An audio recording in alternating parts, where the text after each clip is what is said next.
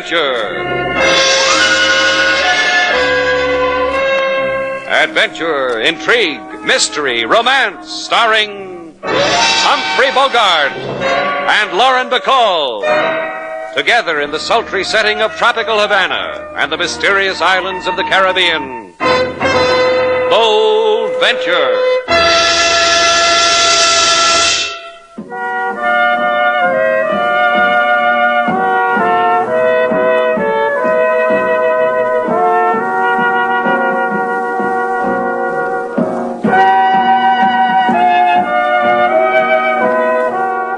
Again, the magic names of Humphrey Bogart and Lauren Bacall bring you Bold Venture and a tale of mystery and intrigue.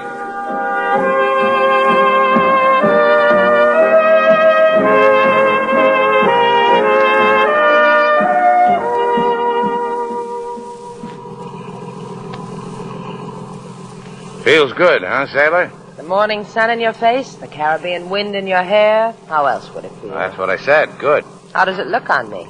Well, let me consider it. Yeah. You at the wheel of our boat, the sun on your lips, square patch on your dungarees. We finish this fishing trip, sailor. You go buy a midi blouse with an extra pair of pants. Gee willikers, Daddy. You make me feel like a girl who was born with a silver ladle in her mouth. Come closer, kid, and I'll lipstick a thank you on your brow. If you want to show gratitude, go aft and thank Mr. Jeffrey. He's paying for the trip. I tried. I went aft, gentle and furry as a kitten. I said, thank you for hiring us, Mr. Jeffrey. Thank you for the payment we will receive when we set you ashore with your load of fish. Thank you, I said. And what did he say? He grunted. So I flounced off. So I left him to his rod and reel. Well, so long as he pays us, you won't let a grunt stand between him and you, huh, sailor? Jeffrey came to me, hired the boat for a fishing trip for him and a friend. But the friend never showed up. That cuts our profits in half. So he'll buy only one pair of pants. Let me finish, huh?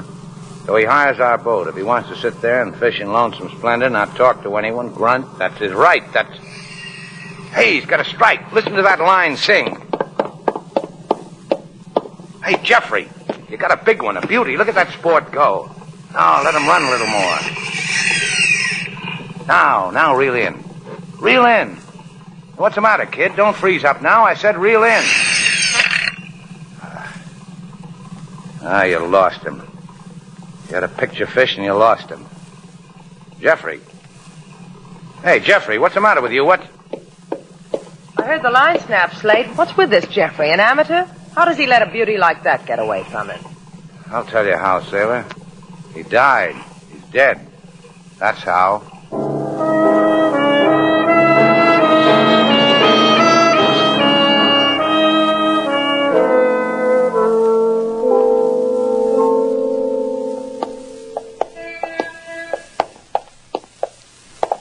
I wish you'd say something, Rico. Pensive, in thoughts. I am thinking about. Oh, stop here for a minute. Of course, as you wish it. Amy. Shh. That diamond's winking at me. The blue one. It's about 3 carats. I'll want that one, Rico. In my wedding ring. From you to me. Because I love you. And you can afford it. You could buy me a sackful out of the small change you carry. Amy. Mm-hmm. Amy, you are sure? About Senor Jeffrey, I mean. The senor from Iowa. Oh. It is no longer between you and Senor Jeffrey what it used to be. That's what's bothering you, huh? See. Rico, listen to me. Matt Jeffrey showed up in Havana a couple of days ago. Oh, I'll admit it. There was a flutter when he called. I met him this morning for breakfast and to go fishing. When I saw him, I laughed to myself because I was happy.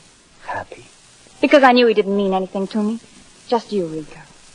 That's why I left Matt Jeffrey before we went in the restaurant. And that's why I came running to you without even changing. Buy me a wedding ring, Rico.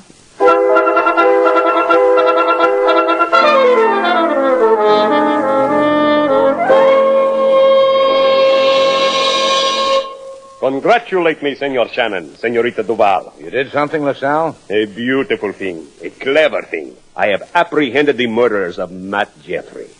He was murdered. Well, the man died quietly on our boat. There was no one around him. Only you and Senor Shannon. And inside the dead man, enough poison to have killed him 3 times over. Matt Jeffrey was murdered. If you say so. And you've got his murderers. I'm glad for you and for Jeffrey. Who are they? You and you, please, sign your confessions. We will shake hands, and we will still be friends. Here, sign.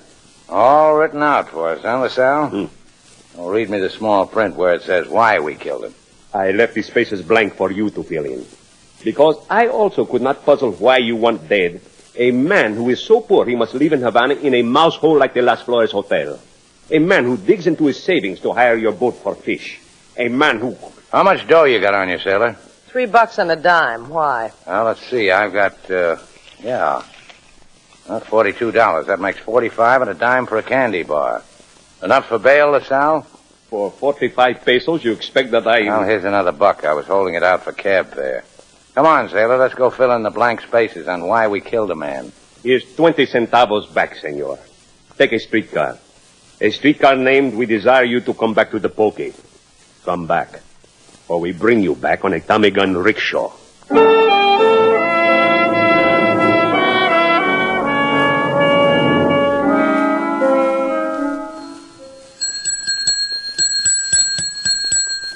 I hear. Well, why don't you pay attention to us? It is so seldom, senor, that a man brings his blushing bride to this hotel for a honeymoon that I am beside myself with frenzy and delight. And now I can do for you what? Didn't you have a guest here named Matt Jeffrey? This desk bell would just about fit in the middle of that yawn, Chico. All right, you asked for Put it. the bell down, Slate. Chico, look at me. You know something, Chico? You're the cutest little old Chico I've seen all day. Observe, senorita, when I yawn. Gold teeth flash. 23 gold teeth in my mouth. I have a friend who has 25 gold teeth. They are expensive. How much? 10 pesos. Current fee for the bicuspid of gold. You'll get it. What about Matt Jeffrey? This morning he walked out into the Havana daylight. Before he left for the daylight, he made 2 calls through the telephone in his room, through the switchboard at my left, out into the world of hustle and bustle. 10 pesos, senor, for the numbers he called, and so that I may eat with gold. Yeah, here. And here to you. I give you thanks. Here's 2 nickels, sailor. Use that payphone on the wall. Call these numbers. Right.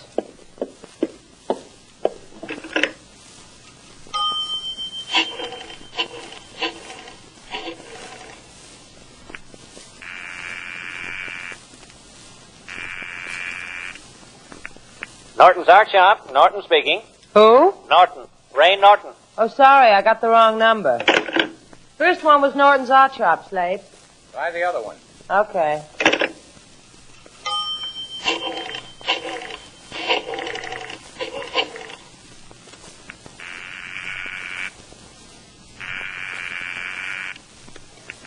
Hello? Hello. This is Mary, the Sunshine Girl. Your phone number has been selected to receive a spiffy prize of 1 year's free service. May I have your name and address, please? Amy Webb, 1212 Paseo Royale. Free service for what? Got him, Slate. Let's go.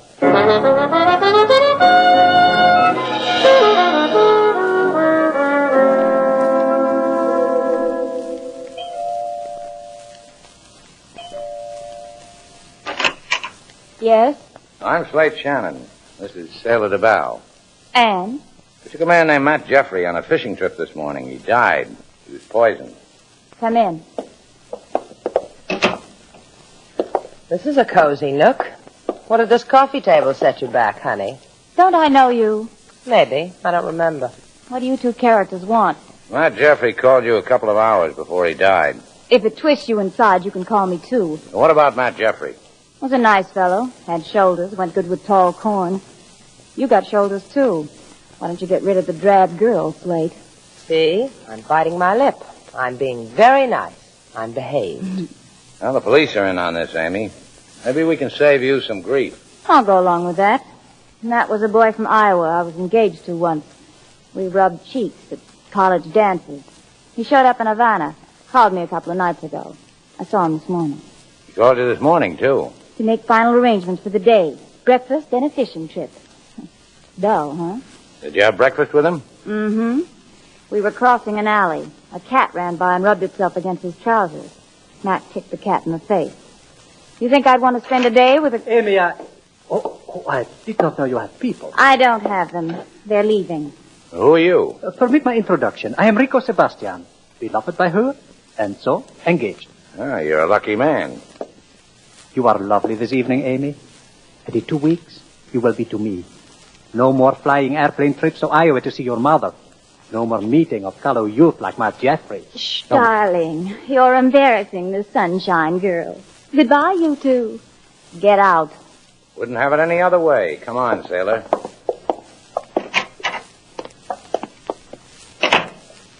What now, Brain? Now, let's try another wrong number. Let's try Norton's art shop.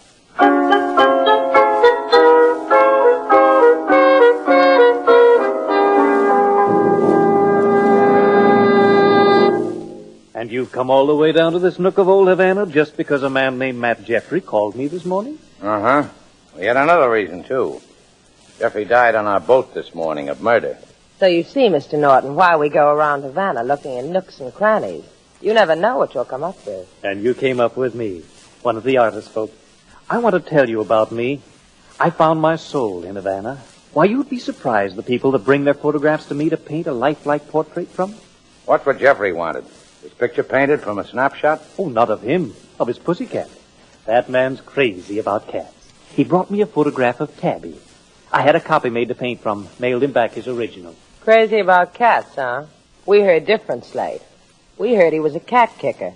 Well, we must have heard wrong, sailor. Mr. Norton here says Jeffrey was mad for cats.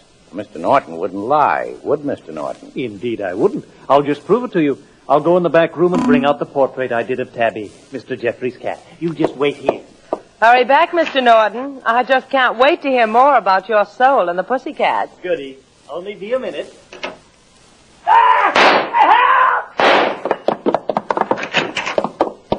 Norton, what happened? Slate, maybe we can get help. For you. Maybe for me, not for Norton. He can't wait that long. He's just been shot to death.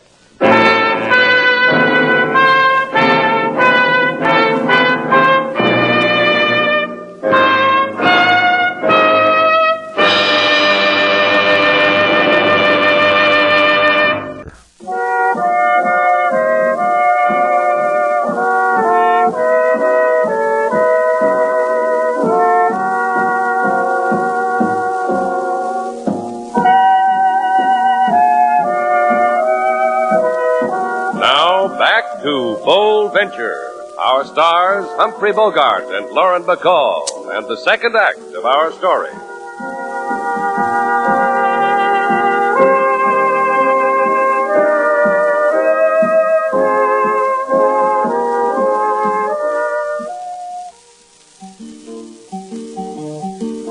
On a fishing trip, a man did go, cast his bait, and what do you know? When a fish nibbled and yanked on line, man took a deep breath for very last time.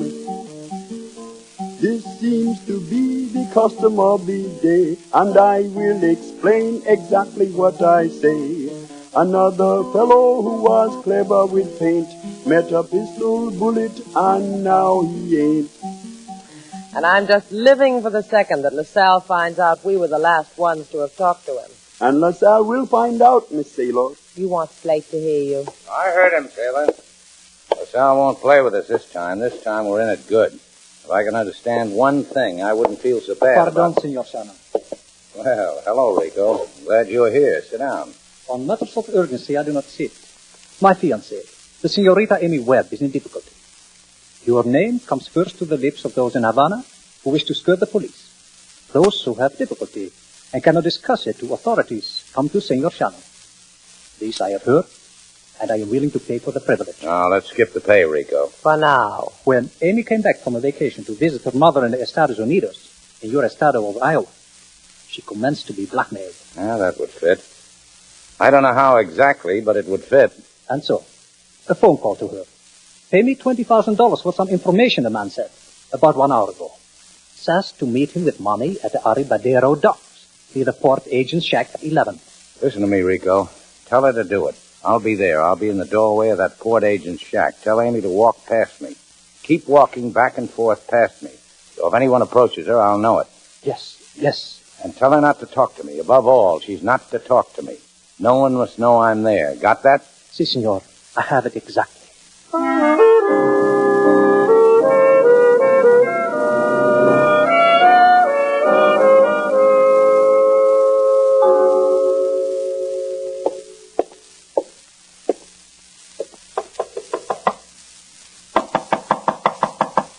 You, Rico? See me, Alma, beloved.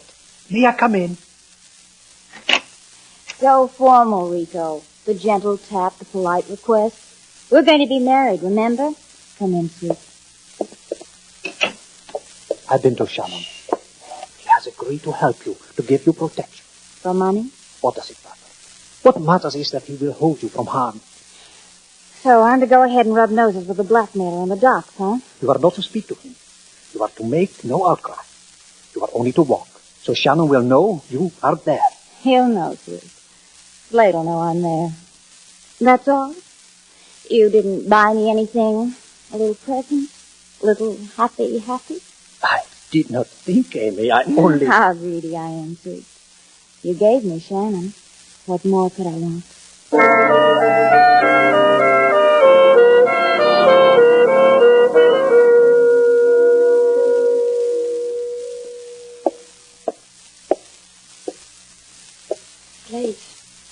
Slate, you're there, aren't you?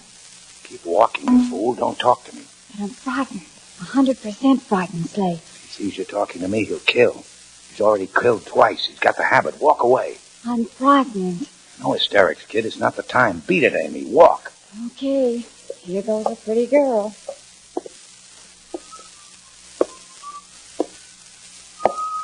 It's him, Slate. It's him. Get him. Get him. You're the guy I want to talk to, Buster. I'm coming after you, Buster.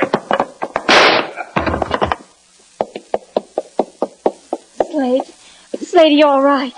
Yeah, I'm all right.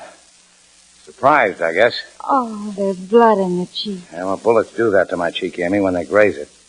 Why did you cry out? I told you not to. I'm a girl. Situations like this upset me. Yeah. He got away. Your blackmailer's a buddy of mine, Amy. He's got teeth that shine in the dark. So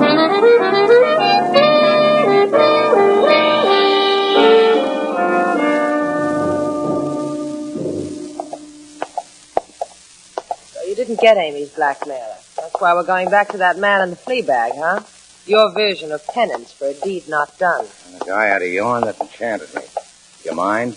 Long ago, Slate, I learned not to mind. Bully for you. After me, sailor.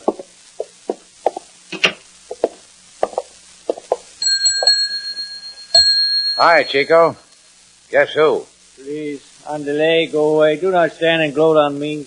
Slate's eager to see you yawn again, Chico. Yawn for the man. Yeah, do that, Chico. Flash the gold. 10 pesos if you open your mouth wide. You tarnished my gold by cuspids with my blood, senor. You left a double empty space in the choppers. What more do you want? I got 2 of your teeth, huh, Chico? Meet a blackmailer, sailor. I spoil it. I mess it. I louse it.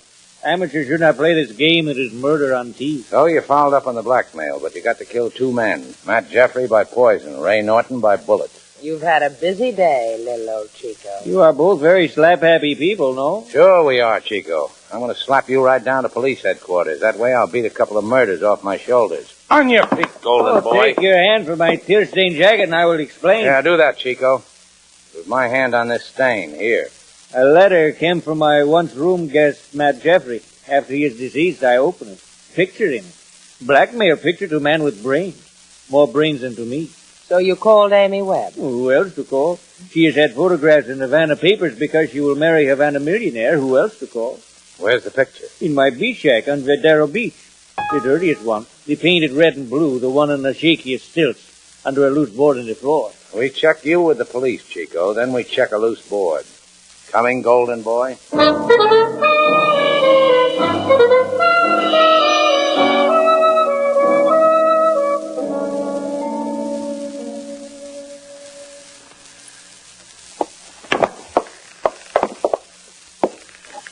He said under a loose board. Would have been easier if he'd sat under a tight board. What isn't loose in here? Lift them up, sailor, one by one till we find the treasure. We're having fun, huh? Oh, what'd you say? Oh, I said it's a moonlight night and the sea is bright and I'm as jolly as can be. What do you think I said? It sounded more like... Hey, Yeah, I found him, sailor. Blackmail stuff, huh? Let me peek. Huh. Amy in a junior swimsuit. Matt Jeffrey in pin-up shorts. And both leaning against a brand new car. That's all? Take another look. Where are they? To me it looks like Miami. I've been to Miami. And to me it looks like Miami. Kill me, it is Miami. Yeah. A cozy piece of blackmail. That's blackmail to be in my... Slate, quit snapping your gum. That's a rifle, sailor. Someone's trying to kill us. Come on. It's through here, sailor, this back door. Dive into the water. Last one in is a dead duck.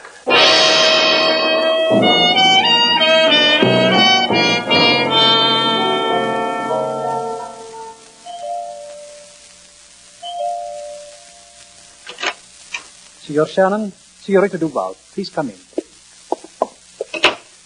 Amy told me what happened to your cheek, senor. I will pay for the scar it leaves. We charge by the footage. Where's Amy? I will get her. Amy, darling, we have visitors. Senor Shannon, Senorita Duval. I heard Rico say he'd pay you for your scar, Slate. I want to contribute, too. You touch 1 inch of that scar, sis, and you'll have a few of your own. I just want to let you two know that I've got this thing wrapped up now. Take a look at this wet picture, Rico. Wet, because when we get a picture like this, we like to swim around with it. Especially when there's someone urging us onward with a rifle. Go on, take a look at it, Rico. Tweaking, isn't it, Rico? Look at it, Amy. I thought you were in Iowa 3 weeks ago. I told you I was. That means I was. But this picture... It was taken 7 years ago in Miami. Matt and I were on the debating society for our college. We went to Miami to debate. Who won, sis? Yeah, tell us about it. You are lying, Amy. This picture was taken recently. Here, see in the background. This year's model car. This could not be taken 7 years ago. Recently, when you said you were with your mother, you were with Matt Jeffrey. So I went to Miami. So what if I did? So you killed Matt Jeffrey, poisoned him. That's so what if you did. I asked you to throw them out, Rico. Amy. Poisoned him at breakfast. He died on our boat. Matt Jeffrey, blackmailer number 1. Murdered man number 1. Amy killed someone else? All of you. Crazy. That little artist, Ray Norton, the man who got hold of one of these pictures. Blackmailer number 2. Murdered man number 2. Poor Amy. Poor Amy. Because you wanted my wealth. You could have told me, Amy.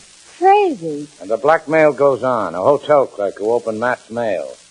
He dreamed up a story, Amy, a good one. Told it to Rico, a story that made it look like the clerk murdered the other 2. Clerk I was supposed to capture on the waterfront. Maybe kill. Truly, I am sorry, Amy. Amy, put down that gun. Get out of my way. I'll kill him. Amy, do not.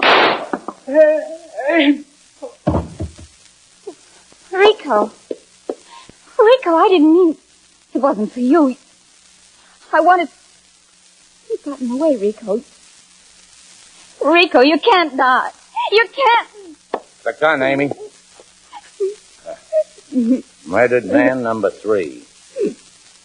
I was wrong. I didn't think she'd cry, sis. Yeah, you were wrong. Now go home, sailor. I'll take it from here.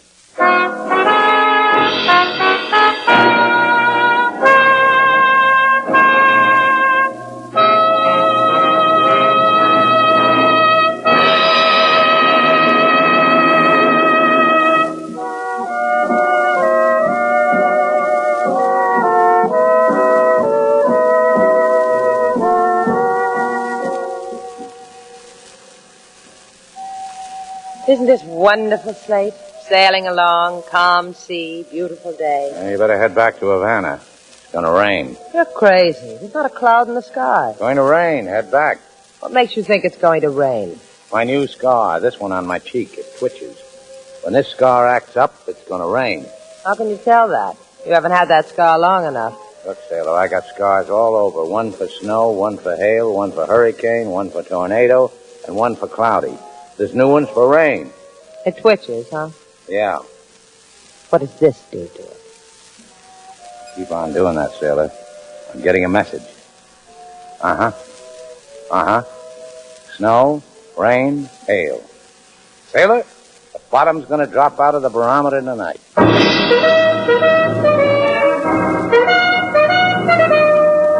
And so, our two stars, Humphrey Bogart and Lauren Bacall, have brought to a close our latest Bold Venture story. Special music was composed and conducted by David Rose. May we invite you to listen again next week at this time for another exciting adventure starring Humphrey Bogart and Lauren Bacall together in Bold Venture.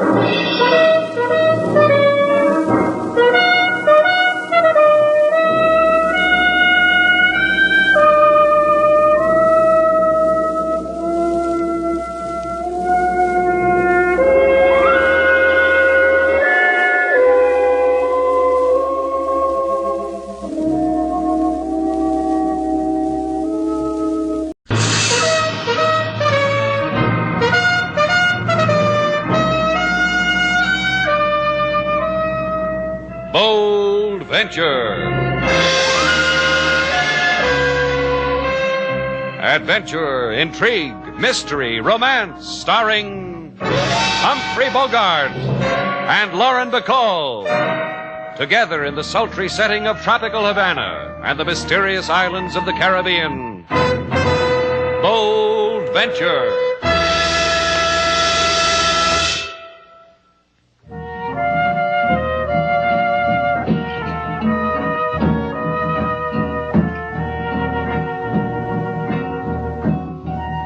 Once again, the magic names of Humphrey Bogart and Lauren Bacall bring you Bold Venture and a tale of mystery and intrigue.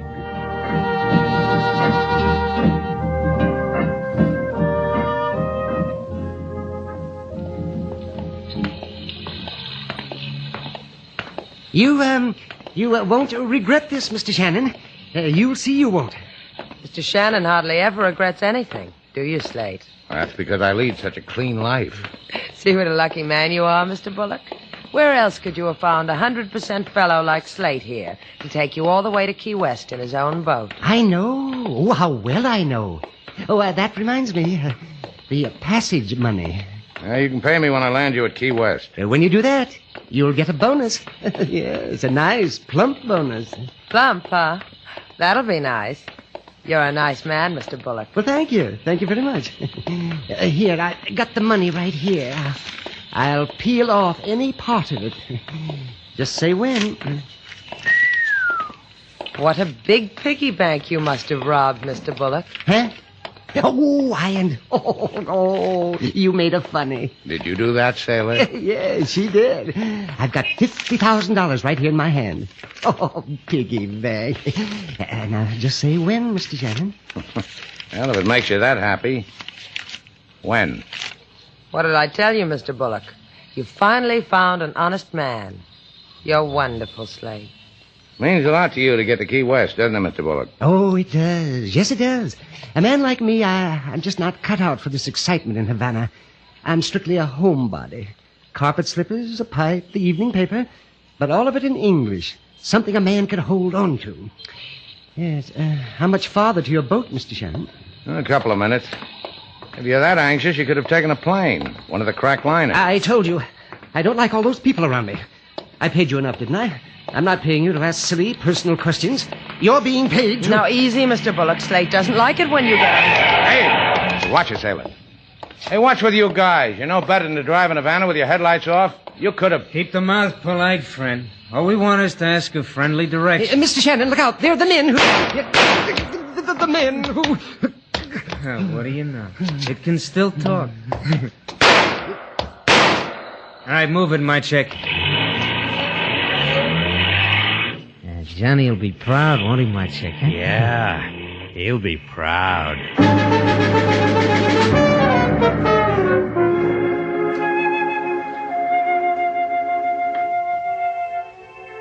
Hey, you should have seen it, Johnny. You should have Relax. seen it. But, Johnny, you think... I said shut up.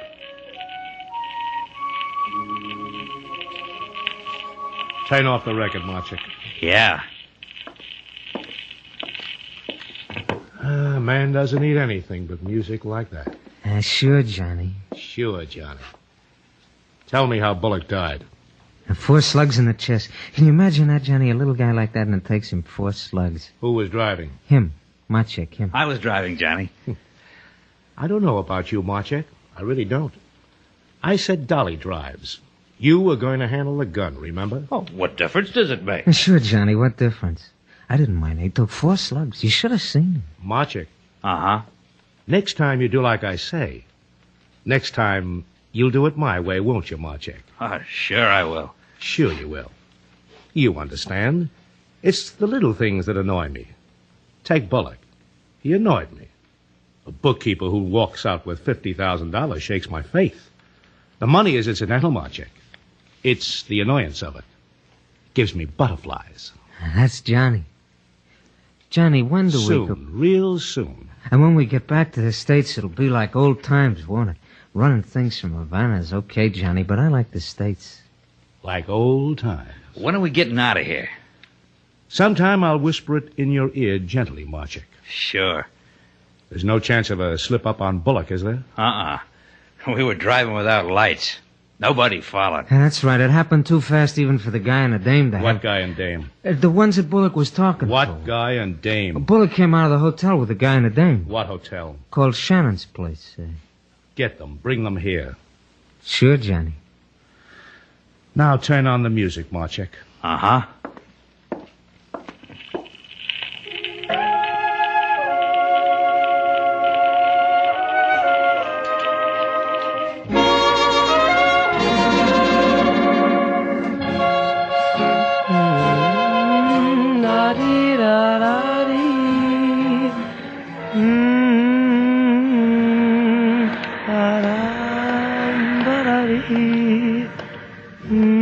Inside said you were outside. Said you were on the patio.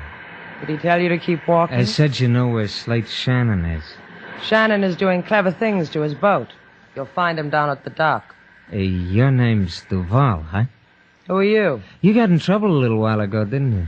You walked with a man and he dropped dead from bullets. Look, don't make me repeat myself. Police, that's all. For a Cuban policeman, you've got quite an American lilt to your voice. Yeah, I go to all the American movies. Come on, sis. What are you talking about? Talking about come on, with me, the police. I'm arresting you for suspicion. Suspicion of what? Show me a badge. Come on, sis. I get experience dragging people, too. Take your hands off me. Why, you're the man in the car. Yeah, you gonna stop fighting, or do I break the soft arm? Huh? Sailor! Slate, hurry. You did wrong, sis. Wrong. What's it? Slate, he's got a gun. Okay, drop it. Sailor, get the gun. You're gonna be real sorry, mister. He's getting away. Yeah. You all right, Sailor? He slugged you good, huh? Are you all right? Let's go inside. He was the man who shot Mr. Bullock. Yeah, I noticed. Like you said, he slugged me good. I'll get you something. Hey, wait a minute. We've got company. Sitting over there. Yeah. I wonder what he wants. Good evening, Senor LaSalle. Buenas noches, senor. Senorita. Are you sad also like me? Sad? See, this evening you were seen with a man who was lately murdered. That's why I am sad. You are under arrest, both of you.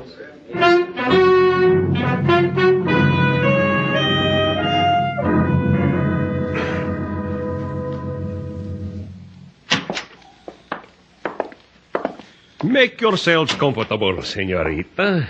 Senor. We have a saying in Havana, my jail is your jail. Hasn't changed a bit, has it, Slate? Still cozy. Yeah, our home away from home. Same leg broken on same chair. Same cigar burns on same desk. Same picture of LaSalle Jr. No, it's not the same. Junior's a big boy now. How Junior has shot up. Thank you. Don't mention it. How is Junior? Remarkable. He is now in attendance at Yale. Bula bula for him. Oh, you are too kind. Well, how long do we crook our pinkies at each other, LaSalle? I gave you the hoodlum's gun. All you have to do is trace it. That gets you Bullock's murderer. That gets us out of this coffee clutch. You and us. This we shall do, senor, the tracing of the gun. However, there's also a matter of questions. I've already chosen my category. How about you, Slate? And what's the question? We told you he shot Bullock down in cold blood. We were taking a walk. Bullock didn't get to finish it, that's all. This murderer of which you speak, you know him? You can describe him? He was American. He carried an American gun. He's got a cold right cross. What else is there to know about a man in the dark? I could think of something. The license number of the car. You jotted it down? I knew we forgot something, sailor. Next time I'll bring my ballpoint. Yeah, do that. Which brings us to the 64 peso question. Junior has written me of such. What business had Senor Bullock with you? He hired me. He hired my boat. Take him to Key West. He was a simple little man. Still, he had almost $50,000 on him. Perhaps you will tell me why. Sure. Simple little men put their pennies in Christmas savings. You'd be surprised how it adds up. It could have been a good fee to take him to Key West. $50,000. Perhaps this hoodlum you speak of, perhaps he had fear you would not share with him, eh? Hey, look, I told you what happened. Buenas noches, Senor LaSalle. Everybody. Well, will you be glad I'm here, Shannon? You and the lady. Will you be glad? What is it you want, Senor Armand? A favor, Senor. Just release Shannon and Duval. Because I ask you. Because I've got a writ that says you have to. Give it to me. It is in order. You are released. But walk careful in Havana, eh, senor? Senorita? Just like you say. Give my regards to Junior, huh? Let's get out of here. Yeah.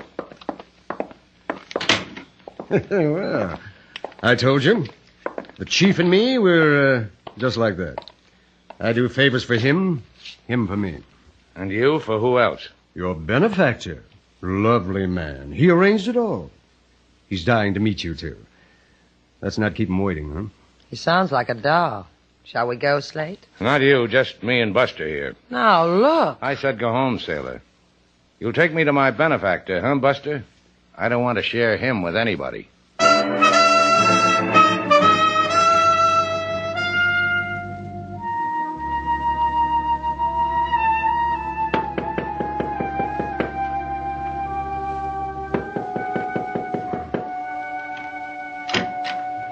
Yeah? I brought Shannon. Oh, you're the lawyer. Hey, Johnny. Yes, who is it? The lawyer with the guy. Tell the lawyer to go home. You heard him. Come on in, Shannon. Right in here. Here he is, Johnny. Hello, Shannon. Are you staring at me because you recognize me? Hey, I've seen you. Your pictures. You're Johnny Rice. That's right. How many states do you want it in, Johnny? The original 13 and 7 more besides. You like music, Shannon? Sometimes. Try now. Listen. Pretty? Sure, it's pretty. You're going out to it, Shannon. Only because you know I'm in Havana. Whoever told you I knew that? Marchik. Uh-huh. Kill him. Johnny, I said... Yeah. Listen to me.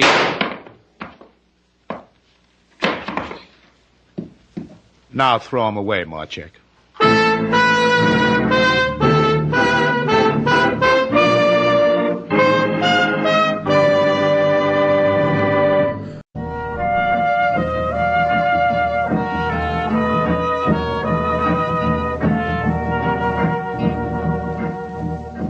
Now, back to Bold Venture. Our stars, Humphrey Bogart and Lauren Bacall, and the second act of our story.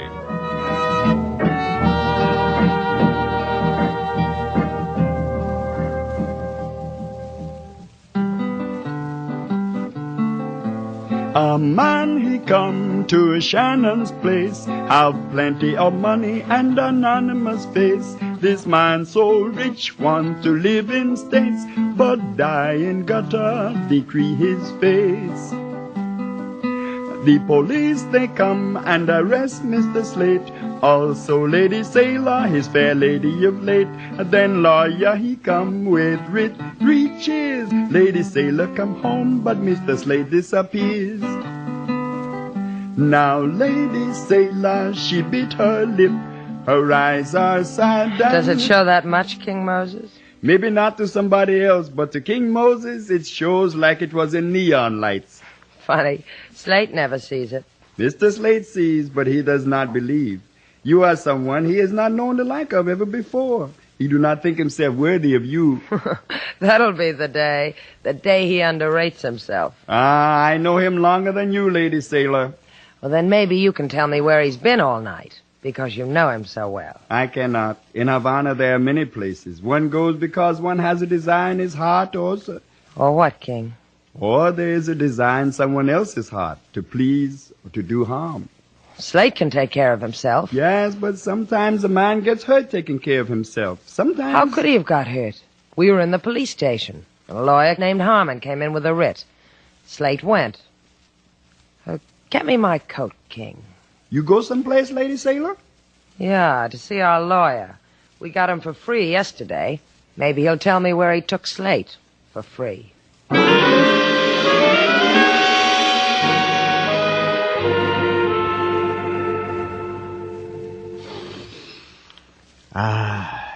You understand, Miss Duval, it's been so long since a person as lovely as you walked in here. Mostly until you... dregs. Unfortunate people with burdens. Mr. Harmon, where did you take Slate Shannon? Really now? Look, Mr. Harmon, I could go away and come back. Only then this office would be cluttered with half the police in Havana. Let me explain something to you, Miss Duval. I am a lawyer. I was hired to get you and Mr. Shannon out of jail. I succeeded quite well, don't you think? Where did you take Slate? Here I was only half successful.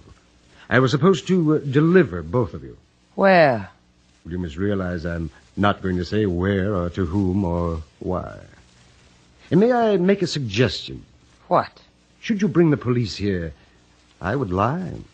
I would lie and say I dropped Slate Shannon in the middle of downtown Havana, in the street. I would lie and you would become a fool. Beautiful, but nonetheless a fool. Goodbye, Miss Duval.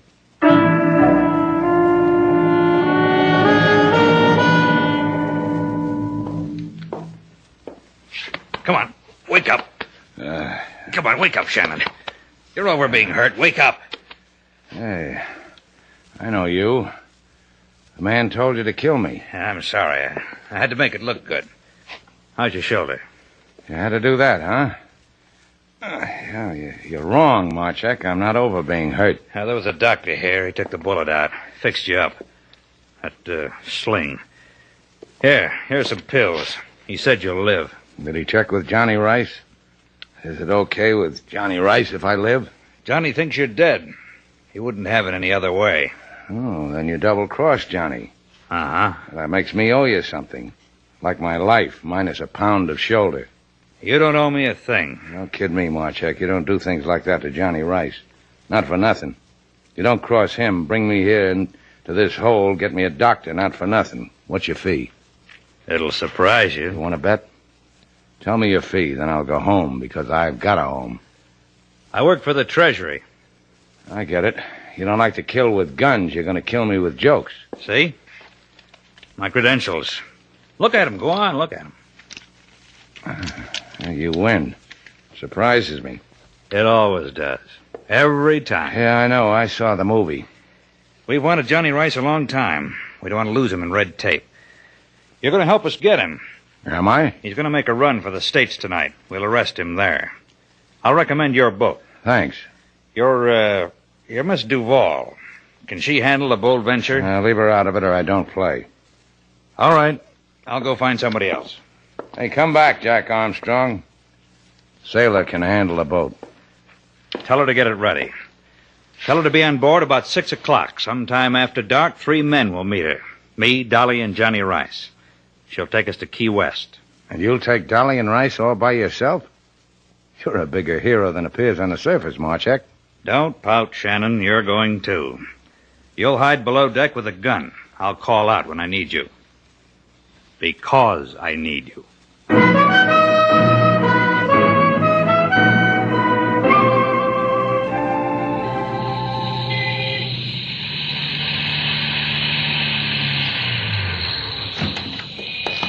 See you later, Marchek. Yeah.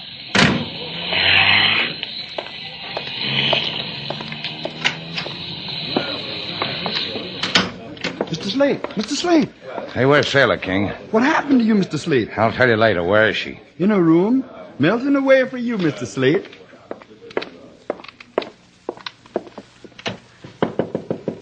Sailor. Slate, where have you been? Why didn't you? Now, watch it. Your tears are getting my bandage wet. Hey, what's the matter with you, Sailor? Your arm. Ah, it's my shoulder. Used to have a bullet in it. Slate. Cut it out, will you?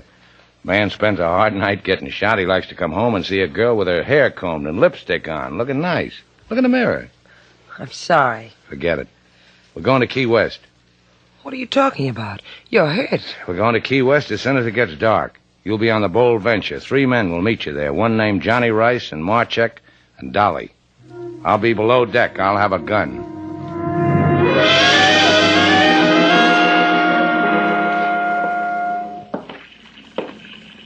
Ahoy! Bold Venture! Ahoy! Come aboard.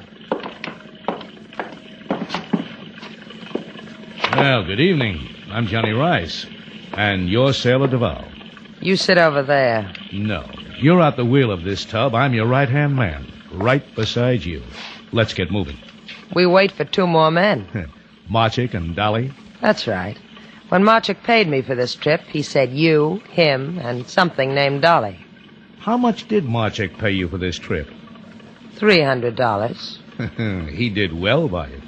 I'll thank him again when he comes aboard. I'm afraid not. He's dead, like your friend Slate. Dead? That's right. I caught Marchek placing a phone call, transatlantic, to the Treasury boys. Can you imagine Marchek doing that? That's why he's dead. What about Dolly? He's packing Marchek to bury him wherever he wants to bury him. I'll meet Dolly in the States. Then there's going to be only you. And you. Let's go to Key West, Mr. Val.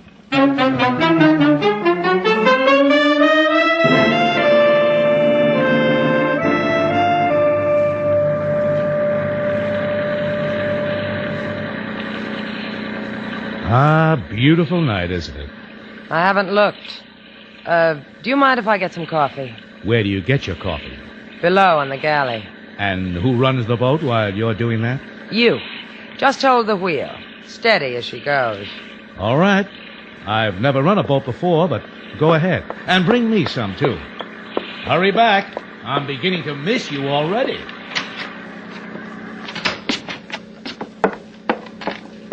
Slate. Hey, what are you doing here? Where's Marchek? He's dead. They found out who he is and they killed him. You mean you've been up there all alone with Rice and Dolly? No, only Johnny Rice came aboard. He's waiting for some coffee. I'll carry it to him on this gun. Be careful, Slate. Your arm. Now, don't worry about it.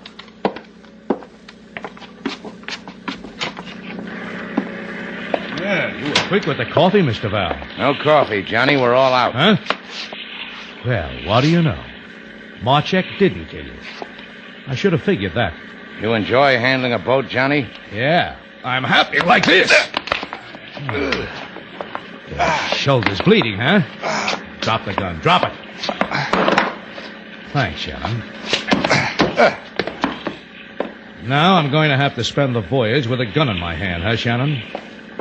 Did you hear what I told your boyfriend, Miss Duval? Slate, you're hurt. I'll take the hurt away from him in a little while. Get on this wheel. I'm sorry, sailor. I lost it. Come on, get on the wheel. You know something? I forgot how to run a boat. If I took the wheel, this boat would go around in circles till we ran out of gas. I can blink an eyelash, Mr. Val, then shoot you dead. Slate can run the boat. It's a big coincidence. I forgot, too. What's on your mind, Slate? Throw my gun overboard and I'll see you get ashore. Where I want to go? Key West. You got my word for it. All right. That was my gun, Johnny. Now yours. Now I'll take the wheel.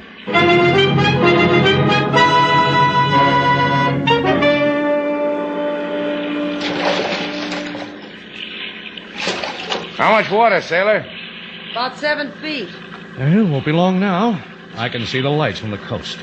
Take another sounding, sailor. All right. 4. Better cut the motors. Now 2. All right, Johnny, jump. Jump? That's right. I can't take the boat on the beach. You'll have to walk from here. Go ahead, jump. All right. So long, Johnny. I'll find you, Slate. I'll find you now. Hey, What's the matter, Johnny? this beach. There's water on the other side of it. Where am I? So long, Johnny. How did I do, sailor? I don't know what you did. I told him I'd put him ashore on my part of the bargain. That sandbar is a mile from Key West, but it's part of Key West. The tide'll be in a half hour. You'll drown. Get on the ship-to-shore phone, sailor. Get the Coast Guard. Give them Johnny's position. If they hurry, they'll get him alive.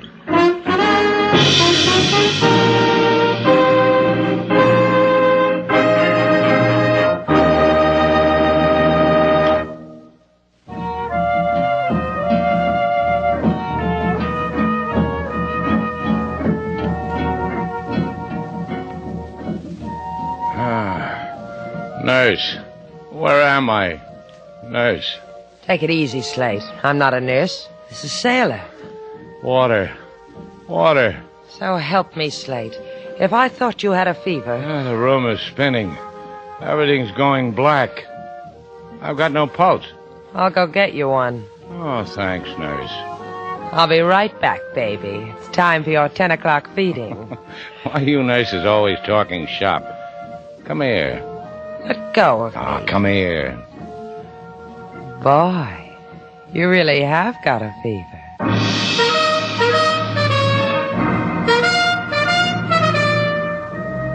And so our 2 stars, Humphrey Bogart and Lauren Bacall, have brought to a close our latest bold venture story. Special music was composed and conducted by David Rose. May we invite you to listen again next week at this time for another exciting adventure starring Humphrey Bogart and Lauren Bacall together in Bold Venture.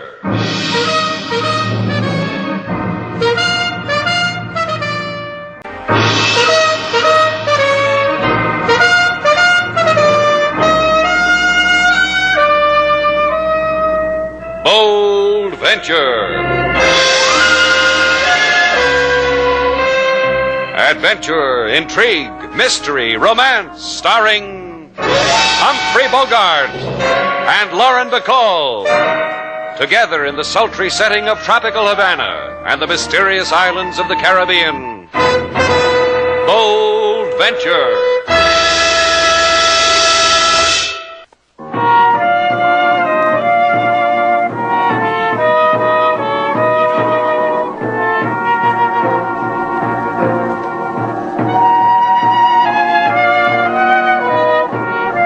Once again, the magic names of Humphrey Bogart and Lauren Bacall bring you Bold Venture and a tale of mystery and intrigue.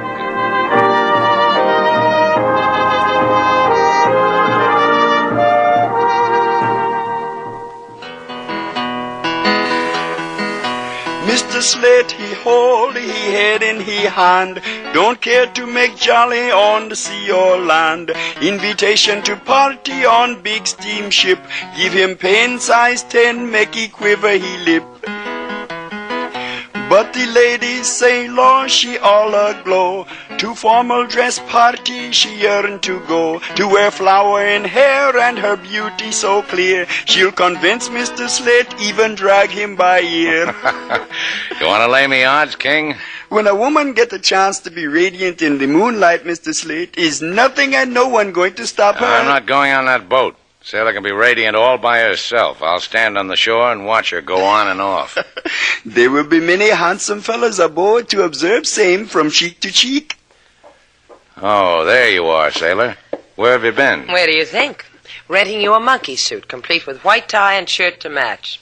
It wasn't easy. You're a size 42 monkey. 42? I'm a size 38. Dreamer. Here, take a look at it. Oh, go get the deposit back, sailor. I'm not going. Look, dear boy, twice a year the SS Huron docks at Havana, throws a big formal shipboard party. Twice a year the captain sends us an engraved invitation. And twice a year I raffle it off. What are you trying to do, deprive me of pocket money? This time we're going. Not me, not in that suit. If King has to strap you into it and I carry you slung over my shoulder. Look at it.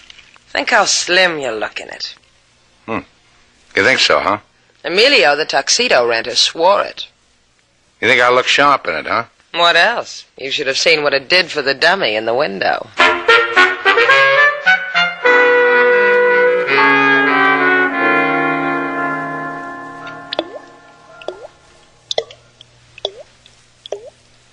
Can't you turn this faucet off, Gomez? I have tried, senor, for so many years.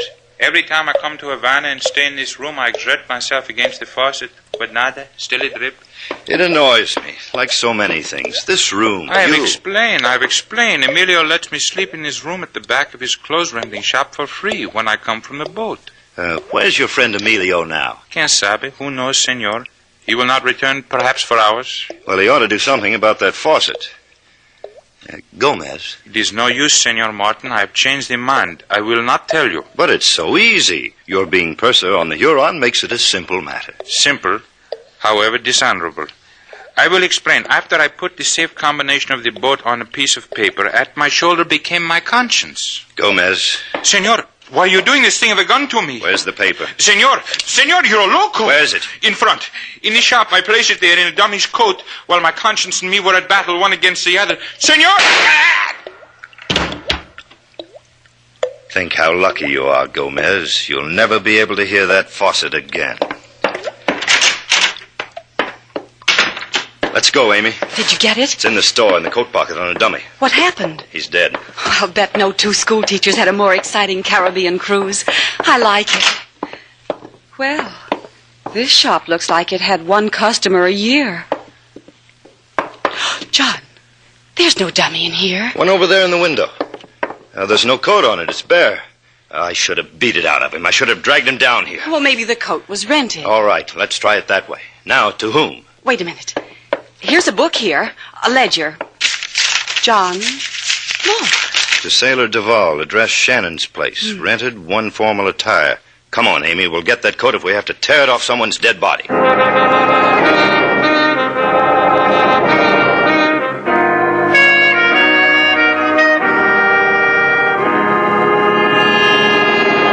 You ready, Slate? Be with you in a minute. You've been posing in front of that mirror for a half hour now. Believe me, kid, there's no more you can do. Not with your material. Ah, you look beautiful, sailor. I wish I was as pretty as you. I bet you say that. No, I mean it. You're beautiful. Takes my breath. Come here. Oh, aren't they lovely together, John? Just like the couple on the billboards advertising Havana. Would you think two mousy school teachers like us could ever be so uninhibited, Amy? Work it out together, kids. Be with you in a minute. Now, bend me back a little, Slate, so we live up to the publicity. Slate? Oh, then you would be Mr. Slate Shannon. Just the man Amy and I have been looking for. Oh, and such a man. Well, I tilt my bifocals a wee bit, and oh, he's such a man. Amy, a tropical cruise really makes you shed, doesn't it? Pay no attention to him, Mr. Shannon. John's in manual training. I'm in civics. Two lonely school teachers on a romp. Takes John longer to forget. And you've heard Shannon's places where you do that. But we'll have to separate you. You in the girls' dorm, Amy, and you, John, in the boys'. Oh, I'm afraid you've leaped to a conclusion. It's only that there's been a mistake. You went slumming and lost your way, is that it? The museums are, well, Where are the museums, sailor? The mistake is that you're wearing the tails that I rented for myself. Look quick, sailor. Am I doing that? The shopkeeper, Emilio, gave them to this lady by mistake. I brought you another coat. Please exchange it with me. But John wants to look nice for the party aboard the Huron. Well, that's where we're going. Oh. We'd like to help you, Amy, but it took so much sweat and tears to get Slate into that coat. I doubt Give it to me. Doesn't belong to you. Hey, what's the matter, Buster? You got the fever? Take it off. Hey. You tore it. What is it with you, school teacher? You got a thing for monkey suits? John, leave him alone. Let's get out of here. It'll make you sad, Shannon, not giving me that coat. John, you gone out of your mind? Please forgive him. Come, John. The night air will bring you to your senses. I'm afraid John's the excitable type. You're a fool, Amy. That coat's worth $50,000 to us, and you... Don't fret, dear. We'll get it. You heard us say they were going to the party. Calm yourself, John. Calm yourself. It'll be gay.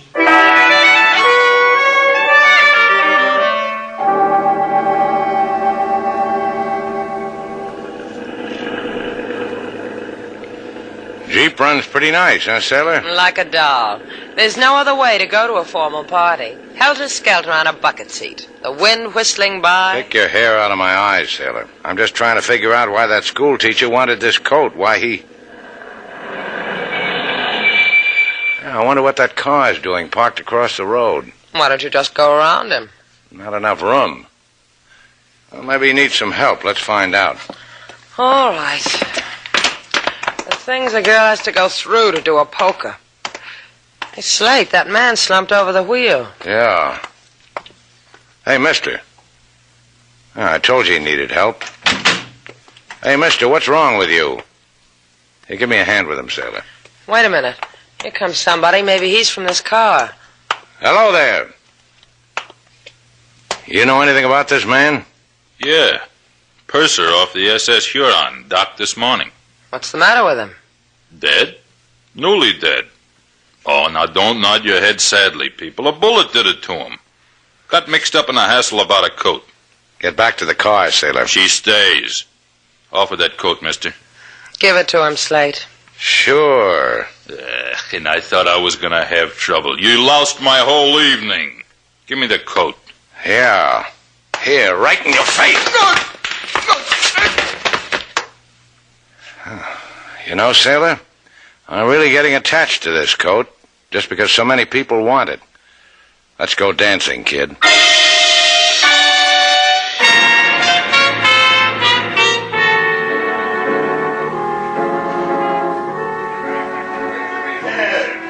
Well, we finally made it, Slate. What a nice party. Couldn't have kept me away. Hey, look, sailor. Yeah, I see him. John, the school teacher. He's zeroing in on you. Go dance with him. Find out what makes him so neurotic about rented suits. What'll you do? I've got my eye on a little number name of Amy. Hey, she's tricky without the bifocals. Yeah, she is. Maybe we better all stick together and form a square dance. Dozy-do on your own time, sailor. Bye now. Care to dance, Amy? Oh, I'd love it. Where are you? What? My own pathetic little joke, Mr. Shannon. I'm so nearsighted without my glasses. And quite lovely, too. You dance like a girl who it doesn't matter if she wears bifocals. Well, when I get home, I'm going to put what you said under my pillow to cherish on the cold, winter, old-maid evenings. I wouldn't say that. I'll bet when John, the manual training teacher, finds a proper dress suit, he'll marry you like crazy. It still disturbs you that he wants the one you're wearing? I met another guy who wanted it. Guy who killed a man just so's I'd stop long enough for him to strip the coat off my back. Oh, I'm a lucky girl, Slate. How? Lucky you're not dead, too. But how long can a girl stay lucky? Whirl me, Slate. Whirl me.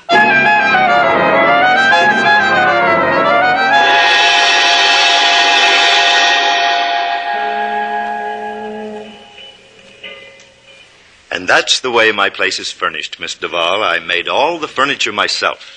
Oh, it's so refreshing to talk to a man who's so handy with a cross-cut saw, Mr. Martin. Especially standing against a ship's rail. Please, there's something I must ask you. About a coat. About just that. How are we going to get that coat from Mr. Shannon? Oh, Slate'd give it to you if you'd let him know why you want it.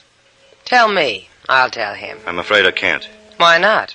Do I look like a girl who can't be trusted by a manual training teacher? Sitting here in this deck chair and listening, Martin, I'd say get rid of her.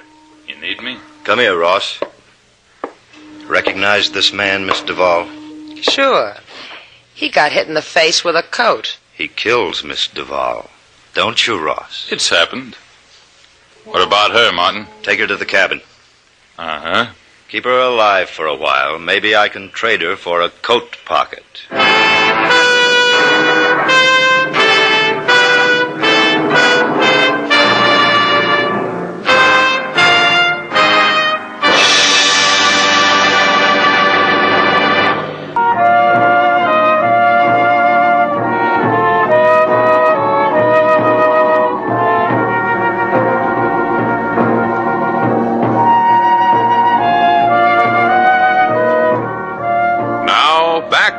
Bold Venture. Our stars, Humphrey Bogart and Lauren Bacall, and the second act of our story.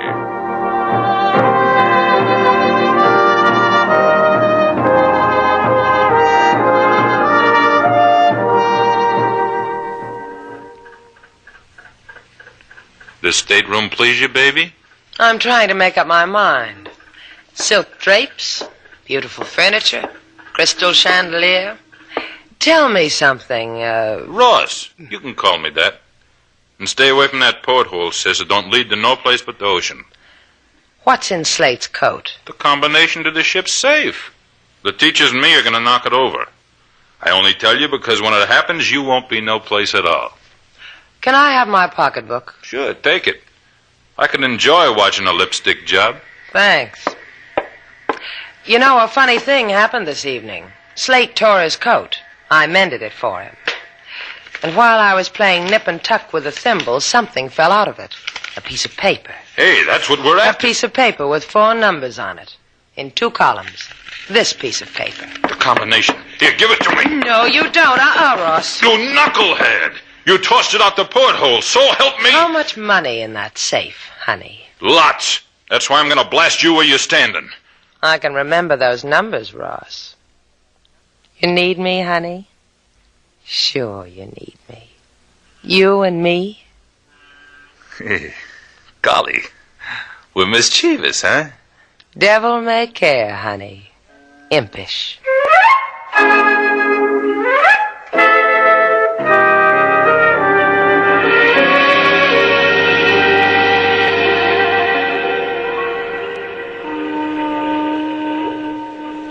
It's just as the travel folders told me it would be. I stand on a moonlit deck, watch Havana's lights glow in the water, a strong, dangerous man at my side. I found romance on the all-inclusive tour. Hey, that was pretty, Amy. I'll get poetic about the tail coat I'm wearing. Make it scan why a purser got a bullet through his heart. Why...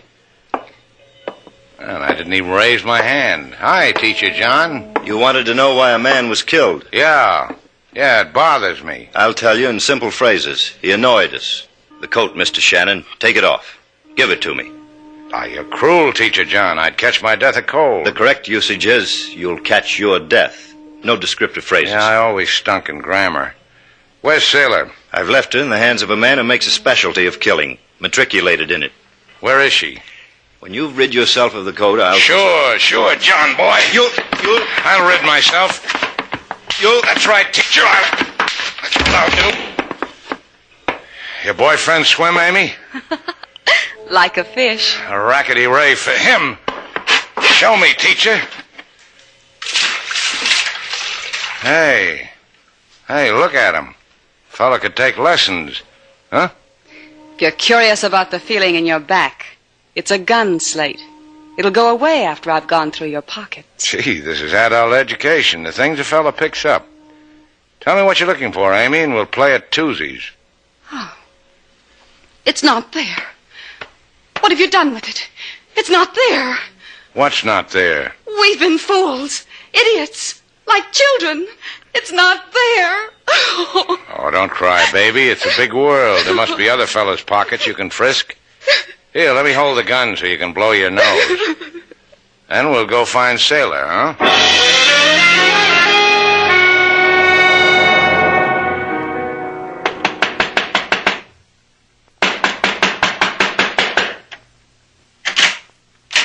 You people must have lost your way. The dancing's done.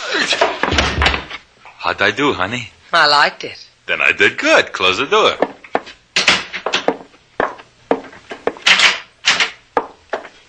Hello, you beautiful safe, you. Okay, baby, name the numbers. Take it easy. Don't get me flustered. Okay, doll, numbers. Hey, what was that? I dropped my purse. Tough, tell me numbers. Let's see. Come on. The first number was 16. Right or left? I don't know. Just the 4 numbers on the paper. The first was 16. We'll try it to the right. 16. Then what? 35. Okay. 35. And? 22. Oh, happy day. Right, 22. The last number, honey? 43, I think. Don't think with me, honey. Not with me. I got a heater says... 43. That's my baby. Left 43. It don't open, honey. You're gonna die, honey. Right now, honey. You could have done something wrong. On a safe? On a saxophone, maybe. Not a safe. Close your eyes, honey. 48. Huh? 48. That's what the last number was, not 43. Well, we'll try. Ooh, money. Take a fistful, lady. I like it. Pockets full. Do it. Then we'll tiptoe off this tub like a seafaring Arab. And drink a toast to a life of crime. Ain't it fun?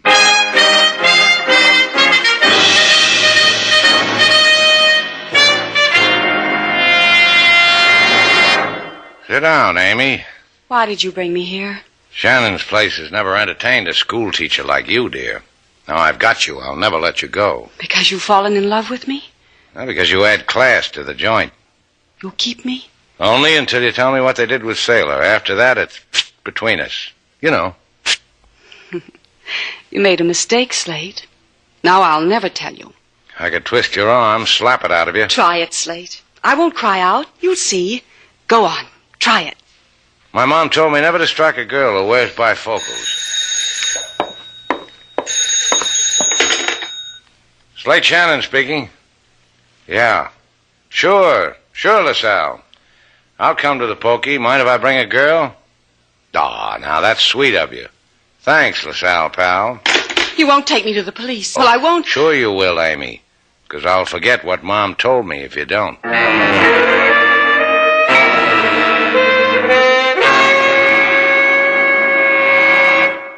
This thing of coat snatching, I do not understand, Shannon. It's not in my line. Try hard, LaSalle. I told you.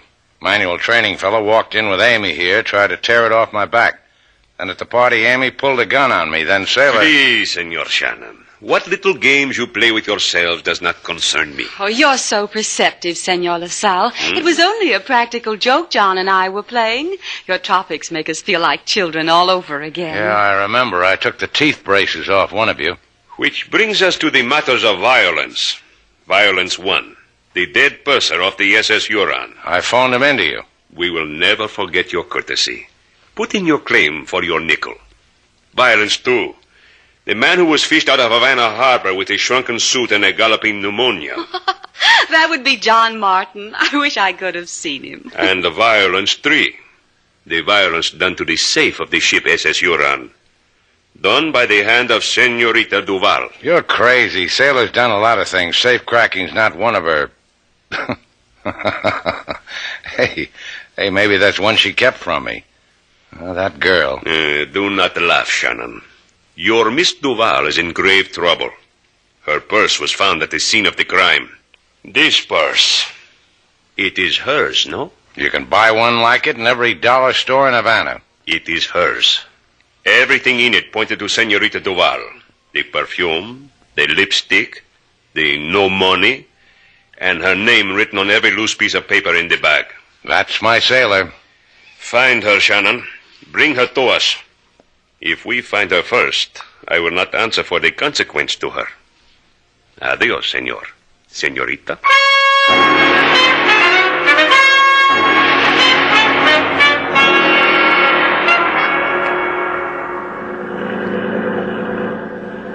There's Ross's place beyond the pier. He's there all right. The lights are on. Come on, I'll give you a hand out of the boat. You understand why I let you bring me here, don't you? Because your girlfriend robbed a safe and ran out on you. With the thug you hired. I want to see the man about a girl, and you want to see him about some money. That makes us friends for life. Your teacher's pet, Slate. I'll clap you blackboard erasers sometime.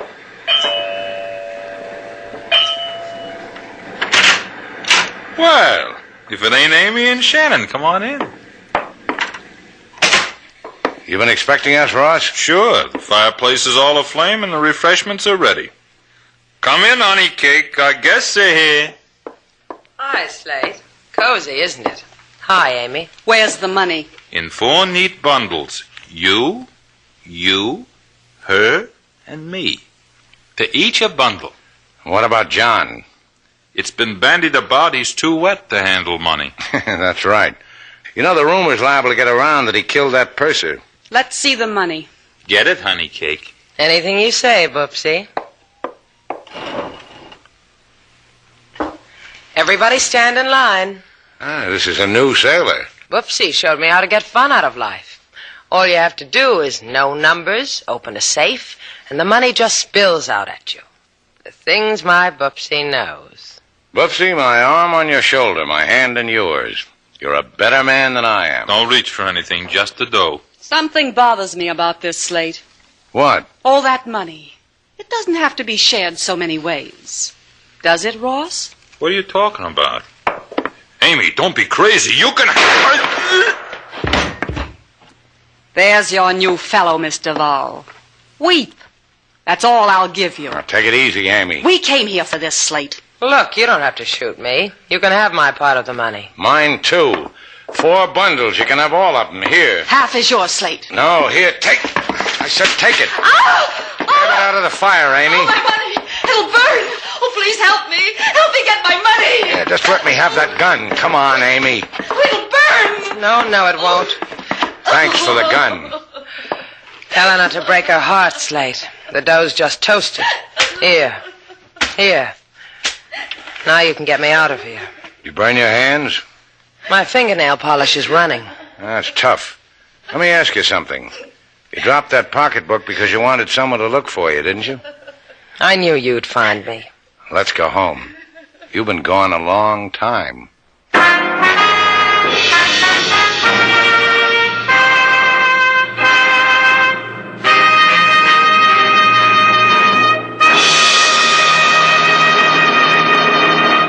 And so our 2 stars, Humphrey Bogart and Lauren Bacall, have brought to a close our latest bold venture story. Special music was composed and conducted by David Rose. May we invite you to listen again next week at this time for another exciting adventure starring Humphrey Bogart and Lauren Bacall together in Bold Venture.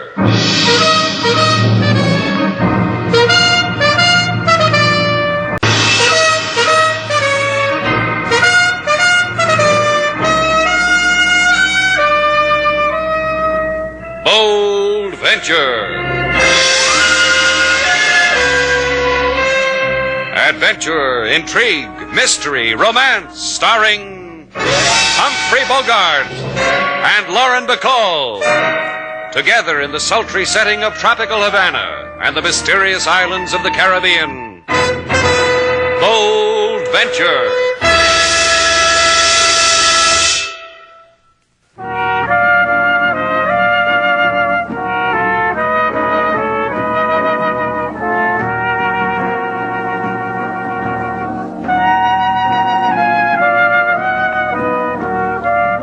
Once again, the magic names of Humphrey Bogart and Lauren Bacall bring you Bold Venture and a tale of mystery and intrigue.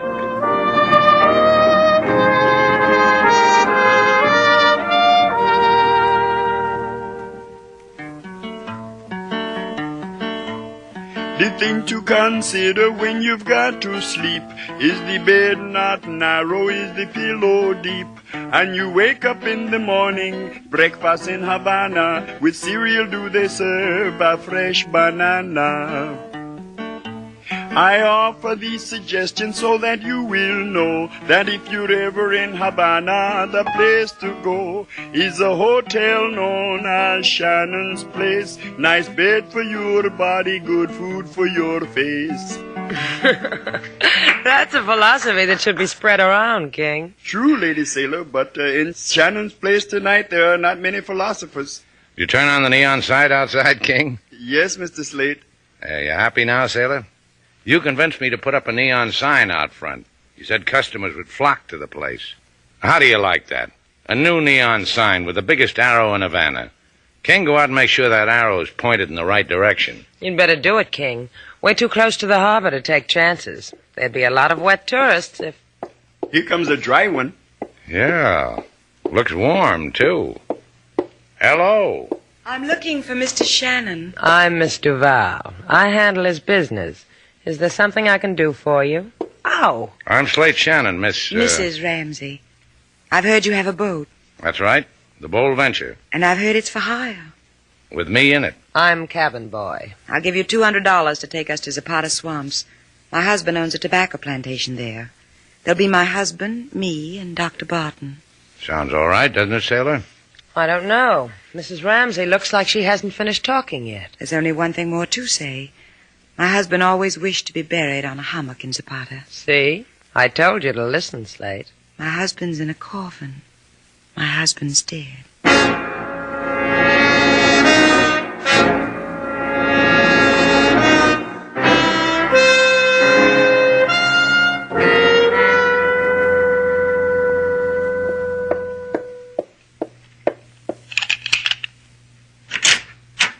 Is that you, Alice? Yes.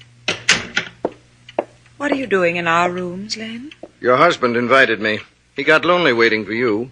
Asked me to play cribbage with him. I did. His favorite game. A game for the old. Where is he? Asleep in the next room. It was too much for him, the game, being without you. He tires easily these days, doesn't he, Alice? That's a wife's observation, not a doctor's. You always refresh my reasons for adoring you. Thank you, Len. The way you keep calling me doctor when you know I was branded for malpractice. The way you let me pretend to the natives at the plantation. The times you've let me put my hand on your lips. Thank you, Len, for saying it so gently. Well, it's all arranged. Mr. Shannon agreed. I made a condition, though. What was it? That my husband would be dead. There's a knife in the desk drawer, Len. Will you get it for me, please? Anything you ask.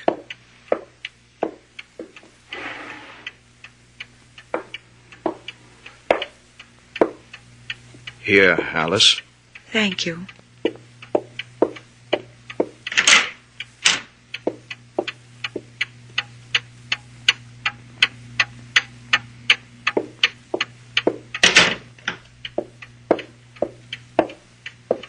He died quietly. You're a doctor, Len. Take care of the details. I don't want to keep Mr. Shannon waiting.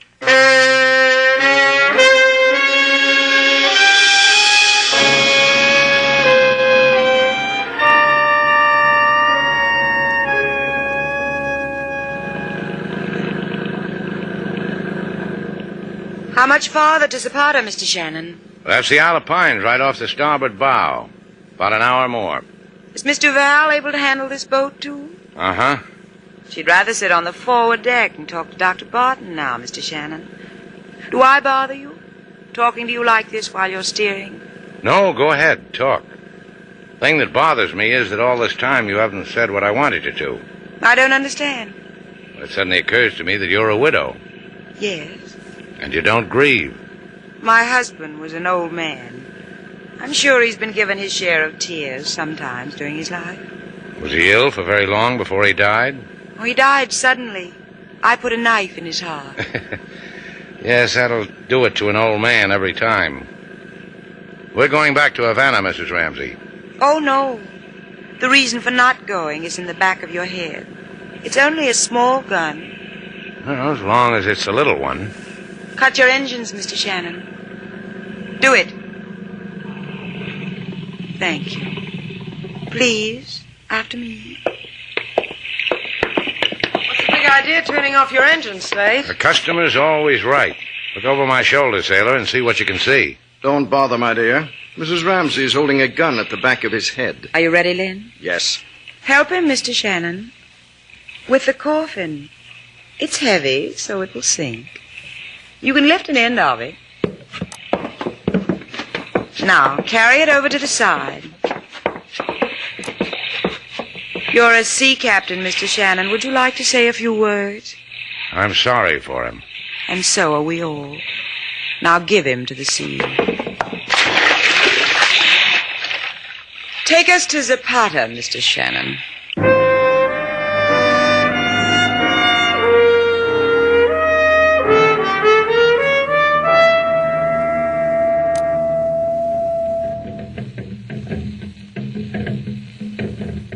I can make your life on my plantation very pleasant, Mr. Shannon, Miss Duval. You'll see. What more could we ask for, Slate? A home in a swamp, jungle drums for dinner music, a hostess with her husband in the deep blue sea. What more? We're living, baby. For as long as you wish it. Oh? You already picked out a couple of hummocks for us? Make mine with camellias. What's a hummock? A mound of dried earth in Zapata's swamp. We bury our dead in them. As long as Sailor and I behave ourselves, no funeral parties, huh, Alice? Exactly. You're to make no attempt to tear yourselves away from me. No attempt to communicate with Havana. Nothing gained, nothing ventured, I always say. What? Well, don't let it throw you, Mrs. Ramsey. Sailor learned that making daisy chains at Vassar. Please understand me, you two. I murdered my husband because I like it without him. I won't have it spoiled. Don't try to escape from me, because all it will bring you is an ugly dying. I like it the way Sailor said. How's that go again, Sailor? Nothing gained, nothing ventured. There's more to it, but I forget. Senora Ramsey. What are you doing here, Fuego? Get back to your quarters. The drums of my people, they have not made you wonder, Senora. Where is Senor Ramsey? How did you know? How could you know a thing like that? To us, the natives, to us, the workmen, such things come on the black wings of a bird, in the sound of sand washed by the sea. Our master is dead, Senora, because he was old, because you had hate for him. No, she killed him. That one standing there. Hey, what is this? She killed him, put a knife in him out of jealousy, out of rage. Believe it, Fuego, believe it. Calm yourself, Senora Ramsey. She's crazy, Fuego. She's trying You, too, must bring calm to yourself, Senorita. For if you have killed our master, you are forever the child of Zapata swamps. You think you can get away now, you two? Try. Try.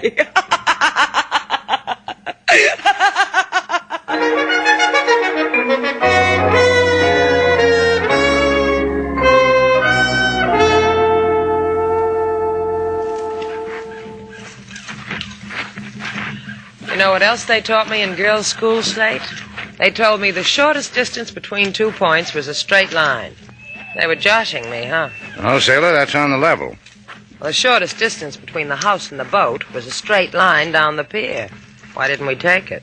Remember Fuego, the bitter native? Made a lasting impression. I got a feeling he and his boys would have spotted us walking hand in hand down a moonlit pier. There's a footbridge over the swamps. We cross it, cut back along the coast to the pier, get the boat. You dribbled a crystal ball, and that's what you came up with, huh? Well, the doctor told me about it. Laughed when he told me. I wonder why. Oh, he's a chuckler, that one. Wait. There's the bridge, Sailor, through the clearing, just like he told me. Now you know why he laughed. Yeah. A misstep, Sailor, and we land in the swamp. That stuff pulls you in, up to your shoulders, closes your mouth. No swamp's going to do that to me. After you, kid. Yeah. Why do you always pick on me to be brave, Sailor?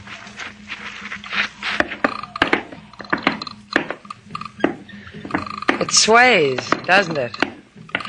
I said it sways. Well, don't talk. You might say a heavy word.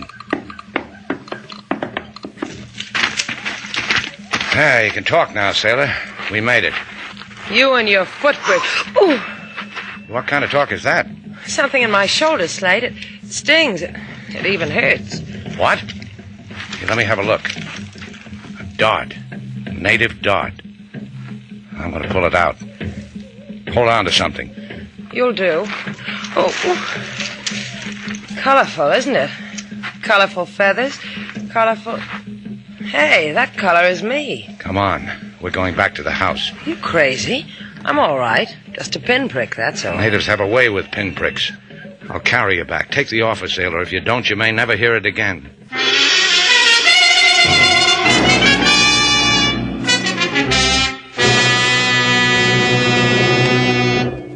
You did exactly right by bringing her back here, Mr. Shannon. How do you feel, Sailor? I'm all right. It's only a scratch. We should have cleared out while we had a chance. You know, you might die from that scratch, Miss Duval. Slate, do something about her, will you? You sure you feel all right? Sure, I'm sure. I've had worse jabs than this from a sewing machine. She's just trying to frighten us with all this. I'll get it. For the lady stranger, give it to her. Has native come to apologize? He brought this for Miss Duval. It's just what I need to cuddle up with. A rag doll. Here, let me see it. Throw it away, Mrs. Ramsey. Slate, why? Because the rag doll looks like you. Because there's a pin stuck through it. So what? Maybe it was made by a forgetful seamstress. Voodoo, sailor. Doll like that means... I'll forget it. It means death.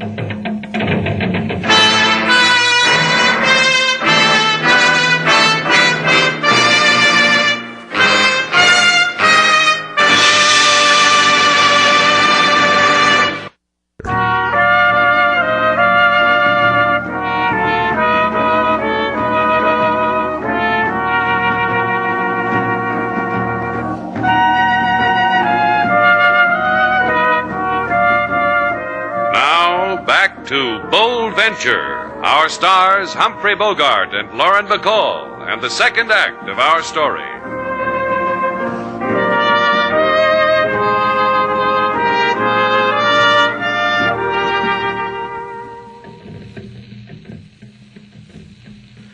Look, Doctor, just paste a bandage on me and go away. Slate'll take care of your bill.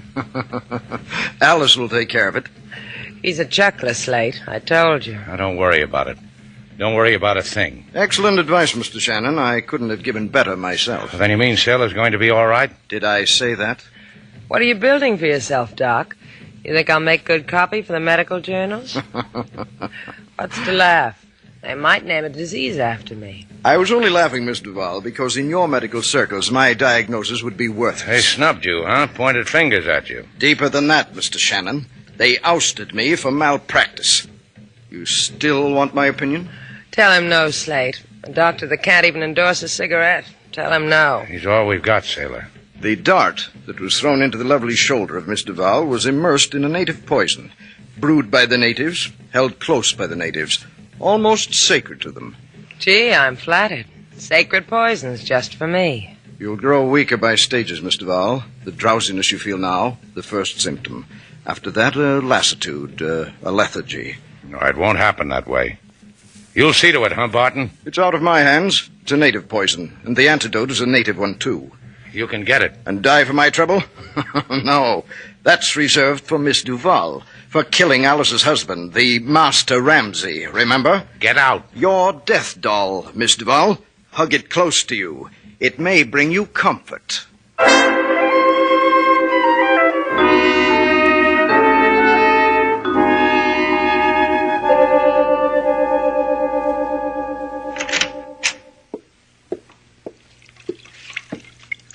You do it so gently, Slate, the damp cloth on your lady's brow. Quiet. She's asleep. So gently. I envy her. I told you she's asleep. Keep quiet. Good. The things I need to say to you should be whispered. Whisper them to me outside. Anywhere you want.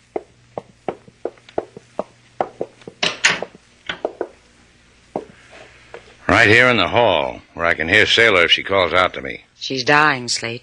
Before long, she won't even be able to shape your name on her lips. Off the dime, Alice. What's so important it needs whispering to me? Look through this window. The plantation. From that cliff there to the east, it stretches out below you like a kingdom, an empire. Gives you goosebumps, huh, kid? Go there, Slate. Look at it. Let it lie at your feet. Because it's yours. You're gaining on me, Alice. What good is a dead girl to you, Slate? Well, she could make a nice memory. And I could wipe the memory out of your eyes. Off your mouth. Yeah. Yeah, you could. How do I get to that cliff? Len will take you there. On horseback. A kiss to seal the bargain, Slate. Now, don't rush me, kid. Let me look over the farm first, huh?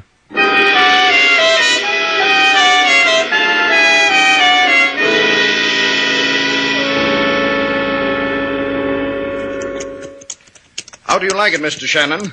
Look down and consider it. Yeah, quite a plantation. But it really doesn't impress you, does it? What's to impress? From up here, all I can see is swamp and tobacco plants. What does a man do here? Take a hot bath in the swamp and roll himself a cigarette in a grocery bag? Don't shake a finger at it. You might inherit it. Did you slip that long, thin ear of yours under the door, Barton? Alice is susceptible to you. What about you? It's a shame about me. I love Alice. Let's dismount, Mr. Shannon. There's something I want to show you. Oh. All right. Oh, there. Whoa, boy. Oh, what do you want to show me? Mr. Shannon. What's on your mind, Doc? I love Alice. You excite her. Yeah, I learned by mail. What do you want to show me, Doc? Yes, down there. See? To the left, those unpainted huts. The natives live there. All I see is swamp. There, behind that small rise. There, Mr. Shannon. You're out of your mind. I love her. I love her. Take it easy. I'll kill you. You've got to die. Sure you love her, Doc. But you didn't have to die for her.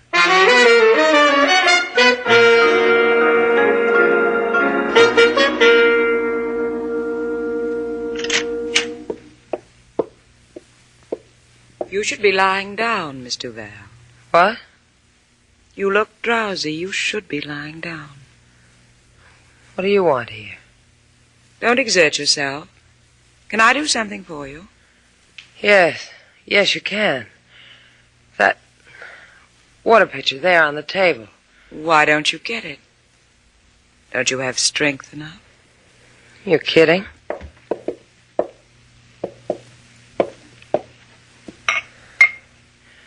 See? It's just that I'm not used to drinking water from a glass. You're going to die, Miss Duval. I'm sorry for you. This place is a paradise, but there'll only be Slate Shannon to enjoy it. Slate been giving you the business, dearie? Has he? Slate, Yes.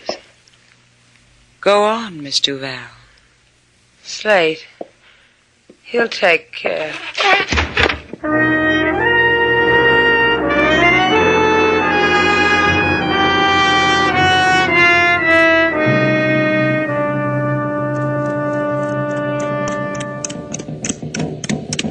Hello? You there? You with the drum. What's the matter? Don't you like to talk to a man on a horse? All right. How about now? To a man not on a horse. Now, look, the only reason I rode down here was... For what reason? I've been looking for you, Fuego. For what reason? To save a girl's life. Soon she will belong to death. You can help her. And why? She had nothing to do with killing Ramsey. It was his wife and that doctor. The doctor? There's no use asking him. He's dead. It was seen. That of you and the doctor. I'm trying to make you understand. The Master Ramsey was good. Now, look, you've got to believe me. Sailor had nothing to do with Ramsey's dying. Chonga! Rika! Hey, what is this? They call your boys off. You could die now, and the swamp would never return you. Now, you will go with us.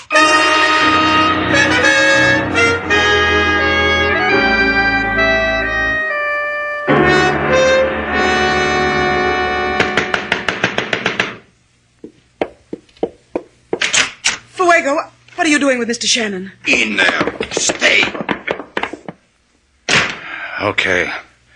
Okay, Fuego. I got the idea. What happened to you, Slate? Your workman worked me over. Let me hold you, Slate. I told you not to try to leave me. Get away from me. All right. Where's Lynn? Dead. Natives? Me. Slipped out of my hands. That's good for us. It makes it all so simple.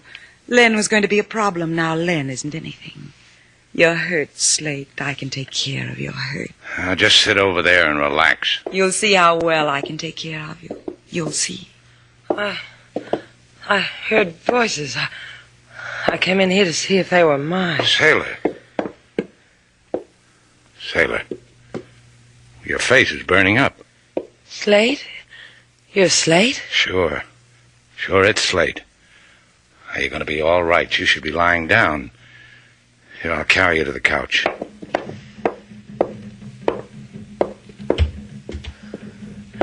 Don't go away from me, Slate. Why would I want to do that? Shut up! Don't go away from me, Slate. Don't you know that girl is dying? Shut up! Oh, this is the first time you've touched me, Slate, and I like it. I like it. Don't you know what's happening to us? Please, Slate, don't take your hands away. Those natives. We're prisoners here. What did you tell them? I told them you killed your husband. They didn't believe you. Look what they've done to you and to her. And to you. You can't get out of here either. You're crazy. I can go out there. Go ahead. All right? You see, Slate? What's wrong, Alice? You afraid of knives tossed at you? It's a native game, mumbly peg. But they think she killed my husband. Maybe I changed their minds. You fool! You could have had it all. You could have had me, this place, everything. I'm choosy, so kill me. They'll do it.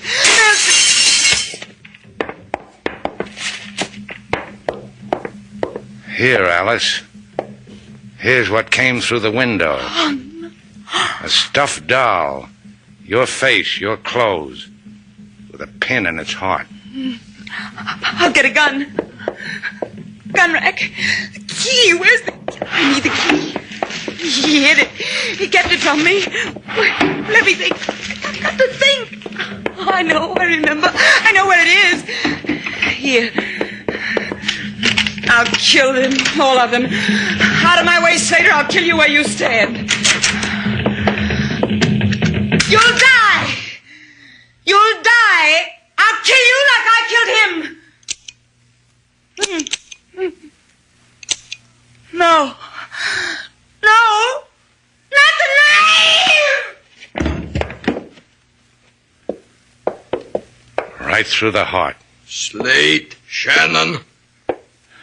Whatever you're going to do to me, Fuego, I want to be with Sailor. This we know. That is why I have come to cure her. To give her this.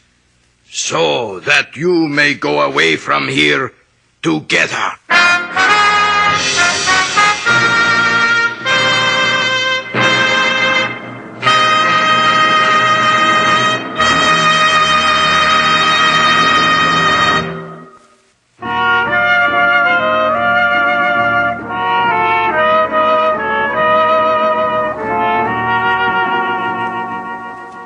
Slate? Sailor! Sailor, what are you doing out here on the patio? You know you should still be in bed. I can't stay in bed. I feel too good. Being home did that to you, huh? Your taking care of me did that. What's that you got, Sailor? A doll. Look at it. Ah, looks like me. Oh, cuter. I did over a few features. Where'd you get it? Made it. Out of some hay, an old coconut shell, and a burlap bag. Hey, what's this sticking in its heart? A safety pin. For what? To keep you safe. Come here, Slate. Fellow would never know you'd been sick. Welcome home, Sailor.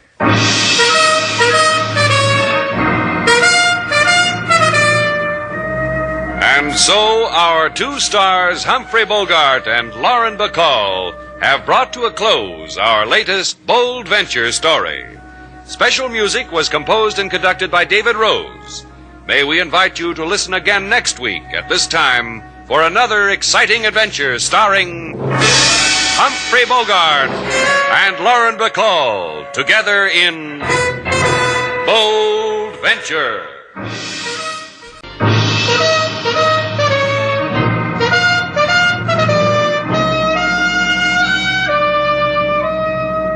Bold Venture. Adventure, intrigue, mystery, romance, starring Humphrey Bogart and Lauren Bacall. Together in the sultry setting of tropical Havana and the mysterious islands of the Caribbean. Bold Venture.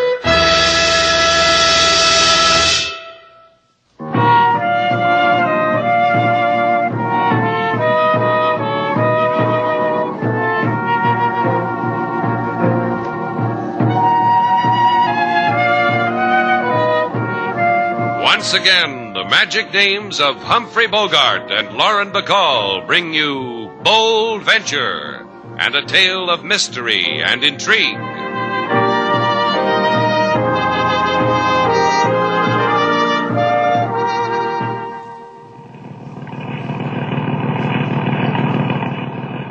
And to leeward, sailor, we see Morro Castle, the famous fort guarding the entrance to Havana Harbor. It was constructed in 1589, contains many interesting and exciting relics of the past. Oh, shut up.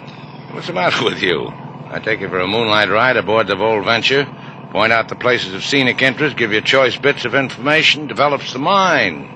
Where else could you get all this gratis? All this gratis I could get by curling up in my downy bed with a circular. All right, sailor. What do you expect from a man who takes you for a boat ride around the harbor? Expect him to anchor and... Hey, look at that maniac. He's trying to run us down. It's not a he, a she, just standing at the wheel, headed for us. That crazy fool, doesn't she know that... She slammed her boat into the seawall. Let's go.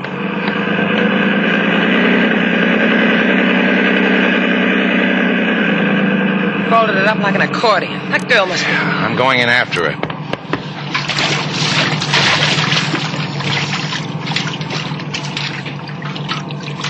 You got her, Slate? Yeah.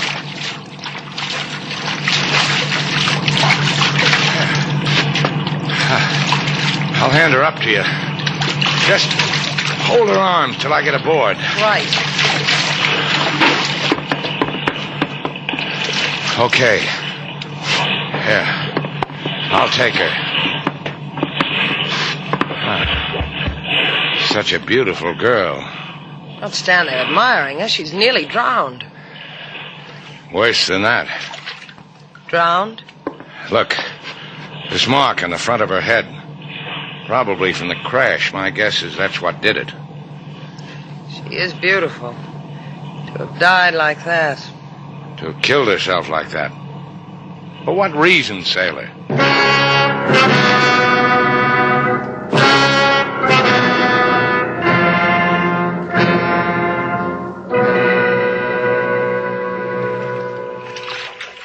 Here, take my hand, athlete. Don't need it, gal. Been climbing aboard rafts in the moonlight ever since I can remember. Hey, hand me a towel, Punkin. The water was cold. Here. Thanks. They smiled on you tonight, Richard. Your stars smiled on you. People were there to watch how your girl died. Oh, I'm just lucky, Punkin. Always have been. Who watched? I saw it through the night glasses. A couple aboard a boat called the Bold Venture. I think they tried to help her. Goody. Tell me how it was, Richard. Tell me how you killed your beloved, my sister. She thought I was going to kiss her. She closed her eyes, and then all of a sudden she opened them and saw the gun against her, and she passed out. Well, then what? I propped her against the wheel, headed her boat for the seawall, opened the throttle, and dove overboard. But why do I tell you that part? You saw it. You watched me swimming in the moonlight. Oh, you fool. You've ruined it. It had to look like murder. It had to. We planned it that way. She's dead, Punkin. Why should I have stretched a muscle I can use another time? Don't you see, you fool? They'll call it suicide. They'll find out how she tried to kill herself before. They won't call it an accident. They'll call it suicide. The insurance boys won't pay off on suicide. Yeah, I never thought of that. Now, easy, Punkin. Young Richard will think of a way.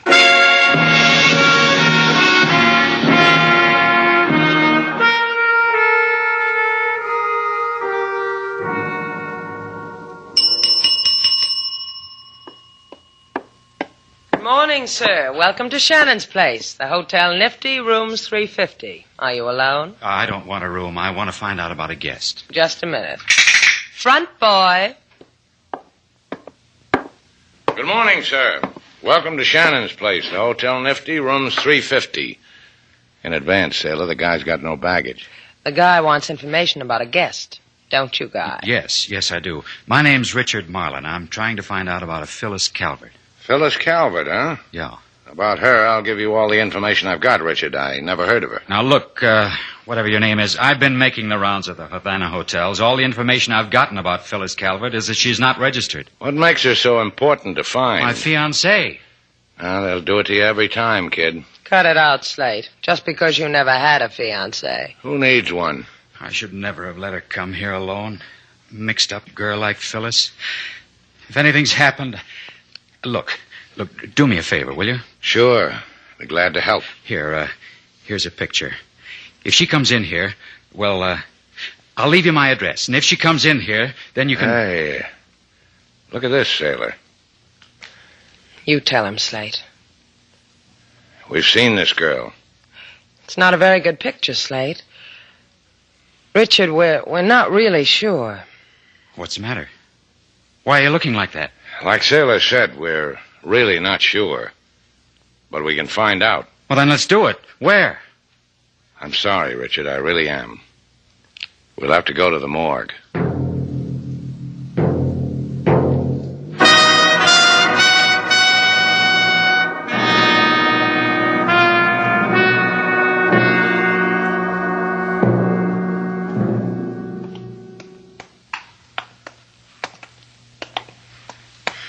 Make a note, Slate. Why, you forget something? Just make a note reminding us never to go calling in this place again. Yeah. I can't tell you how grateful I am you two came with me. If it's Phyllis that's dead, I'll want someone with me when it hits.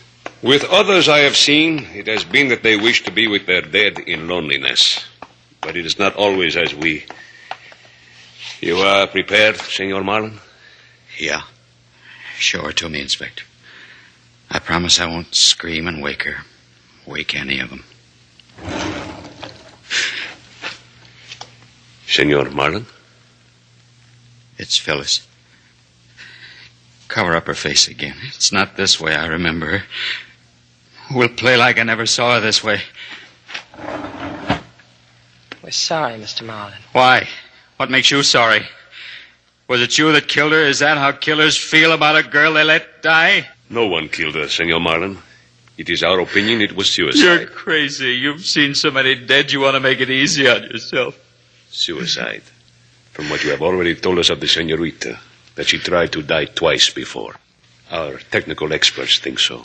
I think so. She was murdered. I told you Your grief has made you hysterical, senor.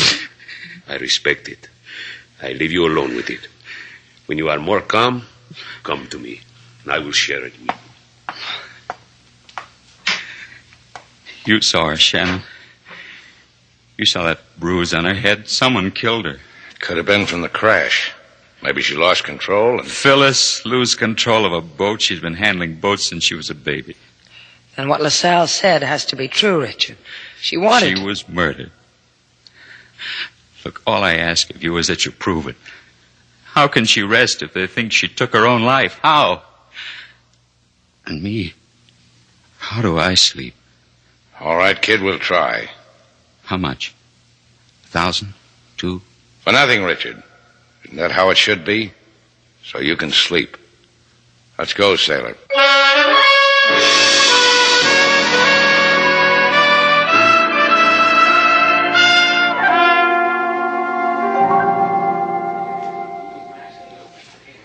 You heard me, mister. Calvert. C-A-L-V-E-R-T. Phyllis Calvert. I don't know whether I'm at liberty to give out the information. We here at the Caribbean Cruise Line pride ourselves on the discretion with which we treat our passenger lists. Open that book and look it up. Everything you can tell me about it. Open the book. What else? Phyllis Calvert. Yes. Here we are.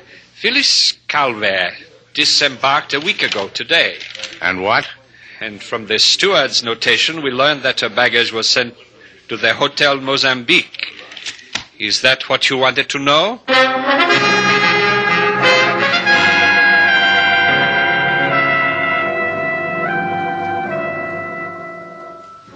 I don't know what you're talking about, senor. To my knowledge, no man was in here asking about Phyllis Calvert. Well, maybe you weren't here at the desk then. Es posible. Phyllis Calvert. Ay, mucho muchacha. She's dead. I grieve. Permit me. Did you see her go out with anyone? Do you know anything about her? Last night she called the desk from her room. Please to reserve her a boat. I took care of this reserving myself. Where'd she hire the boat? From Segura. His little dock near La Fuerza. You say dead, senor. Ay, qué triste. Es muy triste.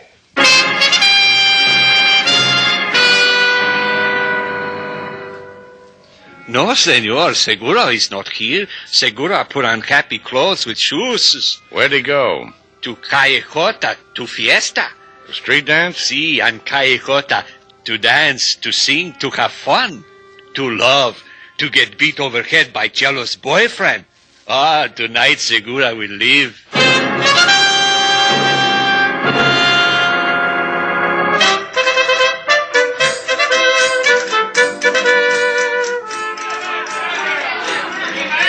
There he is, sailor. Go ask him for a dance. How do you know it's Segura? I asked the girls to point him out to me. They hid their giggles behind a fish he'd given each of them.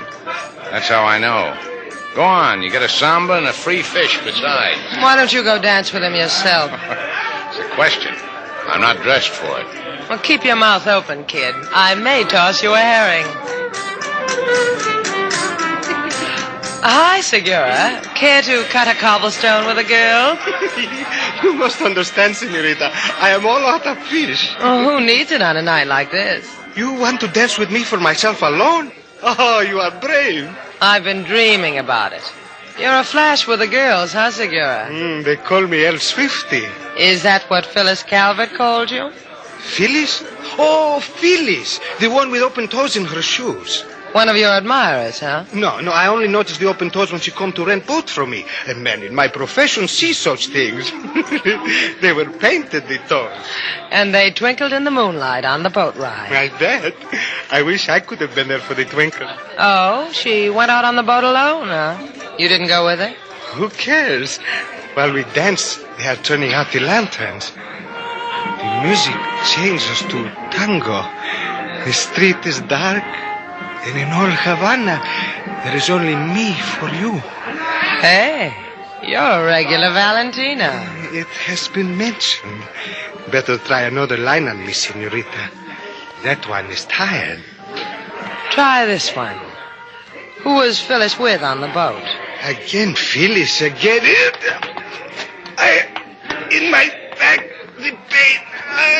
Slate, come here. What's wrong, sailor? What's the matter? Hey, what's this, a new kind of dance? Your partner lies on the floor and you... Because he's dead, Slate. Because a knife in his back made him that way.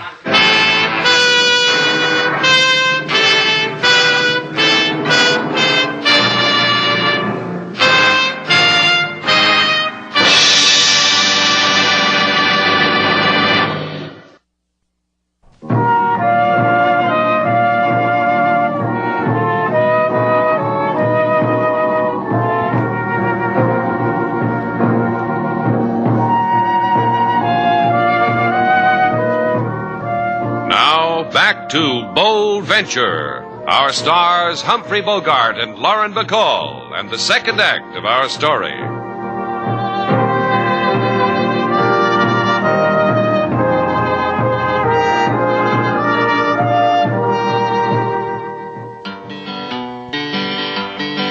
A lovely girl, she crashed into old seawall, now lie with the dead in a cold, cold hall. Police, he say she suicide, but her lover this notion cannot abide. To help the lover, lady sailor, she dance in street with a man, a very warm glance. He hold her close and around her spin. When death tapped his shoulder on dance cut in. Don't remind me of it, King. If I hadn't danced with him, it wouldn't have happened. But you gave him a memory to take with him, lady sailor, your face. There are harder ways for a man to die, sailor. I could envy Segura for that. What are you doing to me, Slate? You want me to cry all over again? Give it up, Slate. Let the man find his own reasons why his girl died. Yeah, don't you see, sailor? That fisherman's being killed like that proves the girl was murdered. Killer didn't want him to tell you anything, so he stuck a knife in him. LaSalle says it had nothing to do with her dying. This was one Segura bought for himself because he was so popular with other men's girls. Oh, what does LaSalle know? The difference between suicide and murder. He gets paid for a quirk like that. That makes me a sucker, huh? You named it. Look, sailor, a girl dies. I lift her body out of the sea with my own hands. I can still feel it. That gives me whatever rights I want to take to myself. It makes it... Answer the phone. Yeah. Slate Shannon. Oh. Oh, yeah, Richard. Sure I can. Be there right away. Let's see. You were saying if I want to find Now, out... don't bother to cue me, sailor. Richard's found the murderer. Sucker, huh?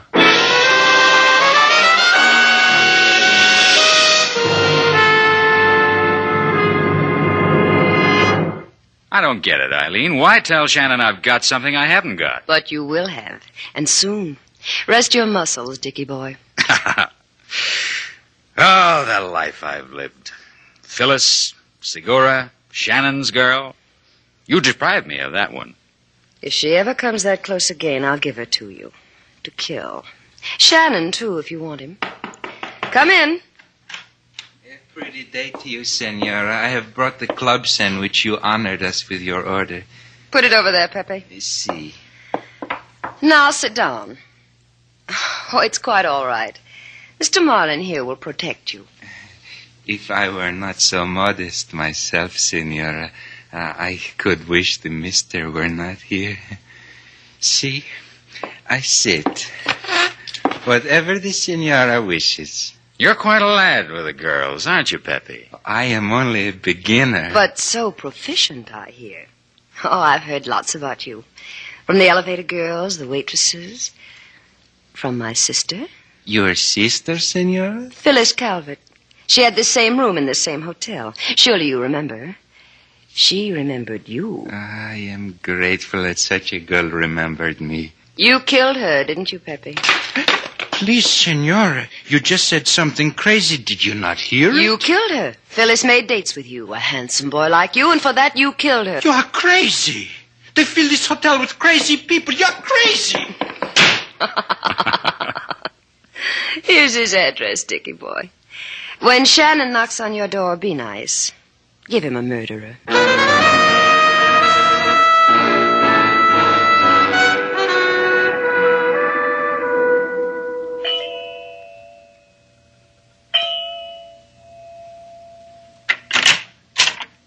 Mr. Shannon, Miss Duval.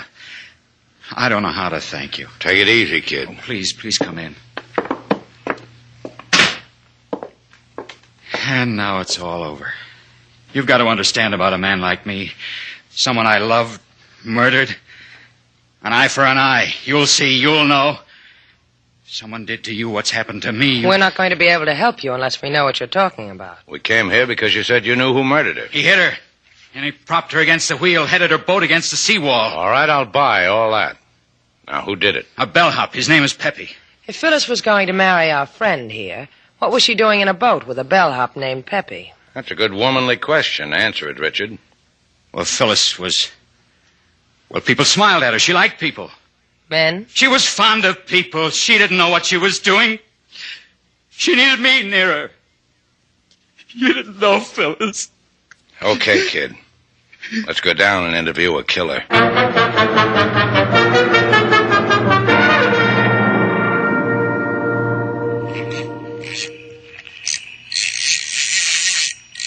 Happy little fish on end of my line. You wiggle hello to me, see? Your name Pepe?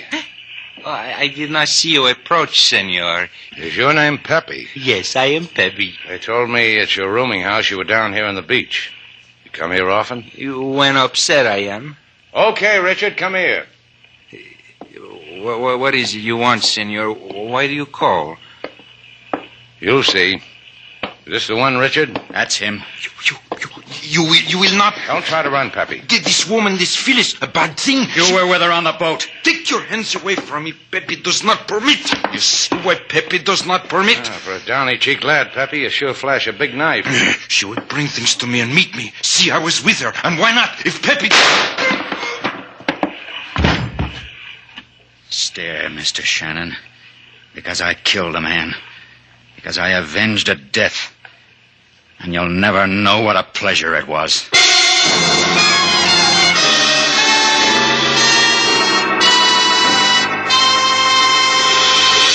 And that's the way it was, Inspector. Pepe pulled a knife. That's why we came here, to tell you about it. I don't care what you do with me. I want you to know that. Phyllis is dead now. Nobody's going to do anything to you. It was self-defense. There will be an inquiry. But with Mr. Shannon to give you a vouch, you will get off. He can go then, Inspector? See, if you will... Yeah, I'll give him a vouch. Let's get out of here, kid. Come on, sailor.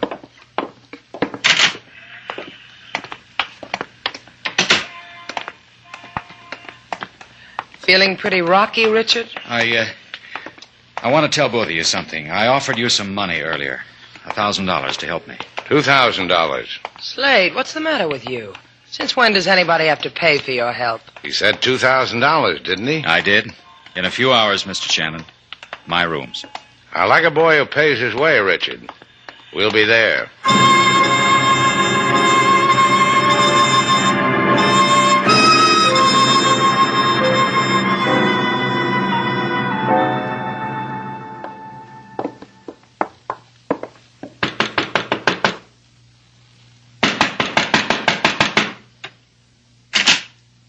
Hi, Richard. Hi, Shannon. Come for your dough? It's inside. Come get it. Thanks. I want you to meet somebody, Shannon. What do you think I've been staring at? People. This is Eileen Calvert, sister of Phyllis, Slate Shannon. How do you do? How do you do? People. Yoo-hoo. Oh, sailor, this is, what's your name again, lady? Eileen. Likewise, I'm sure. Where's the money? 2,000, wasn't it? No, I changed my mind. Better make it 5. Slate's always doing that, Eileen. You say 2, he raises you to 5. How come, Shannon? First it was for nothing, then for 2 G's, now it's 5. All that money makes blind spots. I could forget how 3 people died. You're trying to say something, Mr. Shannon. How much insurance money did your sister leave you, Eileen? Oh, you're not going to tell me. Must have been a nifty bundle. Nifty's not quite the word. Try gorgeous. All right, I'll try it. Gorgeous. That still smells. Trying for 10, Shannon?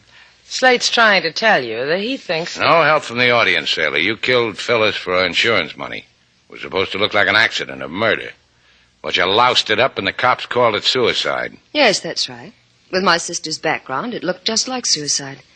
The insurance people wouldn't pay off on that. You just made yourself 10 grand, Shannon. 15. You're going good, kid. Don't stop now. Worth 15,000? It's worth it. Give it to him, Richard. Where is it? Top desk drawer. Did you find it? I found it.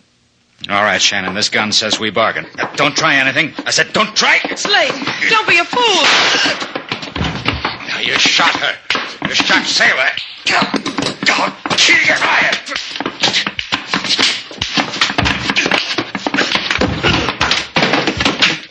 You didn't make it, did you, kid?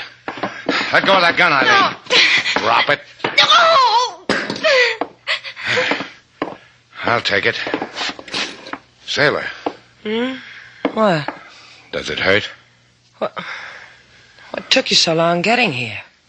Let's see. That doesn't look too bad. You'll be all right. I tried to help. Now, don't talk. Just don't talk. It'll be all right. I'll take you home.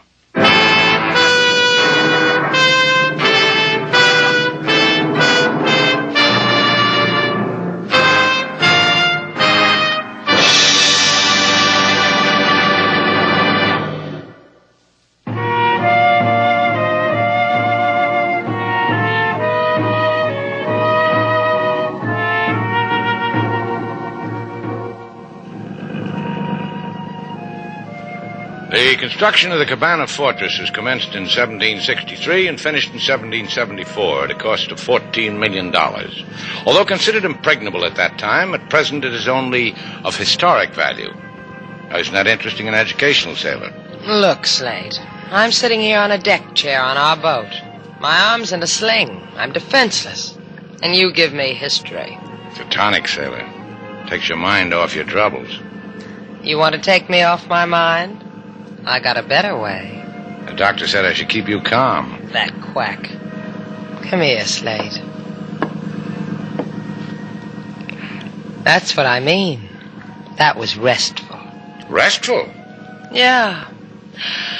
The construction of the Cabana Fortress was commenced in 1763 and finished in 1774. See how easy it is to educate me? If you weren't so helpless. Isn't it wonderful? Just watch the sling, Slate.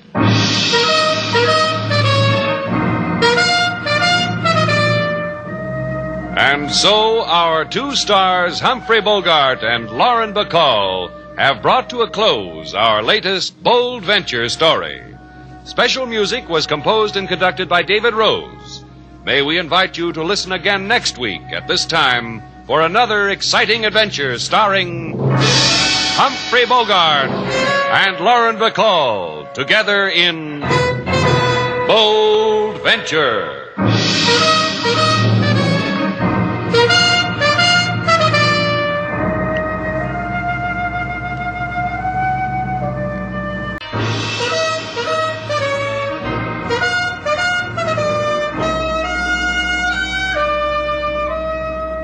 Bold Venture.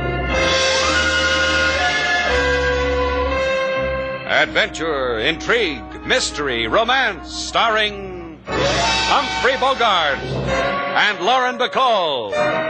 Together in the sultry setting of tropical Havana and the mysterious islands of the Caribbean. Bold Venture.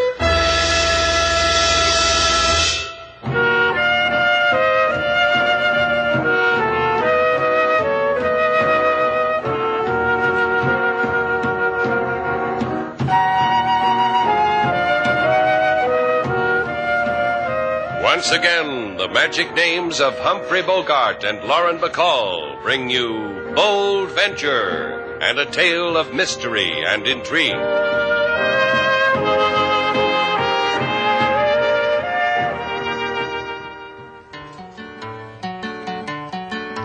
To Havana city, the pleasure dome, come fellas with wives so far from home.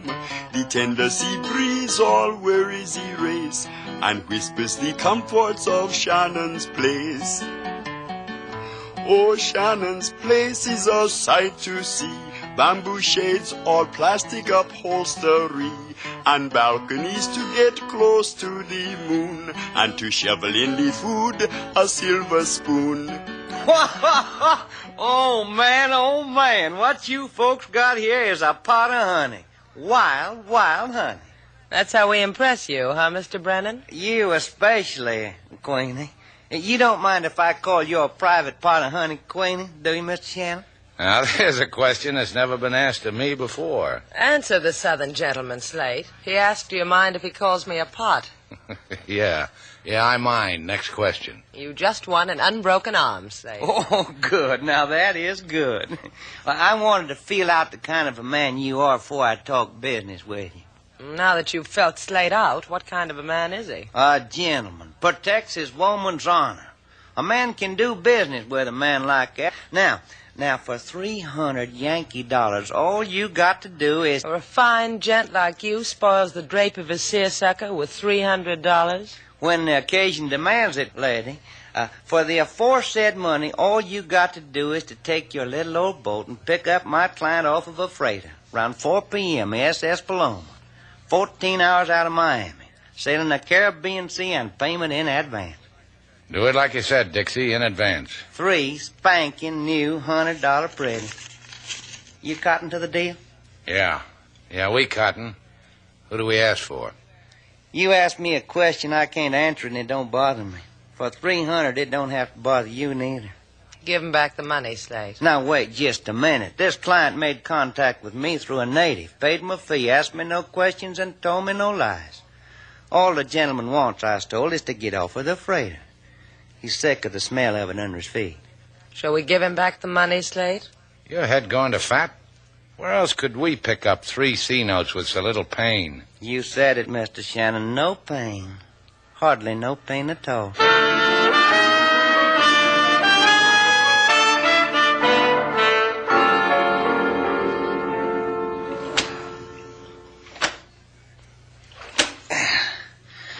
I couldn't get you to row this tub, could I, Stella?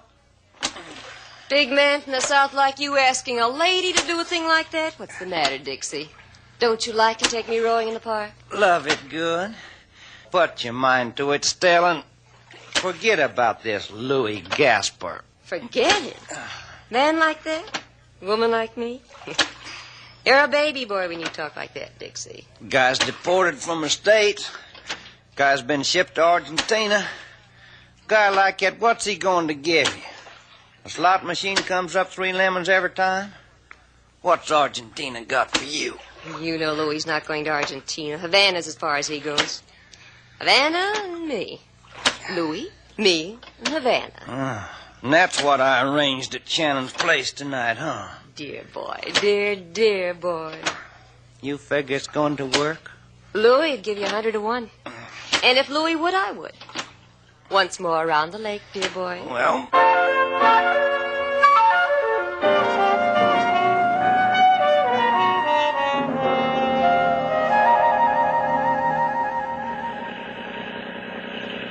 There she is, sailor, the SS Paloma. Hey, Paloma means dove, doesn't it? So? So that SS is the dirtiest dove I ever saw. Let's not go near it. It's liable to rub off on the Bold Venture. For $300, we'd go over to the Bold Venture with burnt cork. Cut your motor, sailor. Thanks. Paloma, ahoy! Ahoy! Powerboat Bold Venture to pick up passenger. Heave to. I'll throw you a line. Got it. Here's the rope. Tie it up, sailor. Oh, thank you, Slate, for your many gifts. Don't mention it. Up the ladder, mister. See you, sailor. You stay here.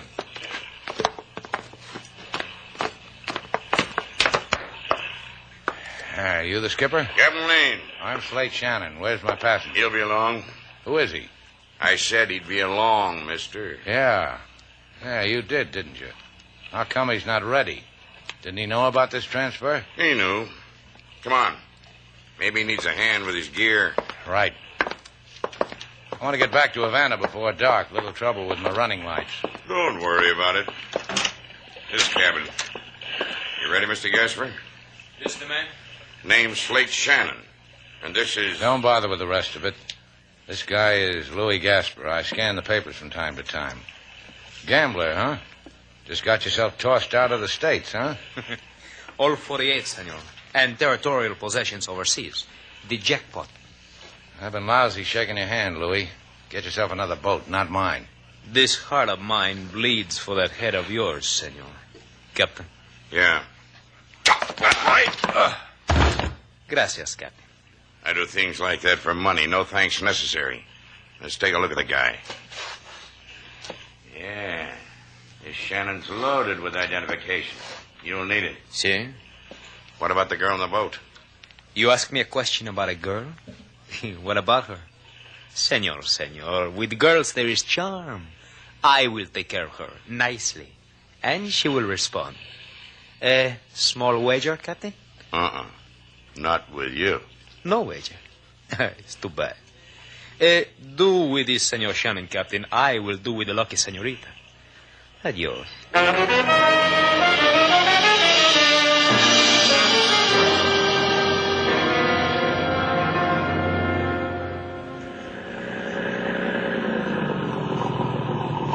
This is Havana, Mr. Gaspar. Fine food, good accommodations, and exceptional mortuary facilities. May I suggest you avail yourself of all of them? And the suggestion to you, Hermosa. Tie up this boat of yours. Here. Here is the rope. Bend down, Mr. Gaspar, and I'll tie an ascot on your neck. The boat. Tie it. Aye, aye, rat. Now what? Off the boat, quickly. Look, why don't you stop shoving that gun in my back? How am I going to explain a red circle on my skin to my maid? Cut it out, will you? Wait. I said wait. Hey, look what's coming. Go after her, Louis. Go ahead. I'll bet she'll drop a handkerchief and you can pick it up and be mischievous and everything. Louis! Louis, is that you? Sì, Stella. Mi alma, Stella. Everything all right, Doc? Who's she? She was with the man, Shannon. I don't know who you are, lady, but why don't you tell this guy what the barrel of a gun does to a girl's complexion? Make him stop and we'll be girlfriends. There. How's that for something jolly for us to be? Well, Shannon, huh? Well, I've heard about her, Louis. Helps him run a hotel called Shannon's Place. Stella. Yes. Until we hear that her Senor Shannon is taken care of, Be the senorita's girlfriend, eh? If she tries to move from your sight... Well, Senorita Duval, do not make us make you bloody.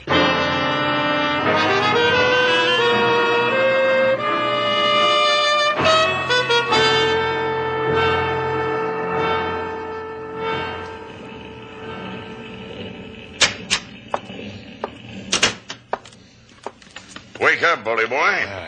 Wake up, Shannon. Let me alone. Let me sleep if that's what I've been doing. On your feet, bully boy. On your feet. I'll wait till the hurt in my head lifts, Buster, then I'll lift it for you, mister. Hey, what? You asked me for something, mister. I gave it to you. I'm still on the Paloma, huh? You remembered the smell, bully boy. You tasted the blood on your lips. That'd make it the Paloma. What'd you do with Sailor, Mr. Val, the girl I left in my boat? I'll tell you what I did. I didn't take a bet with Gaspar that he could charm her like a bird off a tree. I didn't take it because I'd lose. I get sick when I lose. And that's what I did with your Miss Duval. Welcome aboard the Dove, mister.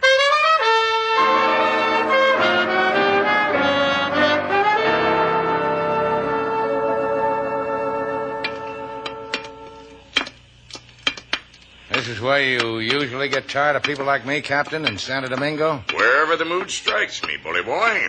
Just walk easy and soft on the gangway. That way my crew will be spared scrubbing off your bloodstains. Off the ship's gangway onto the dock. Just for the record, my identification papers, the ones you and Gaspar rolled me for, where are they? You want an identity, mister? Well, I'll give you one. Me and the plainclothesman waiting for you there. The one with the ivory toothpick hanging from his waistcoat. The one who just put it to his teeth? Picks a nice gold tooth, doesn't he? Oh, you'll love many things about him. Carbado, he's yours. Many gracias, Captain May. Never have I taken from the hands of a man such as you such an illustrious criminal. You will be revolted by our treatment of you, Senor Louis Caspar. If you didn't have that toothpick in your mouth, I'd swear you were talking to me. He makes funnies, huh, Captain? He makes quips, this Louis Caspar, whom no one wants. You have his papers. Hey, what is it? Right here. I'm sorry I have to trouble you with the scum, Corbata, but Home Office wired us a change of route. Look, Slob, I'm not Gaspar. I'm Slates Shannon. Your bully boy here shanghaied me, stripped my identification, planted Gaspar's on me. Look at me. Do I look like Gaspar? I have never seen him. And in a little while I hope to never see you again. Your wrist, Louis Caspar, so I can embrace them with these tender handcuffs. Yeah, my wrist. Pick your teeth on this one, Slob. Hey, he's getting away from me, Carbado. I do not let the dog run without hurt. Alto! Alto, I shoot! Thank you for letting me shoot you, Louis Gaspar. You hit him, bully boy, you hit him! He's running into the sea. He's going to run off the dock into the sea. Vengo, amigo, come. I'm going after him. Oh, don't be a slob, bully boy. Look at the blood he left on your porch dock. He's bleeding heavy. He won't have the strength. Let him die. Save the town the expense. Let him die. You think? I think. The man's dead. Why dampen your britches for a dead man?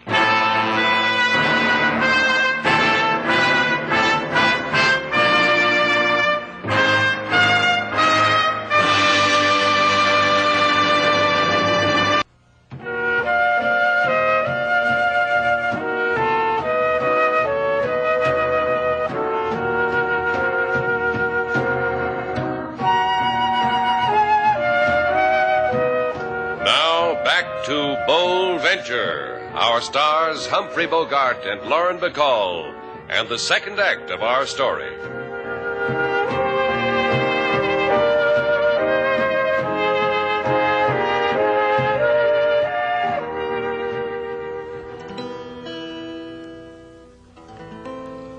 I don't understand you at all, Lady Sailor. King, what's not to understand? I'm telling you to take the evening off. See, take off the evening.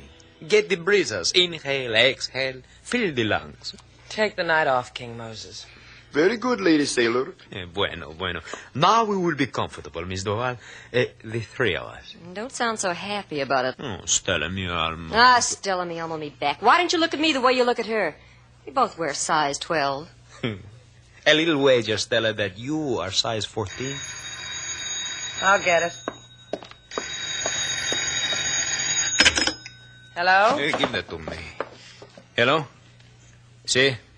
See, this is Louis Gaspar. Oh? See, I got it. Yeah. Thank you, Captain. Stella? Yes? Captain Lane on the phone from Ciudad Trujillo in Santo Domingo. A man named Louis Gaspar was shot to death trying to escape authorities. Which means that Slate Shannon is a dead man. Adios, Miss Duval. There is no longer need of you.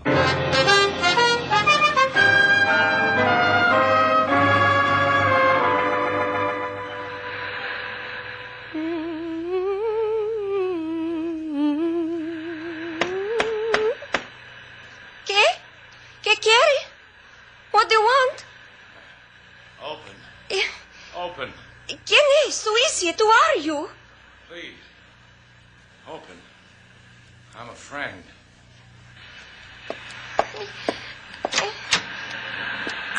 Go away. Ándale, go. No, don't scream, senorita. I'm hurt. I don't always look like this. It's just that I'm hurt. Come, I help you. Sold you a bill of goods, huh? Thanks. No, I better not touch me. I could spoil your pretty dress. Oh, my husband will buy me another. Venga, come, I help you.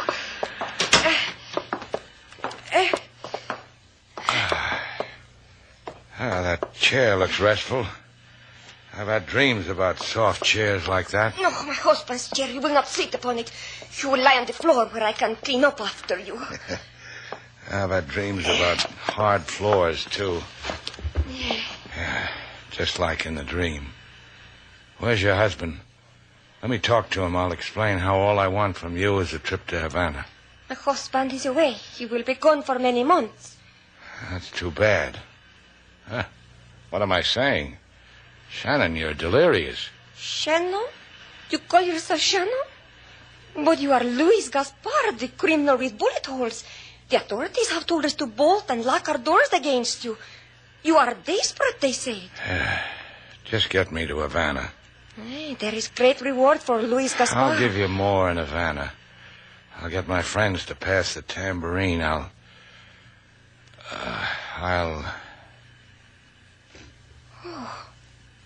when I wash you and wash your face, you will be pretty, chico, muy lindo. Very pretty.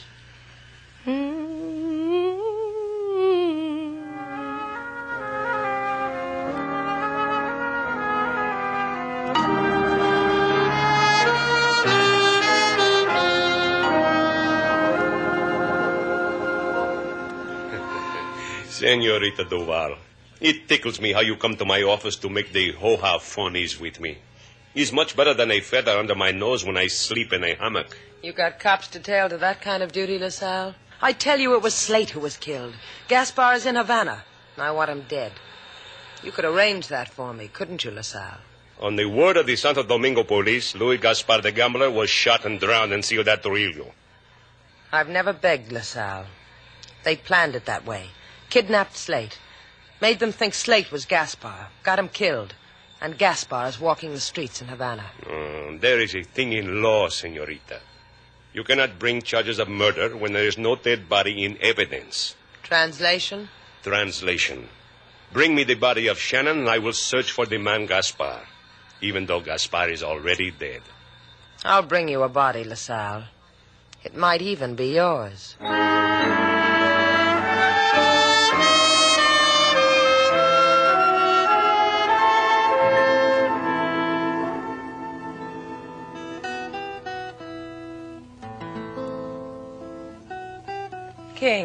King, play something happy, will you?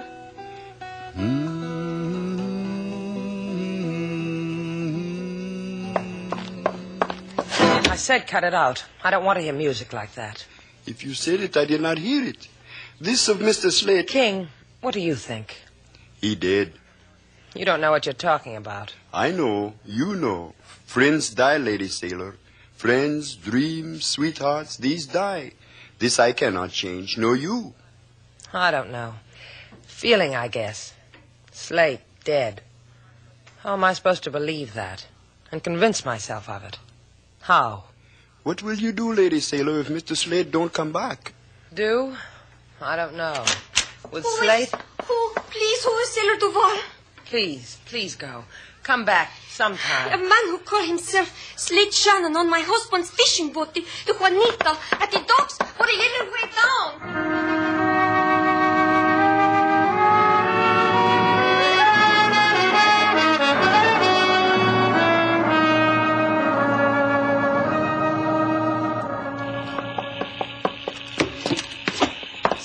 Slate, where are you? Stop making so much noise, sailor. I'm sick.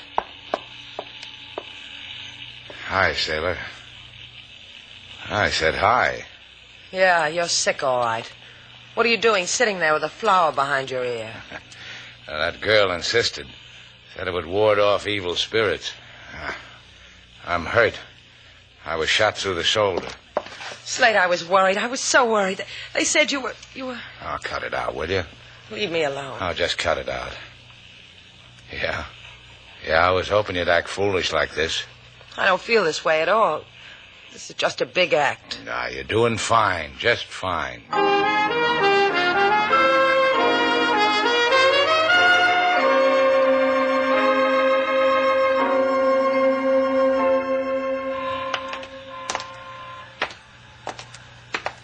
I promised LaSalle I'd deliver him a body. Wait till he sees it's yours. So LaSalle didn't believe you, huh? You thought it was really Louis Gasper who was shot in San Domingo. Mr. Val. Slate, that's Stella. Oh, hi, Stella. I got one arm in a sling. Maybe you ought to try for a guy with two. You're Slate Shannon, aren't you? Stella, why don't you go tell Inspector LaSalle the happy news? He'll deliver a body tomorrow. Chowderhead. This is the woman who was with Louis Gaspar. That's right, honey. Gaspar wants you, Shannon. Oh, and I want him. Get in. After me, Slate.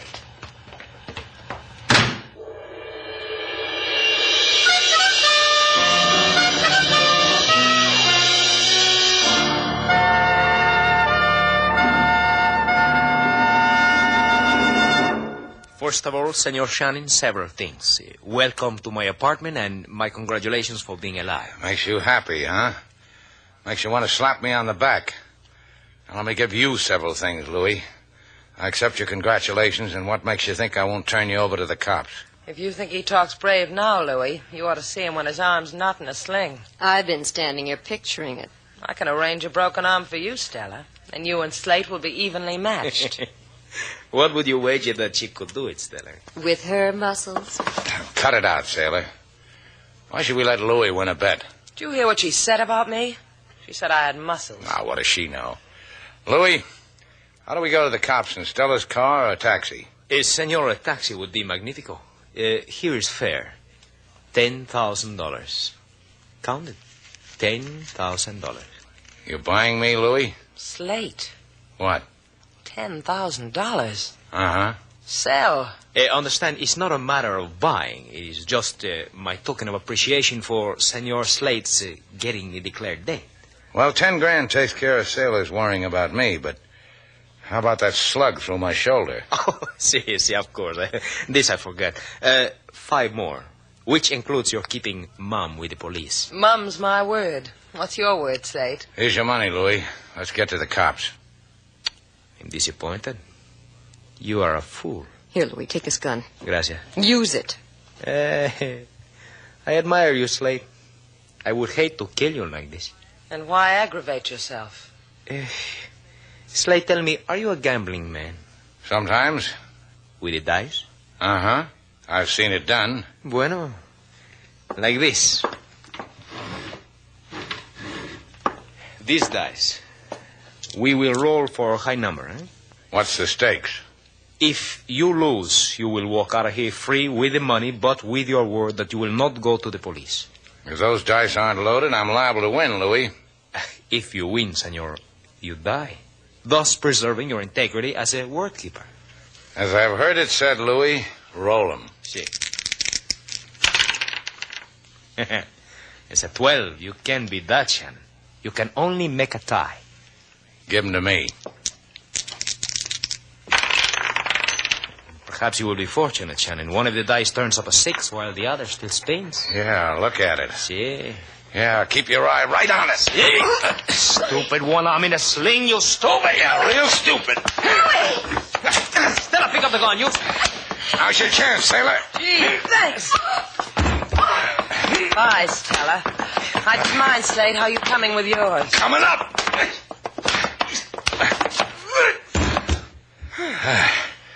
You all right, sailor? Uh-huh. I told you I have a right cross. Now I believe myself. What'd I tell you about your muscles? Call the cops, sailor, then we can go home.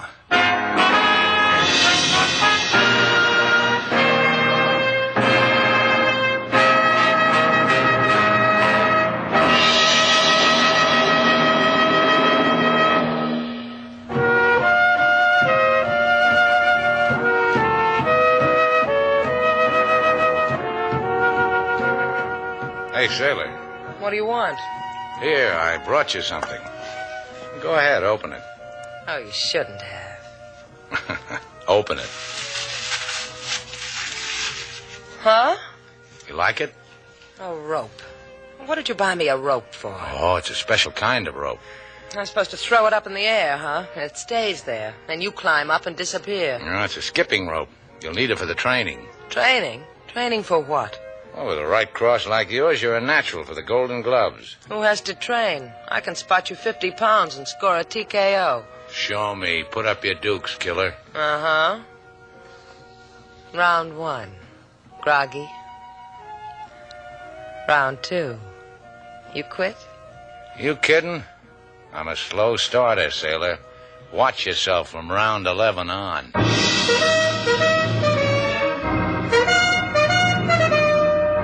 And so, our two stars, Humphrey Bogart and Lauren Bacall, have brought to a close our latest bold venture story.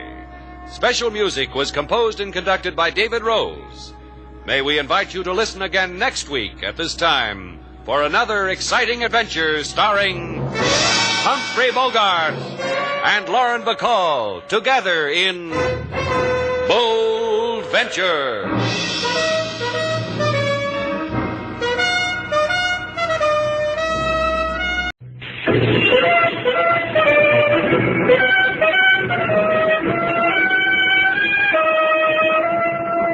Bold Venture.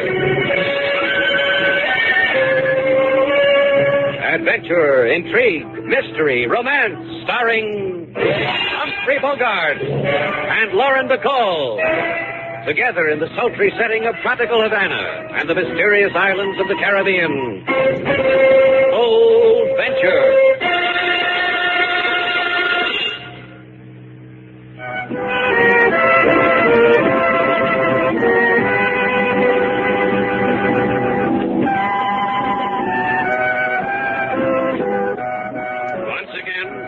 Names of Humphrey Bogart and Lauren Bacall bring you Bold Venture and a tale of mystery and intrigue.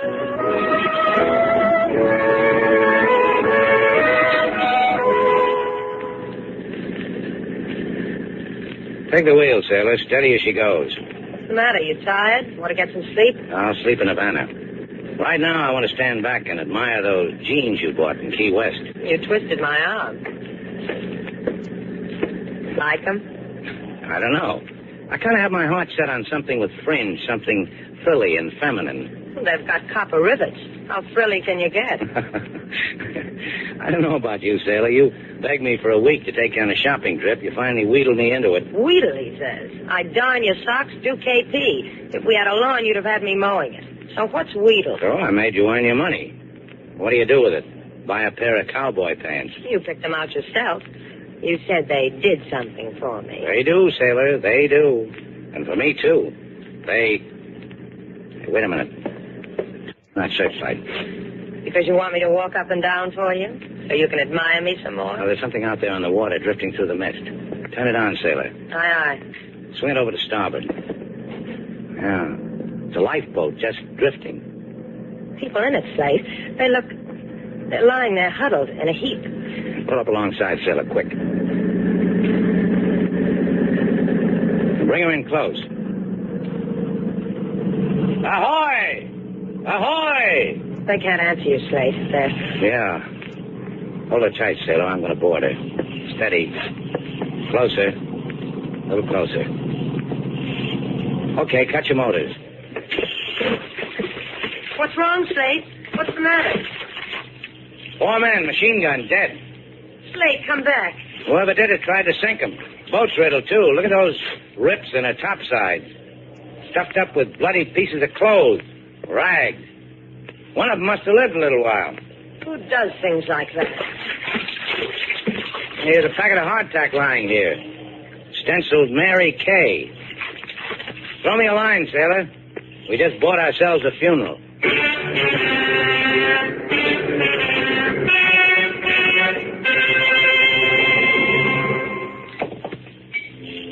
Captain? Oh, good morning, Buck. Grab yourself a chair. You got something for me, Buck?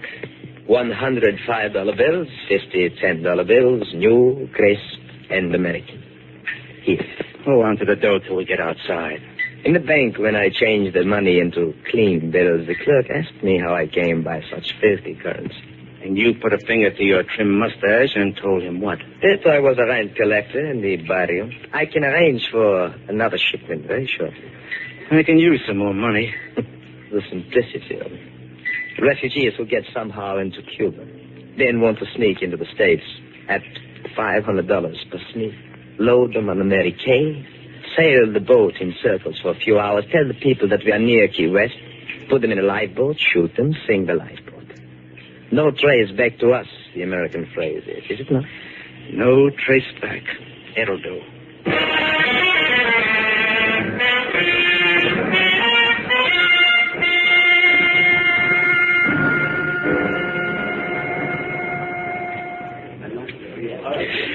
Take your places in line, senorita. There are many who have priority over you. Now, look, Chico, I told you the harbor police sent us over. Once around you, Senor Shannon, all these people who wait have tried to seduce from me a hearing with the Port Authority, each with his own feeble excuse. They sit, they wait. You will do the same. Get off your fat desk, Chico. Maybe you can convince easier. Off your... Put him down, Slate. I've got a better way. This matter of manhandling an official. However, thank you for your kindness, senorita. We found a lifeboat drifting in the Caribbean. With 4 dead men in it. Oh, I pity for your limpid eyes to gaze upon such things. And the packet marked Mary Kay? The Mary Kay. You saw this? You are proof positive? Better than that. We'll accept no substitutes. Not even for you, Chico. Get us to your boss. Of course, naturally. One moment. Immediately. See how easy it is, Slate? Yeah. I wish I had limp eyes. Limp it. I'll put it in your diary, sailor, how a blown-up little man once said to you. Please to go in, you boss. Senor Estrella will speak to you of your matter. Troika, sailor, he did peachy. It might spoil him for somebody else. Come on.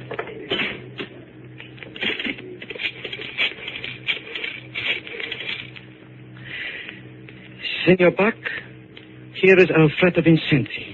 Listen well, senor. 2 are here, Shannon and Duval. They are heavy with knowledge of the Mary Kay. Excelente. And for me, $100 will be a joy. It is of no moment to me what you do to them. Forever thank you, Senor Buck.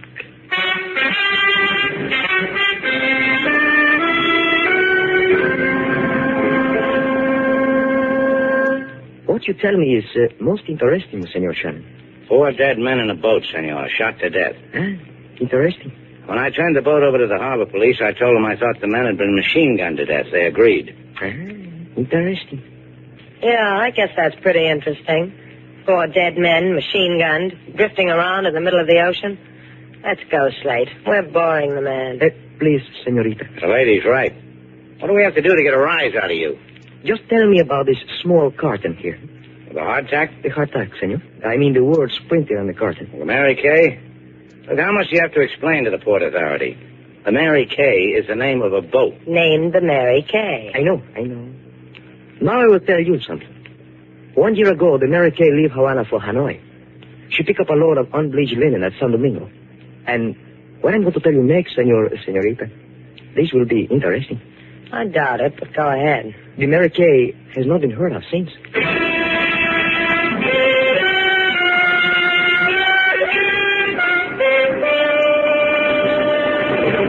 Why don't you try to get some rest, Slate? You haven't slept since we left Key West. That eats me. It eats me why 4 men are machine-gunned in an open boat. Left to burn in the sun. Left to the seagulls. Don't think about it anymore. We've done all we can do. 4 guys with their mouths open in a scream, screaming across an empty sea. Nobody to hear them. The authorities have got it, Slate. Let them keep it. Belongs to them. Yeah. It interests them. Isn't that what the man said? That it interested him? That was just his way of saying it bothered him. 4 dead men off a boat that hasn't been heard of in a year. There aren't many words for that. Could have shed an official tear, had a catch in his throat. Whatever is the standard operating emotion when 4 men die who didn't want to die. It's in their hands, Slate. Don't try to take it away from them. It might hurt you more. I've seen men dead like that. In a war. Never on a tropical sea. That's for living like you dreamed. For reaching out your hand. I know.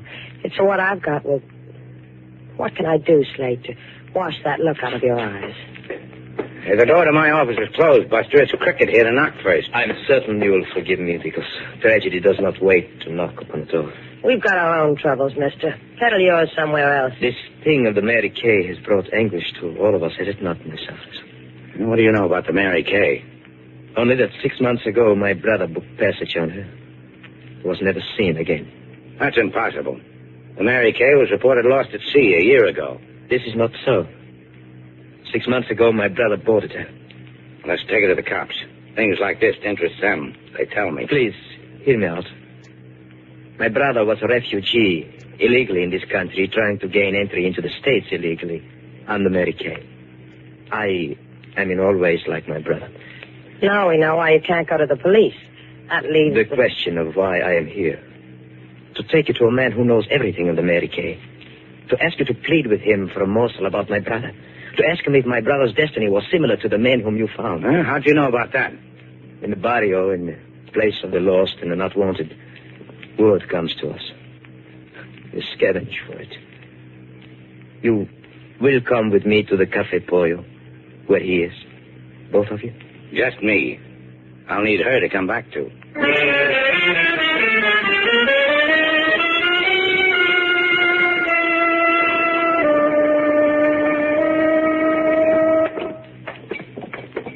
My friend will be delighted to see you, Mr. Shannon. I'm happy to be a friend. Still haven't told me who he is. His own identification he will reveal. I am not at liberty. Please, in here. He is here, my captain. Captain of what? Captain Dana. Sit down, Shannon. Oh, thanks. You're going to tell me about the Mary Kay? Sure. I'll pour your coffee for you, Shannon. You like coffee? I could use some. That's fine coffee. Oh, I once sailed aboard up the Orinoco. I brought all the coffee beans back with me the boat would hold. My captain is a gentleman of exquisite tastes. You said you sailed a boat. Your own? My own. A schooner. Named the Mary Kay? Uh-huh. Isn't that delightful? Oh. Mary Kay. Yeah, open a window. You. Hey, I'm talking to you. Open it. Something wrong, Mr. Shannon? Stuffy. Let's see. What about the Mary Kay, Captain? Tell me. You found a boat, Shannon. That boat was off my ship. Oh, it couldn't be. Mary Kay. Not heard from for a year. Sunk, probably. Not sunk. She's lying in a cove down the coast. Huh? You're beginning to look like a man who hasn't had it too easy, Shannon. Huh? Something in that coffee. Doped me.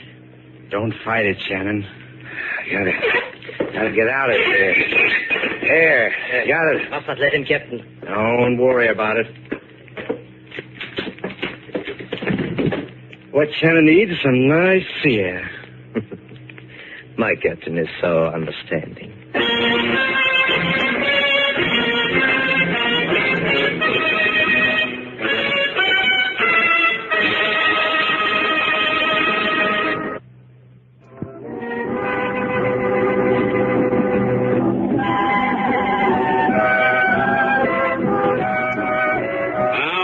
back to Bold Venture. Our stars, Humphrey Bogart and Lauren Bacall, and the second act of our story.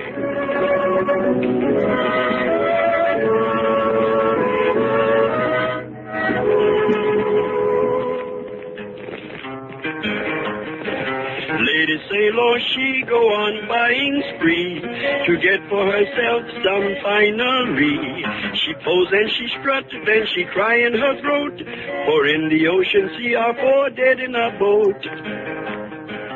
She cried to Mr. Slate, what do they there? These dead men sailing in the cold, cold air. Mr. Slate, he say, we ask authority, for such things are no man's destiny. That's just about the way he said it, King. I know how Mr. Slate feel inside about such things. That's why I try to give it song. You're good, King. You ought to go into the business. The business of explaining people to themselves? I do not own a doctor's couch. All I have in the world is a guitar and a calypso song. And Slate and me. Yes, and Mr. Slate and Lady Sailor. But one of you is now missing. That man was taking him to the Cafe Pollo. He said that... I know the Cafe Pollo. Oh? What about it, King? Only that if men do not return from it in a proper interval of time, they should be called for. You're telling me To go find Mr. Slate, to bring him back. Yeah. The joint doesn't run so good without him, does it? Keep a light in the window for us, King.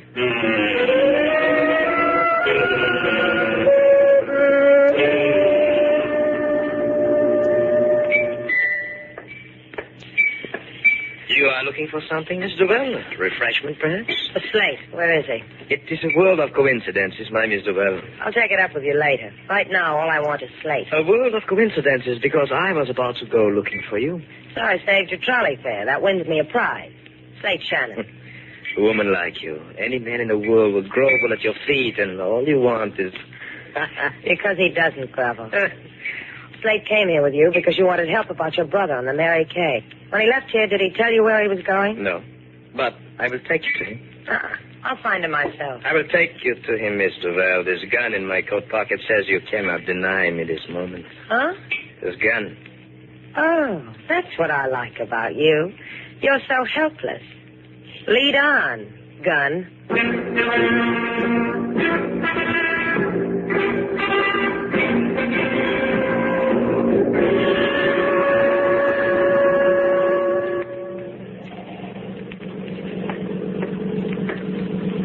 How do you feel, Shannon? Is the air kissing your back with us? What'd you put in that coffee? Recipe my galley cook taught me. Good, huh? I had better and Leia. Laid me up for 3 days. They thought I was dead. Don't get eager, Shannon. This time you'll be dead for real. From the lousy coffee? From bullets from this Tommy gun. Like what you did to the 4 men I found in your lifeboat, huh? Just like that. Only this time nobody finds anything. You want me to ask you why? All right.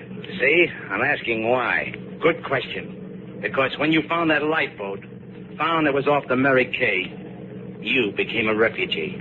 Like those other people at the other end of this boat? Just like that. Except they pay me $500 a head to die. You get yours for nothing. Free. They think they're going to America. You can't do that to those people. They've scraped, they've begged, they've cried against alley walls. What happened to you, Dana? And what slime did you get sick? I'm generous. I'm going to take these poor hulks aboard the Mary Kay, give them a break. Sail them around a little. Let them get a sniff at what they've been dreaming about. Listen to me, you people. They'll kill you. You'll never get what you want. You're talked out of turn, Shannon. Get back, you filth. Get back. You want to see the Mary Kay, don't you? That's good. Just be nice little refugees, and Captain Dan'll find you home.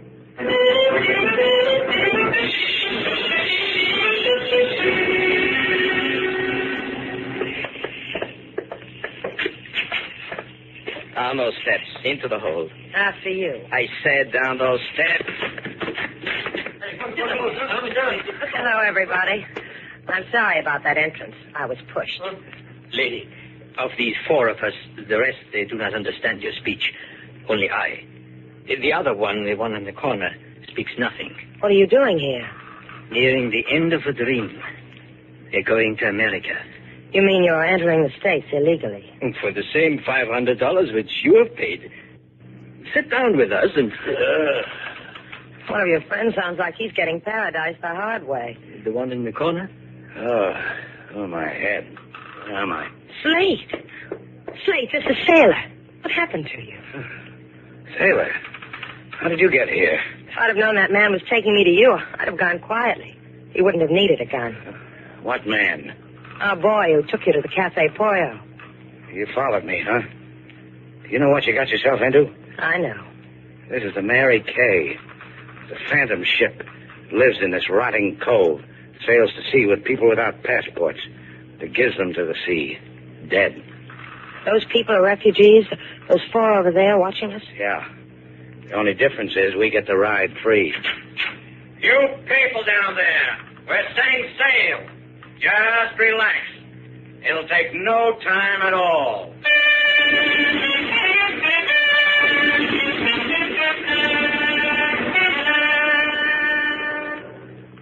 It's going to be tough, Sailor. Getting them to believe us. They've been promising America to themselves for who knows how long. You've got to make them understand. That one's Slate, the tall man in the leather jacket. He's the only one who speaks English. I'll try. You, mister. Laszlo Vanek. Slate Shannon. Mr. Val tells me you speak English. Poorly. You got an idea you're going to America. You're wrong. What are you saying? The men who sail this boat are lying to you. They've taken your money. They're going to load you in a boat. They're going to spray you with machine gun bullets. Please, slowly. They're going to kill all of us and dump us into the ocean. We go to America. You'll never see it, Vanek. A jest. A trick. Call it anything you like, mister. You don't believe what I'm telling you? Ducks. You, me, your friends, Mr. Val, dead ones. There's sincerity in your face. However, we cannot turn aside a dream for that. Look, listen to me.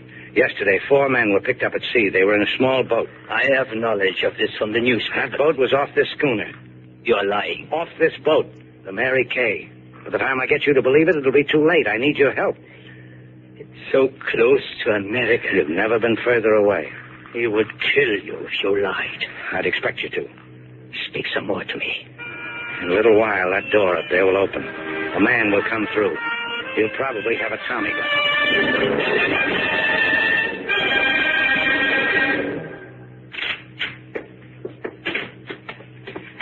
Good people, lucky people, stand up. On your feet.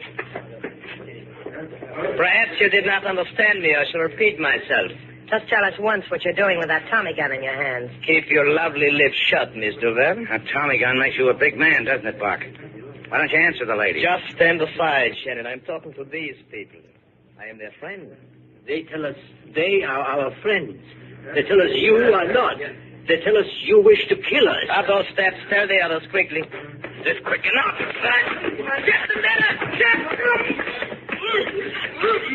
You got a good aim, sailor. He's not going to make much noise with your handkerchief in his mouth. And tell him not to chew it into shreds. It's the only one I got with my initials on it. Now what, Mr. Shannon? Now pick up that gun. Yes. And now? We're going on deck. You and your people will take care of the crew. And you? I want Dana all to myself. And what do I do? Up on deck, there's going to be a Tommy gun, sailor. It sprays bullets. You stay here. Find something heavy and amuse Bach with it. You say so. Bucky, old boy, it's just you and me.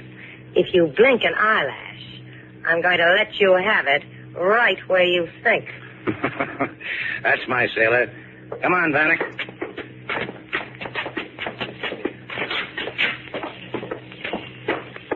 There's the wheel shelter, Vanek.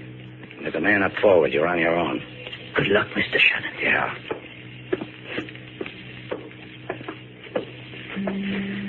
That you, Buck? They loaded? No, they're not loaded. Shannon. Well. Now, who's going to be sorry for who? Tell me what happened. That happened. They're throwing your crew into the ocean, my captain. Before you try to find the gun, try this first. I like it better this way. Any way you want it. Yeah, I'll pass it on.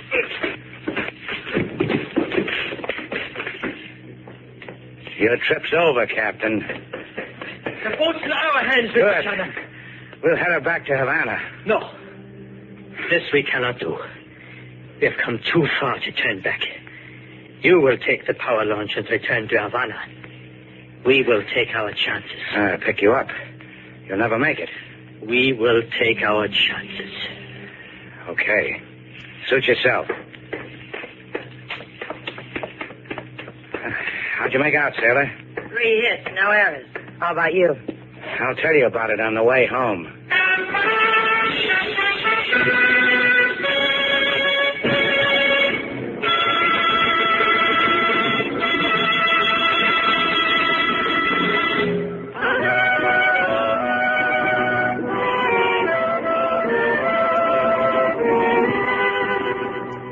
Well, Slate, Well, what?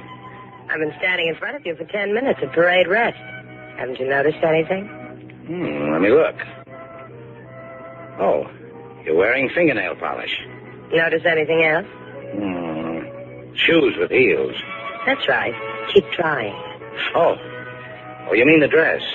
I didn't notice. If you wore one, I'd notice. Oh, you've seen one dress, you've seen them all, I always say. Oh, is that what you always say? I always Come say. here. Why do you always talk so much? A girl likes to call attention to herself. Why do I always talk so much?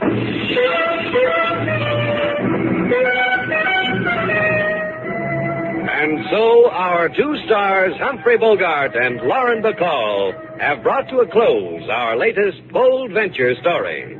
Special music was composed and conducted by David Rose. May we invite you to listen again next week at this time for another exciting adventure starring Humphrey Bogart and Lauren Bacall together in Bold Venture.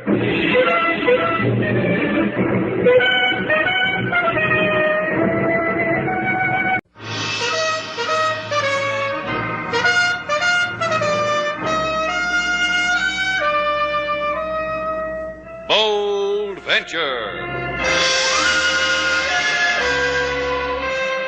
Adventure, intrigue, mystery, romance, starring Humphrey Bogart and Lauren Bacall. Together in the sultry setting of tropical Havana and the mysterious islands of the Caribbean. Bold Venture.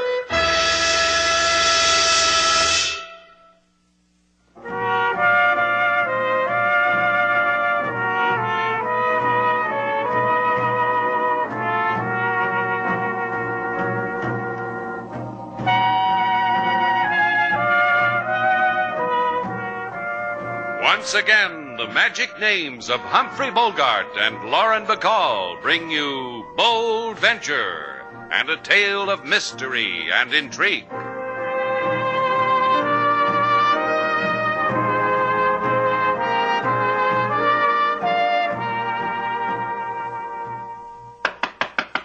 You busy, Slate? I'm all finished, sailor. Come on in. Look who came calling. Well, Kip Ross. How's it going, Kip? I don't know. All right, I guess. Close the door. Have a seat. I was just rearranging my office furniture. This happens every other day, Kip. All Slate's got in this office is a desk and a chair, so he shifts drawers.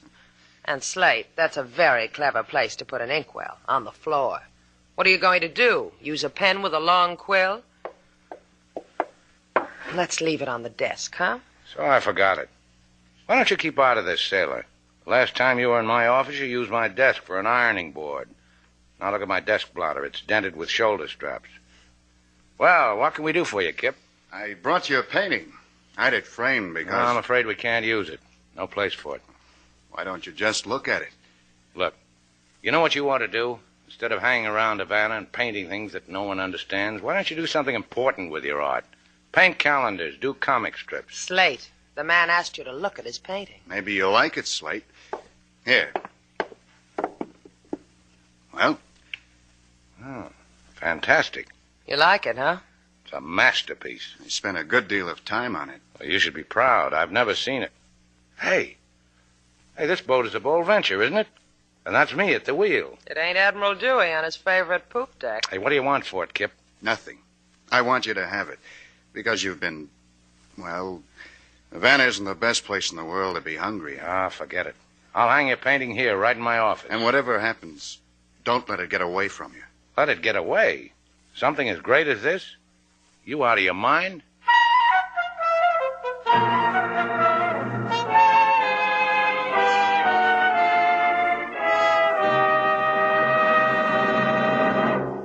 You can get into your other things now, Barbara. The light's gone. No more painting today. May I look at it? Sure. Oh. Like it? Oh, it makes me cry. You've made me beautiful. Give a hack a paintbrush, $2 worth of canvas, and you to pose? What else can he do? When you're rich, it won't matter what you think of yourself or your painting. Whether you admire or hate it, it won't matter. I told you, Barbara, we don't talk about it anymore. We drop it, you hear? We drop it in the nearest gutter. It's not the thing to do with $50,000, Kip. That much money makes you and me a gentleman and a lady. Try to understand me, lady. I stole the Davinci off a museum wall because what's between me and Davinci belongs to me. An affinity, they call it. Private. Personal. That's why you slapped a painting of Shannon and his boat all over it? It's that personal between you and an old Davinci? As long as it hangs in Shannon's office, I live the good, shoddy, crummy life of a crummy artist. When the citizens forget their loss, I take the Davinci off Shannon's wall and then blow my brains out because I can't paint like that. Oh, you're a fool, Kip. That art dealer, that Gordon McLean said he'd give you $50,000 for it. He's that hungry for it. We could haggle for more if that's what you're trying to say. What's he paid you to convince me, Barbara? I made him give me $10,000 deposit. I said, put your money where your mouth is, McLean. That's what I said. Take it back. I've got no use for it. Oh, Kip, it does something to me to call you an idiot. I sell that picture. The citizens will abhor me, hunt me down, lock me behind stone. Tell the dealer no deal, Barbara. Because you love me, have faith in me. Because you made me so beautiful in my portrait. Because you are an idiot.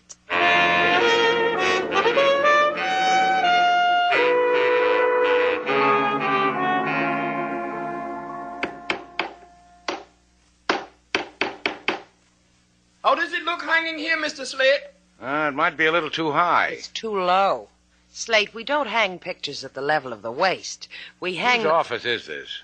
I want to be able to look at that painting when I'm sitting at my desk. I don't want to have to stand on a chair when... Oh, I beg your pardon.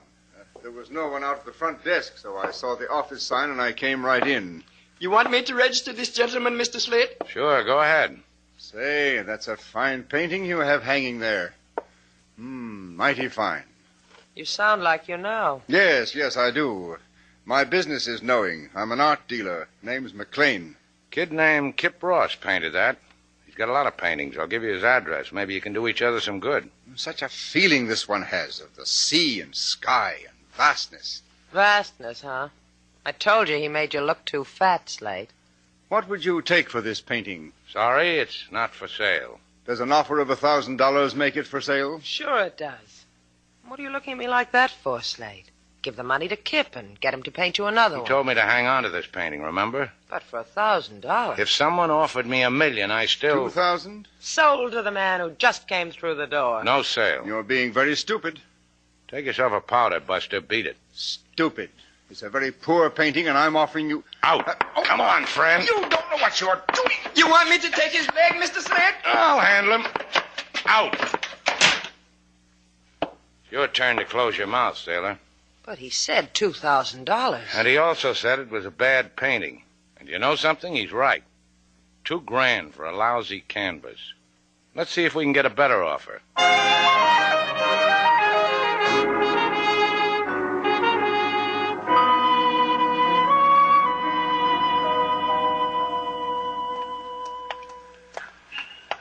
You happy now, knucklehead? You happy that every art dealer in Havana fingered the carnation in his lapel and screamed that Kip Ross paintings were a drug on the market? And those experts aren't just beating their nosegays. But you turned down $2,000 from a sweet, nice, eccentric philanthropist like McLean. $2,000 for a painting that hasn't even got a dish of dead fruit in it? You know, that's real eccentric. Well, maybe McLean saw you once on our boat and wants the memory never to... Oh, Slate, look at those little turtles in the pet shop window with scenes of colorful Havana painted on their backs. Buy me a boy and girl turtle, Slate. Those turtles will eat you out of house and home. They're slow, but they're sure. Where else can I get pictures of Havana that walk by you on 4 legs? Now, that's what I call art. Coming in with me, Slate? No, I'll wait for you out here. There's lots of two-legged art on this promenade. Okay, pet shop cowboy. My, Shannon, what a windy corner you picked. I heard you speak your name. It stopped me. Sent a current through me. You are Slate Shannon, hmm? Just me mentioning my name did all that to you, right here? To me. To Barbara Hill. Right here. I wonder if you could direct me to 23 Avenida Batista. Just like that, I feel quite lost. You haven't been in Havana long, Miss Hill. Lived here all my life, Mr. Shannon. Lost, huh? What impression would you get of Havana if one of its boys didn't help a girl who's lost in our big, frightening city? You call a cab. I'll pay the fare. Now, that's a square deal if ever I heard one. 1 minute, hon. Hey, sailor, catch. What's the dime for? Bus fare. You'll need it to get home.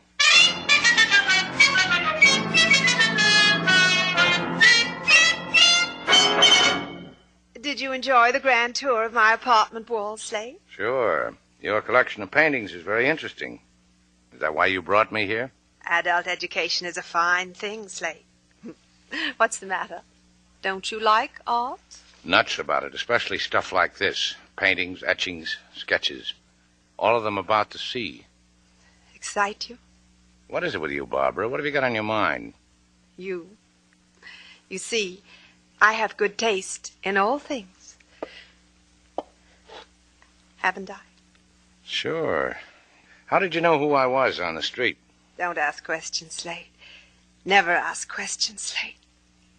Let me close my eyes again. Look, sis, I don't know what you're trying to build. I've got a big fat painting of my own I can look at, and while I'm looking, I can put my feet up on the desk. I want to see. Well, my feet? Tell me a little something about your childhood, Barbara. The painting. Well, just a picture of a boat. You've got a lot of them here. Better. I want to see it. All right. You want to bid on it? What? Nothing. Come on, Barbara. Now, I'll broaden your mind.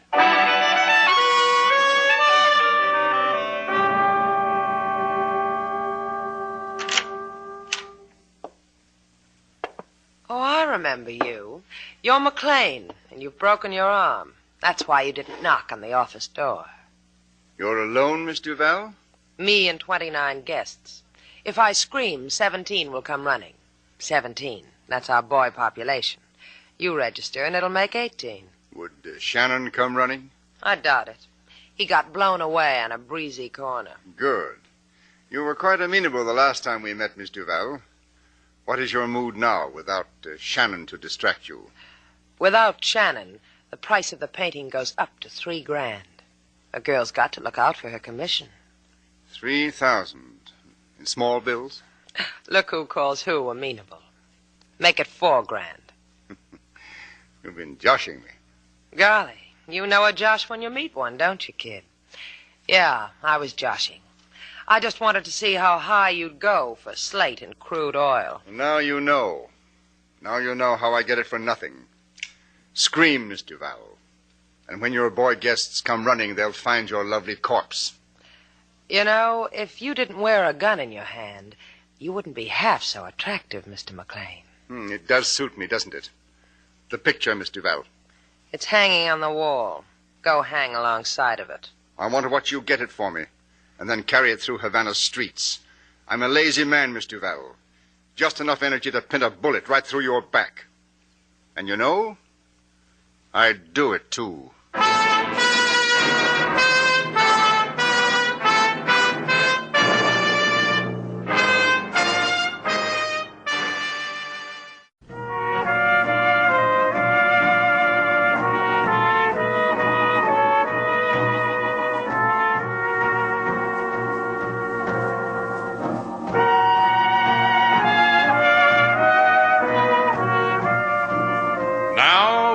To Bold Venture, our stars Humphrey Bogart and Lauren Bacall, and the second act of our story.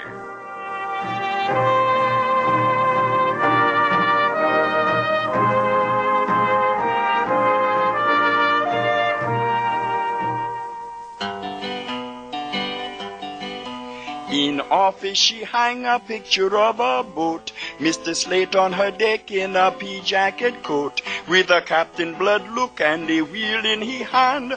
Oh, father or mother is more than man can stand. But Mr. Slate, he have light breeze in he head, with $2,000 can get out of red. But he will not part with the oil painting. In State Asylum can't explain such a thing. Oh, aren't you going to applaud, Barbara? That's King's latest effort. It might sell half a copy. I don't coordinate well. I can't applaud with my mouth open. Oh, sure you can. Hey, you see how simple it is? Go on, try it. You were offered $2,000 for a painting and you turned it down? This is a picture I must see. Oh, you promised, Slate. First, I wanted you to know all about me. Meet my hotel, meet King here. As I have heard it said, likewise I'm sure, Miss Hill. How can you judge a painting of a man if you don't know what a man's like deep down inside? As I remember the picture, Mr. Slate, the artist's intention was the illumination of the tragic struggle between the sea and the craft of frailty. You are but there as a somber blob to give it dynamic symmetry. You are quite blobby in it. What's the matter, King? You jealous he didn't paint your portrait? Come on, Barbara, how do you discuss art with an ignoramus? It's in my office. Who offered you all that money, Slate? Guy named McLean. Gordon McLean. Know him? Kind of paunchy with. Hey, it's gone. The picture's gone. King, my painting's gone. Who took it? Where did Sailor go to sell it? I do not know, Mr. Slate. She went away with you. She did not come back with you. You came back with... I know Miss Sailor. Yeah. For a fellow who stands on windy corners, I sure lose a lot of things, don't I, King?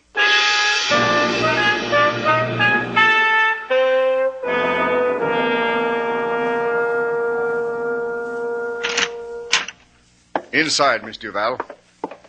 Good. Sit down if you want. Stand on your head if you want. Just don't try to get out of this apartment. You know, Mother started to tell me about men like you, Mr. McLean. But in the middle of it, she got a phone call from Aunt Ilka. So she went to the movies with Aunt Ilka, and I never got to hear the rest of it. I hope she enjoyed the film. Now, just be quiet for a moment. I want to look at this picture. Tell me something, Mr. McLean. Save it. Oh, it's you, Kip. Come on in. You know her? What are you doing here, Mr. Val? I got heisted.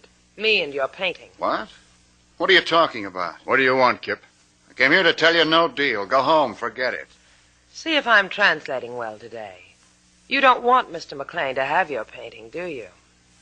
Well, he's got it, Kip. There it is, on the table, face down. I advise you not to touch that painting, Kip. It's mine. I want to... Don't think unkindly of me, Miss Duval. I told him, don't touch.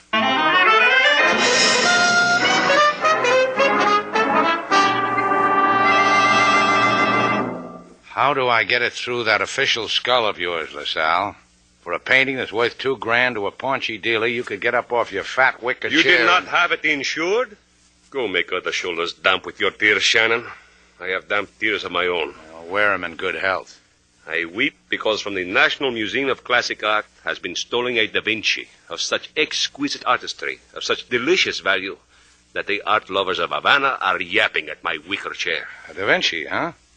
I bother you with a lousy little seascape. More than bother, senor. You dull me with it. There's one more work of art I want to report missing, LaSalle. A calendar? A pin-up? Well, you could call her that. Sailor. Huh? She's lost, strayed, or stolen for 5 hours now.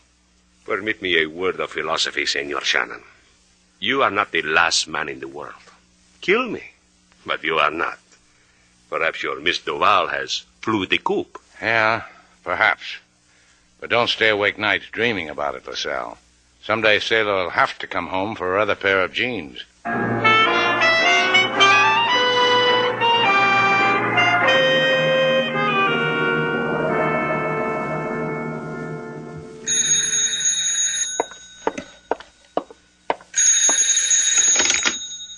Yes? Good. Send him right up. Now we shall see, Mr. Val. We're really going to see. I'm happy for you, Mr. McLean.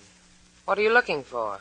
I just want to make sure, that's all, that under this painting is the Davinci. A Davinci? You know, Miss Duval, earlier I said Mr. Shannon was stupid. Quite a lot of it rubbed off on you. So that's what's with this painting.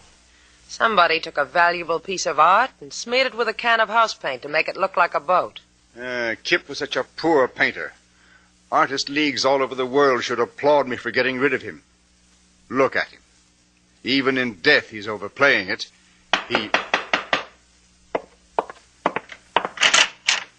Come in, Ramus. Si, senor. The painting, she's where? On the table. Quickly, find out for me. Dulcemente, senor, gently.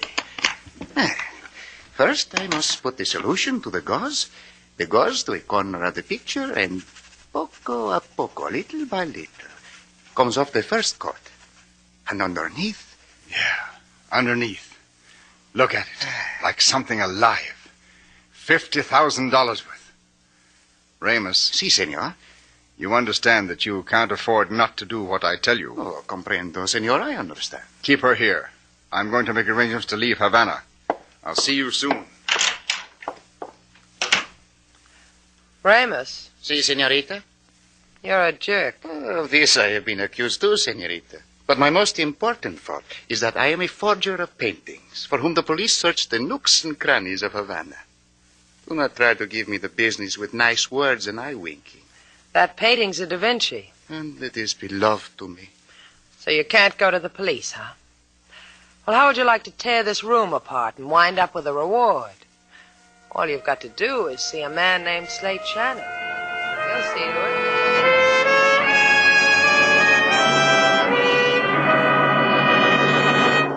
What did you do with that painting, Miss Duval? I told you Ramus took it. You saw the way the room looked, didn't you? You found me tied up. I battled with the man. Why did you fight with him? Because I'm a girl who knows which side her paintings are butted on. I like the way you operate. And I like your Davinci. You want in, huh? Well, I'll think about it, baby. Hold a pucker for me. I'll be right back to take it away from you.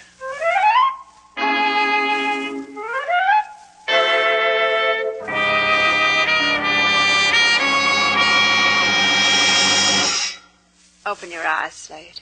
You open them, kid. I'm tired. You've been sitting here in your office pretending to wonder what's become of the painting, and all the time you knew. Don't tease me any more, Slade. Tell me where it is. Bargain for it, honey. I don't mind. Tell me what you've done with it. And there's no dream you've ever dreamed that won't come true. Oh, some of them run into big dough. How much? 10,000? 20? With Barbara for a bonus? You're that much of a fan of Kip's paintings that you'd pay 20,000 and what you said? Not for a cheap piece of billboard art that Kip's so good at, but for a Davinci. Any figure you long for. Up to 20,000. Davinci? What Davinci? Where Davinci? The one Kip stole, the one he slobbered over with a tired brush, the one he gave you. Do not take the time to insult me for eavesdropping, senorita. It will only roll off my back like off a duck. You see, I am a criminal and used to insults. But I've got the time for this, Chico. Oh, you have an artist for the seat of his pants, senor. I consider this to be the proper moment for an artist to give you a message from the stunning Senorita Duval. Huh? Somewhat stunning all in one room. A prisoner of Gordon McLean, a captive. How I could forge a painting of that technicolor queen. Where? The Las Flores Apartments, apartment 3. Tell her I sent you. Hey, my pants look good like this, high in the waist.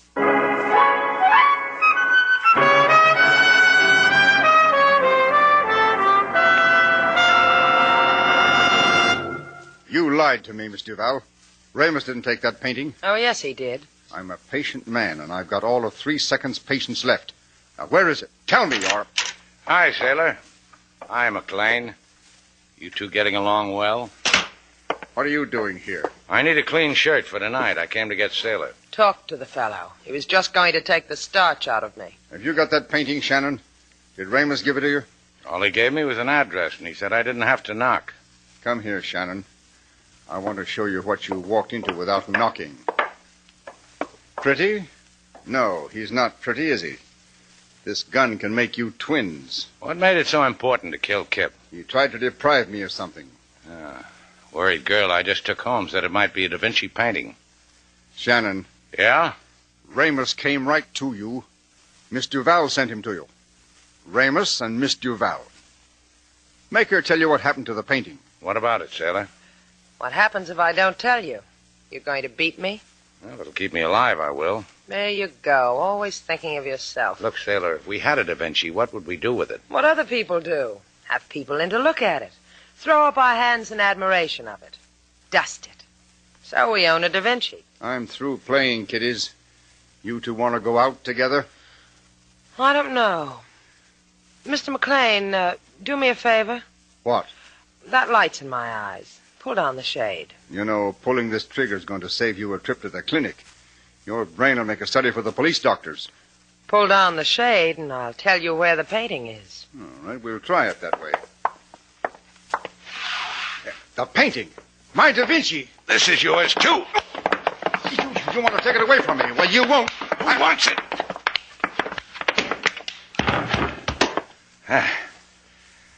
Look at this paunch, sailor. It just sagged. Who wants to look at paunches? Aren't you going to tell me how clever I am? Pinning that Davinci to a window shade? Yeah, clever people like you are lucky to stay alive.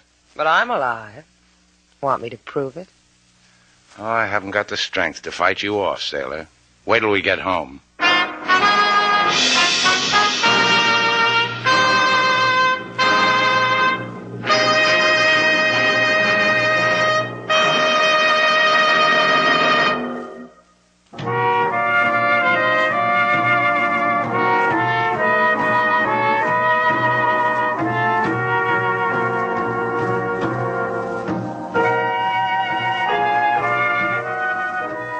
Slate, come here. Yeah? What do you want? Look, Slate, aren't they wonderful? 2 turtles. You mean you bought them? They waved their shells at me. I couldn't resist. Say, what is it with you? Trying to build a menagerie? Seagull named Melvin, now 2 turtles. This one's named Tiger, and this one is El Toro, the bull. Yeah, they're appropriate names for turtles not quite an inch long. How do you tell them apart? El Toro always knocks on Tiger's shell and asks her to come out. Look at them rubbing noses. I wonder how that feels. Close your eyes. All right. Oh, I like that. Do it again. You like it, huh? What I've been missing. Cool. Again. Yeah, well, wait till I get El Toro, sailor. You just wore Tiger out. She went back into her shell.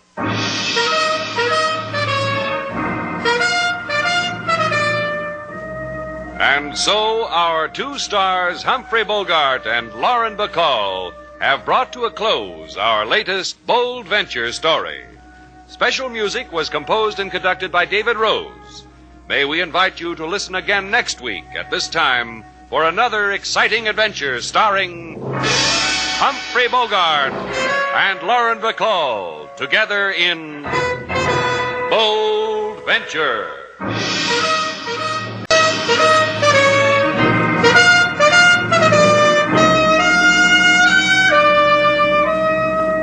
Bold Venture. Adventure, intrigue, mystery, romance, starring Humphrey Bogart and Lauren Bacall, together in the sultry setting of tropical Havana and the mysterious islands of the Caribbean. Bold Venture.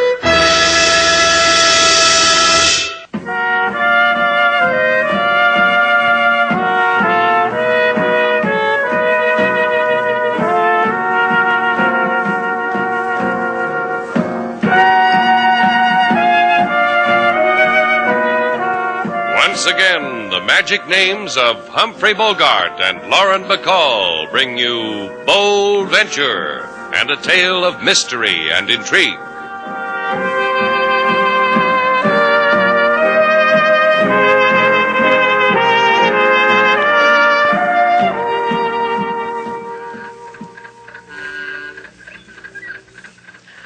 Oh, joy, oh, joy.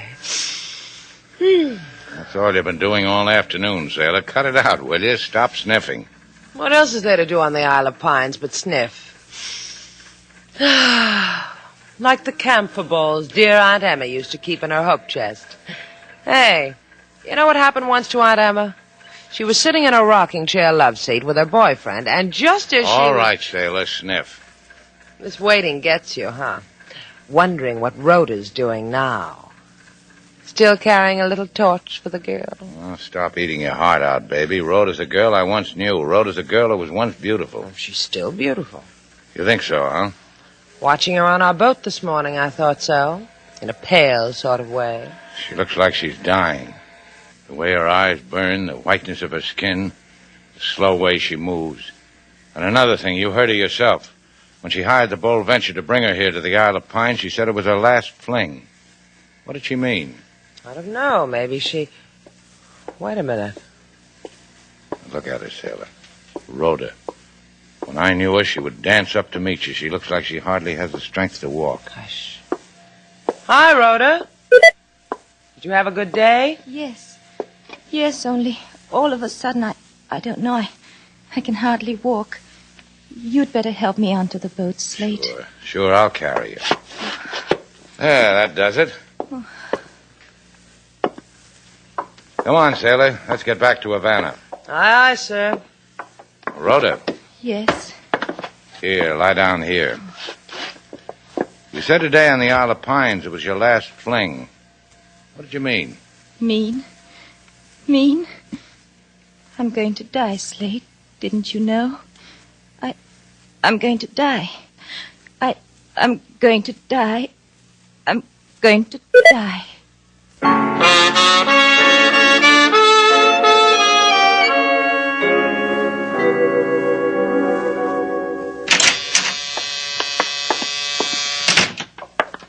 The doctor has a patient. He'll be out. Why, it's Slate Shannon. And with Rhoda. And with me, Mrs. Gonzalez. So I see a happy threesome. How charming. It's been a long time, Slate, since you've come to Rhoda's mother to ask permission to be with Rhoda. Oh, I've missed you. Rhoda's sick, Mrs. Gonzalez. Real sick. You'd better get her to a hospital, Mrs. Gonzalez. Right away. Well, I'll take care of her. Just leave her alone with me. She's had these spells before. I know just what to do. Oh, Rhoda, my poor darling. Let's go, Slate. Yeah. We'll come back to see how Rhoda's making out of it. Oh, you're always more than welcome, Slate. She'll come out of it. And thank you for bringing my child back to me. You tried to get away from me, didn't you, Rhoda? And it didn't work. Your old flame was so concerned for you. He brought you right back to your dear mother. I just want to lie down somewhere where I'll never see your face, never hear your voice. Kill her! Kill her! You're dying, daughter mine, dying just as your father died. The paleness, the wasting away, the sudden ugly tempers. And when I die, you'll go dancing, won't you, Mother? Now, think about it. And Rhoda, you talked to Slate and that girl. What did you talk about? About me? About you, your father? You shouldn't have, Rhoda. You want them to join your dying? I'll think about that, too.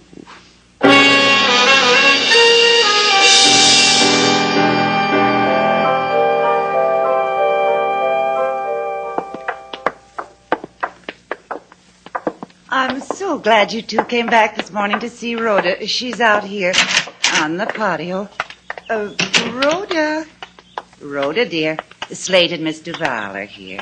You're looking well this morning, Rhoda. Hold it a minute, sailor. She's asleep.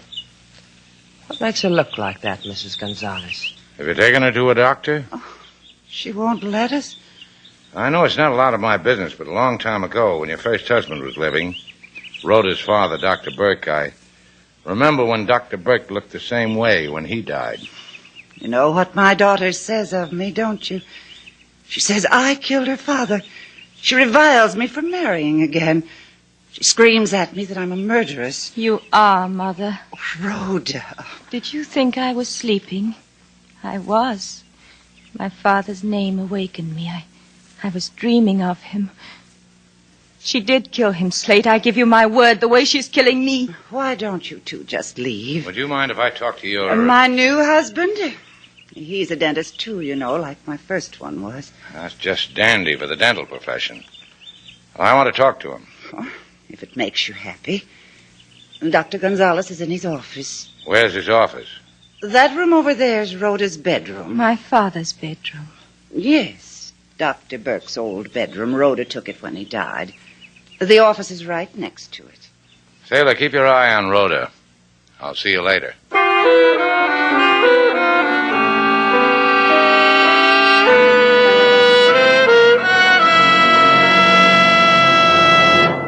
If I were not so disturbed with private tragedies, Senor Shannon, perhaps I could speak with you and pay the proper attention.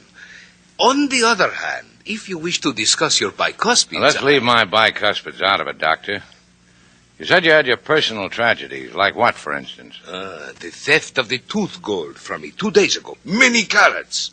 For a dentist, this has tragedy. That makes me cry, too. What about Rhoda? Even now, there is inside, in my office, a detective sticking his nose into my drills, my instrument cabinet, swiveling up and down in my beautiful chair. In such a way, he must look for clues, he says. I think I better go put my eye on him. He might... Let the man have another swivel. You talk to me about Rhoda. Rhoda?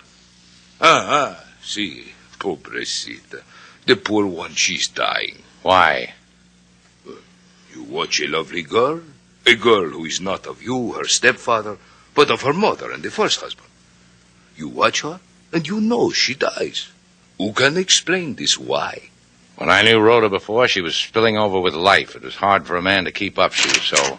I have finished in your office, Senor Doctor. I give it back to you. You will find the thief. You will bring back to me my gold. My patients are walking with plastic in their Tell molars. them to chew gently till I find your... Senor Shannon. Do we not know each other? Yeah, Marco. Last time we met, you were making chalk marks on my tires. But now I'm a detective, and I search for dentist gold. I come up in the world, huh? Please, reminiscing is pretty, but my gold... Patience, Senor Doctor, patience. Senor Shannon, may I whisper a word with you, please? Sure. I have been whispered at all day. Out here in the hallway, Senor.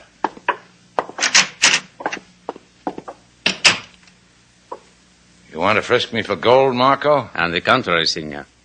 I give you gold. Wisdom. You're going to tell me to get out of here, too. On the button, Senor.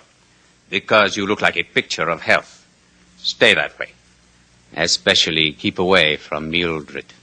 Mildred? You know Mrs. Gonzalez that well, huh? To me, she is Mildred. I give you gold, amigo. You did not open your ear to it. It is your life. It is your death. Adios.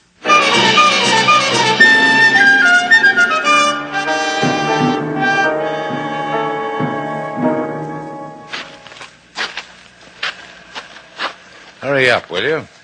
When I walk on the beach at night, I don't like to hurry. Slate, Yeah, what? just because you used to know Rhoda. Just because... Just because every time I go to help her, I get slapped in the mouth with a threat. What do you want me to do? Stick my head in the sand, make out like nothing's happening? Just plant your feet in the sand, Slate. That's right. Stay there. I want to talk to you. About what? About nothing. Girl likes to talk about nothing sometimes. She likes to take advantage. She finds herself in a situation like this. Moon and beach and dunes. And a man she sort of likes. You want to know something, kid? Right at the moment, I can do without... Sailor, hit the deck. You all right? Beating sand is all right. I'm all right. Now just stay where you are. Don't move. Now just lie there, Sailor. What are you going to do? I'm going to stand up. I'm going to see if I'm as attractive as I was to gunfire. You're not attractive, huh?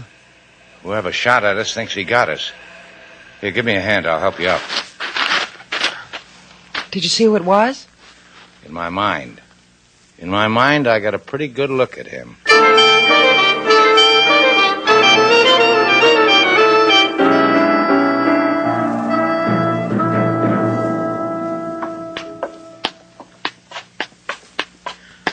Makes you think it was Marco, Slate.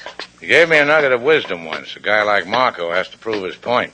Come on, the guy at headquarters at apartment 12. He said... This is apartment 12. See? There's a 1 and a 2, side by side. That makes it... Oh, shut up, comedian. Don't you hear that? Come on. I didn't do it. Rhoda, what are you doing? I swear I didn't do it. I wasn't in the room. I didn't kill him.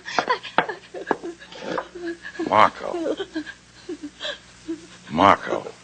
What is it, Slate? He's dead. Bullet tore his throat open. Something in his hand. A clump of gold. Well, that's a way to die, huh, sailor? Bullet in your throat and a fistful of gold.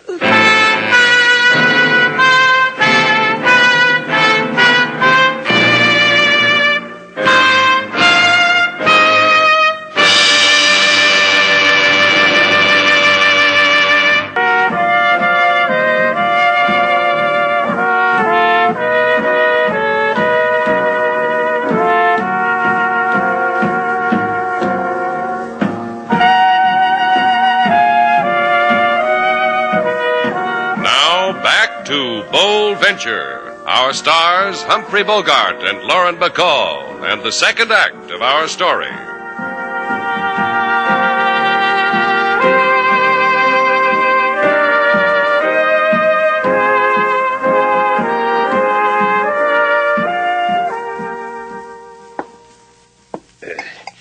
You will permit me this cool glass of mineral water. The hot breath of both of you has been fanning my face so long that... Keep your ears open while you sip, LaSalle. Yeah. So it'll get through to your brain that Rhoda couldn't have killed Marco. Then why have I incarcerated her? Why have I had her costume in prison denims? You say to me that Senorita Rhoda could not kill, but you yourselves find her standing over my freshly murdered detective. With such a bird in my hand, why should I go beating up bushes, eh? Well, maybe you ought to do that, LaSalle. The way I hear it, your Detective Marco was quite a boy for hiding behind hedges. Behind sand dunes, too. You are saying that Marco was unsavory? Marco was found dead with his gun in his holster, wasn't he?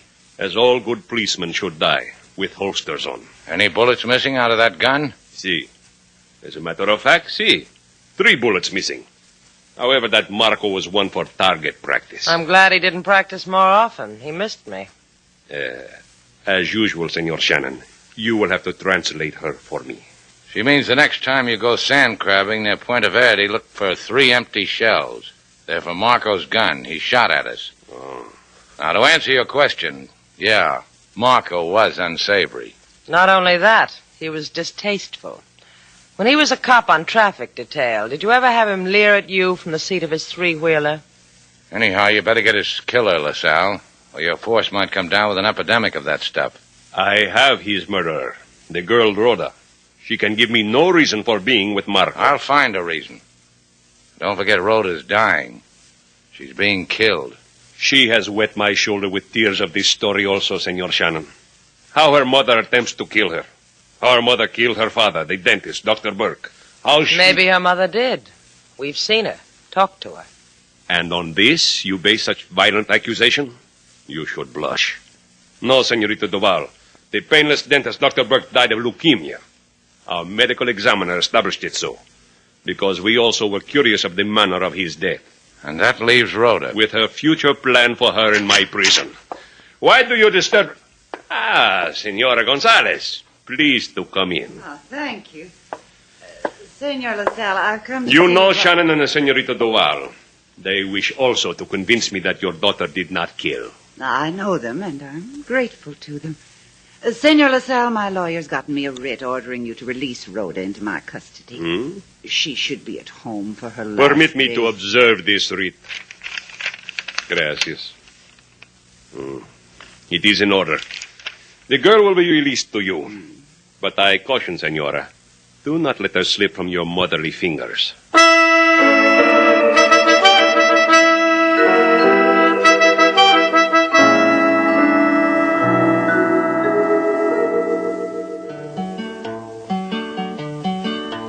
They wait they wait on the Isle of Pines for a girl so young whose beauty declines.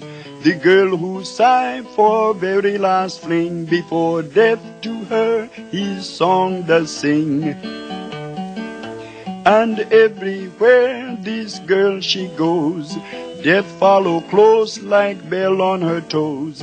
Her father first, then detective man, after shooting bullets from dunes of sand. You through, King? My wish was to... And my wish is for you to leave it alone, clear? Big time operator. You got hold of a low-price grief and you can't let it go, huh? You have to stick around and be shot at. One of these days you're not going to recover from it. Well, there must be other places in Havana you could spoil, sailor. Why don't you go spoil one? So Rhoda's dying. Let's concede the point. And her father's dead. And Marco's dead. Let's bunch them all together and make a bouquet out of them, Slate. You want a wake? Let's have a big one while we're at it. I never busted you one before. Now seems a good time. Do it. Maybe it'll bring you to. Maybe it'll make you remember the kind of man you really are. I wouldn't know about that. You tell me. The kind of man who can take gold out of a dead man's hand and not tell the police about it. The kind of man who tears a girl apart. Go on, bust me one, Slate. I deserve it. Come here. Closer. You going to hit me? I want to whisper to you why I kept the gold. So I can trade it back to Dentist Gonzalez for a few answers. You want to come along?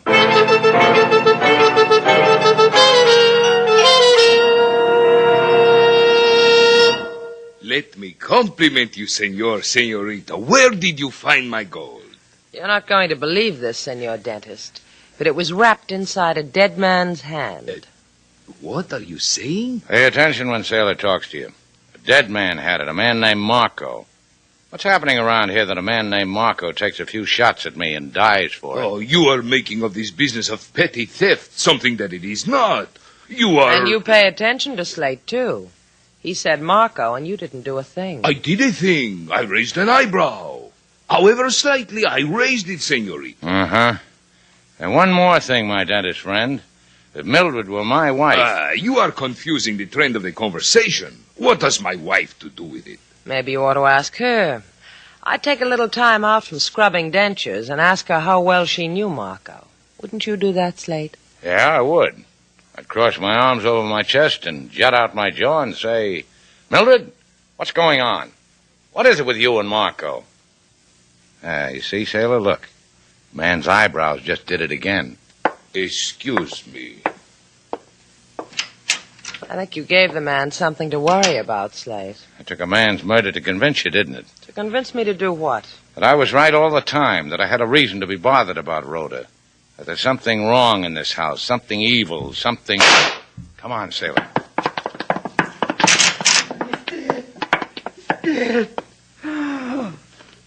Yeah.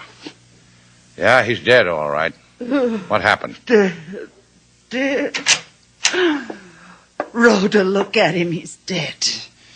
Everything dies that you touch. Evil girl, my daughter, an evil... Rhoda, cut it out. There. That's better. Now, tell me what happened. I was in my room. I heard the shot. I came here. I wouldn't believe her. My daughter's mad. Maybe she killed him. She didn't kill him. Look, powder burns, the attitude of his body, the gun in his hand. She killed him. You killed him, Mother. When am I going to die?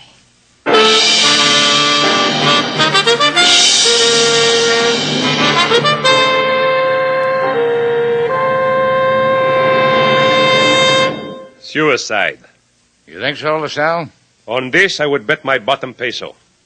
Dr. Gonzalez killed himself because he could not stand the inkling that you bothered him with. The thought of his wife and another man. Like you said, Slate just inklinged him, LaSalle. He just suggested that Mildred and Marco were seeing each other. Since when does a man put a bullet in his brain for something as flimsy as that?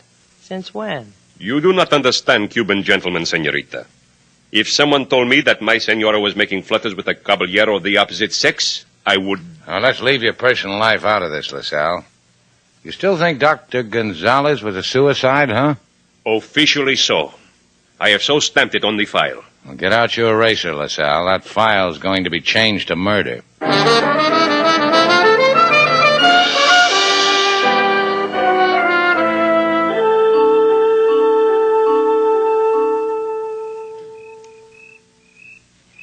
It's 2 o'clock in the morning, Slate. What are we hanging around the Gonzalez home for? It goes like this. Go on the premise that Mildred's first husband, Dr. Burke, was murdered. I'll go on any premise you want me to, Slate. Okay. Dr. Burke murdered because Mildred wanted him out of the way so she could marry Gonzalez. So she married him, so? Then there's Marco. Also murdered. Also murdered. You know why? Blackmail, huh? Marco was collecting. The theory says Marco was bleeding Mildred because he knew she killed Rhoda's father. Oh, and Marco thought we were getting too close and shot at us. Yeah, and I'll tell you some more. I figure after a while, Mildred ran out of money. That can be worrisome. It's happened to us. She tried to pay Marco with gold, a couple of $100 worth she lifted from dentist Gonzalez.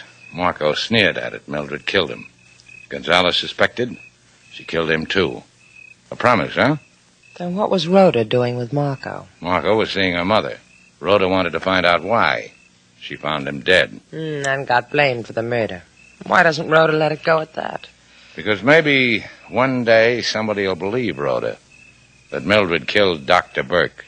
I hate to break the news to you, Slate, but it's a lousy theory. Dr. Burke died of leukemia. LaSalle told us. LaSalle said that. Taylor, look, the light just went on in Gonzalez's office. Come on. Here, this French window. Can you see through the curtains? Mildred's in there. Yeah. Look what she's doing. She must be off her rocker, Slate. What is she doing with that X-ray machine? X-raying the walls? That, sailor, is a lesson on how to poison somebody without leaving a trace of how it was done. Continuous X-raying will cause leukemia. What? Yeah.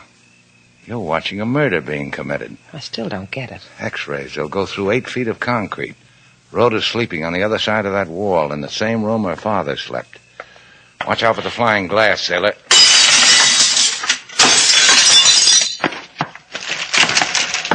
Oh, what's the meaning of this breaking in? One side, honey. I said get away from that machine. Have you gone crazy? Yeah. Yeah. It looks better lying on the floor like that. Oh, that machine cost thousands. That machine was killing Rhoda. Oh, you're both crazy. Don't know what you're saying. Some premise, huh, sailor?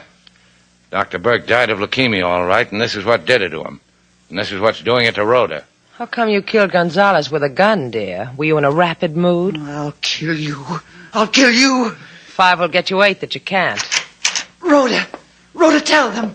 Tell them. Tell them what? What they already know? That you murdered my father and my stepfather and Marco and me? Tell them that? Rhoda. Sailor, call LaSalle. And go home. I'll meet you there.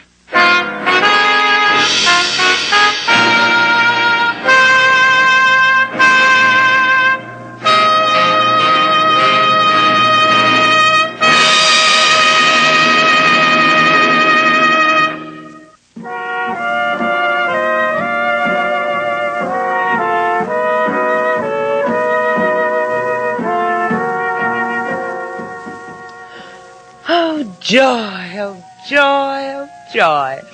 You're doing it again, sailor. What'd you bring me back to the Isle of Pines for? You know there's nothing else to do here but sniff. I'm not sniffing. Well, then you're not having any fun. We come to one of the most beautiful islands in the Caribbean, and you say fun is sniffing pine needles? Oh, sailor, you need therapy. Did you bring some? Yeah. Come here. Like that?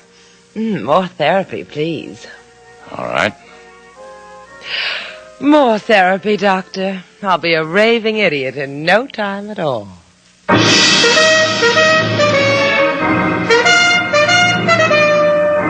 And so, our 2 stars, Humphrey Bogart and Lauren Bacall, have brought to a close our latest bold venture story.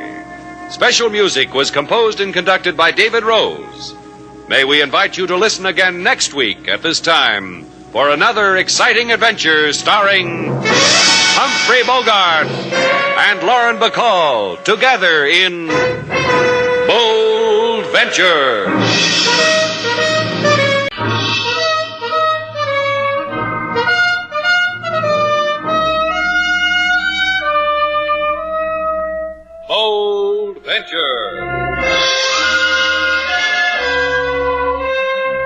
adventure, intrigue, mystery, romance, starring Humphrey Bogart and Lauren Bacall.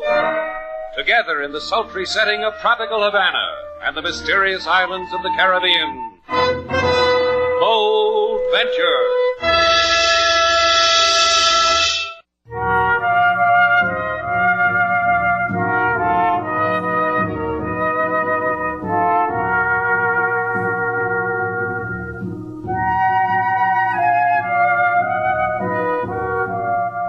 Once again, the magic names of Humphrey Bogart and Lauren Bacall bring you Bold Venture and a tale of mystery and intrigue.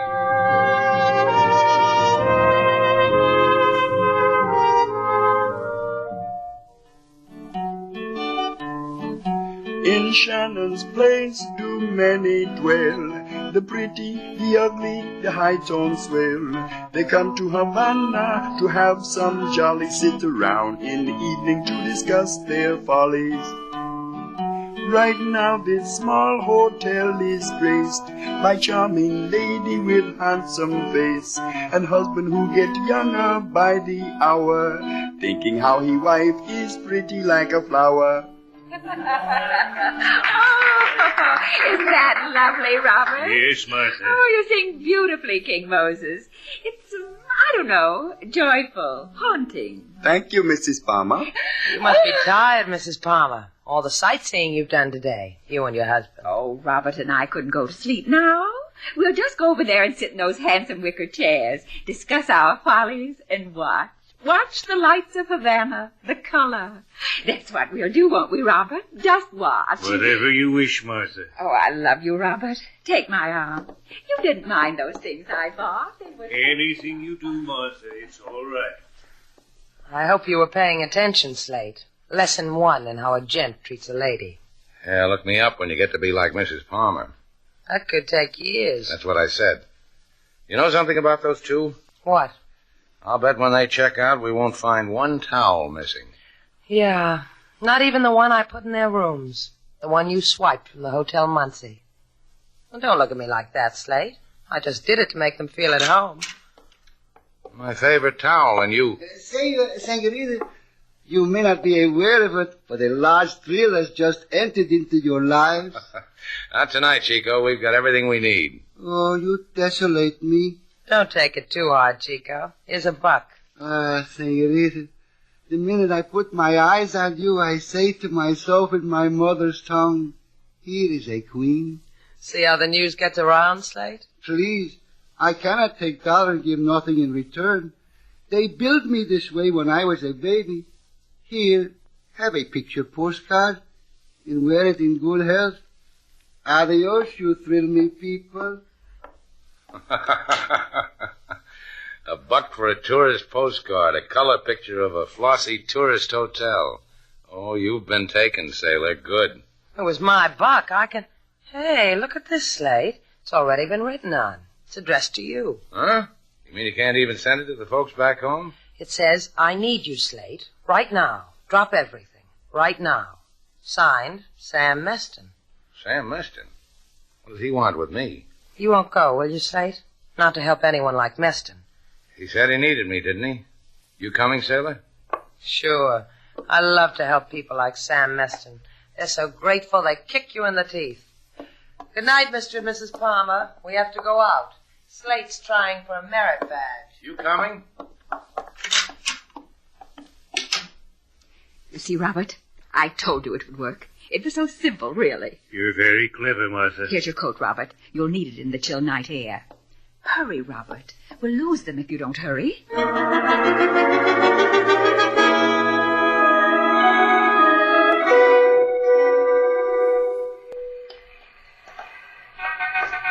Be careful, dear. There's a puddle of water. I see it. Well, walk around it. There. Think of it. Mr. Shannon will lead us straight to Sam Meston. Martha. One more killing, Robert, that's all. Then there'll be nothing else to worry about. I suppose so. Don't hate yourself, dear. Couldn't stand it. Martha, please. After all, your first wife, Alice, was an old, tired woman. And wealthy. That has nothing to do with it. Oh, Mr. Shannon, Mr. Val, just turned that corner. We'd better hurry. Help me up the curb, dear. Martha, Martha, I have an idea. Oh? Tell me, Robert.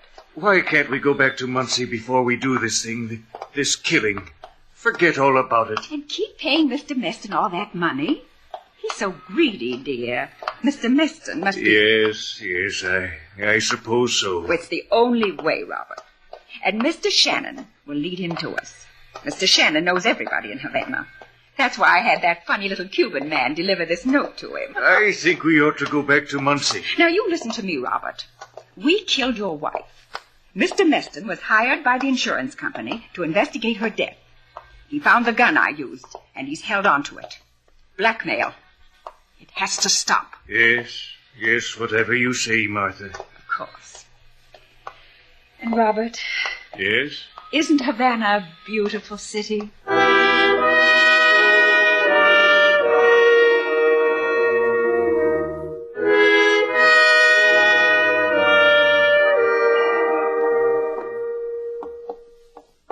Senor Slate, amigo and senorita sailor, welcome.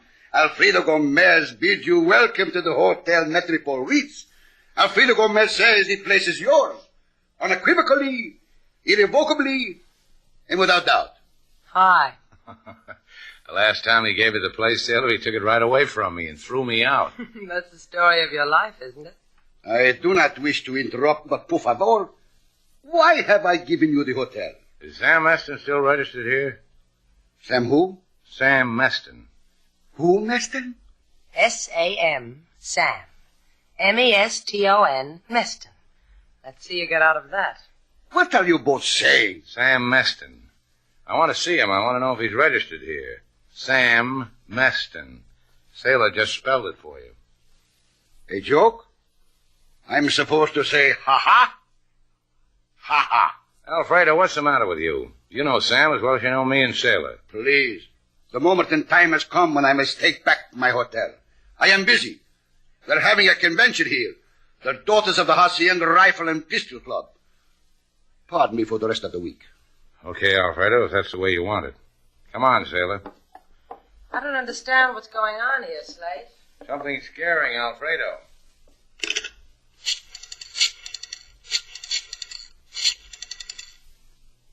Sam Meston, this is Alfredo. They were looking for you, Sam. You better go far, far away.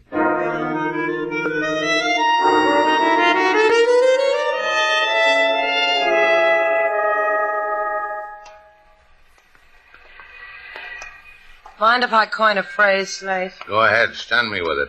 All right. Phrase. My feet are killing me. Why don't you go back to Shannon's place and wait for me? I'm going to be brave. Just tell me how many more places are we going to have to look for Sam Meston? Consider it, Sailor. Here's a man who's known all over Havana, and all of a sudden people never heard of him, or they don't know who he is. Funny, isn't it? I'm tingling from the strangeness of it all. Slate, when we get back, will you rub my feet? I'm going in here. Pool room? It hits you like that, huh? The middle of the night, and you get a big yen to play nickel-9 ball. The guy who runs the place is named Garson. He knows Meston. Whatever you say, Slate. Place is practically empty. That's Garson playing on the last table. You wait here. And do what? Your snooker's a little weak. Go practice. Garson. Huh? Oh, hello, Shannon. Didn't hear you come in. You seen Sam Meston? How would you play this shot? Here, here, and here. Uh-huh. You like it? Olé. Gee, wow. Hey, you like it? Watch this one. You're crowding, Slate. Sam Meston. This is a toughie. Beautiful, huh? What's everybody so cagey for, Garson? You want to shoot pool? Grab yourself a table. 60 cents an hour. Hey, look, Garson. You can't push the management around, Slate. Get out of here. Where's Meston? What happened to him? Okay, you're asking for help to get out, huh? Yeah, just that. You're asking for you. And you'll tell me. Tell me, Garson, and I'll make you fit into the rack. Tell me. Paseo Lima. Number 14, ground floor. Huh. Now, there's one to try a man's mettle. You like that shot, Garson?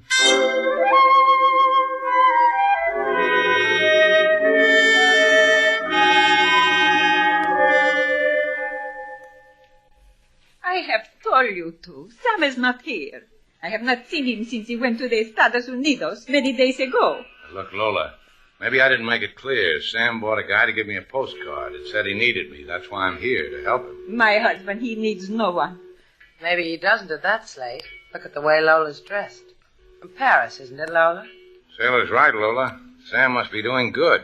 Your clothes, that necklace, the new furniture. You notice it, Sailor? I've been rubbing my hands on it. Dusty. Now, if I had furniture like this, I'd Get out of here. I do not know what strange joke you are trying to play, but you have undoubtedly had your amusement. Now get out. Go home. Now, why didn't we think of that, Slate? Home. Place to sleep. A place to wash out my nylons. Let's go, Slate. First, I want to leave my calling card. A guy asked for help. A guy I could live without. I grub all over Havana for him. People make jokes at me, try to slug me. And why don't you take the lady's advice, Shannon, and go home? Huh? Sam Meston. Greetings, Sam. The whole world's been telling me you were out. You should listen to what people tell you, Shannon. You learn things that way and you don't get hurt. I'll remember. Just for the record, why'd you send me that postcard? You never got a postcard because I didn't send one. It'll have to be better than that, Shannon, if you want to cut in. Sam, please. Maybe it What is else not... could it be, Lola? You want a piece of what I got. You're here to put a finger on me and say, give us a piece. You'll never get it, Shannon. You can die at my feet and you'll never get it. Whatever it is, who wants it? Hey, what is this, a rest stop? It is the back door, Sam. I will go. Entertain our guests, Lola. I'll get it myself. What do you want? Hey.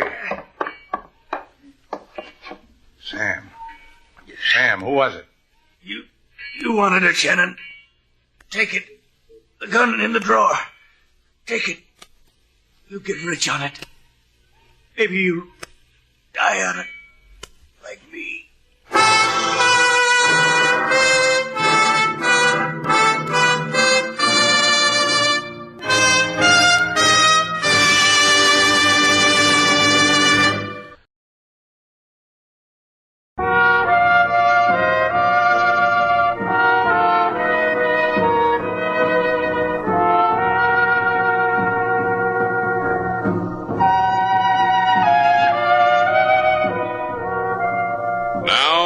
To Bold Venture, our stars Humphrey Bogart and Lauren Bacall, and the second act of our story.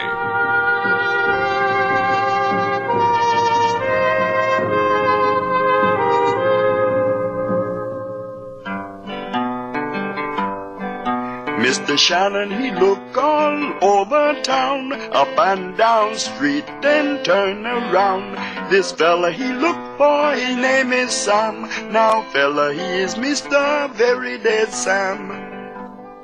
Slate. Yeah? You're sorry he's dead, aren't you? He never did anything to me. What are you going to do about it? I phoned LaSalle. He's going to meet me at police headquarters about noon. I'm going to turn over the gun and... A lady come in, she walk real slow. She wear black lace for a new widow. She has the look of... Yeah, I see her, King. Be careful, Slate. She lied to you once. Good morning, Senora. I want you to know how sorry we are. Send flowers. We're going to do that too, Senora. But right now, Slate's being a gentleman. Allow him the luxury. Bueno, console yourself that you have killed my husband. What are you talking about? The killers follow you all over Havana. You find Sam. The killers find Sam. I said I was sorry. Anything I can do. There is what to do. You took a gun from Sam. The gun he told you was in the drawer. Give it to me. I don't like the way she asks. Now, look, Senora. Sam told me to take it. He must have had a reason for it. I'm going to find out what it is. Give it to me. Give me the gun. Now, I don't like the way you ask. Keep it then. Be a fool and hug it to you. Sam said it, and I will say it. That gun will kill you.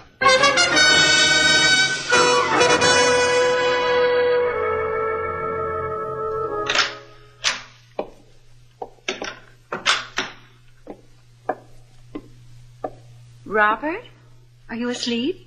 No, Martha. You were restless all night. Once I thought you were sobbing. But you were only talking in your sleep. Wasn't that it? We're done, aren't we, Martha? Done with killing? We can go home now? No, Robert. We can't. Well, you killed him, killed Meston. That ends it, doesn't it? They have the gun, Robert. Mr. Shannon and Mr. Val. I was downstairs and I heard them talking about it. We'll have to get it somehow. Well, how will you do that? Oh, I have it all planned here in my head. You're not to give it a moment's thought. And no more killing. Swear it. Don't ask me that, because I can't. I'll tell you later what we must do. Kiss me, Robert. And do try to get some sleep.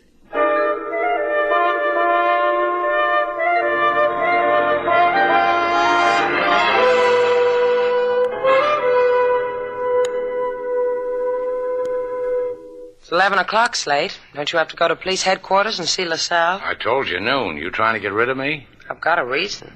You don't want me to watch you bathe your feet in Epsom salts, huh? In bicarbonate. We're out of Epsom. Well, how come? You're supposed to take care of kitchen supplies. We're out of ketchup, too.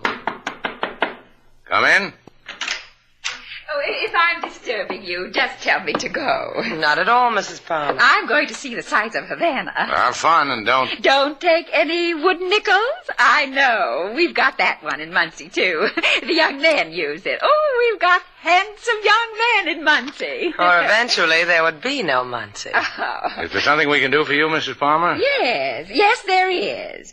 Mr. Val, would you go with me? Me? Well, there's so many places I've missed. You know Havana so well. You could show them to me. Mr. Val would be delighted. Slate, my feet. You two girls just run along. Have a wonderful time. And sailor... What do you want? Don't take any wooden nickels.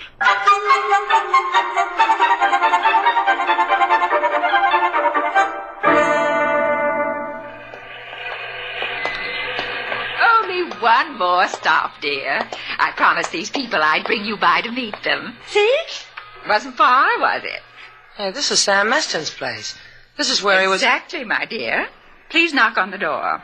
I don't get it. What's the idea? Knock on the door, Mr. Val. Because you see, I can't. Not with my purse in one hand and this gun in the other. Why, Grandma, what big eyes you have. Knock. Anything for the tourists. It's a motto with me. Come in, Mr. Val. Mr. Palmer. You better take care of your wife, Mr. Palmer. Havana's too much for her. Look, the sweet thing's pulled a gat on me. The other one. Is she here, Robert? In the next room. I tied her up, gagged her. We'll go to her. Yes, Martha. You can put that thing away now, Mrs. Palmer. It helped a lot. My feet don't hurt a bit anymore. I like you, Miss Duval. You have many qualities. Now we're chums again, huh? Pals, friends, buddies. Here she is, Martha. Lola. That's your name, isn't it?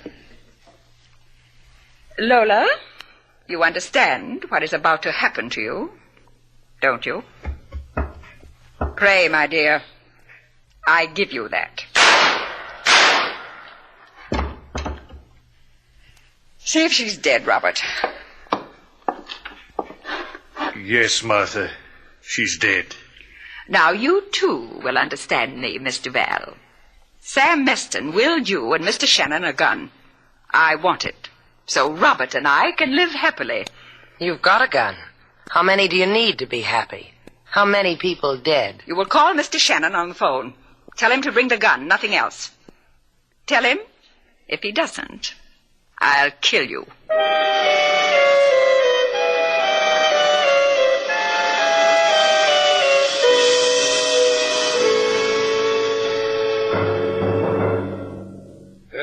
I don't understand, Senor Shannon. Why do you want me to return to you this gun you took from Sam Meston? What good is the gun to you? I'll tell you what good it is. Word gets around fast in Havana. And the current word is that I've got the gun. Someone's going to try to take it away from me. And you want to be the cuckoo? The pigeon. It is a matter of opinion. Another thing, you told me you had a file on Sam Meston. See? Senor Meston, ever since he has been in Havana, had no means of support that were visible to the naked eye, which made us lift an eyebrow. Last year, we investigated him. What did you find out? He was a private investigator for the Acme Insurance Company of your country. His last known assignment was for a murder case in a town with an impossible name like Muncie, Indiana. Muncie, Indiana. Muncie. It is still impossible. But a murder case. The state of Indiana versus Robert Palmer. Robert Palmer? Please, you are taking the words out of my mouth.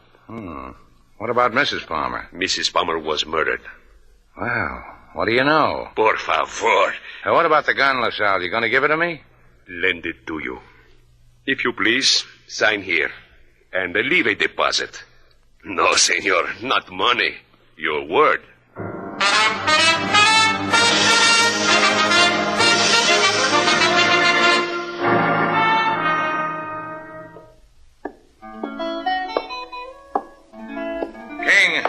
King, has Sailor come back yet? No, not yet, Mr. Slate. Perhaps she stopped someplace with the nice lady. Yeah, maybe we were wrong about the nice lady, King. Maybe I better go and find Sailor and take her away from the nice lady. Why? I don't think my girl ought to run around with murderers. She might get killed.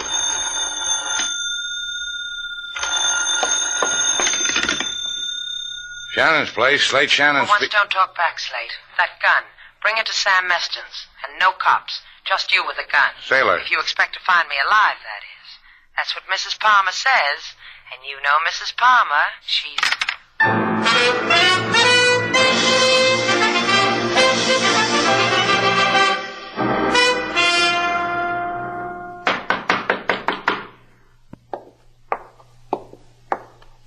Mr. Shannon?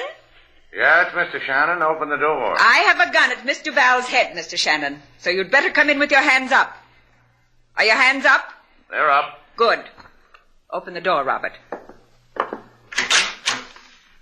Have they hurt you, Sailor? She killed Mrs. Meston right in front of me. That hurt. My dear, there was no other way. Was there, Robert? Let's do what we have to do, Martha. Take the gun away from him. You have the gun with you, Mr. Shannon? It's in my pocket. Robert, get it. I've got it. Is it loaded? It's empty, Martha. That's the gun you killed your first wife with, isn't it, Mr. Palmer? I didn't kill her. The dear little lady must have knocked her off, Slate. This gun is the thing that kept Sam Meston in the chips. He found the evidence that would hang you, and he kept it. Tell me something, Mr. Palmer. Do you love the present Mrs. Palmer? Martha, we have what we need. Let's go. Miss Duval asked you a question, Robert. Miss Duval asked you the question because we'd both like to know. How does it feel to love a woman who kills so easily?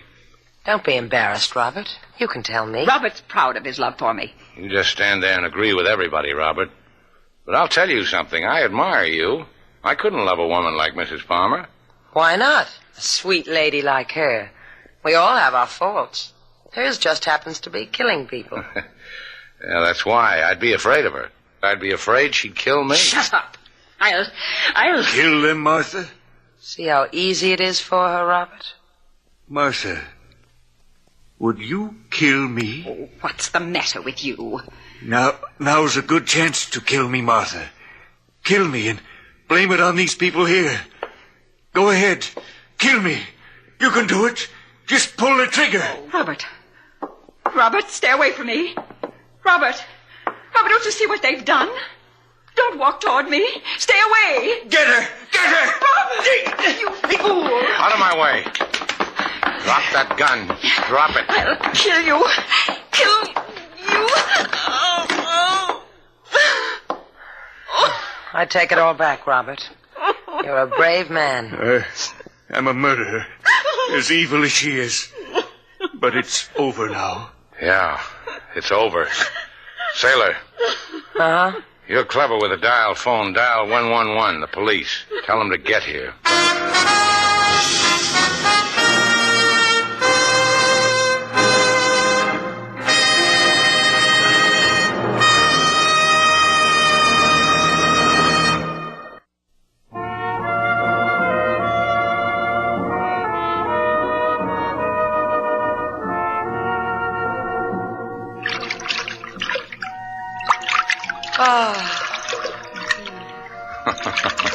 Finally made it, huh, Sailor? Oh, there's nothing like a foot bath.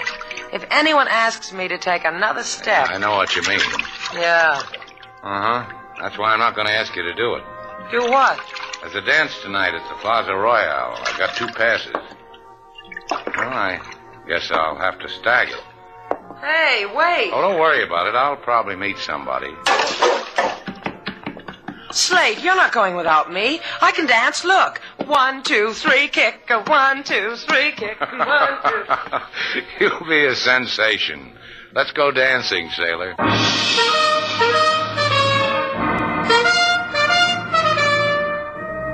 And so our 2 stars, Humphrey Bogart and Lauren Bacall, have brought to a close our latest bold venture story. Special music was composed and conducted by David Rose. May we invite you to listen again next week at this time for another exciting adventure starring Humphrey Bogart and Lauren Bacall together in Bold Venture.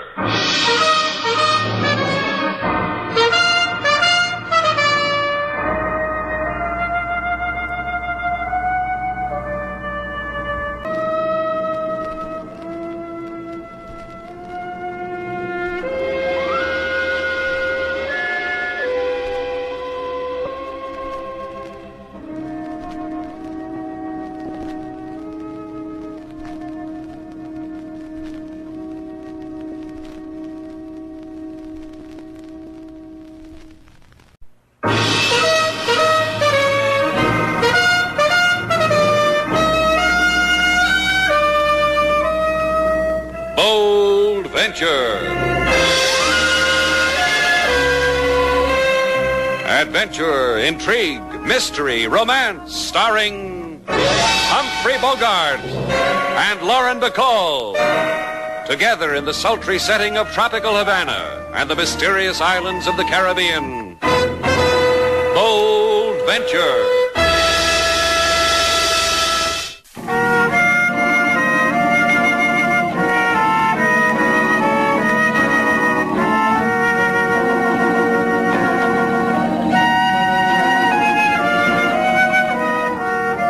Once again, the magic names of Humphrey Bogart and Lauren Bacall bring you Bold Venture and a tale of mystery and intrigue.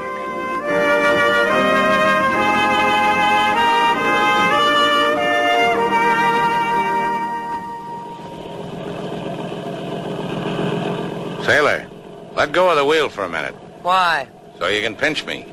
What else could a girl ask for? Happy, Slate? When I die, this is the way I want to live. Yeah. The 2 of us on your boat, sailing the Caribbean Sea. Southern wind kissing your cheek. Me pinching you. Who's talking about that? There's something else to talk about? Yeah, fish. Okay, what'll we discuss? Guppies or flounders? Look at him, sailor. Did you ever in your life see a beauty like that? That Marlin, what a beauty. What a fight he gave me.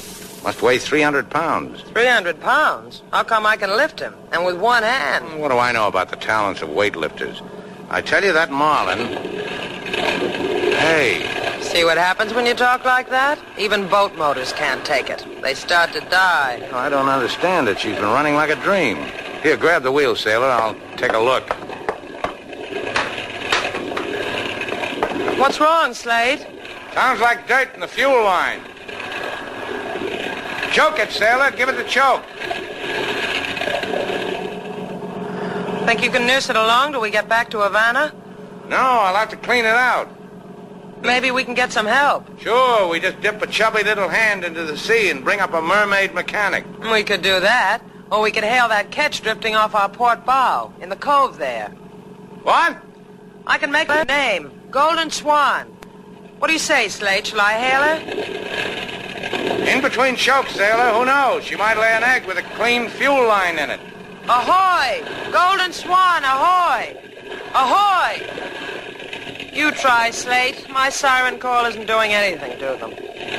Roll up the cuffs on your jeans. Show an ankle. That'll get them. Golden Swan, ahoy! It didn't work, Slade, and I rolled up both cuffs. Here, watch me. Ahoy! Golden Swan, ahoy! Hey, that's funny.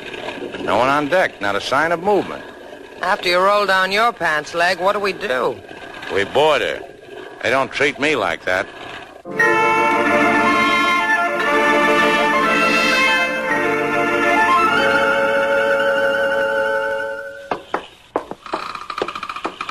Hold my hand, Slate. I've never walked through a ghost ship before. Eerie, isn't it? The other hand. This one's got a stalk of celery stuffed with Roquefort I swiped off the captain's table.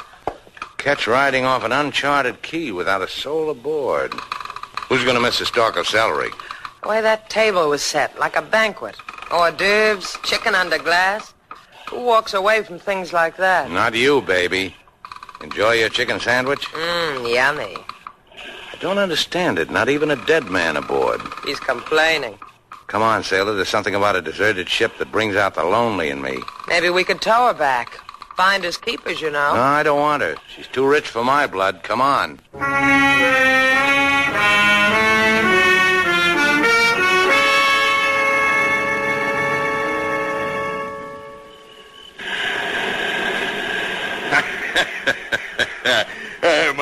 My boy. Cut it out, will you? Oh, now, Johnny, boy. Lad, don't take it to heart. Try it, Captain. Pick yourself a palm tree, lean against it, and enjoy the night. Just leave me alone. You don't like me. Captain Carey isn't good enough for you. He talks too loud. His hands aren't soft and pink like yours, eh? Now, let me tell you, Johnny, lad. Yeah, all right. Forget it. Forget it, Johnny says to me. No, I can't do that. No, boy. Something like you and me he's got. It's something Captain Carey's been looking for. A long time looking for. Look, Captain, maybe there's another way. Yes, indeed, there is. But I have to tell you, John boy, I'm not happy with you. And by this time now, your wife is supposed to be dead. You promised, lad. Hey, what's your wife doing now, Johnny? In her hotel room, I guess, sleeping. Margaret likes to sleep. Margaret Norman, a sleeper. In a fancy hotel room on silken sheets, I'd say. Why didn't your wife show up today? Why didn't you bring her to the Golden Swan? I told you she was tired. She didn't want to look at it. Didn't want to look at it, the lad says to me. So we had to hide the boat till another time. Kill her another time at another place. Now, look, Captain, and please. the thing I don't like, those people who boarded my ship. But they looked, they went away. Aye, they looked and they went away. Then other boats came and tried to find the Golden Swan. Yeah, lucky we are to have found this cove to hide her. Calm water, she'll just drift there. Yeah, lucky we are. Yeah, we're lucky fellas. Yes, indeed we are. To have such confidence, you and me, each in the other. Yeah, we're fortunate. Now, the final item, lad. Here. What do I want with a gun? Why, lad, but for a thing. Kill your wife with it. You're crazy. Be I now? Go on, take it. Hey, take it home with you, John. You're going to sit here and wait? Oh, lad, you're such a child. Listen, John, 2 people came to my boat today in a power cruiser. Its name I saw was Bold Venture through my glasses. And I must seek them out. Tell them how lucky they are still alive. Tell them it might not be so the next time.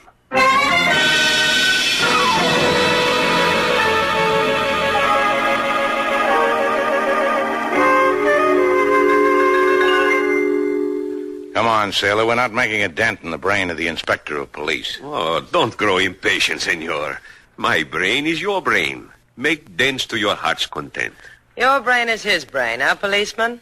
That explains why Slate's been suspicious of me ever since we came off that catch. He can't believe that all I swiped was a chicken sandwich. Yeah, that's why. You have brought to me perhaps a slice of this chicken? What was it? White meat or dark meat? Eat your heart out, kid. It was with pickle relish. It is not that I have a tooth for chicken, senor. It is only that this would be a slice of evidence that you indeed saw a ghost ship. The Golden Swan, you called her? Because it was the name painted on her transom in big gold letters.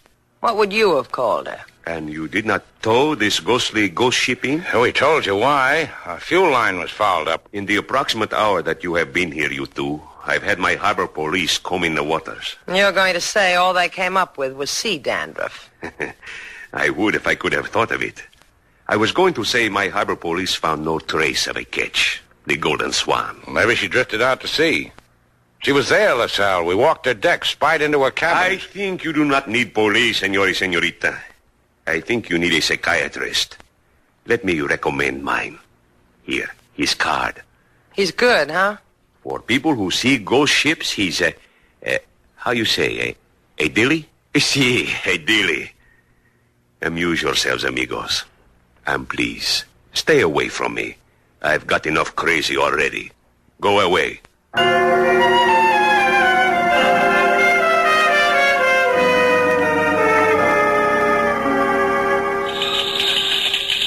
How much longer are we going to have to wait? How do I know?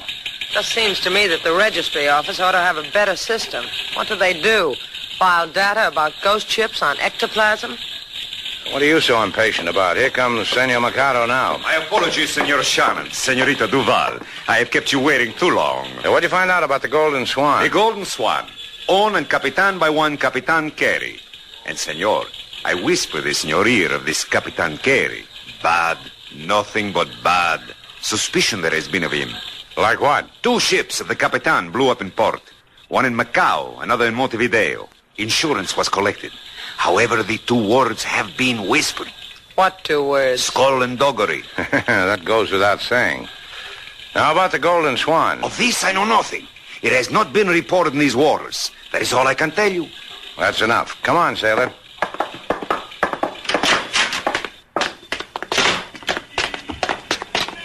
Sailor, how come a ship we saw and the cops didn't see and is never reported and... Which way to the registry, mate? No, in there. Hey, don't I know you? Yeah, what makes you think you do? Sure I know you, lad. A shipmate once on the Golden Swan. Oh, the Golden Swan, huh? When were we shipmates? Oh, that old death ship, the Golden Swan. Oh, you see her again, mate, keep away from her. Take it from an old shipmate. You trying to tell me something, old shipmate of mine? I said it. Now look, Buster. My boy. Remember the old days? Old me, handy with the shiv, the knife and the ribs? Sure you remember. So remember about the Swan. Keep away from her. Goodbye, my boy.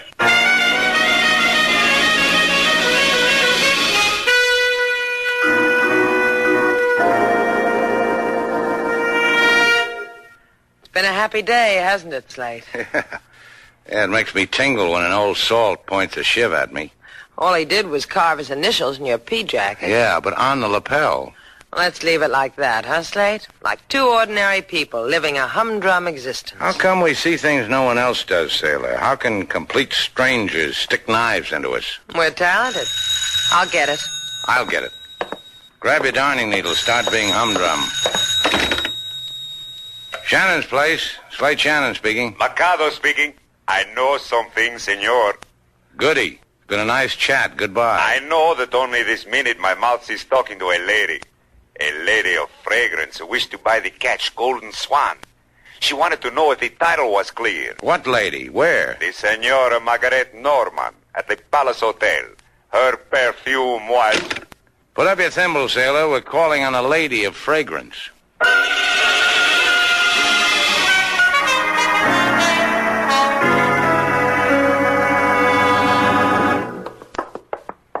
I'm telling you, mister, you can't go in there. That's Mrs. Norman's suite, and she... Yeah, I know. She left orders not to be disturbed. So make a snappy right turn, walk down the hall, turn right, turn left, and then you go through the door to the... Did you say something, miss? No.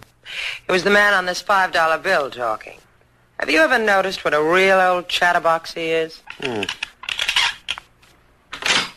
what do you know? Mrs. Norman left the door unlocked. Thanks a lot, chums. Mrs. Norman? Mrs. Norman? Try the bedroom, sailor. All right. Mrs. Norman, I'm sorry to wake you up like this, but... Slate, come here, quick. What's the matter? Look at her. She's been shot. Huh. The one person who could have given us an answer, sailor. Something tells me that's why it happened to her. That's why she's dead.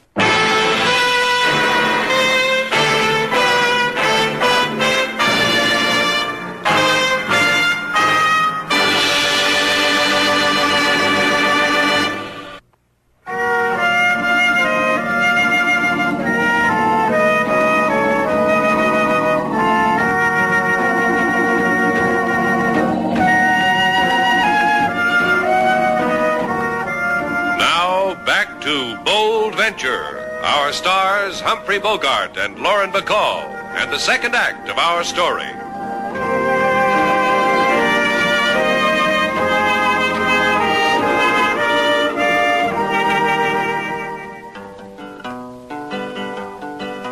A ketch there was that sailed the seas, lately drifted around the Caribbees, seen by Miss Sailor and Slate Shannon, then in a twinkle boat seen by no one.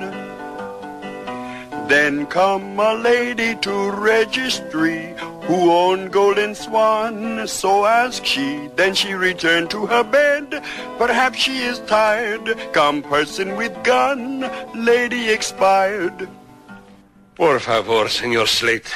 I have come to ask questions, not to hear music. King Moses answered all your questions, Inspector LaSalle. Rhymed them, too. Thank you, Miss Sailor. However, in the case of a lady who has been murdered, it is not always easy. I think you did very well. My father before me, Senor LaSalle Sr., who was also of the police, took me upon his knees and told me that on certain days, the career of the police is sometimes for the birds. I can make up a song about a bird, Senor LaSalle. I will give it to you. No, por favor, no. Have you figured out a motive for this killing, LaSalle? Si. The person who killed Senora Norman was a thief. The Senor Norman revealed that jewelry of great value is unaccounted for, therefore missing. So there's a Senor Norman. What about him? If you are being evil, Shannon, to think that he killed his wife, the answer is impossible. Her husband doesn't have a trigger finger? 2 of them. However, he is accounted for at the time of the murder. Too far away from the scene of the crime. Discussing business with a Senor Capitan Carey. We checked with this Capitan Carey. Captain Carey. Now, that's a name that brings back a memory. Just for the record, LaSalle, what does this Carey look like? Heavy set, big all over. This way and this way. Beaten with the weather. Not too much hair, but down to his knuckles with tattoos. Something tells me I've seen those knuckles clutching a knife. Think your minions can find him again? It is important to do so, senor? Yeah, it's important, and I'll help. The captain was Norman's alibi. Let's see how much Norman will cover for the captain.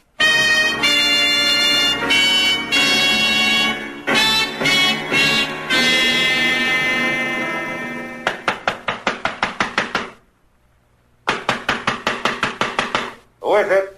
Slate Shannon, Mr. Norman, with a friend. That's telling him. Go away. Get out. That's no way to talk, Mr. Norman. I told you, get out. Inside, Mr. Norman. What do you want with me? You working with the police? Mr. Norman. This is Slate's private project. Well, I told them I didn't kill her. I didn't kill Margaret, and I don't know who did. A beating won't make me know either. You don't understand, kid. That's not the project. All I want from you is an old shipmate of mine, Captain Carey. Captain Carey? All I know about him is he owns the ketch I wanted my wife to buy for me. That's what we were talking about on the other side of Havana when Margaret was murdered. And you wouldn't remember where that is? No. Not even if you... I know. Not even if I beat you. You're in for a disappointment, kid. I'm not going to beat you. Let's go, sailor.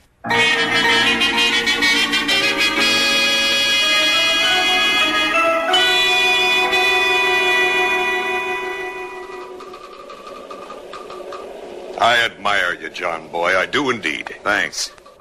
I killed my wife, rob her. I get admiration from a guy like you. Oh, but a drop in the bucket, these gems, compared with all your wife's wealth, eh, my boy? The money you figured to get? Yes, scads and scads of it. One thing, Captain. It's going to take a little while for Margaret's will to be probated, for her estate to be transferred to me. I should get restless waiting, John boy. I have what I need, this jewelry. What are you talking about? An idea of something worthy, lad. I don't trust you, Johnny. A thief who kills a woman is never trusted, didn't you know? Hey, now look. Look. Hey, now look, John says to me. And eventually the police will get onto you. And you'll be naming me. Won't you, boy? No, Captain, no. It has to happen, John. Oh! Sleep, lad, while it happens to you. Adrift in the Golden Swan. Dead. In time, you will explode.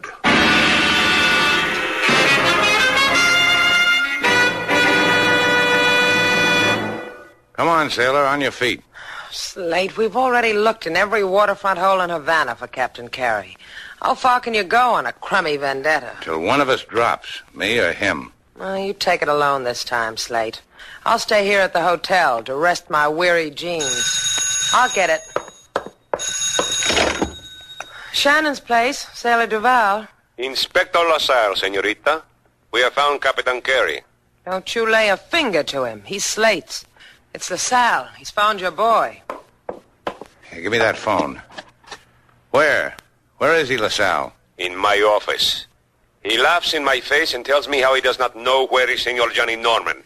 He says... Maybe he'll tell me, LaSalle. Just hold him there. Bye, sailor. You kidding? I'm going with you.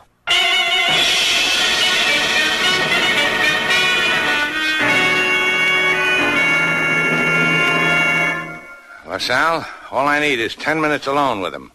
We fellows of the sea have a language all our own. And in this language you will bring me the whereabouts of Johnny Norman? That too. I have just put a new grass rug on the floor in that room where he is. Be nice to it. Maybe I can get him to wear it for a skirt. Well, if it isn't the sailor boy, Slate Shannon. You come to help an old shipmate in distress? Yeah. It helps, doesn't it, Carey? Hey, it clears the head. You're the man to my liking, Shannon. None of that lily-fingered la-di-da. That shiv, where'd you point it, Carey? Here? No, a little higher, nearer the heart. You're sharper with the knife, shipmate.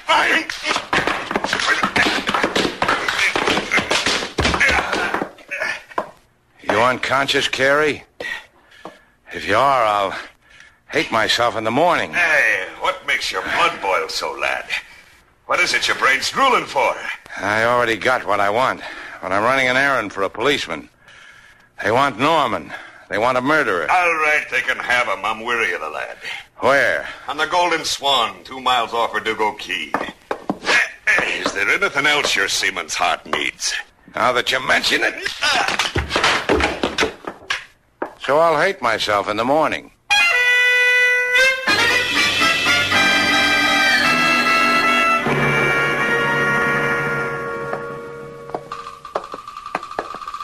Now you really ought to check with your psychiatrist, Inspector LaSalle.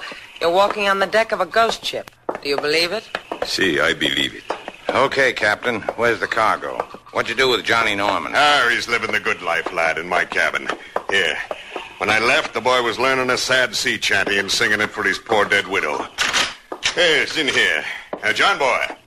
John, what are you doing lying on the floor, boy?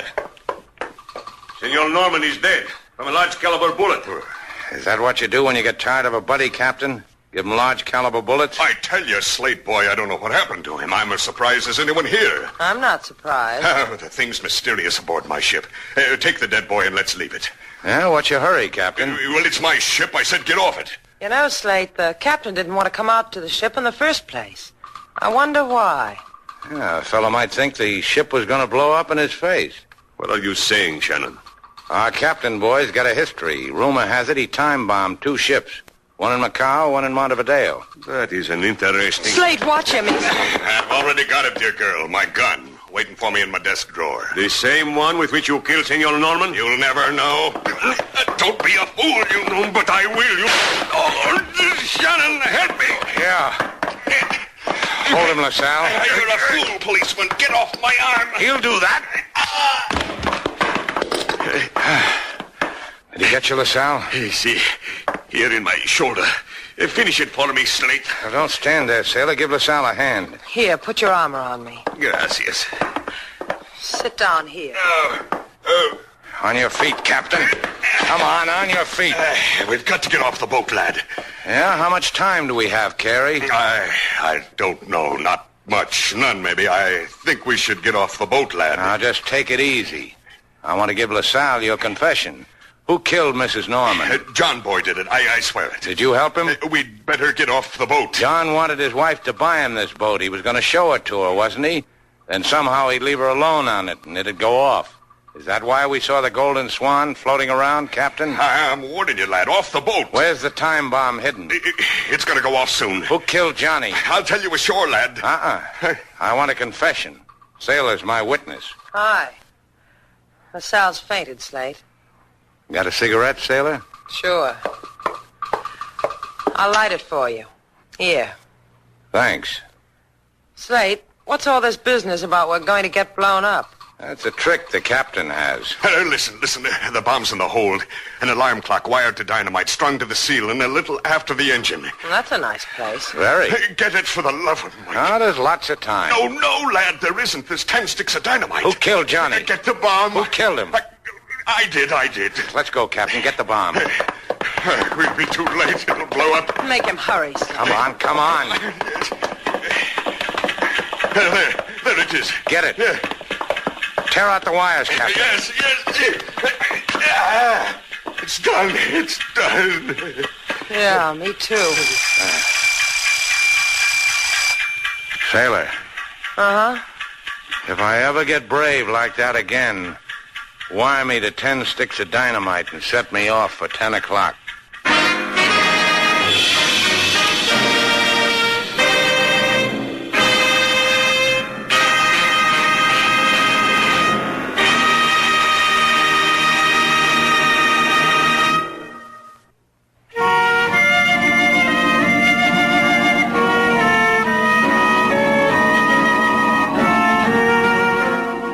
Slate?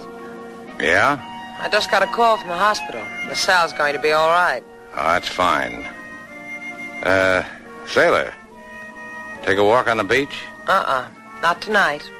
Oh, this is a new sailor. What makes tonight different? Who needs walking on the beach? Okay. Bye. Bye. Where you going? I got a standing date with a hat check girl at the El Nido. We walk together between hats. That's nice. Bye. Well, aren't you going? Come here. You just want to be begged, don't you? Bye, sailor. Slate! Slate, come back here. Check your hat, mister. Check your hat. Oh, Slate. You weren't going to leave me, were you? Check this beret, sailor. Your floor show's great.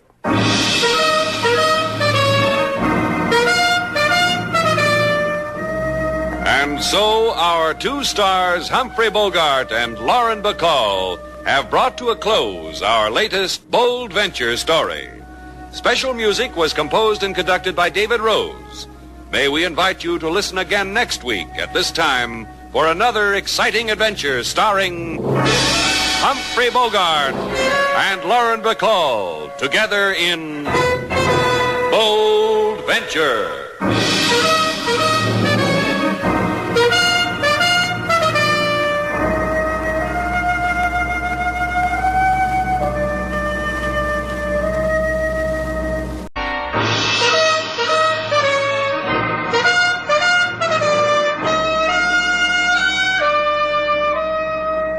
Bold Venture.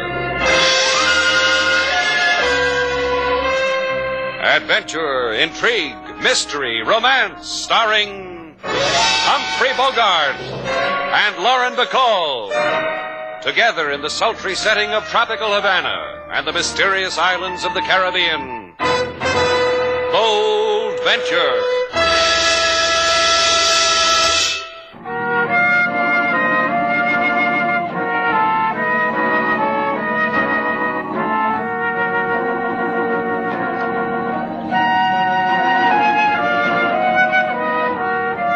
Once again, the magic names of Humphrey Bogart and Lauren Bacall bring you Bold Venture and a tale of mystery and intrigue.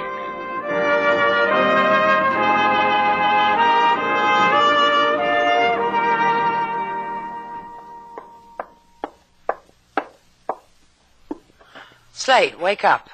Come on, wake up. Go away. I'm in the middle of a dream. Tell you'll meet her around the corner at 8:30. Come on your feet, mate. Sack time's over. Look, sailor, never walk into a man's office while he's in the middle of his siesta. Get up. You've got a visitor in the lobby. Have him sign the register, give him his key, carry his bag to his room, then maybe he'll tip you. Bye, sailor. It's a lady. Young? Pretty? Beautiful? I didn't ask her. That's good. Now I can find out for myself. Hey, get me out of this mosquito netting, sailor. Why should I? You look better with a veil. Come on, the girl's practically in a swoon now. I want to watch what happens to her when she finally meets you. Yeah, me too. In a swoon, huh? Right in the lobby, huh?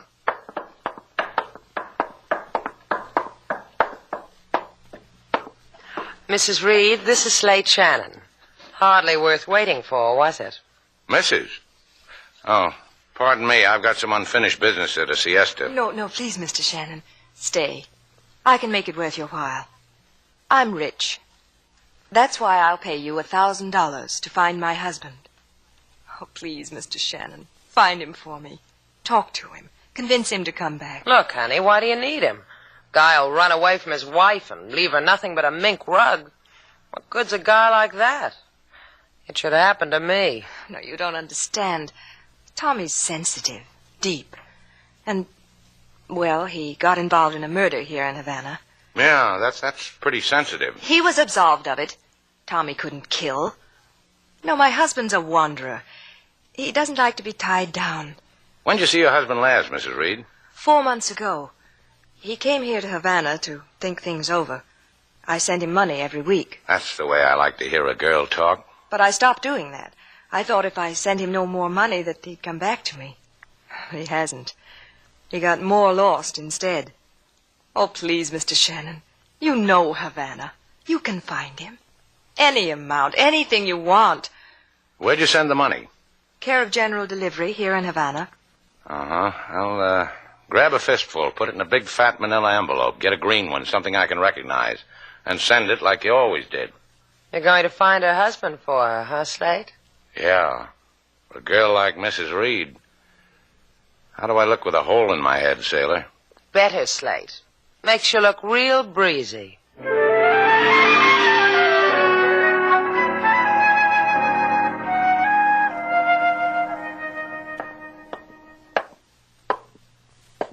Can't you hold your head like that, Bailey, when I'm sketching? Oh, that's it, just like that. You've got an interesting face. Gee, Ross. What? You still think about it? I do. I never thought I'd grow up to kill a man. I remember in high school, I couldn't make up my mind what I wanted to be. A drifter who kills. Forget it. When Tommy Reed, that rich dame's husband, stumbled into my joint in Havana, all we were going to do was roll him. That's why you slipped a gun in my hands, huh? You're not so dumb, Bailey. I figured you'd figure that. For instance, switching identity with Tommy before the cops came. Then telling them the dead man was Ross Moore, me. He tried to hold up the joint, and look what happened, copper. Because I read the papers. Yeah. Because right near Little Orphan Annie was an item about how a guy named Tommy Reed had run away from a rich wife. How come no more money from home? Tommy's wife ain't cutting you off, is she? Maybe I'll type her another letter. Sign Tommy's name again. Because you're a big artist with the hands. Do it, kid. I don't like it here in San Vicente. I don't like this cafe I'm running. Well, get money, kid. Or look over your shoulder before you turn your back on me.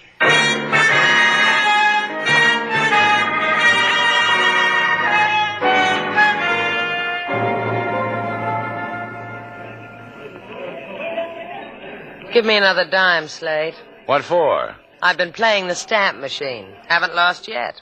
Come on, the dime, while I'm still ahead. Yeah, that's what I like about you, sailor, the way you run amok in the post office. What else is there for a girl to do in a post office? That's a question. All right. I got a special delivery for Slate Shannon. So kiss me. You just stand there and hold the pucker, sailor. A skinny little man just walked away from the general delivery window with a fat green manila envelope in his skinny little fist. You got a heavy load, Chico. The way you say it through your thin mouth, senor, it scares me. I'm a scared easy man. Ask anybody. You catch on quick, Chico. The envelope, hand it over. You're a plainclothes postman, senor? Give it to me. Because I do not want to make a scene. I am also a do not want to make a scene man. Take it. He's heavy for me anyway. You're doing great, Chico. Now tell me, how come you pick up an envelope addressed to Tommy Reed? Because Tommy Reed pays me to do such things for him. I'm on his payroll, senor. You going to stop all that loveliness by jacking me high? I'm in the mood to run your errands for you. That's all, Chico. Your mood will carry you maybe 70 miles, senor, to the Cafe Estrella in San Vicente. Have a nice trip. Thanks. That's where I find Tommy Reed? Oh, see, you love it in San Vicente, senor. People go around with thin mouths all day, like you. It's very scary. Thank you. For what? For not beating me to a pulp to rob me. Hate that pulpy feeling. Thank you. Goodbye. I don't believe it. Sailor. Right in back of you, Shannon. I watched the whole thing. Thrilling, wasn't it? Come on, sailor. The mail goes through tonight.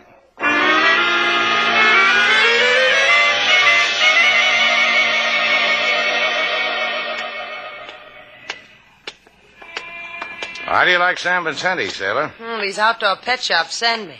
Hey, look, there's another one. Come on. Oh, isn't that a beautiful parrot? Look at the way he's looking at you, Slate. He hates you. Hey, get him off me, sailor. Here, Polly, here. Cut it out, bird. That's it. Ah, Slate. I want to buy him.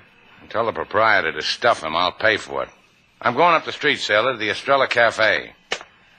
Polly wanted. Ow!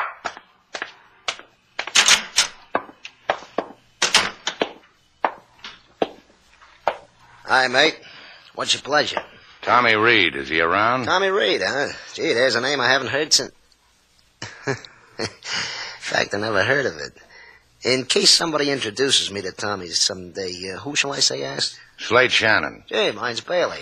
You say Tommy Reed, senor? I'll take a walk for yourself, Loopy, before I... Before what, senor? Nothing. One of these days, you're going to get too close with that knife, baby. Yeah. Let me pull it out of the table for you, Loopy. Here. Gracias. One day I kill this man in the throat. Yeah, that's an opening conversation if ever I heard one. Let's sit down. Now, what about Tommy Reed, Loopy? Don't talk to him. Away. Get away from here before I do the thing of the knife. I am clever with men. No, Senor Slate Shannon? A regular genius. Why you want this, Tommy? I don't want him. His wife wants him. He will not go back to her. Where is he? Try on Avenue Robles, numero 64. All right. Adios, Loopy. Slate. Hey, Slate. Oh, I see you found yourself a bird, too. You always were a handy man with a salt shaker. Did you buy the parrot? He nipped. She come for same man, too? Sailor came along for the ride. She cannot have him.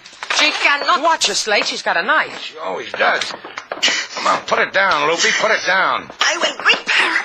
I will show you. Just drop the knife. Just take it easy.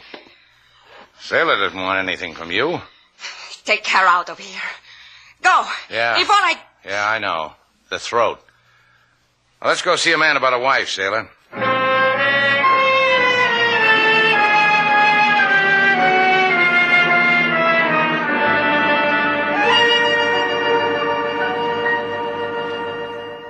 You came through all this, Bailey? Loopy? I almost didn't make it with Loopy. Classic, isn't she?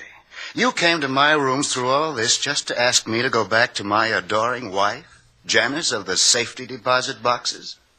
You going back to her, Tommy? The light's good in San Vicente. I've never done better sketches in my life. That Loopy's quite a sketch, too. Have you ever done one called Loopy Without Knife? I have. Either way, it's more exciting than Janice and the Jodhpur set. I've been sitting here studying you, Shannon. It's good here in San Vicente. Why don't you stick around? Don't tempt me, kid. You said the right thing, Slate. I could take up this knife dodge, too, if you ever tried to walk away from me. No dice, huh, Tommy? No dice. Just tell Janice to keep the money coming. It'll keep a warm spot glowing in my heart for her. You just went and spoiled it, Tommy. Come on, Slate. Let's go break a woman's heart. Sometimes you're real good at that.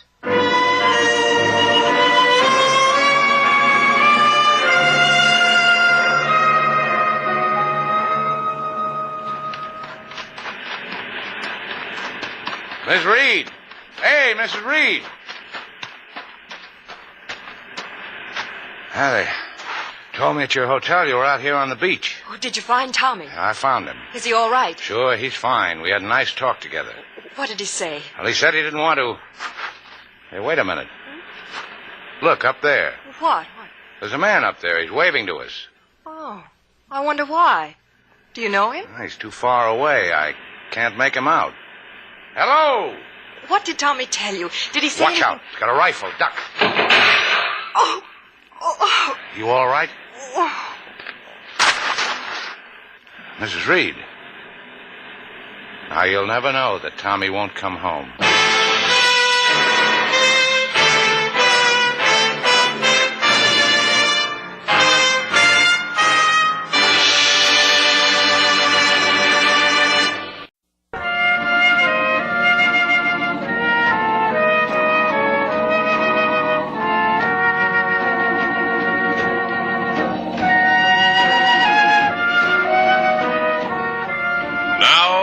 To Bold Venture, our stars Humphrey Bogart and Lauren Bacall, and the second act of our story.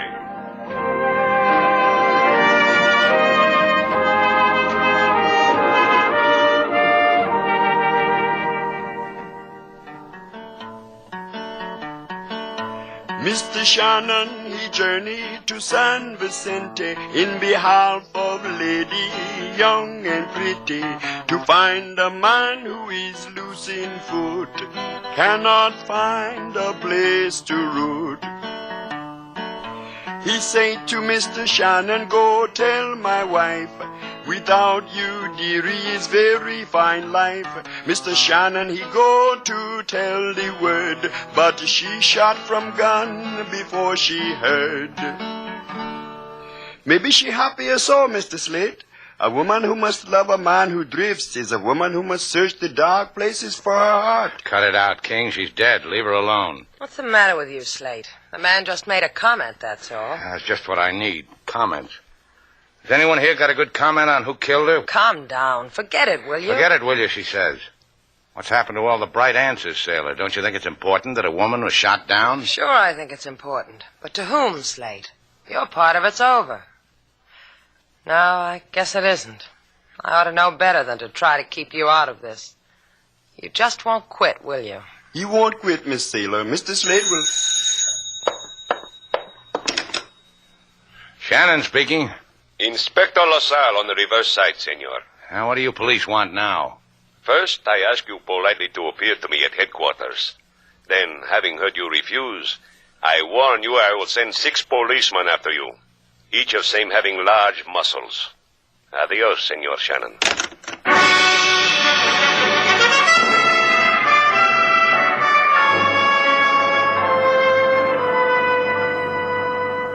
You look thoughtful, Senorita Duval. Whenever a girl gets shot for wanting her man back, it makes me stop and think. And you, Senor Shannon, the wrinkles are pensive on your brow. ¿Por qué? Translation, come how? And whenever I get arrested, it brings out the pensive in me, occupational disease. On the table is the question of what you know of the murdered Mrs. Janice Reed. Well, let's see. She was pretty. She was lovely. She came to... Because you wanted her husband back, remember? Yeah. Husband who was involved in a murder here in Havana. I have been poring over the file of the murder. The man Thomas Reed was vindicated. You mind if I pour over your shoulder, LaSalle? What for, Slate? What do you want with the file? My file is your file, senor. A saying we have in the police. Because there is a growing shortage of rope to wear about the neck.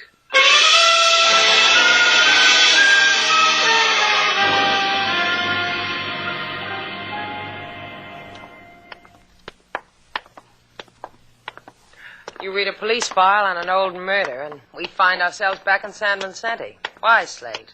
You want to stuff another parrot? Well, we found out a lot of things in that file. All we have to do now is prove them. Why not just give it to LaSalle? Things like this keep him in tacos and tortillas. A woman gets killed walking at my side. It makes an empty feeling. I want to get rid of it. Any objections? That's what I live for you to get rid of an empty feeling.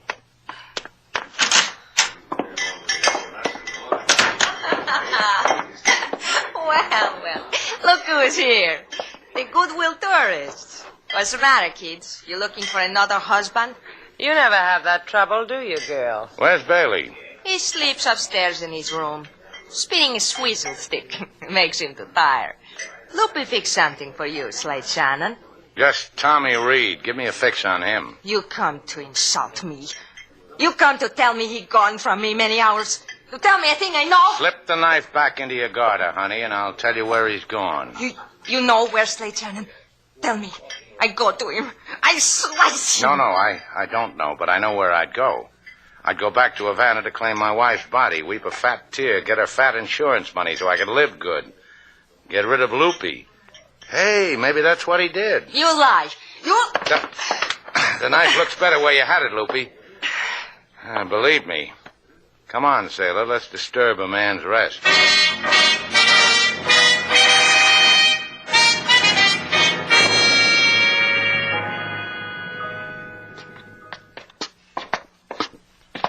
Now, you understand what you have to do, sailor. Just go into Bailey's room, get him to admit it. How do I do that? Girl, with your talents, sailor, your eyes, your lips, the dashing way you wear a fellow's dungarees, you can't think of something? I'm scared, Slate. You think he'll notice my trembling legs? Yeah, that's what I'm counting on. Go on in, sailor. If you need me, just whisper. I'll hear it. Don't knock. Just walk in like you were a dream come to roost. Or I could lay an egg. Why, Mr. Bailey, fancy meeting you here. Now, take it easy, Shannon. She'll be all right. It's the only way. How else could you... Huh? A Loopy. I have thought about what you say to me, Slate Shannon. About the man you call Tommy. Come with me. I give you proof of this thing you must prove. I'll do it my own way, if you don't mind, Loopy. I do not mind. But this knife at your stomach, she mind. Sailor's going to miss me. Knives. A man just has to grow fond of you, doesn't he, Loopy?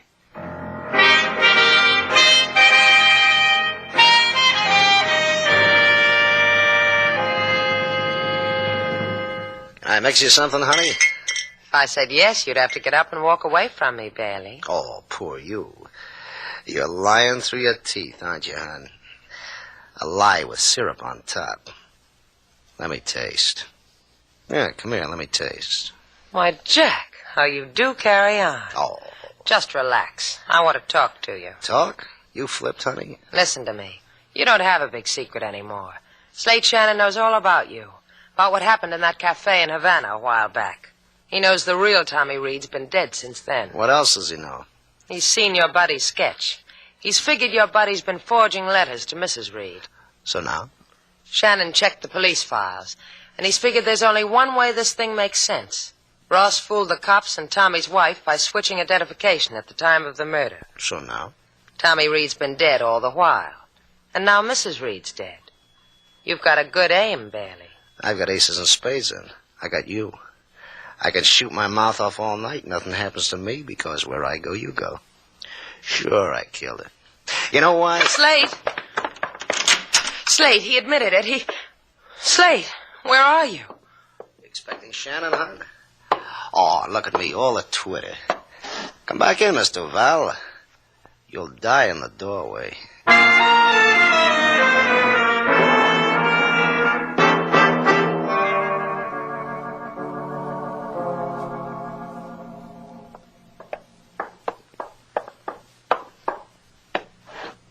In here, Slate Shannon.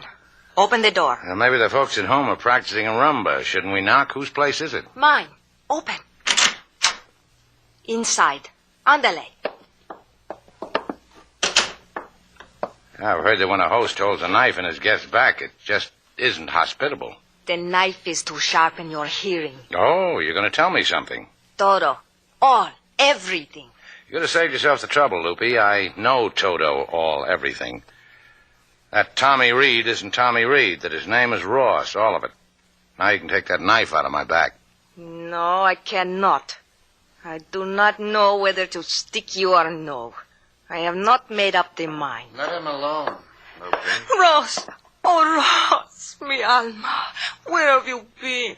Where have you been? I hired a boat. I went fishing. Sea trout, Shannon, this big. You should have been there. Fun. Yeah, it would have been at that. I like you, Ross, but you killed a man 4 months ago. What's that between two guys like us? Let me kill him. You got yourself quite a kid here, Ross. Yeah. Protects me like anything. Man gets so he looks forward to that. A man gets a lot of ways. You, for instance. I can understand how you might have killed another man, but Mrs. Reed, why her? I didn't like that part of it either. My Ross hurts no woman. Bailey, Pig Bailey, he shot the senora. I envy you, Ross. You've got friends all around you. Even a guy who kills for you so you can inherit a fortune. Bailey likes to do things for me. And Loopy, too. Let me do it, Ross. Let me kill him. Shut up. It's between Slate and me. You got yourself into a thing here, Slate. It poses a problem. If you walk out of here... Having a party, kids? Am I invited? I'm invited. What'd you do with Sailor? I tied her to an ironing board, and I tied the ironing board to a door. She'll keep. What do you want, Bailey? Why the gun? How come everybody in Cuba suddenly knows what happened to my cafe in Havana 4 months ago? They're talking about what you did to that woman on the beach, too, which washes us up, Bailey. Outside. Washes what up? You're not brushing me. You're going to get all that money, and half of it's mine. More if I want. Keep away from Ross. Keep away from him. Pig! I told you! Pig! The knife teaches you. No hands on Ross. You! This gun! Look. Oh, Ross! Ross! Hold me. Hold me. I do not want to. She's dead, Slate. I'll carry you, Lupe, and put you down. Here. Sleep well, Lupe. I don't think she'll like knowing she died the same time as Bailey. Never say that many words after the dead, Shannon. Well? Well, what? It's you or me. One of us have got to walk out of here. Yeah. You or me. You're good, Slate. Could be better.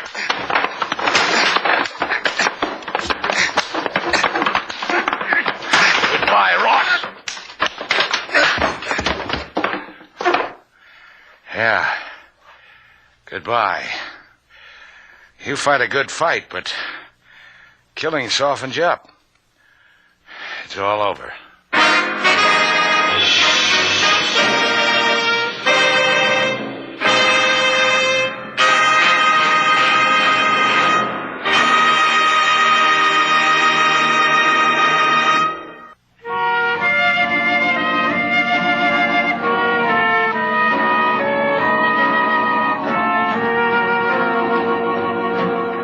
Sailor. What do you want? Stand there a minute. What for? Well, just stand there, that's all. Like this? That's right. Don't laugh, Slate. 3 hours on an ironing board will do that to you. This is the first time I've ever seen you with a crease in your jeans. Golly, you're a funny fellow. Come here. You come here. It hurts when I walk. All right.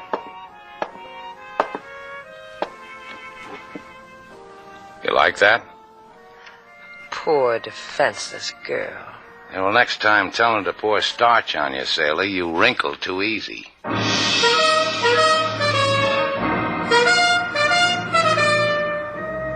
And so our two stars, Humphrey Bogart and Lauren Bacall, have brought to a close our latest bold venture story. Special music was composed and conducted by David Rose. May we invite you to listen again next week at this time for another exciting adventure starring Humphrey Bogart and Lauren Bacall together in Bold Venture.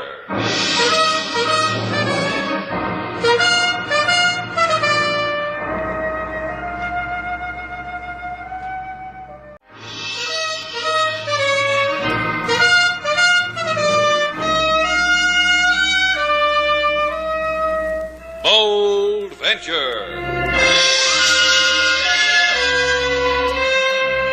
adventure, intrigue, mystery, romance, starring Humphrey Bogart and Lauren Bacall. Together in the sultry setting of tropical Havana and the mysterious islands of the Caribbean. Bold Venture.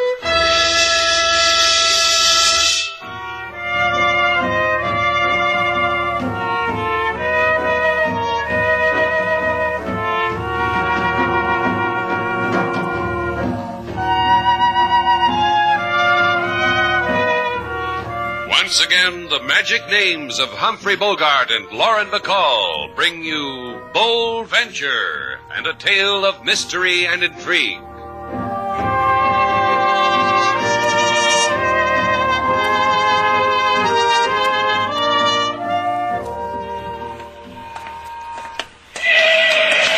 Hey, watch it, sailor. That's the second time in 3 blocks the car's almost run you down. What's the matter with you? Shannon's place.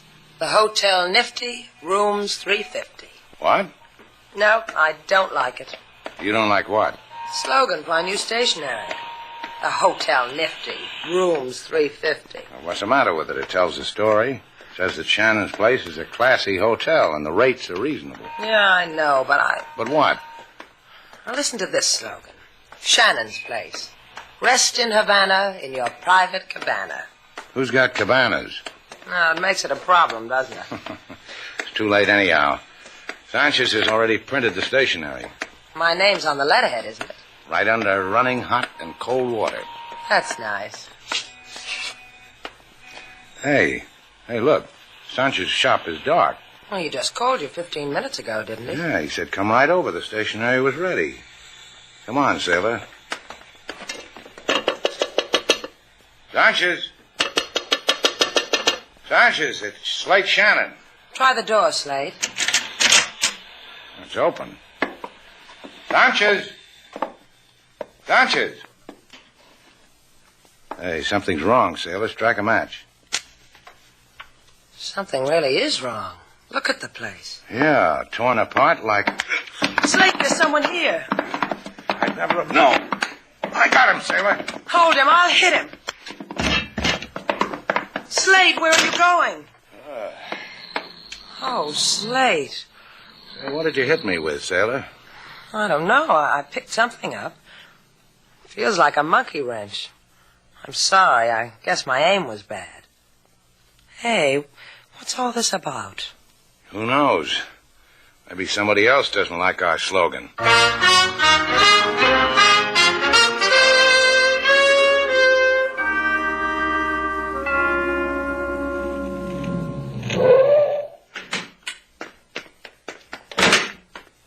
We'll stop here first, Harry, at my place. That'll be nice.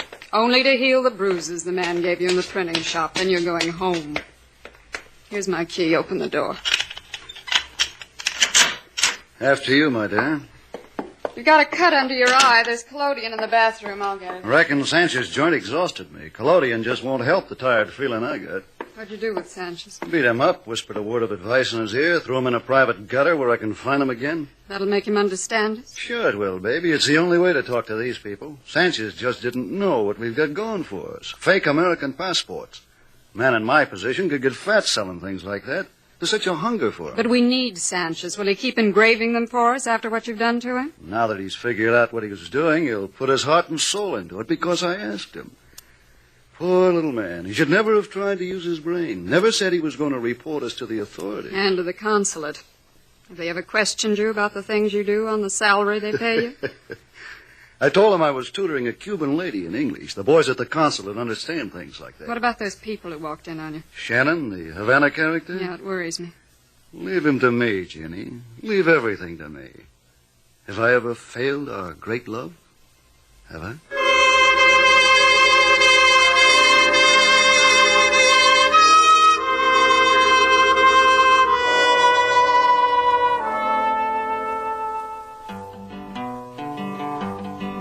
Mr. Shannon, he go to printing shop for stationery with name on top. He go inside, then hit toboggan when monkey wrench connect with noggin.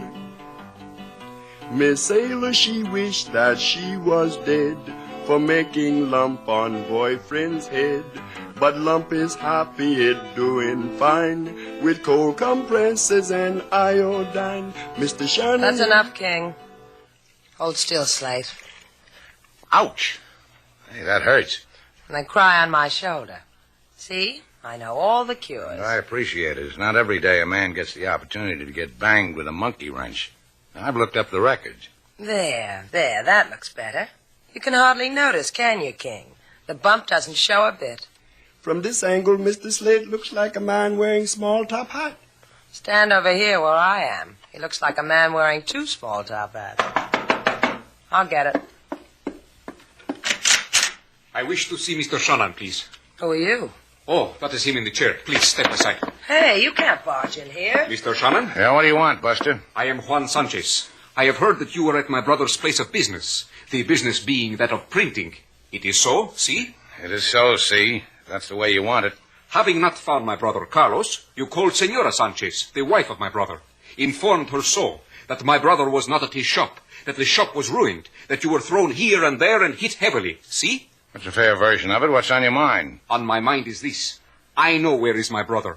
I will take care of the affairs of the family of Sanchez. And as I have heard a tourist say, you will keep your fat head out of my business. I will say goodbye to you. Goodbye. Close your mouth, Slate. Keep my fat head out of his business. That's what he said, Mr. Shannon. I don't care whose brother he is. I know. You're going to find out what happened to Sanchez. I like Sanchez. I've done business with him for years. He's in trouble. He needs help. Rubs off on you, doesn't it? People's troubles. No, please. Hey, what goes on? Please, no. Come on. There he is on the patio. Hell, he's not going to take care of his brother's problems anymore. Juan is dead. Like I said, it rubs off on you, doesn't it? Yeah. Starts in the printing shop and it continues on my patio. Call the cops, sailor. I'm going to find out what makes that shop print obituaries.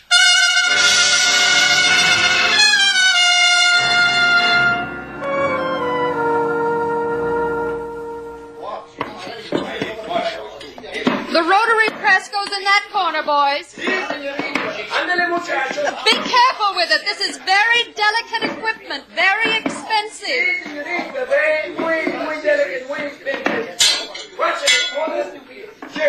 And when you're through with that, boys, I want you to... Are you one of the workmen? Will you please... No, I'm not a workman, but I could do some work for you. Well, that would please me. I'll make a note of that, miss. What name do I put down? Jenny Sloan. I'm Slate Shannon. I've heard of Slate Shannon. This is a red-letter day for me. I sell a big order, and I meet Slate Shannon. A girl like you sells printing equipment? There must be people who want to take you away from all this. There are, they do. But maybe you can make a better offer? Yeah. But first I've got to find Sanchez. Why must that come first? His brother was shot down, killed in my hotel. I figure things like that has a priority. It does, doesn't it? And you'd rather tell Sanchez his brother was killed than... You don't know it, Slate, but you just made me an offer. I like it. We could tell him together. Where is he? He called my office from his home, ordered all this, asked me to install it for him. Because he was too sick to manage for himself. From his home, huh? Mm-hmm. So you'll understand I'm needed here. I couldn't go with you. The things I understand, Jenny.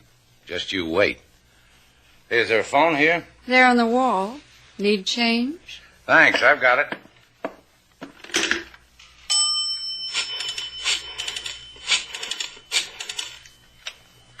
Hello, King.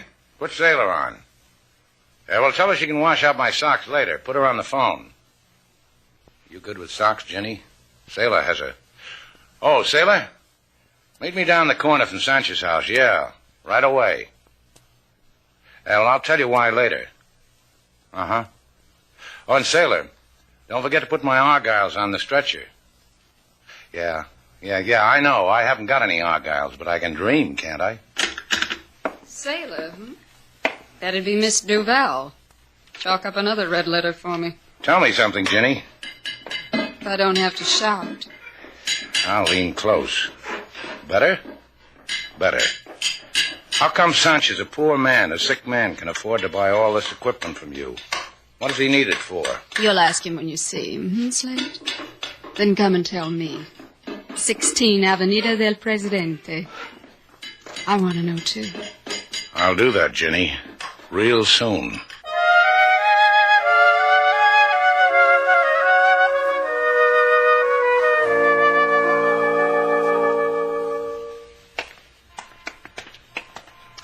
I still don't understand what you're trying to do, Slate.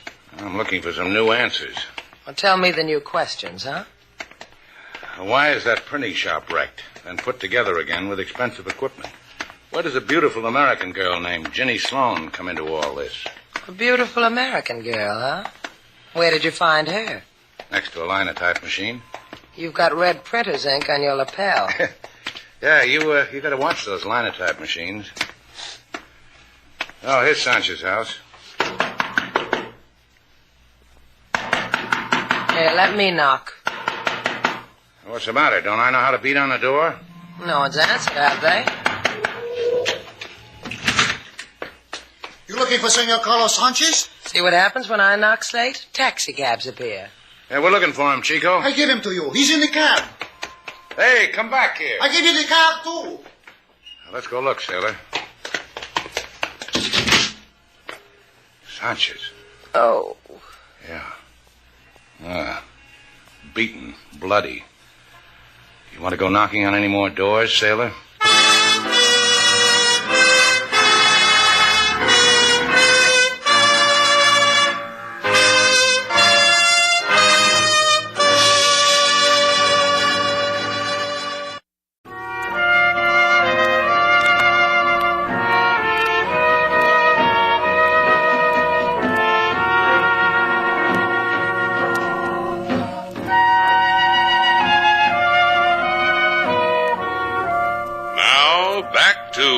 Venture, our stars Humphrey Bogart and Lauren Bacall, and the second act of our story.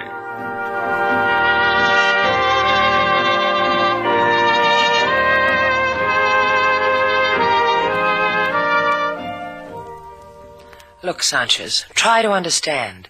You stay here with us until you get well. Understand, Sanchez? Si, señorita Duval. Comprendo.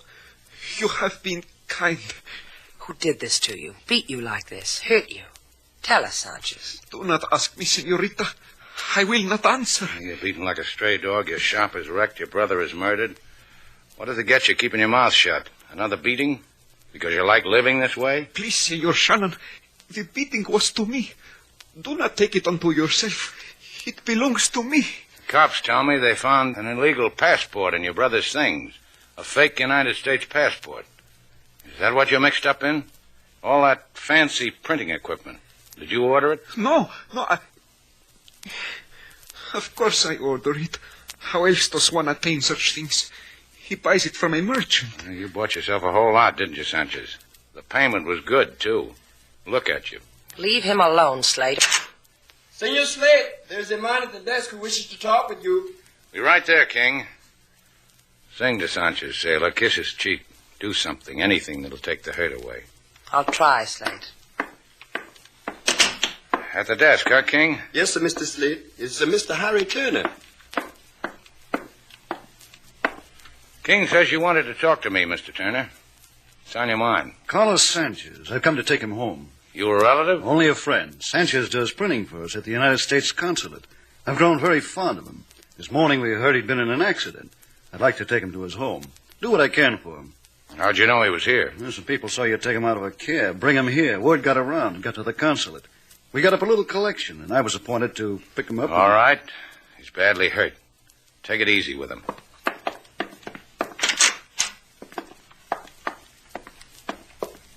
Sanchez, you want to see this man? Senor Turner. Hello, Carlos. I'm sorry about what happened. I've come to take you home. You want to go home with him, Sanchez? Of course he does. I ask Sanchez. Si, I do. I'm very happy to go home with him. Happy, si. Okay. Give Turner a hand, sailor. I'm going out. Where? All right, don't answer me. Surprise me when we get there. You're not going, sailor. You'd clutter it up. This one belongs to me.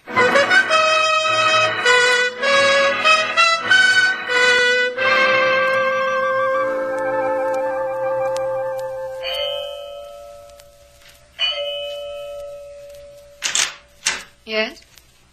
Oh, hello, Slate. Am I disturbing you? Yes, you do. Come on in. The place looks a mess. I undressed on the way to bed last night. Wait till I pick up these things. Sit down right here. Thanks. You said you'd come to see me. You couldn't wait, could you? I've been thinking about you, Jenny. Don't do it that way, Slate.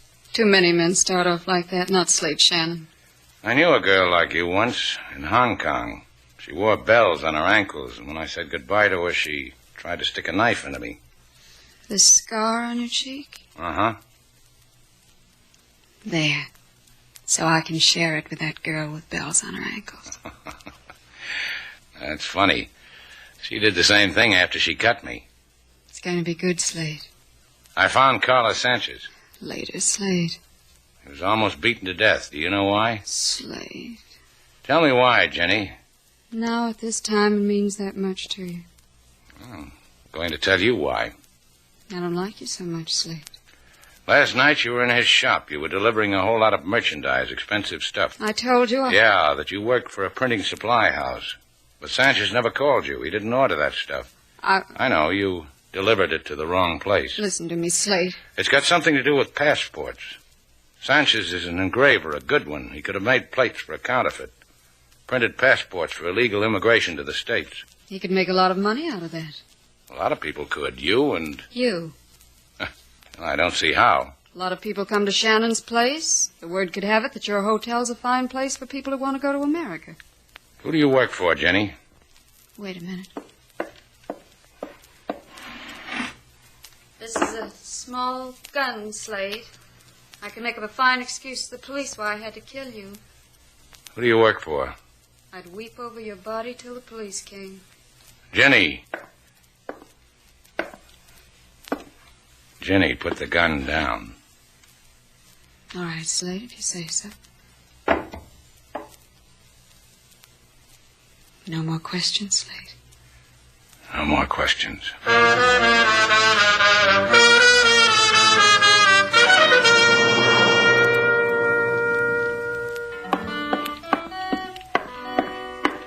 King, stop playing that thing and listen to me.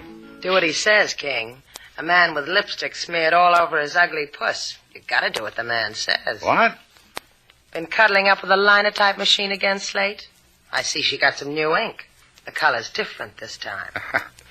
Yeah, it's tasty, too. Had Mr. Turner take Sanchez home? Carried him like he was a baby.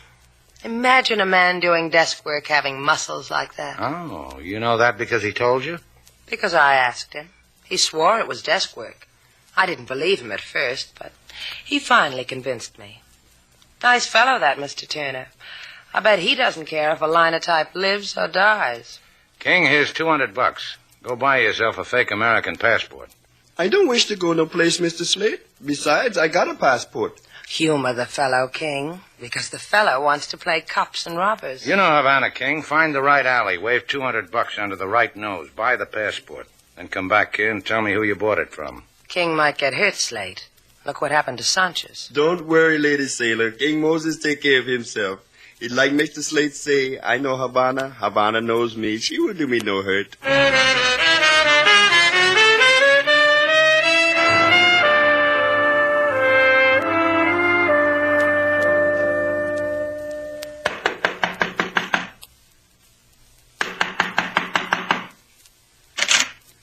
What do you want here? Please, mister, they tell me come to you. In Barrio, they say for what I want to go ask Mr. Harry Turner. You are Mr. Harry Turner? Where in the Barrio? At the place of the Palace of Jollies. They say many times their people come to you for same thing I need. I have done bad thing in Havana, mister. I must go away. To States will be nice. You're all alike. You do a bad thing, you must go away. Get in here. A pleasure, mister. They tell you what it costs? They say you will tell me this thing, mister. What's it worth to a man who has to go away? I have only $200 American, mister. Is enough? Is all I got. Please, mister, they catch me. Prison. Give it to me. 200. You get away cheap. The passport? You know Sanchez's printing shop? You'll find it. Be there at 9 o'clock tonight. The passport? I'll check with my mood. Now get out.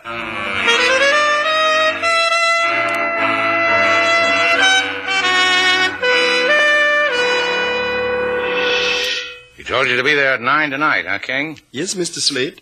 Well, you did good. What do you think of your desk job now, sailor? Well, he beats people, kills people, makes passports on the side, money on the side. I'll have to know him better before I can give you an opinion. Say, what in the name of... What are you doing with knitting needles? You said you wanted some Argyles, didn't you? You think you can finish them by 9, sailor? I want to look spiffy for Mr. Harry Turner.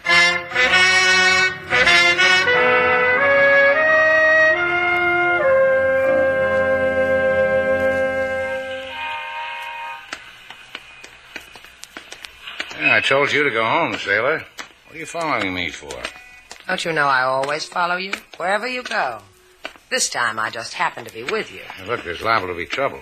Well, if anything happens to you, I want to be there to get my Argyles back. All right, sailor, just keep your mouth shut, that's all. If you like it that way. Just the way it was before. Lights in this shop are out. Huh. The door is open. Anybody here? Hey! In the back room. Hey, let's go. Oh, hello, people. How's business? You didn't think you were fooling anybody, Shannon, sending that guy around for a passport. You told me you weren't going to ask any more questions, Slate. I'm disappointed. Is this the one, Slate? I'm disappointed, too. I told you, sailor, keep out of it. Ginny tells me she made you a proposition, Shannon. I've been thinking about it. What's the take? You'll be paid. All you have to do is let us use your hotel for distribution. Yeah, but not for murder, huh? You give my place a bad name. You mean Sanchez's brother? Juan felt his family ties too strongly. He found out Sanchez had counterfeited those plates. He tried to tell his brother of the error of his ways. What did he do? Threaten you? Oh, forget about him. He's dead, isn't he? But you didn't kill Sanchez because you needed him to print the passports. You just beat him up from time to time. It's easy. You beat him up, it hurts him. Give him new equipment, it makes him feel better. All right, Shannon, let's stop rubbing noses. You interested or not? I'm interested. As long as I know you're going to hold on to that job at the consulate. Job at the consulate? He sweeps floors there. When he goes out, he puts a carnation in his lapel, and Havana thinks he's big. Well, Shannon. I haven't made up my mind. I know what's bothering you. That girl. Her. She means you, sailor. Do what you have to do, and let's get out of here. It's not that easy. See, you pose a problem. Ginny and I understand each other. She said it would be good between us. Better than that, Slate. You see? You're going to be in the way, sailor. Oh, I am, huh? You know how it is. Ginny and I met. Something happened. Man finds a new direction when a woman like Ginny happens. That's for all the good times we've had. And that's one for the road. Well, you settle it for me, sailor. Harry, I'm in. Great. We'll think about you later, Mr. Vall. Sit down. I said sit down. Welcome, Slate. Now we go to work, huh? I was wondering how you'd phrase it. Harry? What? Goodbye, Harry. Ginny, you... Hello, Slate Shannon. Oh, like the girl I knew once in Hong Kong. Oh, she left a scar. There won't be any of those with me. Show me. Show me, Jenny. All right. Put the gun down. Go ahead, put it down. I don't like my love mixed up with 45. Slate. Put it down. Drop it. Sheep. Oh, you two are going to make a happy couple. So help me, Jenny. I'll pick up that gun, sailor. I've got it. Who do I kill first? Slate, you cheap rotten. When you run out of names, I've got a few more for you. Slate, you can let go of her now. That had to be done my way. I can handle a gun now, sailor. You call the police.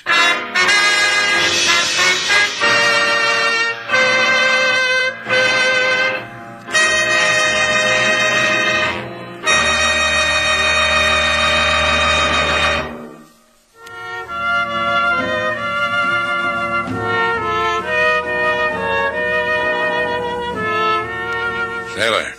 Go away. You bother me. I brought you something. You can take your dime store jewelry, and you know who you can pin it on. Why don't you just turn around and look? See? I brought you a monkey wrench. Just what I've always wanted. I had an idea if you clobbered me over the head, it'd make you feel better. Thoughtful, huh? Give it to me. Here. Well, go ahead. Clobber me. What's the matter with you? What happened when you went to Jimmy Sloane's apartment? Well, she had a gun in her hand, like you're holding that monkey wrench. I'll show you. Come here. Slate. Yeah, that's what happened, sailor.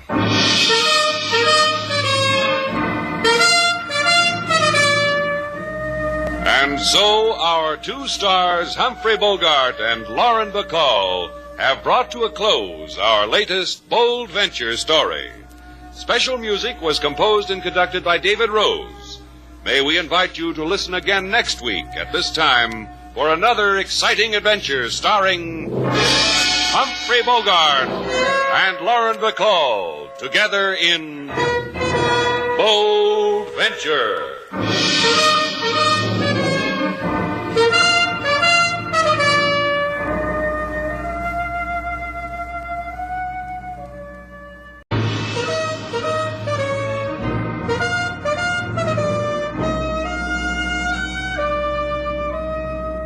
Bold Venture. Adventure, intrigue, mystery, romance, starring Humphrey Bogart and Lauren Bacall. Together in the sultry setting of tropical Havana and the mysterious islands of the Caribbean. Bold Venture.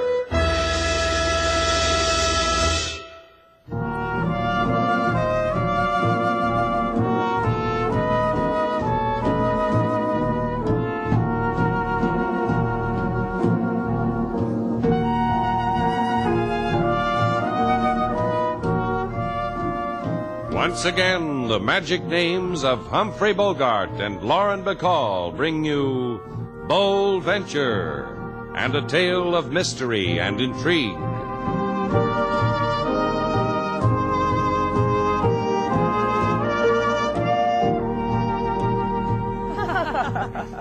Oh, Mrs. Moore, you're just a whiz-bang, that's all. That's just what you are. Well, imagine that pottery vendor in Jamaica trying to pass off that jug on me as genuine native merchandise. Mr. Haven warned me to be careful, didn't you, Tommy? Sure I did. I've been to the Caribbees before. I know how these natives work. Well, we're glad you two waited till you came to Havana before you purchased any pottery. I've got a little item here you might be interested in. Slate, these people want to go to their rooms. It's pretty late. I only show it to you because you're guests at the hotel. Got it right here under the desk. How do you like it? Oh, it's very pretty. It's got a real interesting design on it, all right. Uh-huh. Shape of the flying fingers of the Crawwins. Crawwins? A little-known tribe of artisans, direct descendants of Lafitte the pirate, marooned on a small atoll some 60 leagues from here. Instead of dyeing, they made pots. See? Stamped right here, Crawwin. Crawwins, huh? With a pocket mirror in front of it, it would come out Newark, wouldn't it? Yes, I guess it would. Well, if you'd like it that way. We also have here a little memento of your visit, a leather-backed pocket mirror with a scene of colorful old Havana tooled into... Mr. Haven, Mrs. Moore, wouldn't you like to see your rooms now? They're right across the hall from each other. I'd like to make a phone call first, if you don't mind. You'll be all right, Claudia? Oh, of course I will. I want to tell you again how kind you've been. Meeting me on the boat and taking me under your wing on this cruise. Well, you've been wonderful. Don't mention it.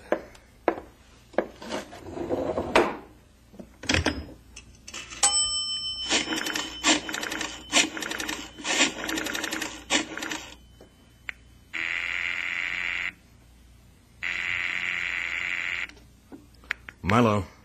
Hiya, Milo. Yeah, we're here. Mm-hmm. Both of us. No, not as far as I know. I think we lost him in Jamaica. Sure, I know you'll find us. So I thought of something. Why run anymore? What? That's going to be up to you, Milo. Kill him? Didn't you hear what I said? That's up to you.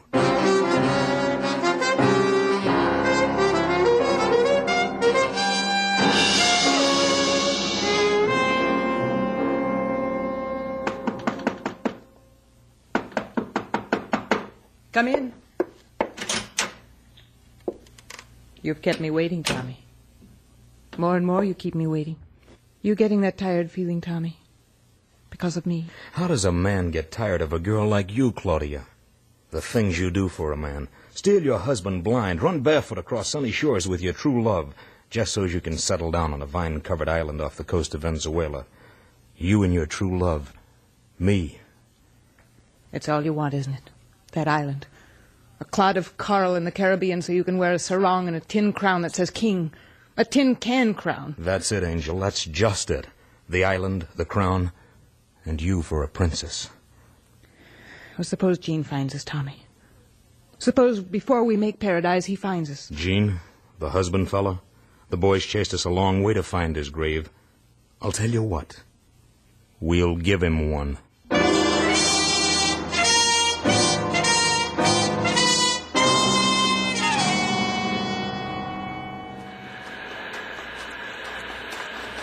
Mr. Shannon. Hey, Mr. Shannon. Am I intruding, Mr. Shannon? Intruding on what? Oh, on your thoughts. The way you're standing here on the beach, drinking in the new morning sunshine. Wondering what's out there, Out there in the ocean. I know what's out in the ocean. Fish. You were going where, Mr. Haven? I want to talk to you. Uh-huh. It's about me. Oh, well, Mr. Haven, I think you're a very fine fellow. Loyal, kind, brave, 100%. I think you'll go far. Is that what you wanted me to tell you? Take it easy, will you? Just listen for a minute. Yeah. All my life I've wanted something. I want a place to go. Oh, just don't laugh at me, that's all. An island. A place to live in without rush. Without... I've got one all picked out, Mr. Shannon. An island off Venezuela. I've done a lot of research on it. You can buy these hunks of land for a song from the Venezuelan government. You want me to sing for you? Now, you've got a boat. I want you to take me. When? Oh, I've got some things to take care of first. I'll let you know. But it'll be soon. It's a dream I've always had, Mr. Shannon. I need a little time to put the bold venture in shape. Well, $300 for the trip, Haven, per person. I'm going alone. Oh. Well, just let me know. You've bought yourself a boat ride.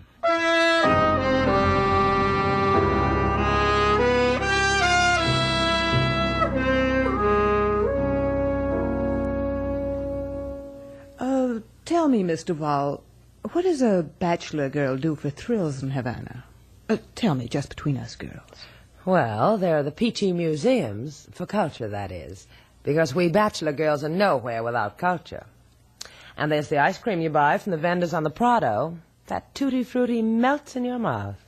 And then You didn't get the message, dear. I meant Slate Shannon. Him? That no-good shill for crow and pots? Shannon, the pot tycoon? Him? The best part of the day's gone, and Shannon's not at your side. You happy in your work, bachelor girl? What's with you, married lady? Slate's down at the docks getting the bold venture ready for Mr. Haven's trip to Venezuela. Slate and I are going with him. You? You're going with him and not me? Among other things, girlie, I have Slate's ear. I'll pour a word in for you if you... pardon me, Mrs. Moore. This gentleman here. A room, gentlemen? With bath, without bath, sunny, shady. State your case. Anything you got, miss. So long as it's got 4 walls. Well, it just so happens we've got one where we just added a wall. Rate's a little higher on that one. I'll take it, Bright Eyes.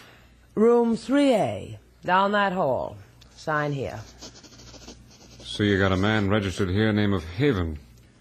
Tommy Haven. He around? No, went out a little while ago. You want him? I want him. Know where he is, Bright Eyes?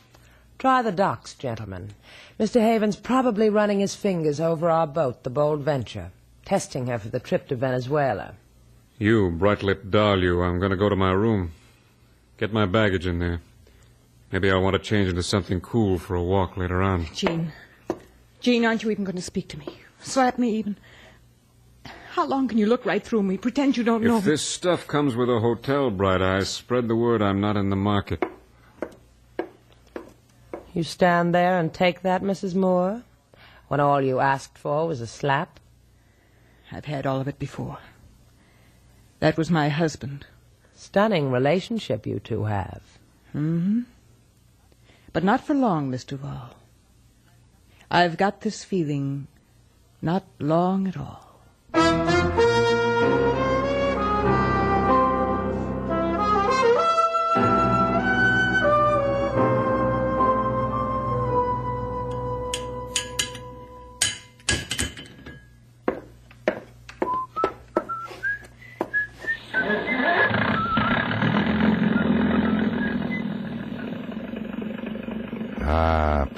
kitten. Yeah. Hey there. Hey, you on the boat. Are you talking to me? That's right. You mind if I come aboard? Not at all. You know a man named Haven? Who are you? Haven's not around, is he? Maybe I'll just look around. Out of that cabin, Buster. In fact, off the boat. Where is he? Where's Haven? Just because it's a fine sunny afternoon and I don't want to louse it up, I'm going to tell you a thing. I saw Haven about 6 hours ago up the beach. That way, up the beach. I saw him there, I talked to him for a little while, and I left him. Now you can take off. Your name's Shannon? So? Yeah. So! Seeing you on your back, I suddenly feel real good. Bye, Shannon. Hey, you. Yeah? Wait. I'm sorry I didn't give you the information you asked me for as soon as you asked me. And what? Well, I hope you don't mind my asking you, sir, but who are you? Yeah, you ought to know. My name's Moore. Jean Moore. I've got a wife staying at your hotel. Her name's Claudia Moore. Yes, sir. My wife, whose name is Claudia Moore, cashed in everything I owned and ran away with a man named Haven. They were going looking for an island with my dough, and you were helping them. So you slugged me, isn't that right, sir? That's right, Shannon. I see. Now we can be friends, Moore. I'll wait till you wake up, then we can be happy about it.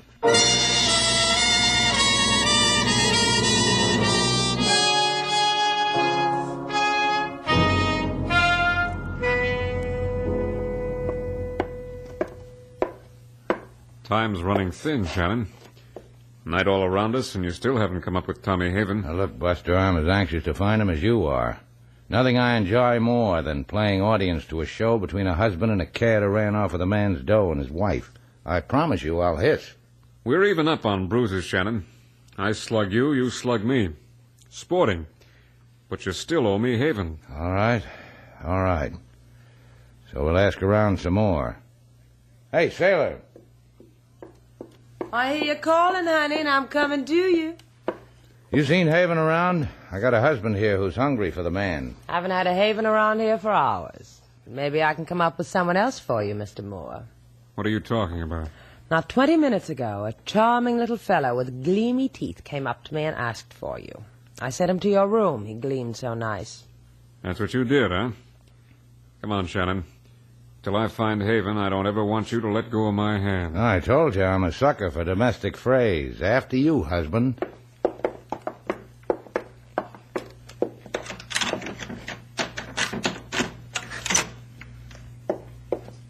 You know where the light switches are, Shannon. Come up with one. Yes, sir. Yes, indeed, sir. Light and something else, husband. Hey, Claudia. Hey, she's been stabbed. Well, help her. I wish I could. I really wish I could. Your wife's dead, Mr. Moore. Yeah? Well, does it surprise you, Shannon? Does it really surprise you?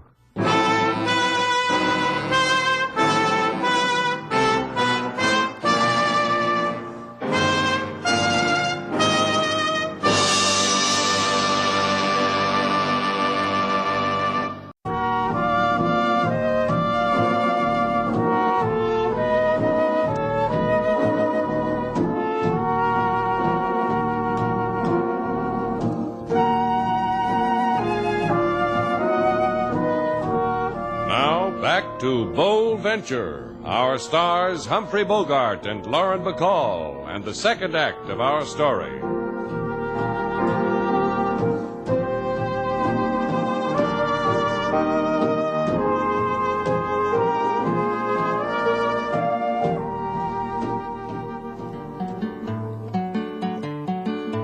In in Shannon's place on Havana shore. His trial and tribulation in quantity galore. A husband bereaved and policeman with book to scribble note on lady whom life forsook. The lady was a traveler, the lady was a wife, who roamed the Caribbean in search of new life. With a man not hers, with a man not here, to die by a knife is the price so dear. You're a fortunate man, Inspector LaSalle. You get background music with your murders. For this, my gratitude, senorita.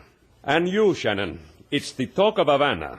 What makes your hotel so attractive to murderers? I just put up a new neon sign. Why point a finger at me, LaSalle, when you've got the lady's husband right here with things to reveal about his wife? That right, Mr. Moore? Claudia's dead. That's all the revelation that'll ever come to you, Shannon. You heard the song the boy sang. Claudia wanted a new life. She didn't make it. If I could, I'd weep. I want only Mrs. Moore's murderer. I give him to you. A little man with more than his quota of teeth. Black hair, brown eyes. He came here and asked for Mr. Moore. I sent him to Mr. Moore's room. What Sailor's trying to tell you, LaSalle, is the little man with the knife and the teeth wanted Mr. Moore here dead. In the dark, he got mixed up. Gracias for doing my shovel work.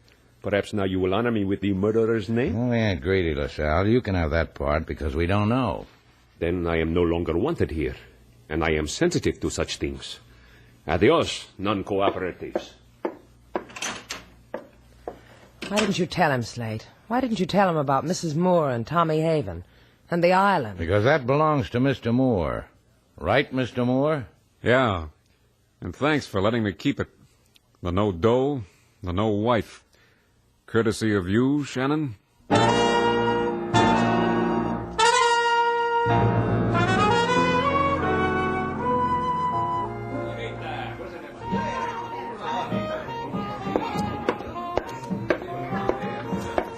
Well?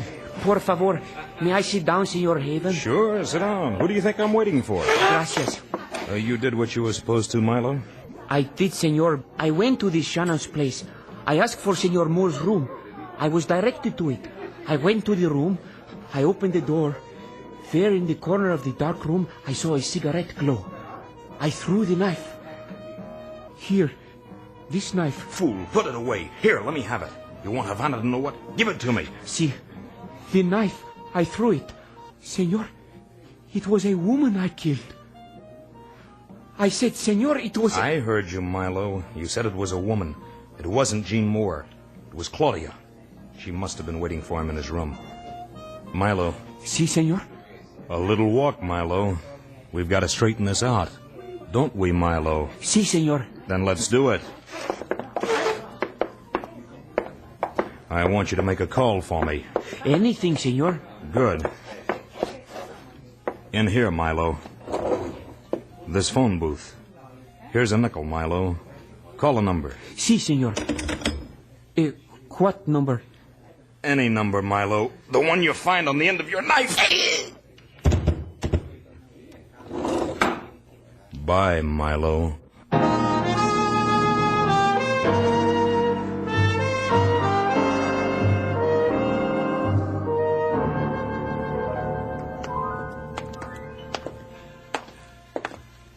What's with LaSalle, Slate? The boy's got a murder on his hands.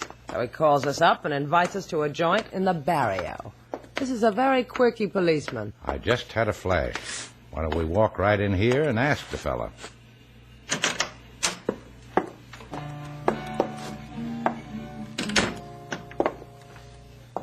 Shrimp boats must be out again, Daddy, because there's no dancers here. Just that leftover guitar player on the bandstand. Otherwise, empty. Empty except for him, the guitarist. For me, the overworked official. And for you, the owners of murder hotels. And you are not going to interrupt me? Interrupt? You crazy? We've been living for this moment. And I will do my utmost to make it thrilling for you both. A double file behind me, please, to the third phone booth from the left. This little man, folded inside, with a knife in his back. A little dead man familiar to you, Senorita Duval, eh? That's him. That's the man who came to... What man, sailor? The one who came to Shannon's place asking for Mr. Moore. The one with the gleamy teeth. He is a barrio by the name of Milo.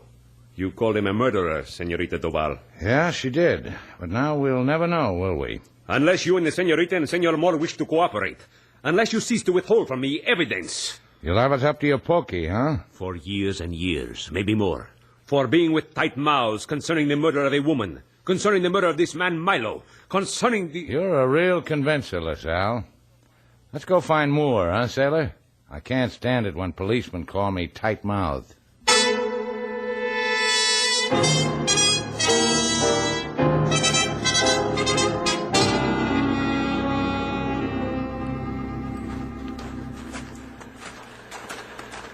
And that's the way it is, Moore.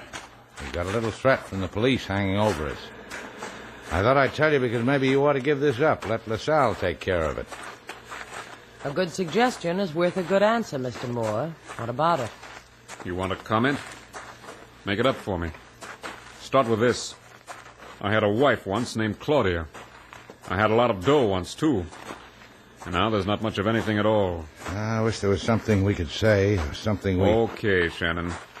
Okay, what? We've been playing long enough. What's your part in it? You kidding? You think so?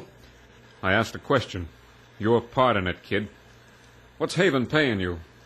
How much of my money did he brush against you for these tears you're shedding for me? For the lies? You really aren't kidding, are you? We had each other off balance once, Shannon. And now here, you and me, even up. You want it that way, huh? Just like that. Take a walk, sailor. Both of you lost your mibs. What kind of a way is this? I said take a walk, sailor. Talk to me, Shannon. This way, Buster. Kill each other, fellas. There. There's your boy, Moore. There's Haven. Wait your turn, Tommy. Wait till... This is what I've been trying to get done all day, people. Now it's done. Wish me well, because Gene Moore is dead. Grab this, Haven. Yeah! Try that again, Shannon. You'll lie down gently beside Gene. Let's get moving, folks. We've got sailing to do.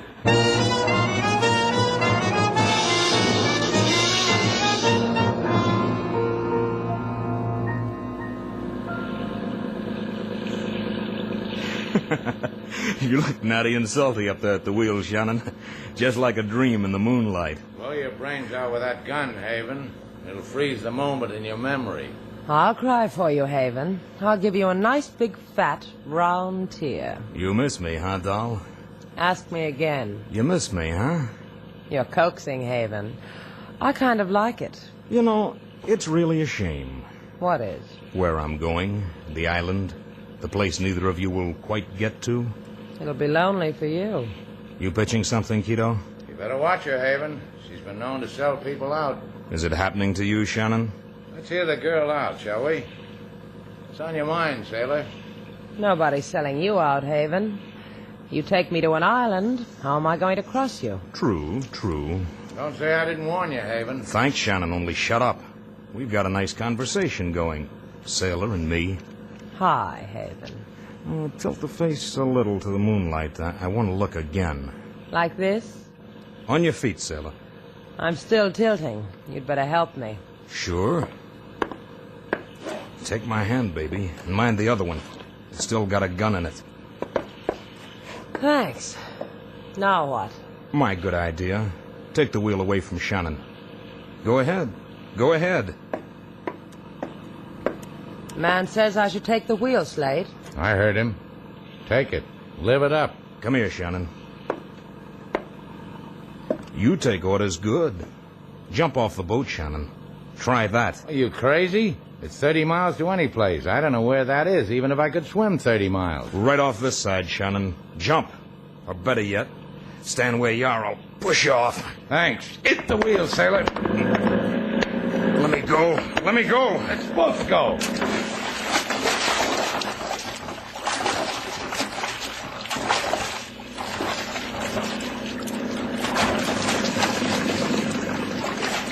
Is that you, Slate?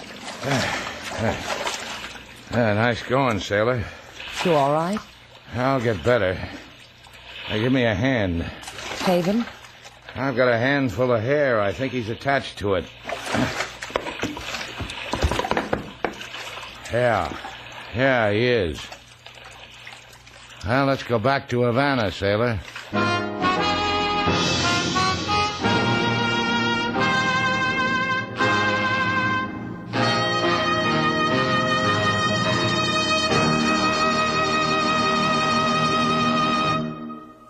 Our stars, Humphrey Bogart and Lauren Bacall, will return in just a moment.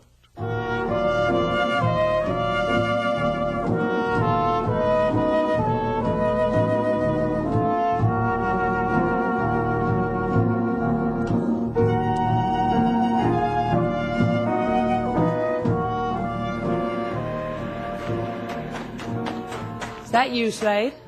Sharp, huh? Spiffy. That's a beach outfit? Bathing trunks, a straw hat, and a blazer. Yeah, well, I bought a ukulele, sailor. The instruction sheet said best results are obtained while wearing a collegiate outfit. A ukulele? Since when do you play a ukulele? I was taught. By whom? By Myrtle W. She who walked by Waikiki shores, now you know. So play something already. Why, what do you know? Go. Hey, Sailor, I didn't know you could hula. Why, sure I can. Know what these hand movements mean? Fishy on the sea, pink shell on the shore. Hey, wait a minute. Where does it say pink? This says pink. And you know what this says? Yeah, I know. Is that what it said? Did it, sailor? You read me like a book. Likey Island girl.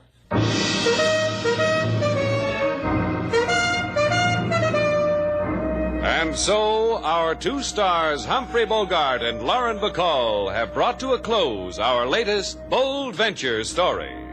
Special music was composed and conducted by David Rose.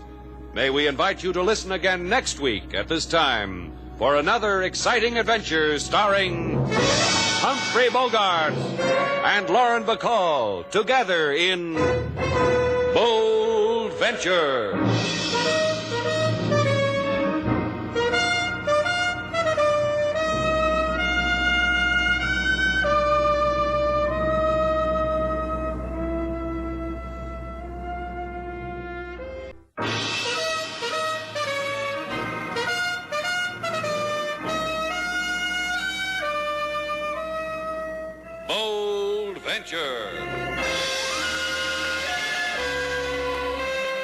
Adventure, intrigue, mystery, romance, starring Humphrey Bogart and Lauren Bacall.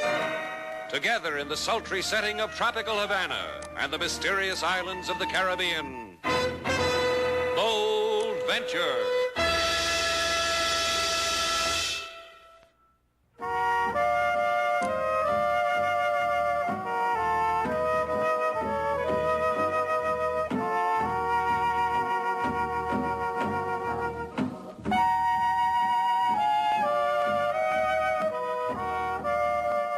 Once again, the magic names of Humphrey Bogart and Lauren Bacall bring you Bold Venture and a tale of mystery and intrigue.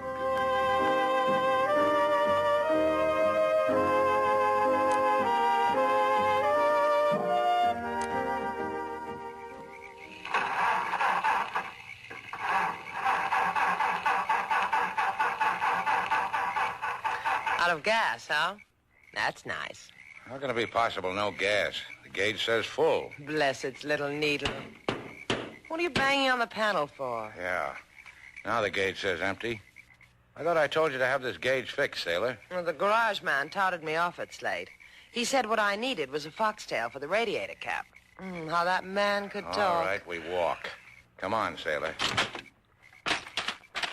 You know how far it is to Puente Sombra? 8 miles. Foxtailed. But think how lucky we are. Here we are treading the same path as pirates of old. That's what I call real romantic and educational. Rastro del Pirata. The trail of the pirates. Think of the swashbucklers and the doubloons and the pieces of 8 and those jolly, jolly Rogers that... Hey, look. There's a truck parked up there. Maybe we can borrow some gas. Come on. Hey, mister. Hey, you, behind the wheel. Tell him we'll pay for the gas, Slate. Hey, something's wrong with him. What? El Indio. Because of him. He's been shot. Because El Indio. El Indio. Bad, Slate? Dead. Hey, wait a minute. What's the matter? Something, I don't know. You smell anything funny, sailor? What are we going to do about him? That's in the back part of the truck.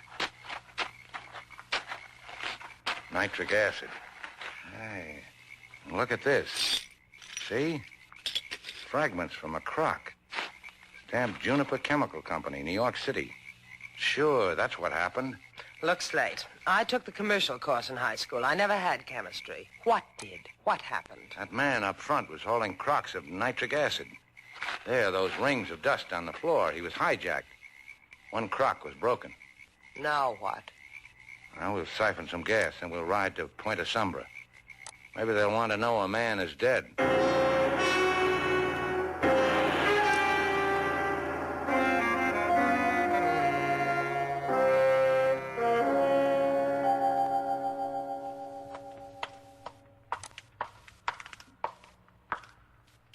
I return the manuscripts, Senor Cambria. See how delicate I have been with them. They are as they were when you gave them to me from their glass case. Our library is grateful, Senorita Marta. You have absorbed the exquisite value of the legend of El Indio. I, and my father also.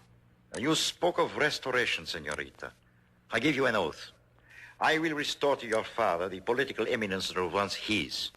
On the memory of El Indio, I swear it.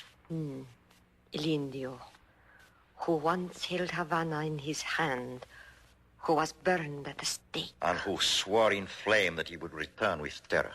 The time is here, Senorita. The man is here. Your father. In him, El Indio comes back for his Havana. You are an historian with passion. With a vision that was given to me when... When, Senor Cambria? Tell me. You once put your fan to my cheek, Marta. Historian of passion. Walk in my father's shadow. And in mine. Slash the heart of Havana and bring it bleeding to us. Bring it to us on your knees. And for this? For this, historian, your lips may be touched. I give you Havana, and you will... You have greed, Senor Cambria? Wipe it from your mouth. It is unbecoming to a man of learning. Adios, Senor Cambria.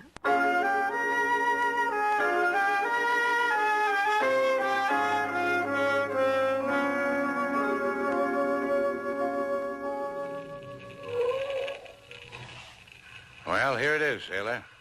Point Sombra. Quite a nothing town, isn't it? Let's get out. There's a restaurant over there. I want to call Havana and tell Inspector LaSalle what... Are you listening to me? That man in the truck, he was saying something. El Indio. I wonder what he was trying to tell us. El Indio. El Indio means the Indian in Spanish. Now, come on, sailor, out of the Jeep. How do I know what he was trying to say? Now who's doing it? Doing what? How many times have you told me to leave something alone? All right, a guy's killed, murdered. Doesn't concern us.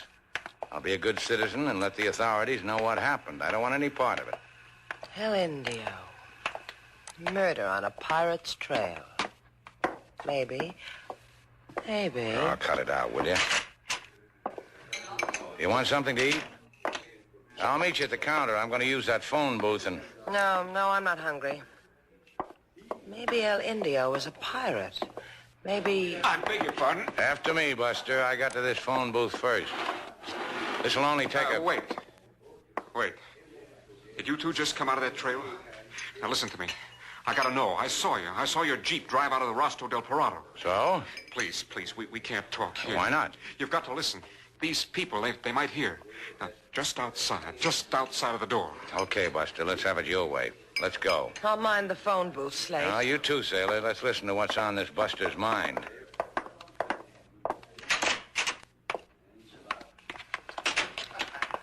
Okay. You saw the truck, didn't you? You saw what happened to Villa. You saw how he was murdered. Villa, huh? That's his name. How do you know? Over there on the beach. I'll tell you about it. Sand under the shoe means beach, mister. Okay. I killed Villa, friends. With you know what? With this. You want to hear it go bang again? I don't. Do you, Slate? Okay, Buster. You got a problem. Put the heater away and we'll form a circle on the sand and have Turn around. Both of you, turn around.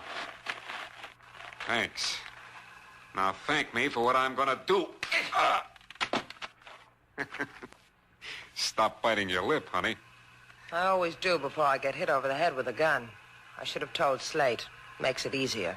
Let's go riding, baby. You and me. That Jeep of yours. You be nice, maybe your friend will live. But only maybe.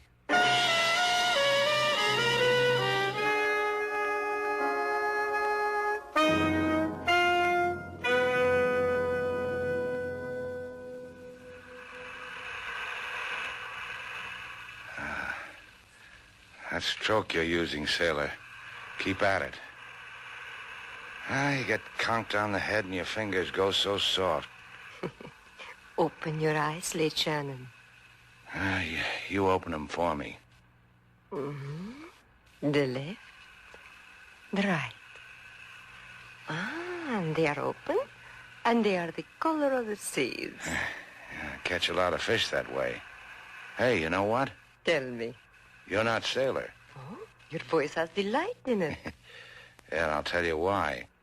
As long as I've got my head in a lap that doesn't belong to sailor, I'm delighted. Sailor's not around. Do what, Slate Shannon? Not Sonny. It's too complicated. You can take over the right ear now. They say here is where memory lies. I touch it with gentleness. It reminds you of something? Yeah, that too. Brings back a guy who didn't want me to use a phone. Brings back a pirate's trail with a hijacked nitro truck, and a dead driver at the wheel, and a name, El Indio. Say, honey, baby, that's no way to heal the sick. The slap was only a hint. Don't go too far. This was to impress upon you to forget a child's fancies of pirates' trails, of El Indio. You gonna give me new memories, baby? If you desire them, you have a choice. This that you beg, or the quick death that waits with hunger for you. Let it wait. What's that you were saying about the color of my eyes, honey? Try to remember while we take a walk. I need refreshment.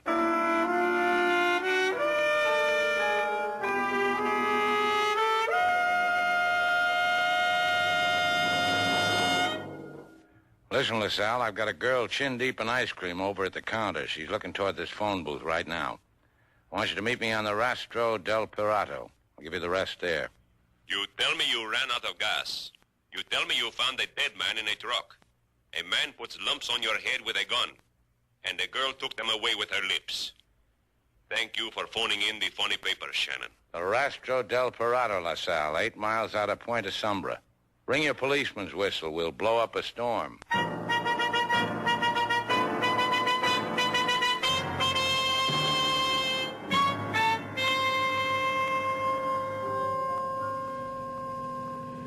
Hey, you drive well, honey.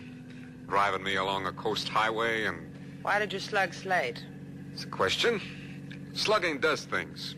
Makes a man remember and forget. Depends on the how and why. In Shannon's case, it's to forget what he saw on the trail. Now, take you now. As long as I got you, I'm thinking Slate won't remember a thing. He'll just... Hey, you're pushing 60, baby. Take it easy. I don't... What? Hey, you crazy? Hey, watch it, the curve. Hey, you want to kill us? Can't hear you. Baby, listen, slow it up. This hill... You'll kill us, you crazy fool. This gun, I'm not kidding, I'll kill you. Watch it. Noisy night, ain't it? Can't hear a word. That curve, you'll never make it. Oh, curve. Yeah. Thanks a lot. And And there's a sand dune, soft one. I'd try that if I were you. I'd jump. Hey. Jump, or so help me we go off the road onto those rocks.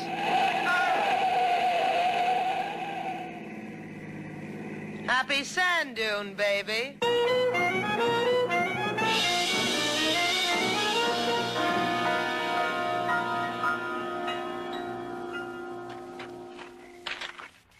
The woman who held your little head in her apron. Where is she, Shannon? I bought her another ice cream soda and Point of Sombra. And your Miss Duval. Where did you misplace her? I told you. Last I saw of her, she was waiting to get a beat over the head. I guess she didn't make it. Anyway, she wasn't around when... And the truck with the nitric acid and a wounded man whispering El Indio into your convenient ear. It's around that bend. You'll know it from the corpse draped around the steering wheel. We are around the bend, Senor Shannon. Will you please polish my glasses? The dust on them permits me not to see no truck. Was here, LaSalle, right here. A beat-up 2-ton with the smell of nitric acid in it and a dying man, you said. A man who died before your eyes of bullet wounds.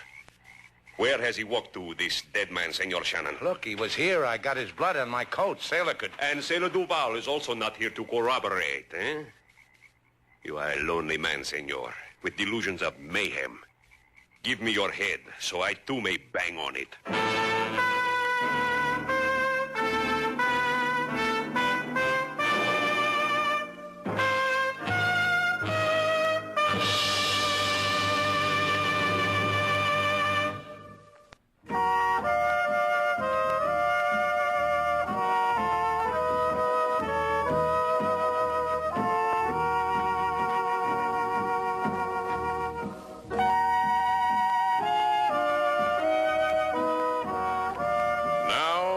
To Bold Venture. Our stars, Humphrey Bogart and Lauren Bacall, and the second act of our story.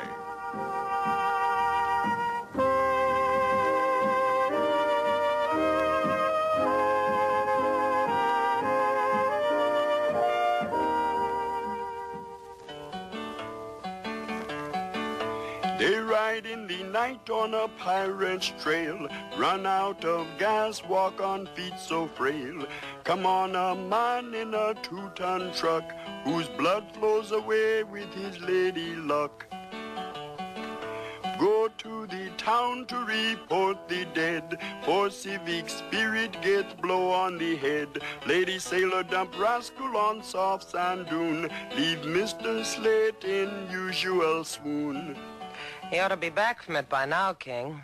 When one receives such a blow in the skull, Lady Sailor, one is apt to forget the way home. Well, let's not build a wake out of it, huh, King? What is left to build? You throw a villain from a hurtling jeep? I was doing 85, King. Loneliness makes you exaggerate, Lady Sailor. Our jeep can't do. Don't argue with me, King. I tell you that speedometer registered 85 when the boy got yellow and jumped. This, of course, is the same speedometer that was adjusted by the garage man who told you that what our jeep suffered was the lack of a foxtail. Well, let's not get ugly about it, King. All I care about is when I came back for Slate, he was gone. That makes my gauge register 0. Oh, pardon me. It just went up to 300 RPMs. Hi, Slate. Miss me, sailor? Get rid of the man who brought you, and I'll diagram you how much. LaSalle doesn't believe me, sailor. Not the dead truck driver, nor the nitric acid. Not the last words of a dying man. He said El Indio. You too, Senorita Duval. You too wish to stuff my head with this kitty pablum? The fairy tale of El Indio that children laugh at inside their short sleeves? What about the girl? The one who gave me death, or... Oh, what, Slate? That reminds me, what happened to you after that guy slugged me? I threw him out of the Jeep going 85 miles an hour. Back up, sailor. That Jeep can't do it. My very words, Mr. Slate. That girl gave you death, or, how come you didn't choose death, Rover boy? My condolences, Senorita. You have a sick man on your hands. He shows me trucks and dead that do not exist. He prattles old fables of juniper chemical companies. If he gets violent, call me, Senorita. I will be glad. Adios. I look for you. I wait for you. King sings sad songs about you, and all the time I got a place for you to eat up all that curiosity, sailor. The library. Get me the rundown on an old Spanish fable, El Indio. So you can go back to that dame and... So I can find out who's getting nitric acid from the Juniper Chemical Company. May it blow up in your teeth. Get me my library card, lover.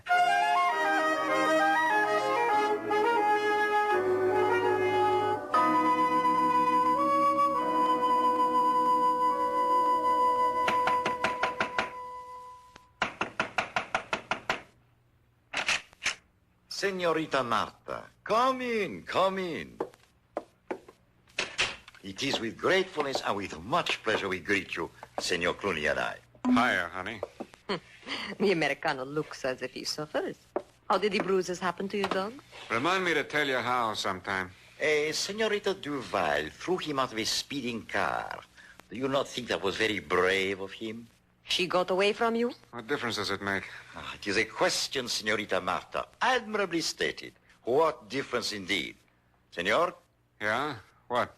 In the next room, please. This exchange of money for your services should not be spied upon by a lady. If that's a custom of the land.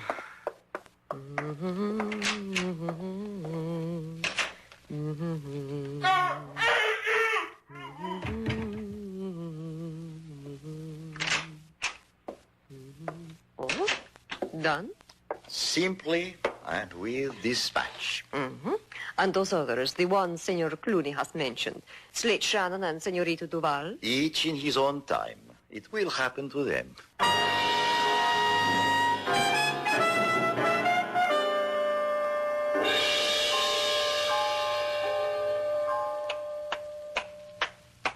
Senorita, please. Your high heels, they're clack. It makes for distraction among the scholars in our historical archives. These are men who delve into history. Or meet a lady who's a history delver. Give me what you've got on El Indio. El Indio? Oh, you are in the wrong department, Senorita. You want the children's department. I suggest it. This book on your desk, Daddy. The one that says El Indio in big red letters. Read it to me. Put it down, Senorita. You are not to touch. Read it to me, Daddy, or I'll walk my high heels all over your bald skull. I am not a man of violence, Senorita. It is only that these copies are only one. It must go to the bookbinders. I do my best to dissuade borrowers from crumbling manuscripts, Senorita. They are rare. They must be handled with sensitivity. And you're the only one sensitive enough to give you the paltry wealth of my knowledge as an apology. That El Indio is only a legend. The legend of an Indian who once was a tyrant in Havana, who was burned at the stake, and who promised to return with terror to blow up Havana for his burnt flesh. In some quarters in Havana, it is believed by frightened children. You accept this apology, Senorita? No, I have to check with my friend first. He's waiting outside. You'll wait, huh? Toodaloo, scholars.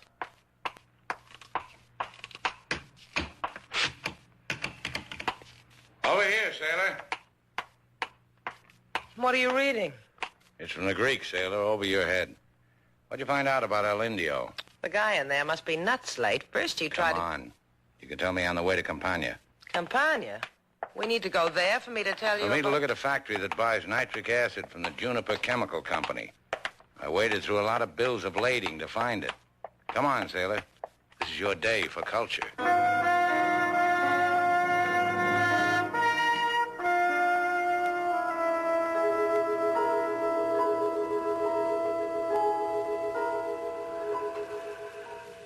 Hand me that rock, sailor. I thought this was a sneaky operation. What are you going to do, beat your way into this factory? Just hand me the rock, the one I'm shining the flash on. Thanks. You going to crawl through that hole in the window? No, brainy one. I'm going to slide under the door. Let's get with it, sailor. Slip your hand through that hole and reach around and slip that lock. You did very well. You step on my shoulder.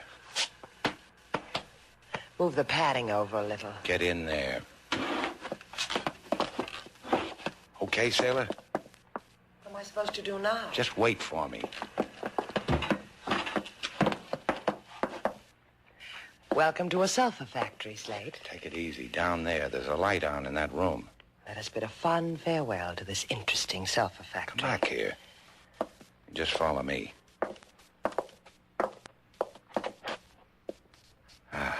Here they are, sailor. Here what are? All I see are crocks. Crocs I'm supposed to jump up and down about? Crocs of nitric acid. Look at the label on them. Juniper Chemical Company. The stuff that was hijacked. That truck wasn't big enough to hold all these bottles. Huh? Hey, no wonder. These brown bottles. Toluene. Toluene, huh? Just what I've always wanted. Don't you catch on, knucklehead? Nitric acid, toluene, TNT. Well, let's figure it, sailor. TNT. El Indio. El Indio? That's it, El Indio. That librarian told me El Indio was going to blow up Havana. Except that El Indio's been dead for 300 years. That man in the truck said El Indio. We both heard him. Maybe there's something else we can hear, sailor. There's a light in that office. You said that before. No, please! Please! What else do you want me to do for you? I've done everything. Stand right here, sailor, against these boxes. Don't move. You killed my driver, taken over my plantation. Understand, we have much at stake, senor, upon the making of the TNT, and terrorizing of Havana depends my father's election. Get it, sailor? Terror. Terror buys a lot of votes, and superstition on top of terror buys a lot more. That's where El Indio comes from, like an evil spirit. More terror. You've got to believe me. Don't kill me, please. We must think about you. Until then, senor, until then you will sleep. I enjoy you like this, senor Cumbria. Slate, watch it, the boxes. Clumsy. Who is there? Who is it? You there. I see you. Come on out. Who are you? My God. I don't understand the language. What has happened, senor Cumbria? Hi, Marta. Slate Shannon. Oh, you fool, go away. Your boy's hurt, Marta. Better get him in shape. We're going calling on the police. You ruined it. You ruined everything. You fool, you fool. Hey! Somebody, hey! Somebody uncrate me. Hey, Slate. Slate, look what happened to me. I'm up to my neck in sulfur. Dip you in molasses, sailor, and you're a spring tonic. Come on, baby. Let's go for a boat ride.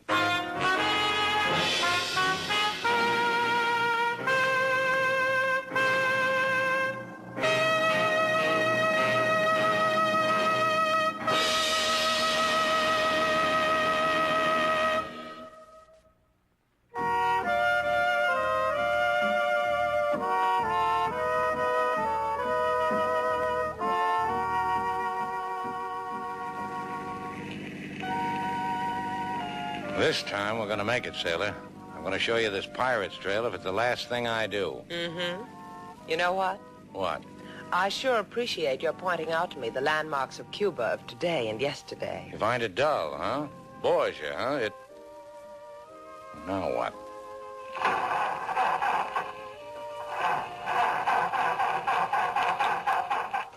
Here we go again. Well, good gracious, just look at that gas gauge. Empty. You filled it with gas this morning. Slate, dear, I have something to tell you. You met that man again. Mm-hmm. Didn't you notice? Now there's 2 foxtails on the radiator cap. All right. On your feet, kid. Start walking. It's 10 miles to town. I said... Why are you putting your head on my shoulder? Oh, it's the nicest landmark I know. Come here. You think that's going to stop me from making you walk? Or that? About that walk. What about it? Forget it. Who knows when a man with a gas station will walk right by.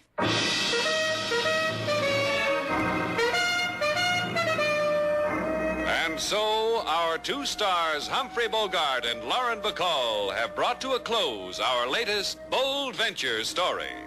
Special music was composed and conducted by David Rose.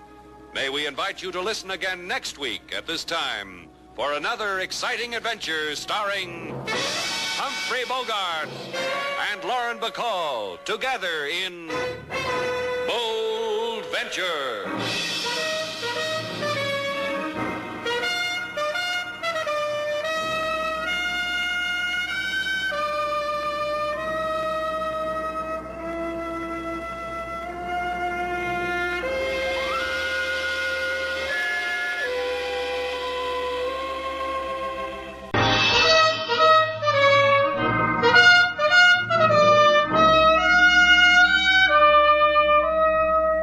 Bold Venture.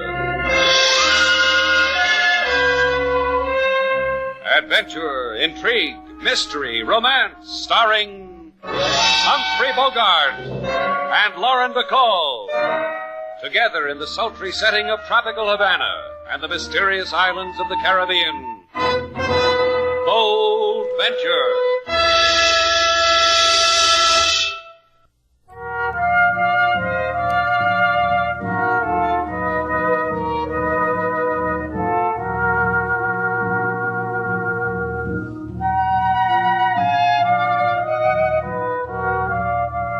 Now we bring you the magic names of Humphrey Bogart and Lauren Bacall in Bold Venture and a tale of mystery and intrigue.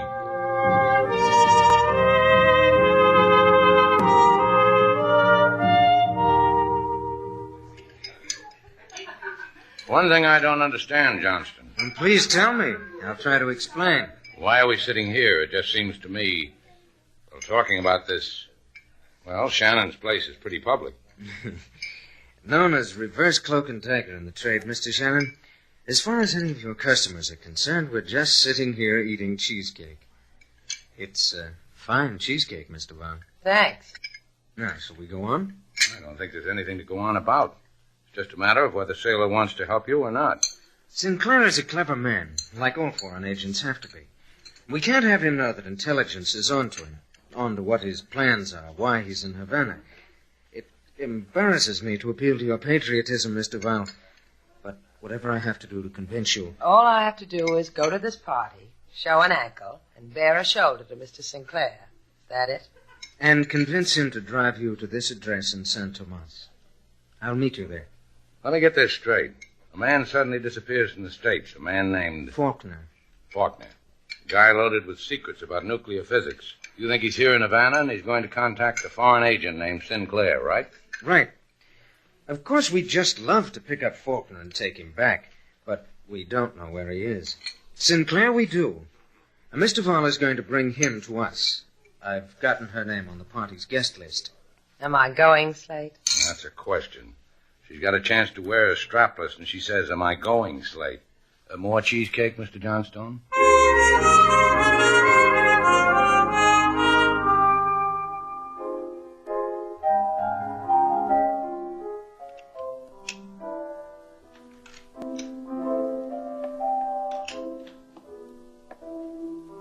I persuaded them, Faulkner. Did you hear me? I told you... Why don't you stop playing that piano and listen to me? Thank you. I said You said you were a persuasive man. I know that. Of what other possible use could you be to me? Don't patronize me, Faulkner. I wouldn't dare. You're a dangerous man, Johnston. I confess you frighten me. That's rich. You carry in that bald skull of yours enough atomic knowledge to turn the world into dust, and I frighten you. You never told me, Faulkner, to whom are we going to sell the fruit of this exquisite brain of yours? Whoever pays the most. Whoever makes the highest bid. I'm glad you remember. Sometimes you scientists are prone to become vague, forgetful about minor things. Like money. Not this scientist. Life in a test tube has become loathsome to me. Jolly glad to hear it. Now you may tell me how you persuaded the young lady. Simply. Ever so simply. I represented myself as being from American intelligence, showed her forged credentials, appealed to her patriotism, flicked her vanity. She is lovely. And she will bring Sinclair to us? Mr. Val, on a proverbial platter. And what will you do with Mr. Sinclair? Kill him. I've never killed an intelligence man before. I wonder what it'll be like. Like the other men you've killed?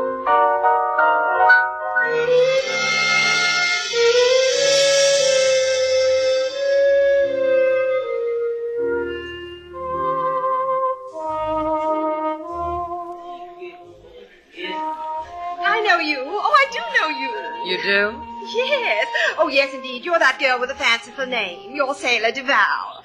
I've seen you. Oh, I'm so glad you've come to my party. What would you like first, some food or a man? We have assorted quantities of both. Well, a man would be nice. Where's the guest of honor? Louis Sinclair? Oh, well, I do suppose it's only polite. Louis, come here, darling. I have someone here just frothing at the mouth to meet you. Well, I would be delighted. Louis, this is Sailor Duval. If you need any help, Louis, scream. Hello, Miss Duval. Hi. Well, now. Well, what? tell you the truth, ma'am, I don't know. I'm guest honor at this party, and folks come up and talk to me, and I've been saying, well, now, well. It's been getting me by. You don't like parties, huh? Well, now. Well. Look, Mr. Sinclair, you don't have to give me the routine. Relax. I'll tell you what. You can tell me about Texas. Oh, the pleasure's all mine, ma'am. On the balcony? With you, Sugarfoot? Oh, you're so pretty in that Havana moon. It can't touch a Texas moon. The balcony, Mr. Sinclair. Call me Louis. You're a real devil. Rootin' tootin'. Look at it. Havana. You ever been in Houston? No, but I've dreamed about it. Sweetest dream a fella can have. Where you from, Miss Duval? Tennessee. What you doing in Havana? There was a man in Tennessee. That's why I'm in Havana. Texas man wouldn't let you go. He didn't let me go. He followed me to Cuba. Bob's like that. The whole Faulkner family is like that. Who? Bob. Robert Faulkner. Tall man, grin at the temples, little scar on his cheek, one of them brainy guys. Worked in a government science project, didn't he? That's right. You know him? Oh, do I know Bob Faulkner. Bobby used to spend summertime on my ranch. What you know, Faulkner here in Cuba. Would you like to see him? Oh, the sooner the finer. Well, he's got a little place in San Tomas. It's about 20 miles down the coast. We can get there in 15 minutes, depending on the traffic. Bob Faulkner in Cuba.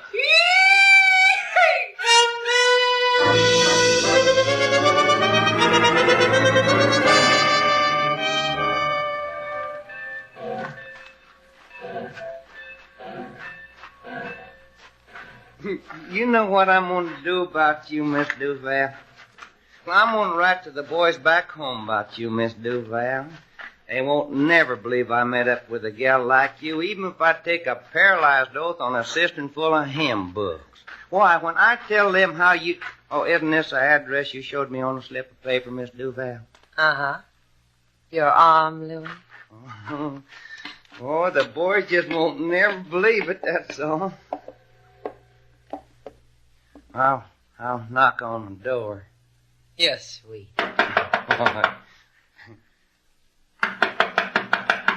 You're sure Faulkner lives here? If he doesn't, I'll let you beat me at Lotto. Oh, Miss Duval. I see you've accomplished your mission. You have brought us our quarry. The corn pone is all yours, Mr. Johnstone. Corn pone. That's rich, very rich. Come in, Miss Duval.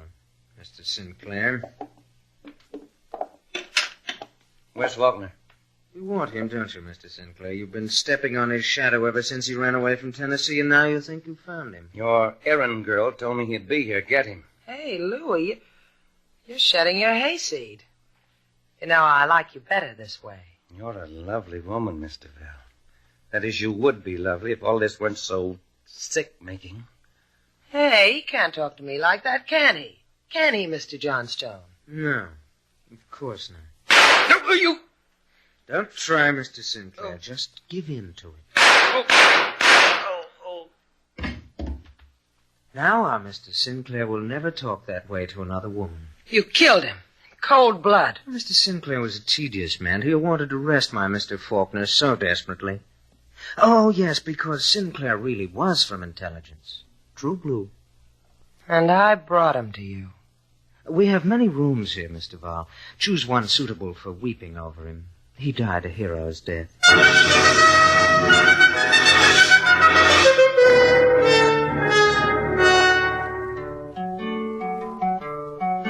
Miss Sailor, she go to big party, show pretty shoulder to society.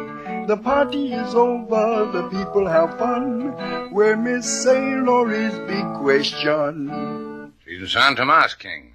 Morning's getting ready to start, Mr. Slate. She can be in San Tomas and back 4 times. 5 times, maybe. I figured it out, and it came to 6. I was going to say 6, but I didn't want to worry you. Thanks.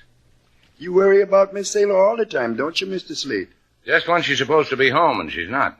Maybe I ought to go get her. What time is it, King? 5, a few minutes before. Coast train leaves at 1:15. I think you ought to get Miss Sailor, Mr. Slate. Now, don't worry about it. I'll bring her back to you.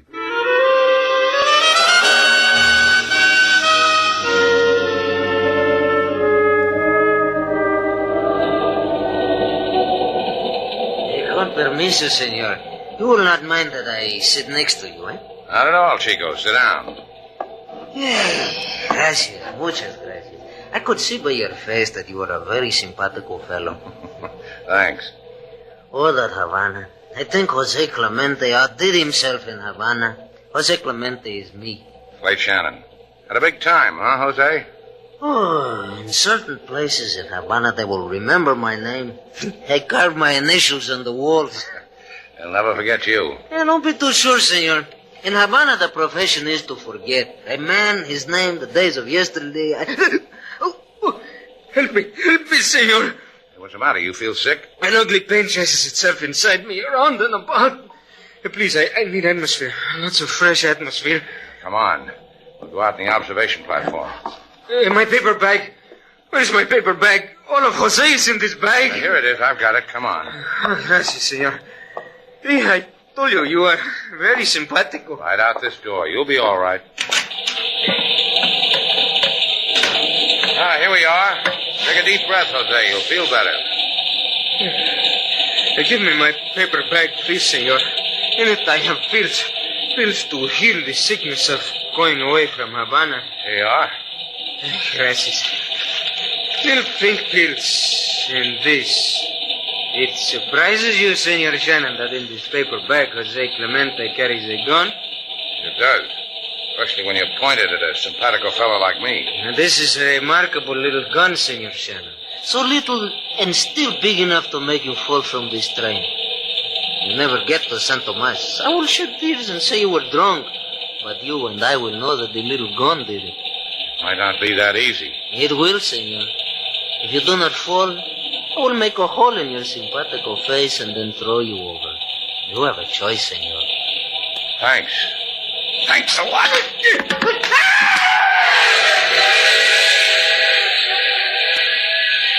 Now, why didn't you want me to get to San Tomas, Jose? But you can't tell me, can you?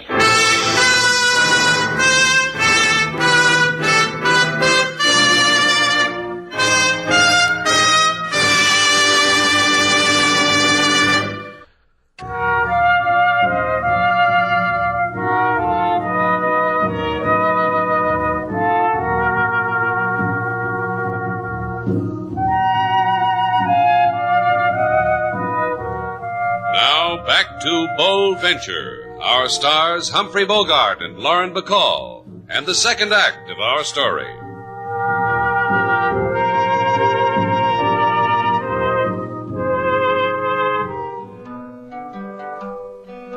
Mr. Slate, he go to San Tomas to look for Lady Sailor by train first class. On train he meet a little man with gun who try to keep him from his destination.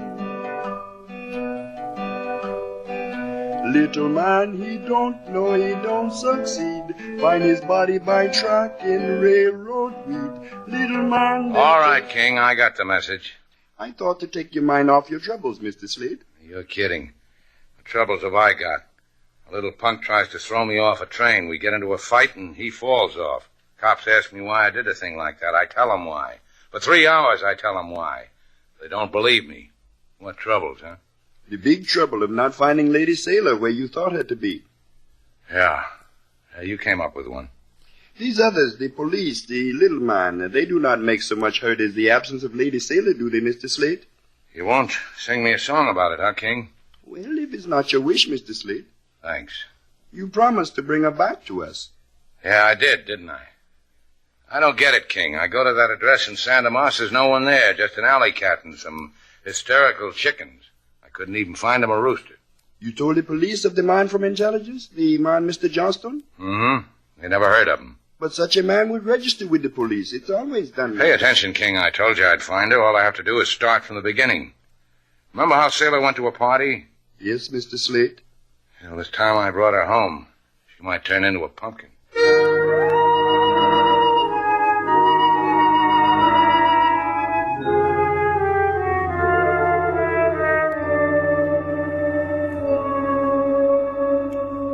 Comfortable, Mr. Vaughn? Why did you bring me back to Havana? Because the method of your disposal has not been contracted for. If I'm to kill you, the man has to tell me. In what manner, for how much. It's up to the man. How does my hair look? I want to make a good impression. A Faulkner doesn't impress. Oh, so there really is a Faulkner. Well, surely. This is his place. Of course, he rented it, furnished, but it's indicative of his tastes. Expensive, like mine. Tell me, how does it feel to kill a man? It gets easier all the time. But here, let's talk of more pleasant things. And consider, shall we, these goblets? Crystal. Exquisite. Here, hold one up to the light. No? Or, then this candlestick on the table. Hand-wrought silver. Don't you shiver when you see something so beautiful? Never did. Mr. Johnstone. Yes. How much did you say you got for killing Sinclair? 2,000. You want a shiver? Pardon? Wait a minute. Here, take a look at this locket. Beautiful. Just beautiful. Here, I'll take it off so you can see. The diamond in it is worth, well, your $2,000 would buy a corner of it. Here. Oh, I'm sorry I dropped it. Oh, let me. You've got your foot on it, Mr. Vaughn. And you put yours right in it. What do you know? You dented Mr. Faulkner's candlestick. Oh, sailor, sailor, you're so brave and clever. Why do you fight it? Huh? There's humor in this. A killer lying at your feet, you standing over him with a candlestick in your hand.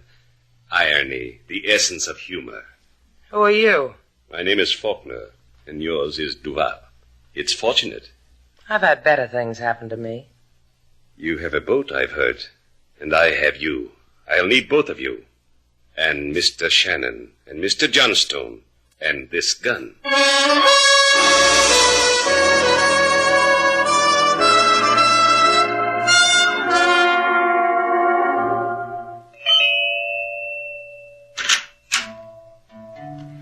Whatever you're selling, go away. I'm Slate Shannon, Miss Grant. May I come in? Oh, the exciting, the notorious Mr. Shannon. That'd be delightful. Come in, Slade. Ricky, darling, this is Slade Shannon. Oh, don't be frightened, darling. I'm here. That's right. You just sit here at my feet and play your native songs and let me run my fingers through your curly, black hair. Hiya, Ricky. And likewise, I'm sure. What is it you want of me, Slade? My presence at your little dive to lend it chic? Your presence does that in the dive? Isn't he divine, Ricky? Now tell me, what is it you really want? A charity contribution? I'm looking for Miss Duval, Sailor Duval. Oh, then it is a charity contribution. Why do you come to me looking for another woman? You're gauche, Slade. That means crude. Uh-huh. Where is she? I haven't the slightest idea. The last I saw of her, she was on a balcony with Louis Sinclair. Louis yelled, "Yippee!" And they were off together into the somewhere. Into what somewhere? Wherever girls and boys have fun yelling yippee at each other. How would I know? But you know where Sinclair lives. Mm-hmm. You want to know, too? Yeah. Now. Tease me for it. So help me, Miss Grant. If you don't give me Sinclair's address, I may hit you over the head with guitar, curly boy and all. Ricky, are you going to sit there fingering that stupid guitar and let this wonderful man talk to me like that? Of course you are. You're keen, Rick. You're a pal. Try the Hotel Caesar, Slade, because you're so thrilling.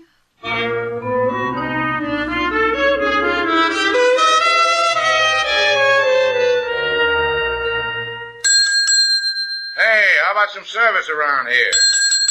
Service. Si, senor. I am the service. ¿Qué can I do for you?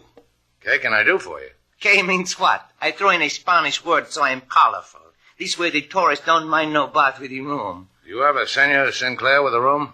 Sinclair. Aha, aha. Well, stop being so colorful. Just tell me where I can find Sinclair. Por favor. 1 second. I shall return.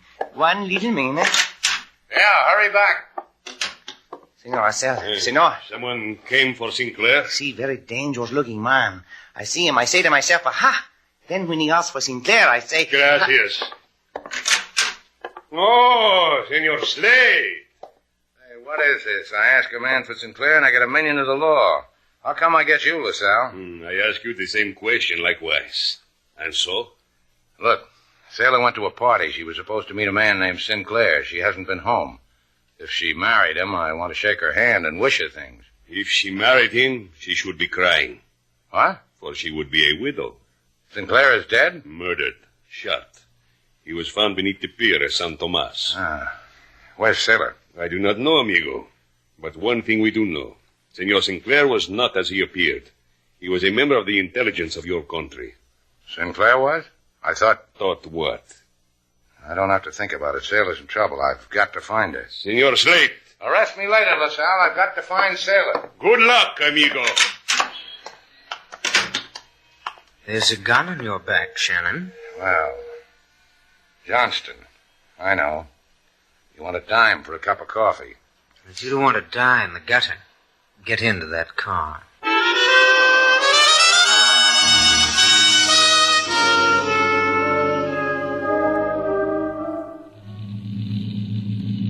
Your friend Faulkner handles my boat real good. He's the genius type. Knows everything. Hey, Faulkner. Where are we going? Tell him, Johnston. We're going to meet a freighter in the middle of the Caribbean Sea. It's going to be a neat trick in this fog. Oh, the genius will find it. He's not so smart. He needs a freighter.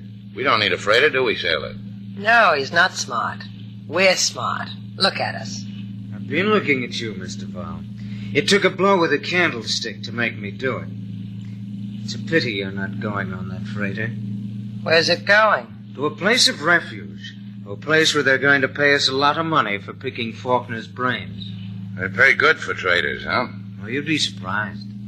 Johnstone got $2,000 for killing Sinclair. Didn't you, Mr. Johnstone? Yes, I've got a quirk. I like money. You know what I think, Johnstone? What? I think for a man of your talents, that's a paltry sum. Real paltry, huh, Sailor? Awfully paltry. What would you consider a fair price for killing a man? That depends now. If it were a man like Faulkner... Slate, how could you? Mr. Faulkner and Mr. Johnstone admire each other. Oh, my mistake. You people have something on your mind. I've still got my locket.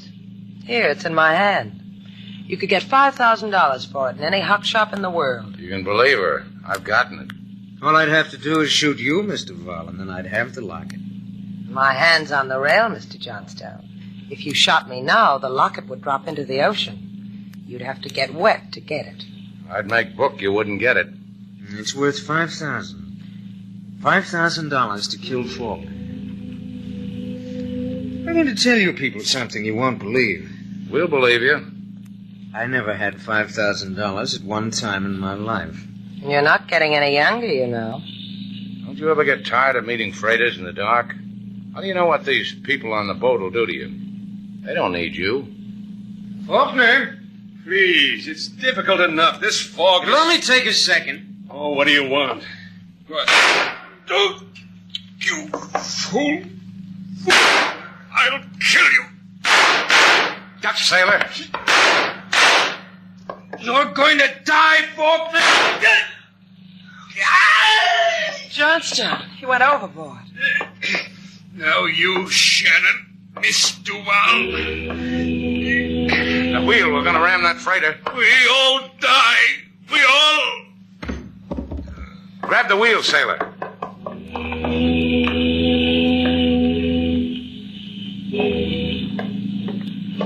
You did good, Sailor. Faulkner. He's dead. Take the wheel, Slate. Maybe I'll be a girl for 2 minutes. Maybe I'll faint.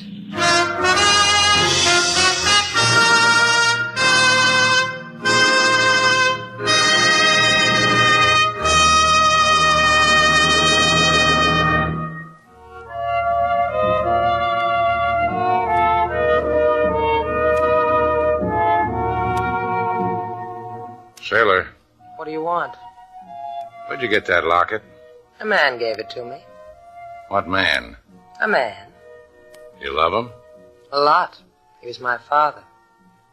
Why'd you let me hock it last time? You were nice to me. Come here. What did you do that for? I want to hock it again. I might have known. It's the first of the month. Mm-hmm. Payment's due on the boat. I thought you owned the boat. I put a mortgage on it so I could get the hotel out of hock. Don't you own anything outright? Yeah, the moon. Come on outside and I'll give it to you.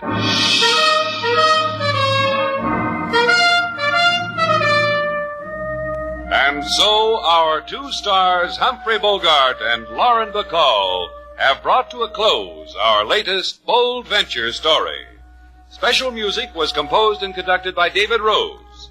May we invite you to listen again next week at this time for another exciting adventure starring Humphrey Bogart and Lauren Bacall together in Bold Venture.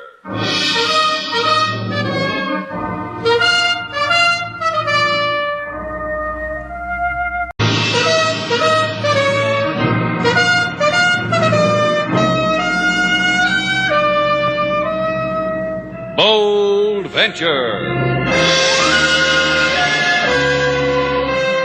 Adventure, intrigue, mystery, romance, starring Humphrey Bogart and Lauren Bacall.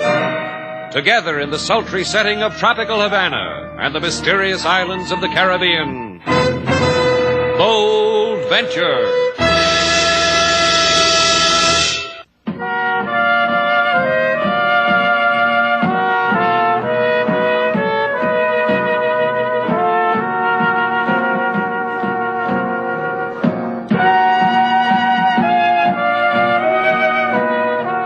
Once again, the magic names of Humphrey Bogart and Lauren Bacall bring you Bold Venture and a tale of mystery and intrigue.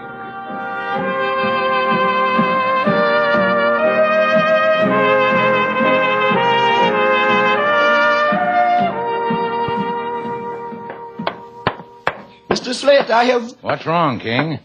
You came back empty-handed. But with my dignity bruised in two places. Where, King? Show us. Here and here. Never lead with your dignity, King, unless you can make the weight. What's the matter? Couldn't you handle him? I think the seafaring man in room 6 has run amok, Mr. Slate, beating on the doors of our hotel and screaming, "I am alive! I am alive!" In Haiti, we have an old saying for such. I'm sure you have. All right, King. What's the old saying? Saying goes so. Seafaring man who run amok in hotel, beating on doors, screaming, "I am alive! I am alive!" Don't mess with him. Well, that leaves it up to the management. You go throw him out, sailor. The seafaring man? Sure. I'll give him the old 1 and the 2. Hasn't failed me yet. Well, you're too eager, Buster. I better come along. He is also very clever at throwing things. Remember to duck to the left. Don't forget, Slate. To the left.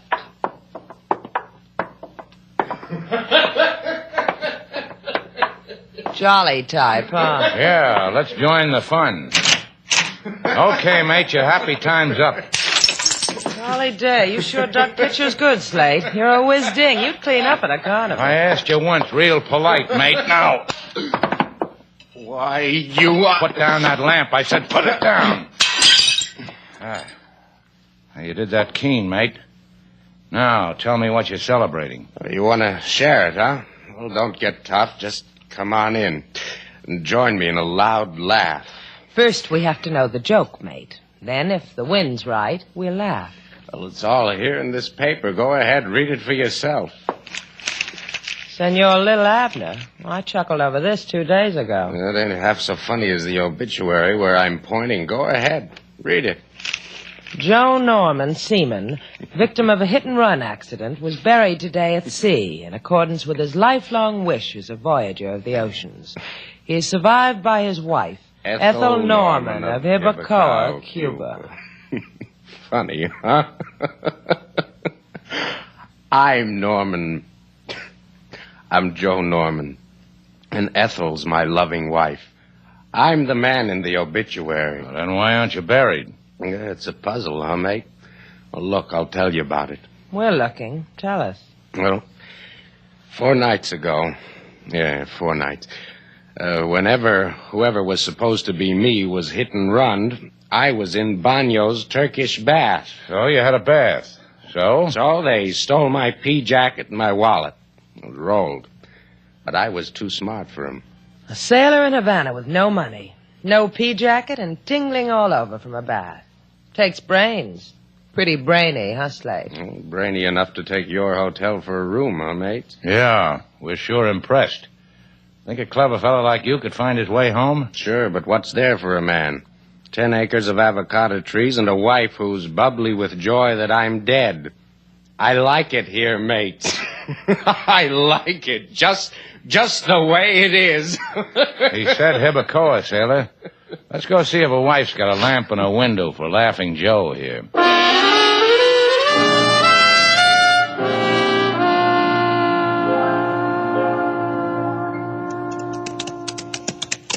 You like riding with me, Gil? Anything you do, Ethel. Anything you want. If it includes me, I like it. Ah, the sweet words roll off your tongue. Much practice, huh, Gil? I've had my share, you know that. Look, honey, doll, we're having a nice time counting your avocado trees. Don't whisper anything to spoil it, huh? Well, a woman wants to be sure. She gives you a husband to kill. She doesn't want to feel she's made a mistake in judgment. No mistake, honey, doll. I'll make you the richest grower in Hibacoa. I got away with avocados. Maybe I want more than that. Maybe I Tell me again what you want, Ethel. I'll do my best. My motto? Aim to please a woman like you. Just don't get tired of me, Gil. You'll have to please me for the rest of your life. Oh, it's no chore, honey doll. Oh, the shade. Soft wind off the coast. It's a good place to tell me again that everything's all right.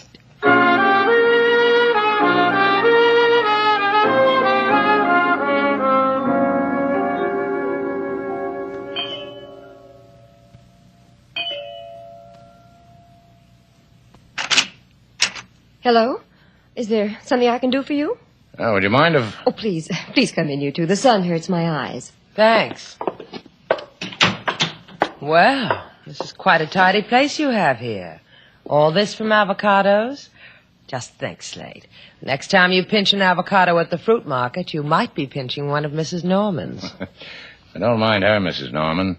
When a sailor comes in out of the sun, it takes her a while to get accustomed. Well, you're certainly welcome here, both of you, but who are you? I run a hotel in Havana, Slate Shannon. She, Sailor DeVal. How do you do, Mr. Val, Mr. Shannon?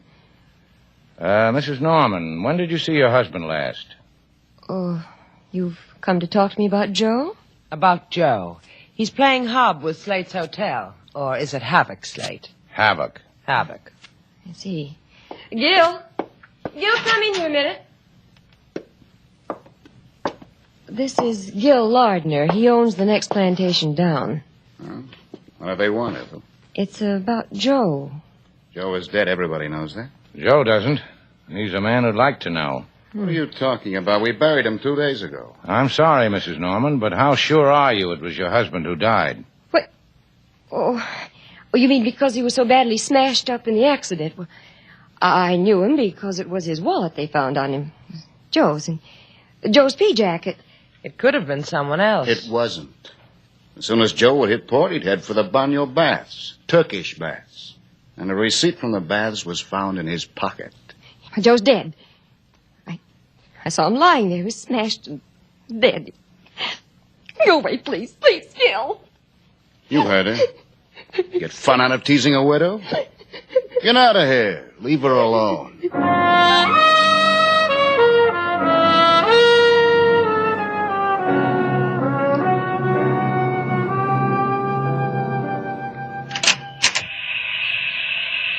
Senor Bueno. Hey, is that you? Brush this steam away from your face, senor, whoever you are. It is I. Welcome to the hot baths of Senor Banyo. Grab yourself a hot rock and sit upon it, but gingerly. Tell me something, Bueno. Do you know a man named Joe Norman? It is chilly in here. A little more cold water on the hot rocks. Hi. Is it not pleasant? Hey, look, Chico, I got a girl outside in the waiting room. She gets panicky when I take too much steam. So talk to me about Joe Norman.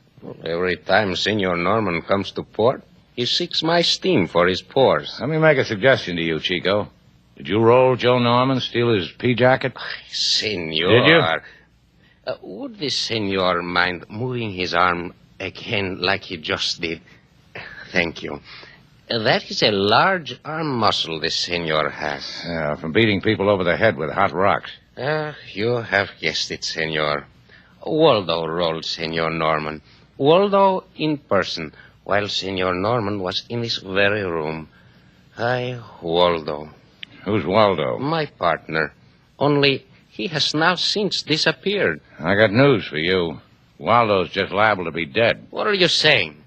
That Waldo put on the pea jacket, tucked Norman's wallet in his pocket, and went out and got himself killed in a hit-and-run accident. Buried under the name of Joe Norman. More water on the rocks, senor. I am suddenly freezing to death.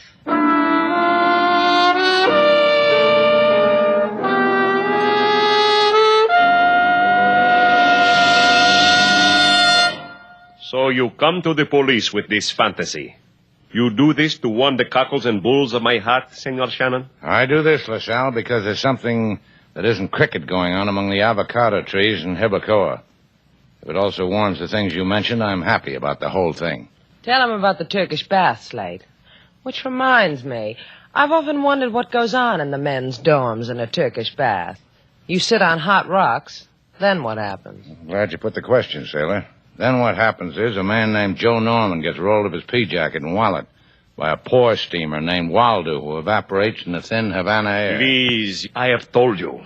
The man Joe Norman is dead. Correction, he's laughing his head off in my hotel. The man is dead. He was buried at sea. Correction, he's not dead. He threw a picture at me. Maybe it's Waldo, the pore steamer, who's dead. Maybe it's Waldo... Not Waldo. Joe Norman was buried at sea. His wife asked for permission to do so. We gave it. She identified the body to our satisfaction. You will go away now and stop tickling me with childish fairy tales. Correction. We go away now, but we bring you back Joe Norman. Come on, sailor. Coming. Bye, LaSalle. Stay open for another tickle.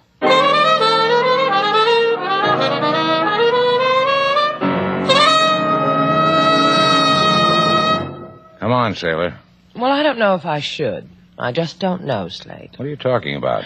The places I've been today. An avocado farm, a Turkish bath, police headquarters. Is there a girl in all Havana who can say the same, sailor?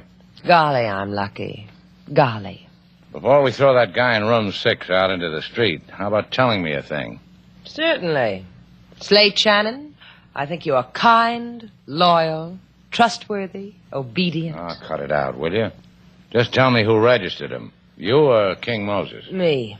Get the register. Let's see how he signed his name. He signed it Admiral Perry. What? Only he didn't sign it, I did. He was laughing and happy and had his arms loaded with... Come on. Admiral Perry.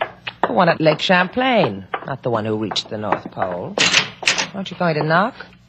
Hey, look, Buster. Hey, wake up. You're getting out... Sailor. Sailor, look. I don't want to. Knife in his back. Dead. You got a bright remark for the occasion, sailor?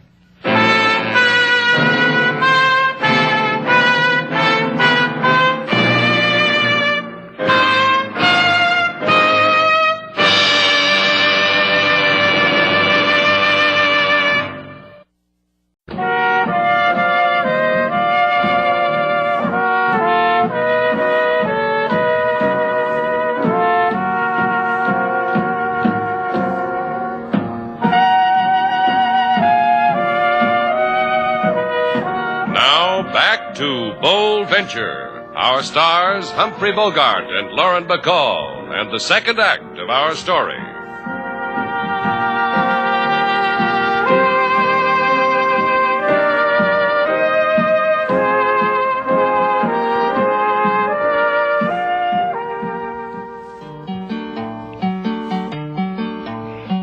Shannon's place come a seafaring man. Funny kind of face, done in weather-beaten tan. Kept on laughing 'cause he wasn't dead, till knife in back pinned him to his bed.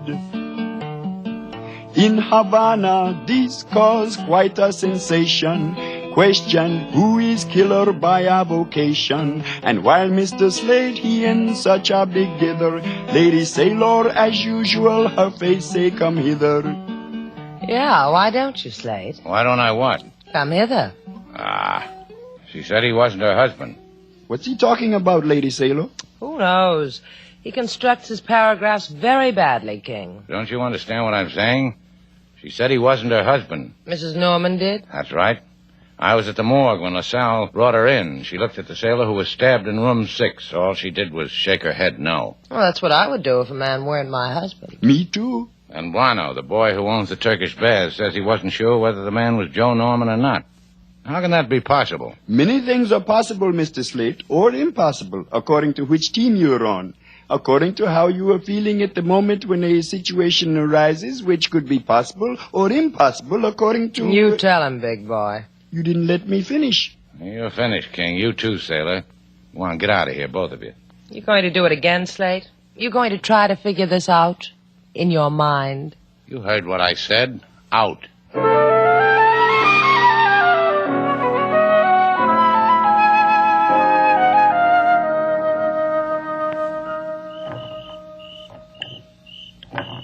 Oh, stop it, Gil.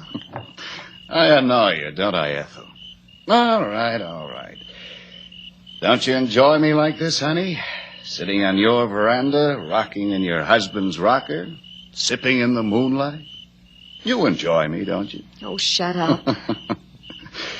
Gil, you killed 2 men. That makes me twice as devilish, doesn't it? First, a little nobody named Waldo. Darling. Honey, I thought he was Joe. He was wearing Joe's pea jacket, dressed like Joe, came out of Bagno's. And when I saw Joe this afternoon, stabbed and stretched out in that morgue. I hate avocados, don't you, Ethel? Lousy fruit. Don't you think an avocado is a lousy fruit, Ethel? What do you want, Gil? Let's sell out. You and me. You collect on Joe's insurance and we'll get out of here. What do you say, honey? I like that, Gil. Ethel? What? You want me to sit beside you, baby doll? I wish you would, Gil, please. Please sit beside me. Oh, Gil, I love you. Because I killed your husband? Sure. That's why, isn't it?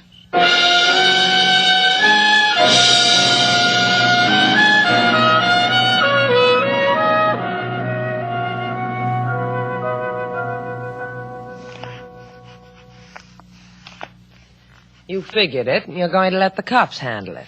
And you're comfortable, huh, Slate? That's a nifty idea you had, sailor.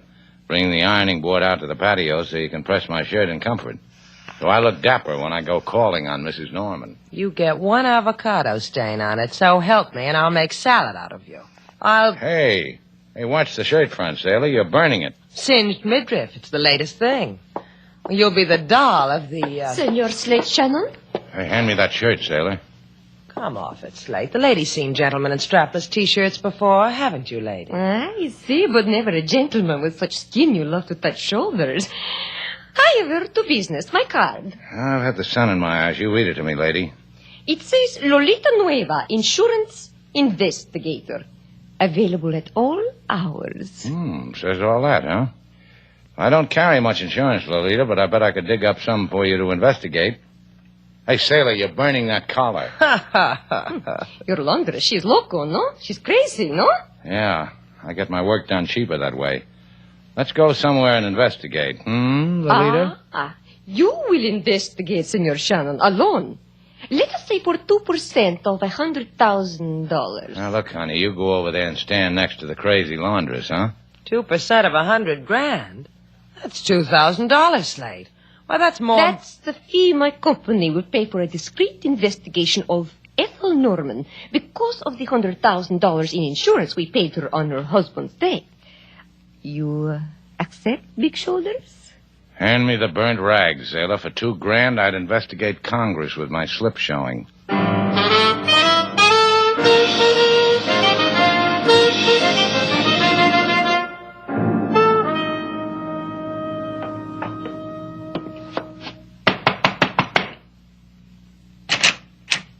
Oh, it's you again, Shannon. Looking for a buy in avocado? I want to talk to Mrs. Norman. What about?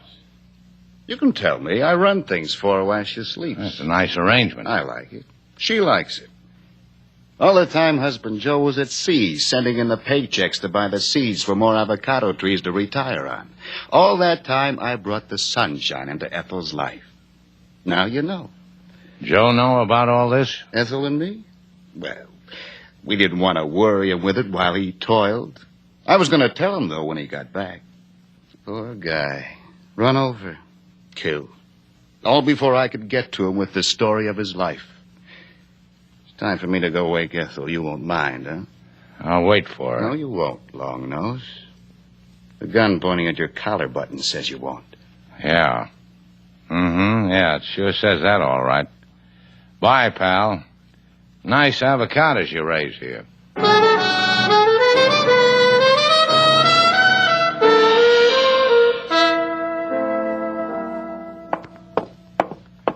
Sailor! Sailor! Where are you? In your office, Slate. Close the door. There's a draft. How did you make out at the avocado plantation? Put your shoes on, sailor. We're going talking to LaSalle. Then we're going to the insurance company and collect $2,000. Oh, for that I'll wear my high buttons. Go away, whoever you are. Well, come on in, Mrs. Norman. You can take a walk with us. We were just going to see the police. Gil told me he wouldn't let you see me, Mr. Shannon. I came here to tell you why. I think she wants to tell us she killed her husband, Slate. Oh, it's cruel. The whole thing is cruel. That's a good word. Let's use it for the death of Waldo. Who? You know who. A petty thief who helped run a Turkish bath. Goes like this, Mrs. Norman. Waldo stole your husband's coat and wallet. In the dark, he was killed by a hit-and-run driver, by someone who wanted your husband dead. By you. For his insurance. Oh, no. It wasn't like that. That's why I'm here. I'm frightened. That was your husband who was stabbed, wasn't it? Yes. Gil killed him. After he found out he'd made a mistake. After he found out he'd killed Waldo instead. Oh, listen to me, will you? I'm frightened. I don't blame you. The police. Oh, not of them. Oh, don't you understand? If I were you, I'd be scared of the police. It's Gil. He's a killer. He enjoys killing. He enjoys it. And sometimes he looks at me and I need your help the way he looks at me. Let's go ask him what he sees.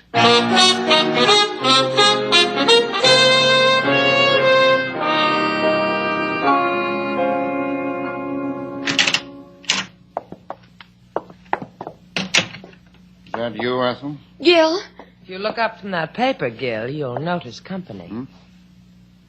Oh, you two. Don't bite your lip, Gil. You're dreaming the whole thing. What's this all about, Ethel? Come on, honey doll. What are you trying to say? She's making an honest effort to say you're a killer. Oh, that's what, huh? That's right. You killed Waldo. Mistake. Then you stabbed Joe Norman in my hotel. No mistake. Reason? A widow with avocados and $100,000. She tell you I didn't mind doing it either? Something like that. That's why I can't get dreamy about pointing this gun at you. You really don't have to do that. Slate's not finished. Rush me, Shannon. That way you can die in action. Yeah, exactly that. Ethel. Crazy woman. Crazy. You. That's good. Gil's dead. It's good. He needed to be dead. Sure. Give me your gun, Mrs. Norman. Take it. He was going to kill you. You know that, don't you? That's your version. I've got another one. Shouldn't we call the police and report this? Gil's dead, you know. You stay that way. Let's just talk about him for a while. About the promises you must have made him for killing your husband. Gil's share of your husband's plantation, your husband's insurance money. Things like that. You're crazy. I just saved your life. What are you talking about? Gil told me he never saw your husband. He didn't. He never did. Of course he didn't. So you had to tell him how your husband dressed, where he would go, so he could find him and kill him. Slate, watch her. Get away from that window. No, you don't. Did you think I was going to jump? Did you think that? Now, let's go, Mrs. Norman. No, wait. Look at it. At what? Dawn. Isn't it beautiful? It's the beginning of a new day. It's time for wishing good things. Want to know my wish? Won't come true if you tell us. I know. Won't anyway. But it's this. I wish there was some way it would make my new day a happy one. If there were some way I could kill you, both of you. Come on, Mrs. Norman. Let's go.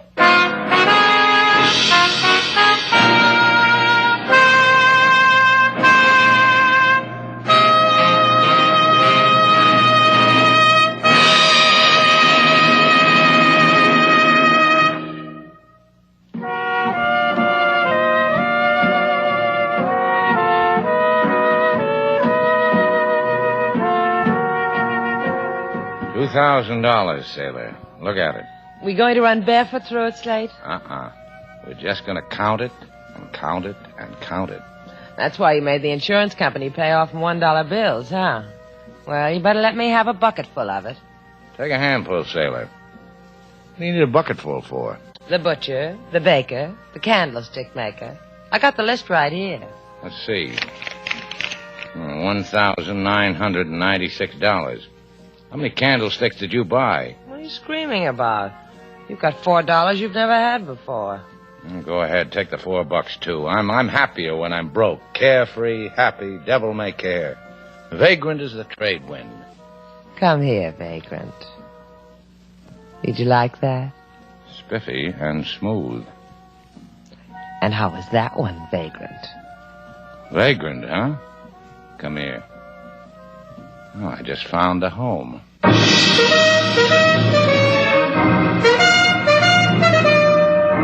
And so, our two stars, Humphrey Bogart and Lauren Bacall, have brought to a close our latest Bold Venture story. Special music was composed and conducted by David Rose. May we invite you to listen again next week at this time for another exciting adventure starring Humphrey Bogart and Lauren Bacall together in Bold Venture.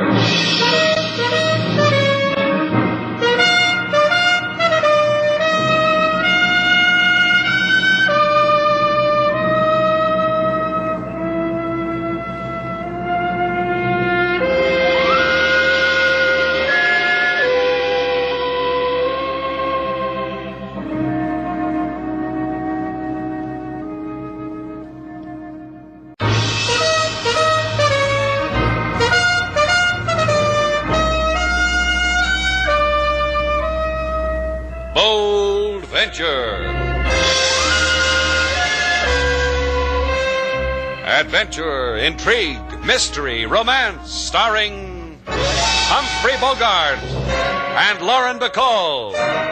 Together in the sultry setting of tropical Havana and the mysterious islands of the Caribbean.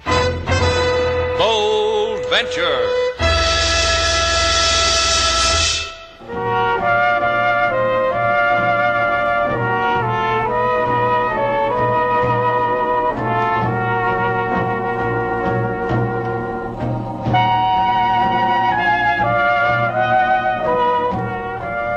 Once again, the magic names of Humphrey Bogart and Lauren Bacall bring you Bold Venture and a tale of mystery and intrigue.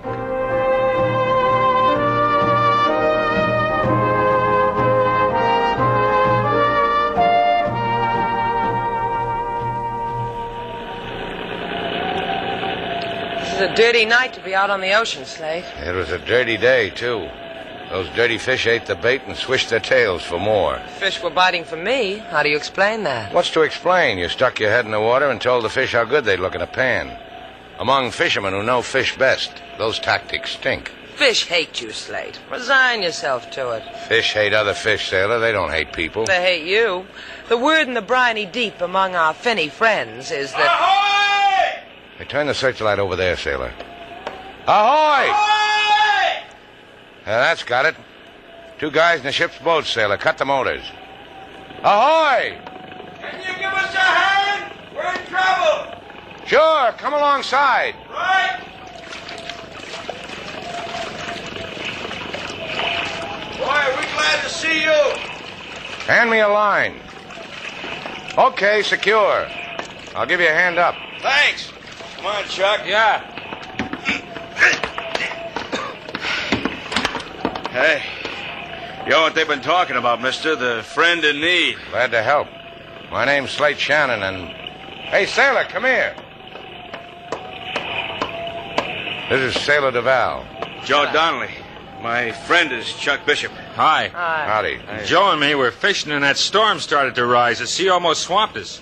Fishing? Where's all your gear? Lost it, I guess. About the only thing we saved is this bait box here. Pretty small box for deep-sea bait. It'd hold enough for about 2 casts. Well, Joe and me aren't very experienced. Deep sea fishing in a ship's boat. That's a twist. I said we weren't experienced. Cut it out, Chuck. You say your name's Slate Shannon? Look, Buster, it's the law of the high seas to help someone in distress, but I'd like the story that goes with the distress. You'll get it. But first, I want you to meet this gun. Surprised, huh? I don't blame you. Take the wheel, Chuck. Let's get going.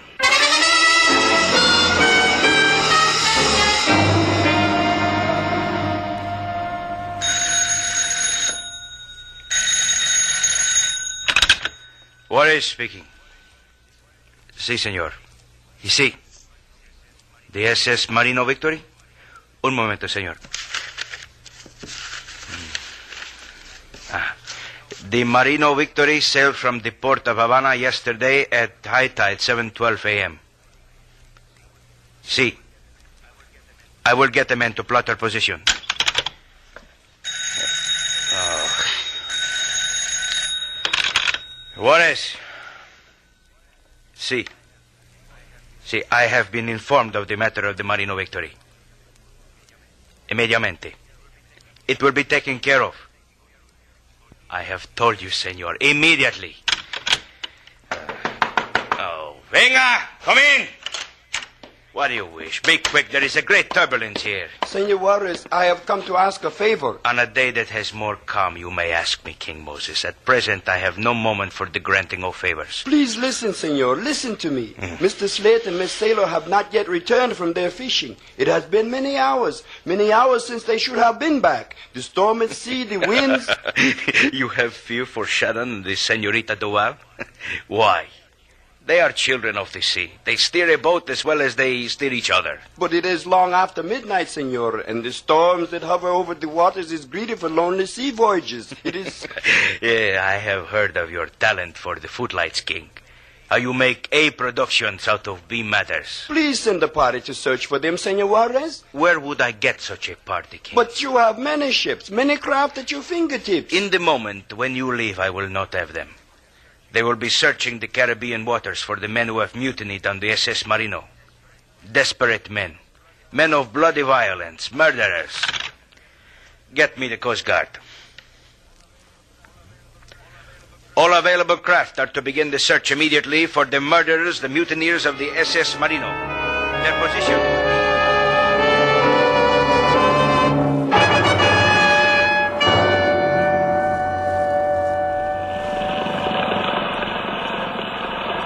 This is a real tricky sea, Donnelly. And this isn't the best charted area in the world. There's shoals and reefs all over these keys. Your boy better know what he's doing. Chuck's a slob, but he knows. You two want to breathe easier, I'll tell you something. Not a lot further to go. You know where Dorado Key is? Sure. It's a cone-shaped couple acres somewhere around. If it went for the fog, I could point a finger at it. Ship's boat 3 points off the starboard bow. Yeah. I see it, Chuck. There are boys. Head for them. This is going to be quite a party. That's right. A rendezvous with the rest of the jolly ones from the Marino Victory. They'll be glad to make your acquaintance, I'm sure. Likewise. Now, don't get so eager, sailor. This party might not materialize. Hey, Donnelly. Yeah, I see. So they're headed for a fog bank, so? So this. If I'm right, that shadow in the ocean over there is Dorado Key. And just about where that fog bank is rolling is a coral breakwater that belongs to Dorado Key. And just about where that ship's boat disappeared into the fog bank is just about where I'm talking about. And something tells me I was right. Yeah. Hey, Chuck, give her the gas! Right.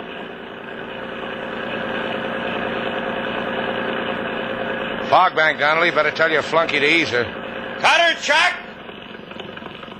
Look what I just scooped out of the ocean, Slate. A fresh piece of driftwood. Am I not lucky? Take your hands out of the water. Somebody's liable to shake it. So the boat crashed, Shannon. It doesn't change a thing. Except that whoever was in the boat can't be alive. Not in these waters. Like I said, it doesn't change a thing. There's still the four of us. There's still Dorado Key. I think we'll all be happy.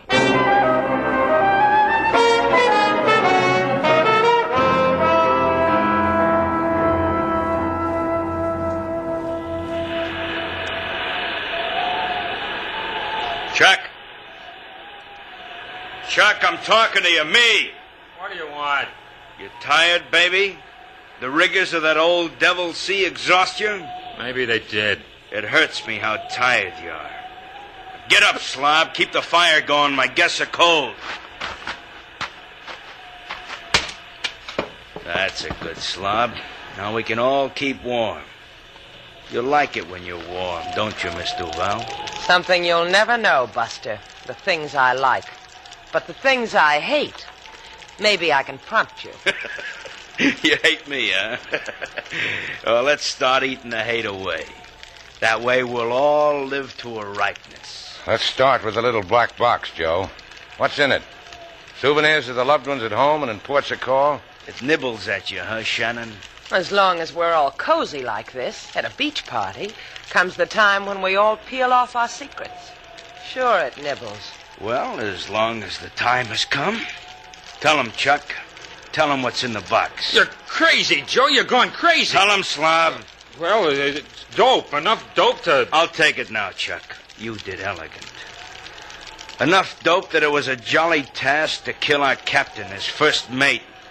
To watch our sea chums leave stains of their blood on the hungry rocks of Dorado Key. That's what's in the box. Any further questions? Yeah, question. How does a happy boy like you live to open the box? The rope around your neck could numb your fingers. I live as long as you. No, longer. A lot longer. I say that to make you bitter about the full, rich life I'm going to... Wait. Where you going, Chuck? I'm asking you. You'll never make Shannon's boat, you slob! You killed him. Goody for our side, Slate. Just in the leg. So he won't try to run out on us anymore. So he'll live to hold a gun on you when I get drowsy. Because you two might get coy. Pack up your kits, kiddies. We're moving. Oh, and I'm beginning to love it here. The fire, the shootings in the leg. Lots of legs left, honey. You and me, Shannon. We hide your boat in this cove. The nosy coast patrol will never see it. Then we make for the top of the hill. The cone, you called it. Who knows? Maybe we can top it off with some dead bodies, huh?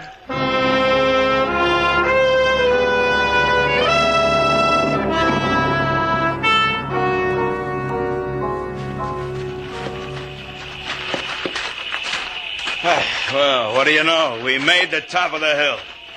You can lay the boy down now, Shannon. I want you to enjoy the view. Thanks. I'll never forget you, Joe, for the things you do for me. Let me go, Donnelly. Let me go. You can have it all. Just let me go. Shut up, you slob. You're interrupting the view. Enjoy it, Shannon. You, baby. There's a good tall precipice here, Joe. Why don't you jump off? A belly whopper on the rocks would be tasty and enjoyable. Top of the world. The top of an empty, rain-swept world. You fellas know I had poetry in me? I didn't. Did you know this about Joe, sailor? Uh-uh. The things a fella doesn't know about a fella that makes the other fella stale. The top of the world where I can sit in those pirate ruins over there and watch all the little bloodhounds of the sea smelling for Mutineer Joe Donnelly. Take my hand, Shannon. I'm young again. I want to go exploring. Joe, I promise you, I won't breathe a word. I don't want any part of what you You can want. cry your heart out to me later, Chuck. Coming, Shannon? Sailor told you. I'm allergic to gun prods ever since I was knee-high to a knee. Sickens you, huh? Glad to hear it. Come on. Those ruins, they'll make a good shelter. For me, honey boy, you sleep where it's cold and wet. You and baby and the slob. Not yet, Mother Earth. That's a sinkhole. You got your foot caught in a sinkhole. Why don't you go wading, kid? Shannon. Just the tippy toe of my toes easy. I got it out. Make you sorry and forlorn, huh? Worse than that. I hate myself for not stuffing your mouth in it up to here. Joe, listen to me. All I ask is just let me go. That's not much for a slop I got ass. something for you, cripple. Joe! What kind of a man are you? You knocked him into the sinkhole. It'll drag him down. It'll... Leave him alone, Shannon. Leave him alone. I wanted him dead anyway. This is better than anything I dreamed. You can't let him die like that. Watch me. Leave him alone or you share it with him. This way we don't have to dig him a grave.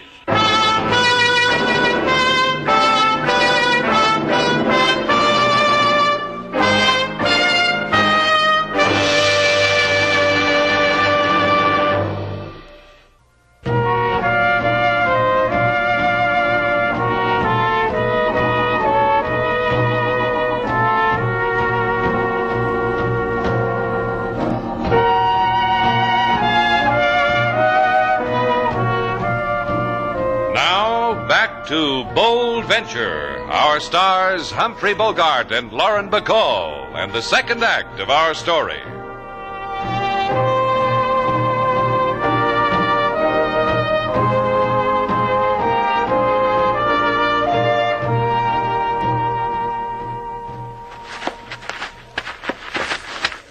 Find anything, Slate? Not a thing.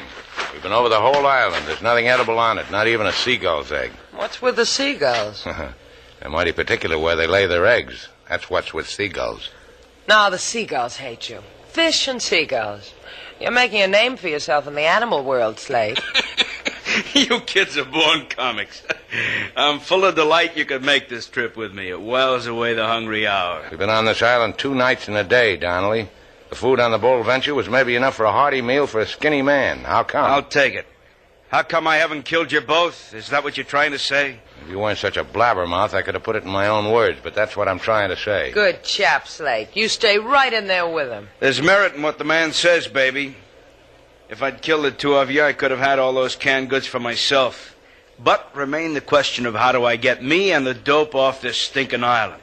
We've been staying up nights watching the Coast Guard search for you. They've all gone home. Why don't we take you away from all this right now? Because I don't fall for their crumb-bum tricks.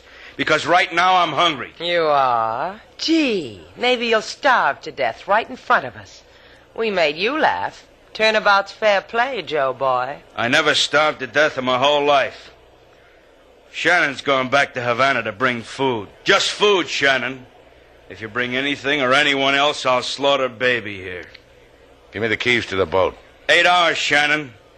That's all you have. 8 hours. And keep it in mind. From this tall piece of the world I own, I can watch every move you make.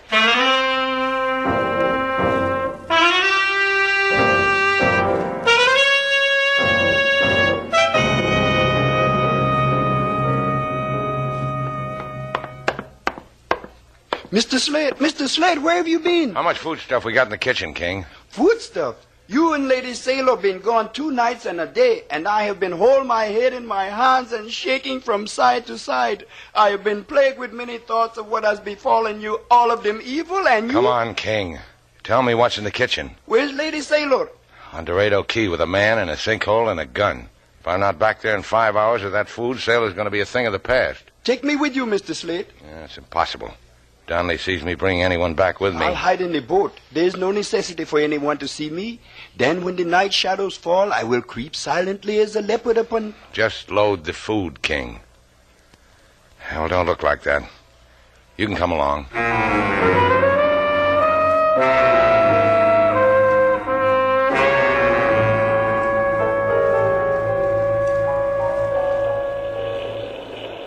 Joe boy. Oh, Joe boy. What's the matter, baby? You lonely? Uh-huh.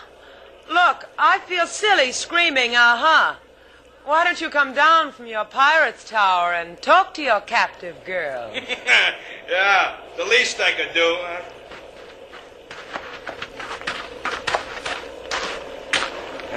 I'm here, baby. Talk nice. You haven't sighted the bold venture yet? Shannon's still got another hour. That means he's been gone 7. Look, Ma, a regular mathematical wizard. Yeah. I even figured this. In 7 hours, you miss him enough to want me at your side. It's a long time between rickshaws. The high altitude makes your head spin, huh, baby? Round and round. Say the right word and I'll gather enough momentum to fly away. That's all I have to do? Say a word? Maybe more. Maybe lots more. And maybe no words at all. Like that, huh? I could be the end of your rainbow, kid. But you've got to find the way yourself. Oh, try this one. With what I keep locked in this little black box, we could make all the neon in the world glow a little brighter. How much do you figure it's worth, Joe boy? I found a way, huh, baby? 50 grand and 100 grand. Depends on how good I am at bargaining. If you were real good, I'd walk in your shadow. You're a scream, baby. A long, shrill scream. You're dropping your marbles, Joe boy. You never had a better offer. No, not better, baby. Never better, but truer. More from the heart. Go yell it to the wind, baby, how you tried, how you loused it. Crawl away and die for Joe Donnelly. Me, I'll wait for Shannon with the canned goods.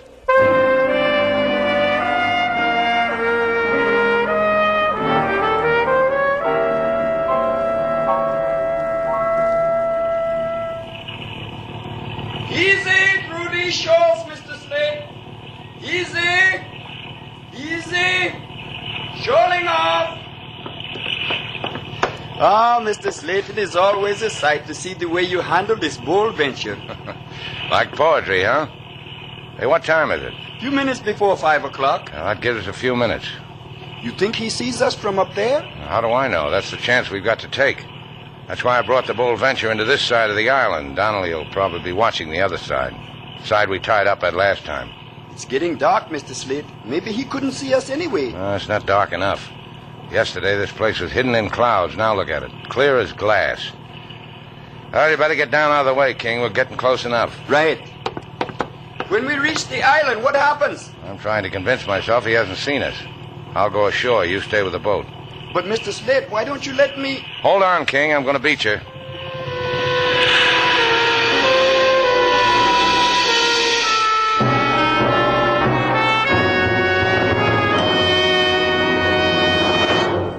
You can stop pouting now, baby. Why don't you take a walk for yourself into that sinkhole and sniff yourself a little mud? Oh, baby, just because I don't care for the type you've got? Maybe if I give you a peck on the forehead, it'll make the world all right with you. Maybe if I... Hey, you know something? Why don't you give it up, Joe? When Slate comes with the food, let us get off the island. We won't go to the police. We'll make out this has all been a wild, wild dream. I promise you, we'll forget about it. It's 5 o'clock, baby, and neither hiding a hair of Shannon. You know what that means for you? Oh, Slate's never on time. He always plays hard to get. You'll see. He'll be here. You can always depend on Slate. Dependable Slate, they call him. Through thick and thin, Shannon. I never did this routine before. I didn't know it was funny. Look at him. Look at your Shannon. A prowler through the evening woodlands. Watch him die, baby. Put down that gun. Don't shoot him. Get off the arm. Get off it! You lost it, baby. You ruined my aim. Oh. So sit there and watch. See how your fella's gonna die.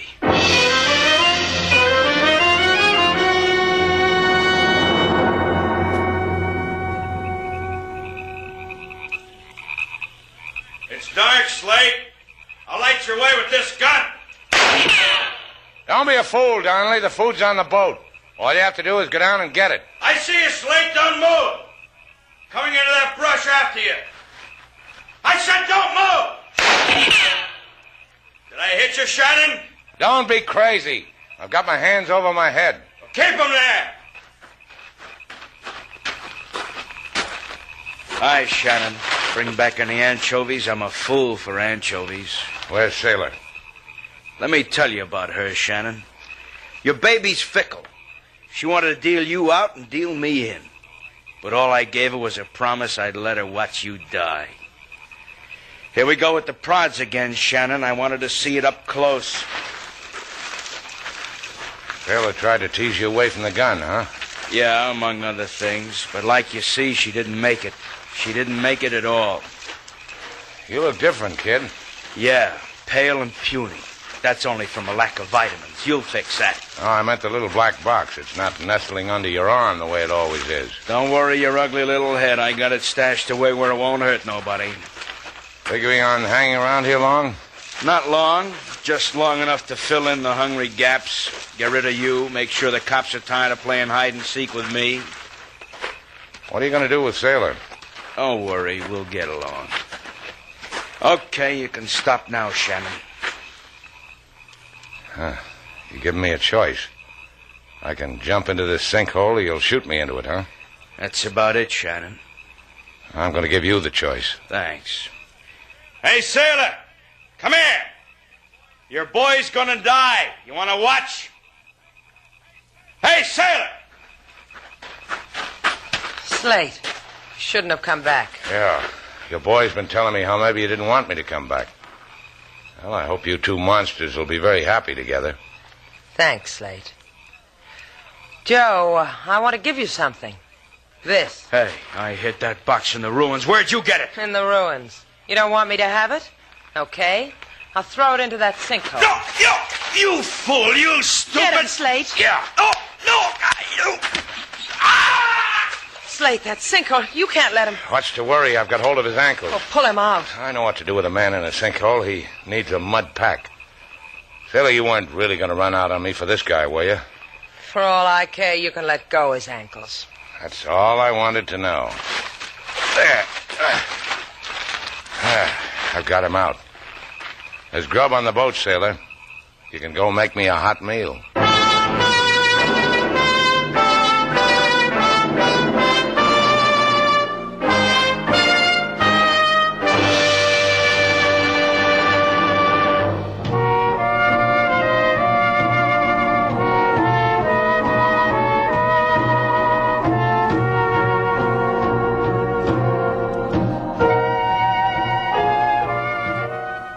Hey, Slate, come here. Yeah, what do you want, Sailor? You remember how we went fishing and you couldn't catch fish? Well, don't rub it in. I had an off day. I caught fish. And you remember on Dorado Key you said there were no seagull eggs? Admiral Perry couldn't have found a seagull egg on that key. No. Look. What in the... What's that? It's a young seagull. Goes by the name of Melvin. He's all yours, Slate. Well, don't hold him so close. Sailor, keep him away from me. Melvin likes you, Slate. Well, don't tell me you paid money for this worm bait. I found the egg Melvin came out of on Dorado Key. Well, how'd he hatch? You remember you fell asleep on the boat coming home? And I loaded you with all those warm blankets? And I told you, don't move? Sailor, you mean... Yeah, I mean. Melvin, say hello to Daddy.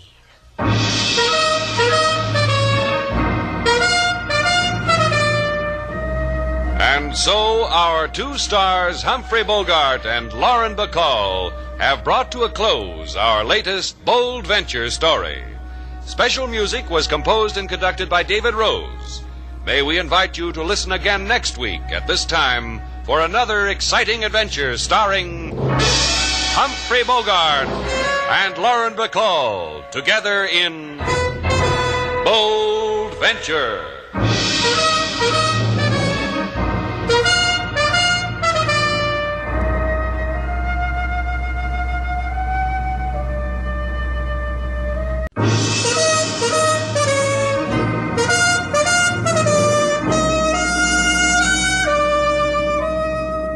Bold Venture. Adventure, intrigue, mystery, romance, starring Humphrey Bogart and Lauren Bacall, together in the sultry setting of tropical Havana and the mysterious islands of the Caribbean. Bold Venture.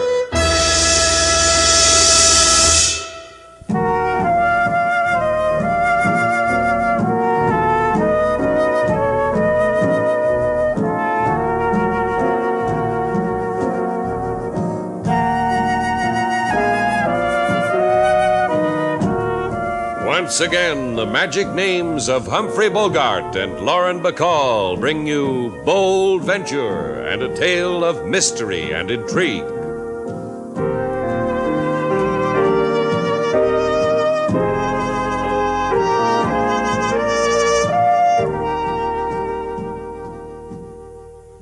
Sailor, stand still a minute. I want you to slip into this. You flipped, kiddo. Oh, now look, baby, 3 days now, no tourist has set heel, toe, or nose in Shannon's place. Least you can do is cooperate in drumming up a little trade. Come on, try it on. It'll make you a walking dream. You can get down on your hands and knees and touch your pointed head to my open-toed sneakers. I'm not getting into that thing. Oh, come on. At least let me hold it up to you for size. Sure, a creation. Adjust the shoulder straps, saw off a little here, plane this area down a bit, chop off a little here. Shannon, just put your tired little skull between these What's the matter, sailor? You got a thing against sandwich signs? What kind of a neurotic are you? It's just that I ain't tasty between two slabs of plywood. Baby, you slip into this. Grab a fistful of our handbills, work the plaza for an hour, you'll have 'em standing in line. Oh, that's cute. Keep 'em behind a wooden barrier, son. That way the fillies never get away from you. Ain't that right, cutie pie? Look, mister, you want a room? Just ask for a room. Let's not feed no sugar to no fillies, huh? You got yourself a ball of fire, mister. Just dribble her against that board for a while. She'll shape up. It's like the lady said, mister. You want a room, ask for it. Cheap philosophy brings the rates up. Well, no offense, mister. That's just me. Kindly. That's why I'm looking for a Slate Shannon, because I'm on a kindly errand. Rest your weary frame, friend. You found him. I'm Slate Shannon. You the same Shannon owns a boat? Yeah, the Bold Venture. She's lying at the pier with a sick carburetor. It's real kind of you to ask. Well, that's me, kindly. You wouldn't be the Slate Shannon that's a friend of a fellow with a scar by the name of Rudy Keyjohn, would you? Rudy? Yeah. Why, Rudy was the greatest swashbuckler of them all, after me, of course. Why, 5 years ago in New Orleans, I left Rudy swashing and buckling away fit You to... sure that you were with him in New Orleans 5 years ago? Sure, I'm sure. It's one of the fondest memories of my life. Well, that makes you Slate Shannon, all right. Makes you something else, too. A killer. Honey, sugar bun, whoever told you this man was Slate Shannon? 5 years ago, they found Rudy Keyjohn on the waterfront dead of a knife wound. New Orleans police been looking for the man he was with the night he died, and I just found him. Me, Bob Yancey. You crazy, mister? When I left Rudy, he had his arm around a New Orleans paper doll. Stick your nose to my badge, Slate Shannon. Also this gun. It's known as a police positive. Then come quietly. You're under arrest for the murder of Rudy Keyjohn.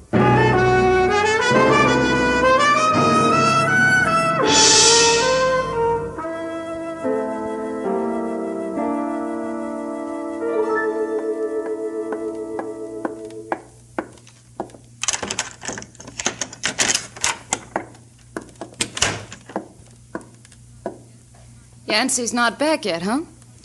Hungry, Rudy? Well, answer me, honey. I'm a girl, and attention should be paid. I brought food. I asked you if you were... Oh, where's the manners, honey? Offer from me to you 1 Havana hamburger sandwich. I'll hold, and you can nibble. Linda. Mm-hmm. Untie me, Linda. Get me out of this place. Has he gone to Slates, Shannon, Linda? Mm-hmm. A little while ago. Get me out of here. Untie me. Go on, Linda. Untie me. I can't do this thing to Slates, Shannon.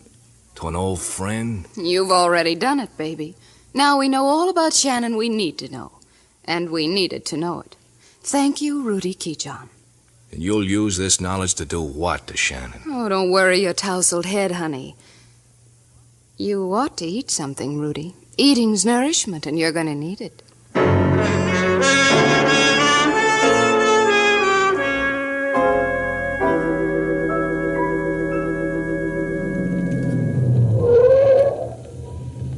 Get out, Shannon.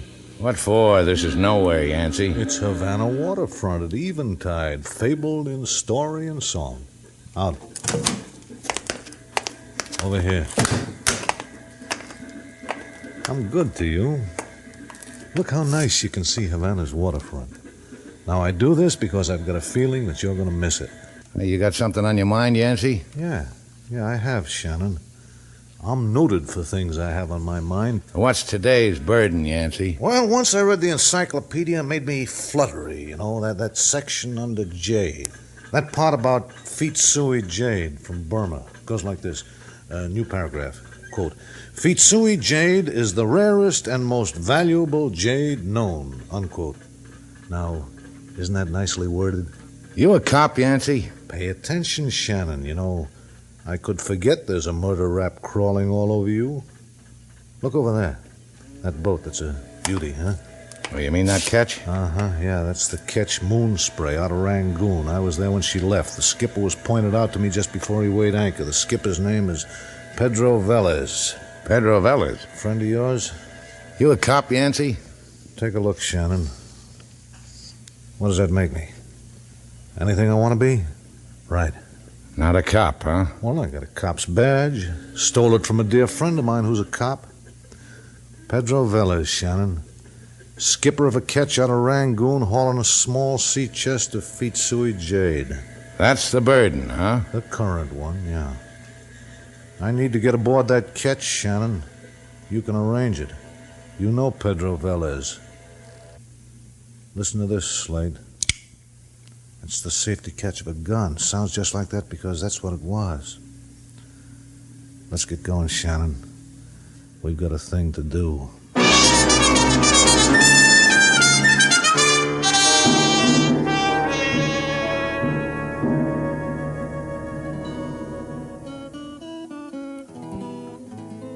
Sighing over the scrapbooks of Mr. Slate isn't going to free him of a murder charge, Lady Sailor. I just can't believe it, King. Slate's no killer. The kind of man Mr. Slate is, Lady Sailor, the kind of life he's led, who knows what might have happened to him back in the shadows of his years. You think he could have killed a man?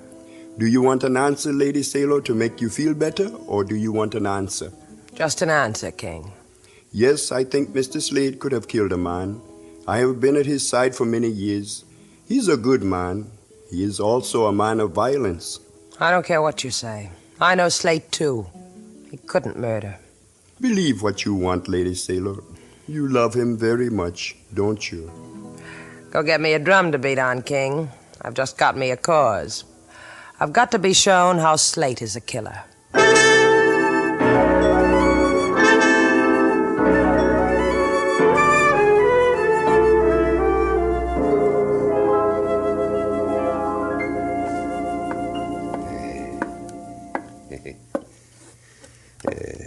It is not that I do not admire, indeed relish, the fluid beauty of your walking back and forth in front of me in my office, Senorita Duval. If it is not that you do not admire Inspector LaSalle, then don't knock it, huh? Enjoy. We have placed the Transocean call to New Orleans Police Department, for which I will be most happy to present you the toll charges. Just give me a number, how many more laps I've got to go before they call back. A girl has to pace herself in these things. So you and I have waited half a day together. I will enjoy waiting till nightfall with you, till the end of time. This is not too long to wait for the information whether Slate Shannon is indeed a murderer, whether he did indeed kill a man, Rudy Keyjohn, in New Orleans, whether...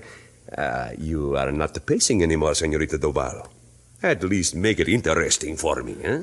It bores you, huh? That a man arrests Slate for murder, takes him away. Knowing Slate Shannon as I do, Senorita Duval, it was only a matter of time until... Perdone. Inspector LaSalle, Havana Police. New Orleans, Senorita. You timed it well. Eh?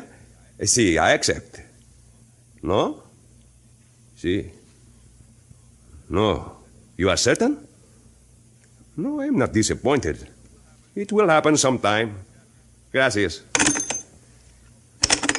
Operator, get me the charges, please, for the call to New Orleans. What'd they say, LaSalle? Tell me what they said. Never in New Orleans has there been the whisper of a murder of a man, Rudy Joan.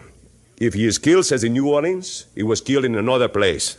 And the man who arrested Slate was a fake, a phony, a guy with a mission. Thank you, operator. $19.12, senorita, plus tax. It's cheap to buy back an innocent man, no, senorita?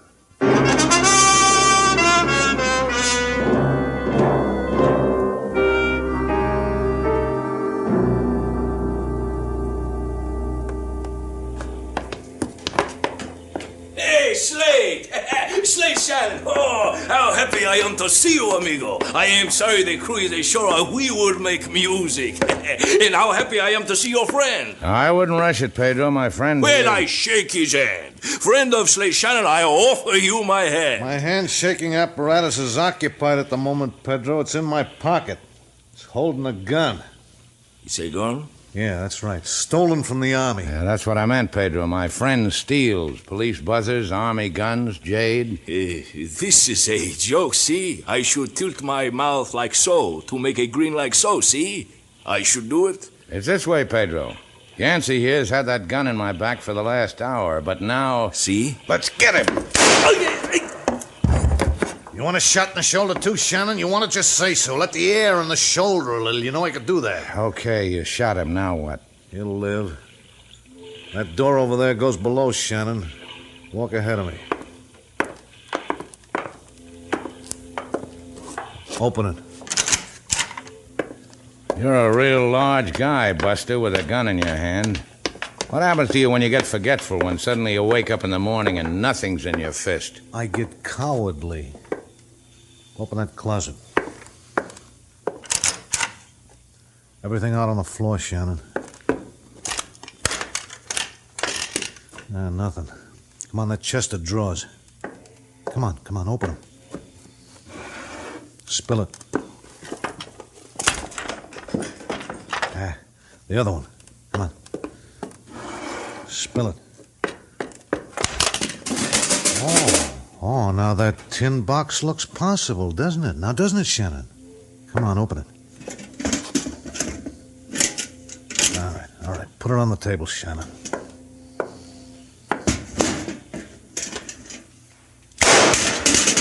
Now it'll open, Shannon. Come on, do it.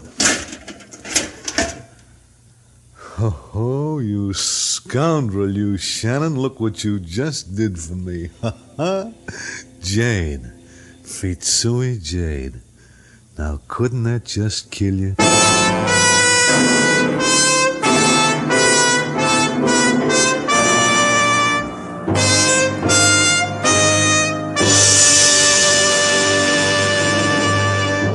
You're listening to The Big Broadcast. And now, back to The Big Broadcast.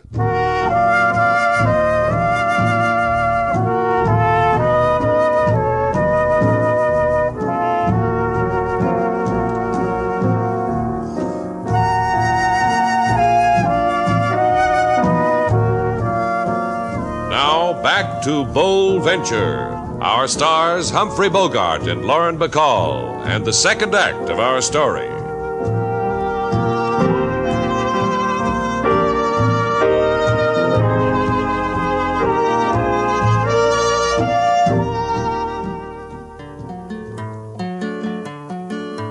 Oh, listen, my children, and you shall hear, and spare kind stranger one salty tear. Hear a story about a man named Slate, a man jilted by a lady named Fate.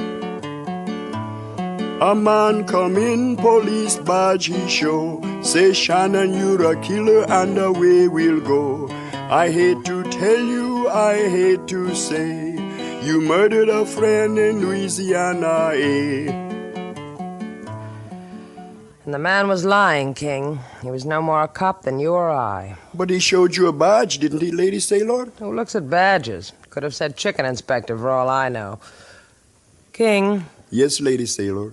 Are you worried, King? Oh, Mr. Slate has been in desperate situations before, Lady Sailor. Why, I have seen him when he faced danger armed only with a smile, so chilling that his enemies turned and fled screaming into the night by the hordes. I have seen him dare the howling monsoons, taunt the burning desert with... You worried, King? Yes, Lady Sailor. Me too. I've checked every place of exit in Havana. Bus, airplane, boat. No Slate. No phony cop named Yancey. King. Yes, Lady Sailor. Don't play. Sounds like a dirge. Lady Sailor. Mm-hmm. Mr. Slate'll be all right. Yeah, him and his chilly smile. I need him I need him, King. Find him. Bring him back to me.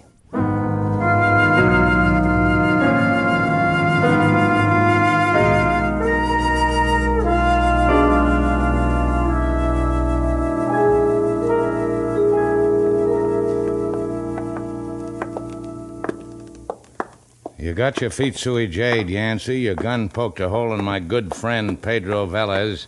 You've had a long day playing cops and robbers. Something eating on you, Shannon? Yeah, my feet hurt. Oh, you're delicate, huh? The tour's almost over, Shannon. Inside. It's a nice place you got here, Yancey. Complete with redhead. About size 12, weight 114. Am I correct, miss? And you know that without trailing a finger down my arm, huh? Get rid of boy with purloined gun here, baby, and we'll have it your way. Now, don't it ever nauseate you how you keep trying, Shannon? That's Shannon, huh? I heard about you, Shannon. Yeah, I just can't keep it quiet. Come on, I'll show you who I heard from. Come on, boy. Rudy, look what Yancey man brought you. Slate. Slate Shannon. Rudy, you're alive. Oh, you're jealous, huh, Shannon? Well, he can't move a muscle, so don't be jealous. Just let Shannon lie there, Linda, so we can go away and live happy ever after.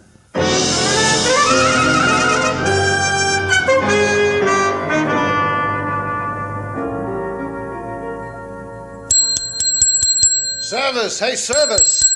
Just sign the register, Say, what did you do with Slate?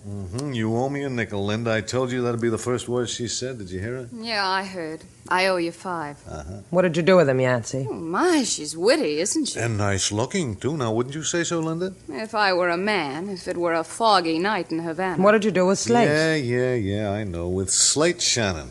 Well, he's well, and he's happy, and he sends his fondest regards. He's eating nicely, he's gaining weight, and he says not to worry. Slate Shannon is fine. He's just fine. He's cramped a little, but he's fine.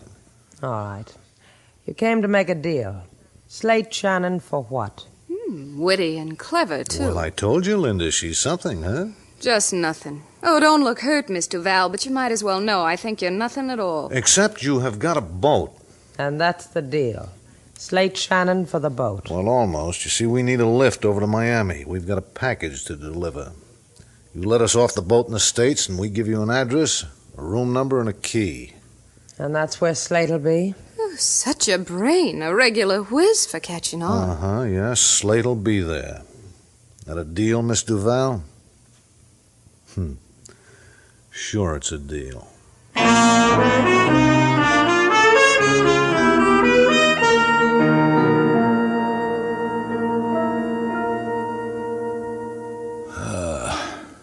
You hurt bad, Slate? Come on, Slate. Come on. Rudy?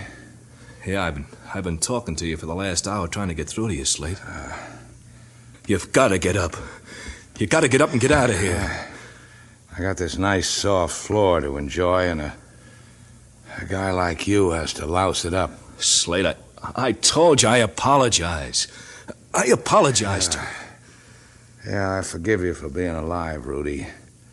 There was a happy rumor afloat that you were dead. Yancey told you this. Is that correct? Yeah, he added a flourish. He said I killed you.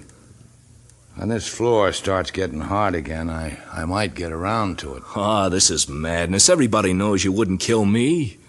Me, Rudy Key-John, your old shipmate. Yeah, that was the one time I took the wrong boat. Come on, Shannon. Real strong man. Be brave. Get up. Oh, that's good, Shannon. It's good. That's very good. Now untie me and I'll be your crutch. Yeah, before this wonderful thing happens to me, Buster, brief me what you're doing here. It's because I talk too much. Because I unzipped my mouth in Trinidad. So you unzipped. What came out? The brave, crazy days I had with Slate Shannon. I told of them to Yancey and that beautiful Linda. And I told them also of another intimate friend.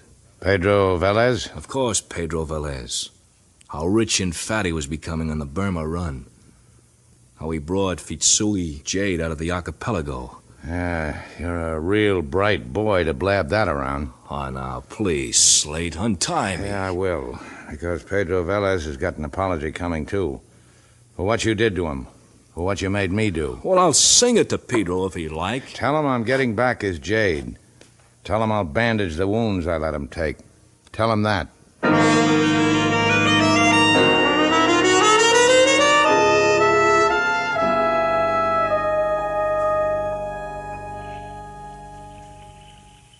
Come on, come on. Look, is it my fault if the motor doesn't start?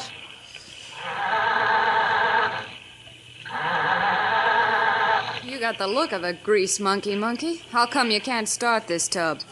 Run that gun up and down her spine, Yancey. Then maybe she'll remember. Now, wait a minute. I just thought of something. Shannon says something about a sick carburetor. Real sick, huh? See? Huh? Oh, what a clever grease monkey. Now I'll get Yancey and me in this package to Miami. Hold it, I'll cast off. Okay, Skipper, honey, you're okay now. Yeah, she is. Shannon, you... Take off, sailor. I've got this guy. Slate, aye. Welcome ashore, Yancey. You like to mess things up, don't you, boy? Yeah. Messy, huh? Yeah. You grabbed me in my cowardly phase, Shannon. I didn't have my gun. But I got it now. You and this gun met before, didn't you? Yeah. You and your gun. Without a tin box full of jade. You'll get it back for me, boy.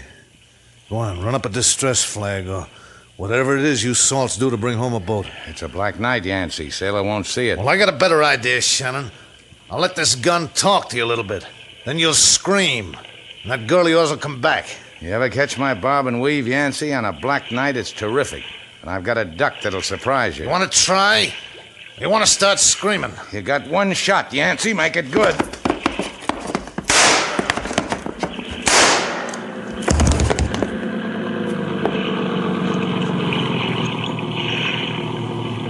Is that you, Slade? Yeah, it's me. I lied to him, sailor. What are you talking about?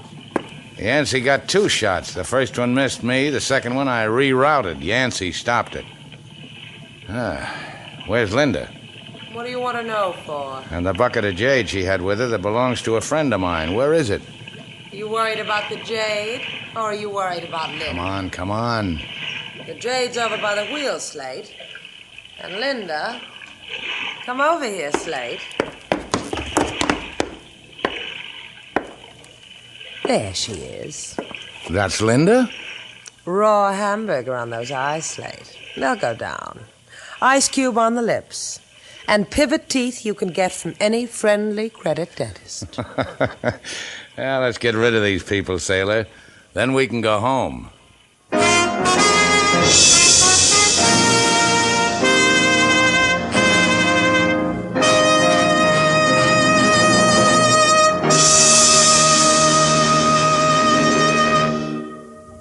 Our stars, Humphrey Bogart and Lauren Bacall, will return in just a moment.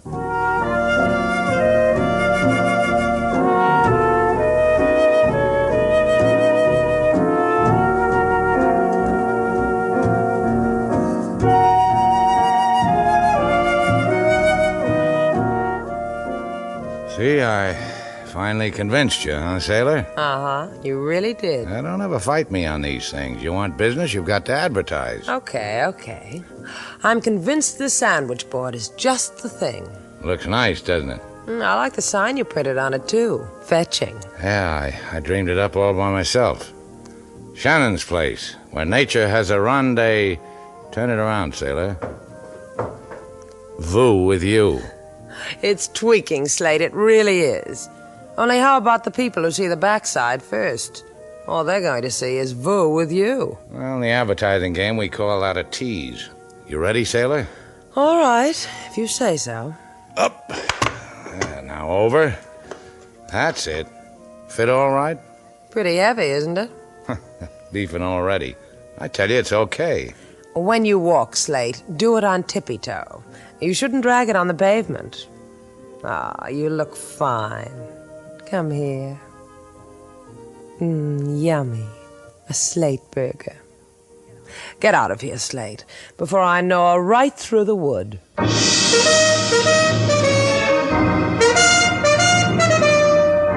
And so, our two stars, Humphrey Bogart and Lauren Bacall, have brought to a close our latest bold venture story. Special music was composed and conducted by David Rose. May we invite you to listen again next week at this time for another exciting adventure starring Humphrey Bogart and Lauren Bacall together in Bold Venture.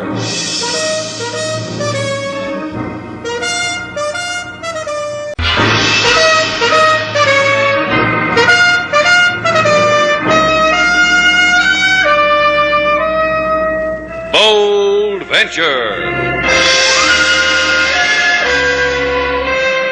Adventure, intrigue, mystery, romance, starring Humphrey Bogart and Lauren Bacall. Together in the sultry setting of tropical Havana and the mysterious islands of the Caribbean.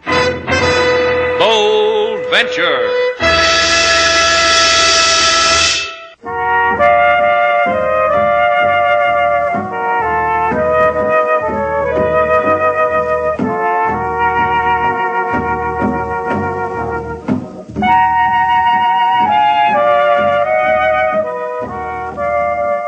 Once again, the magic names of Humphrey Bogart and Lauren Bacall bring you Bold Venture and a tale of mystery and intrigue.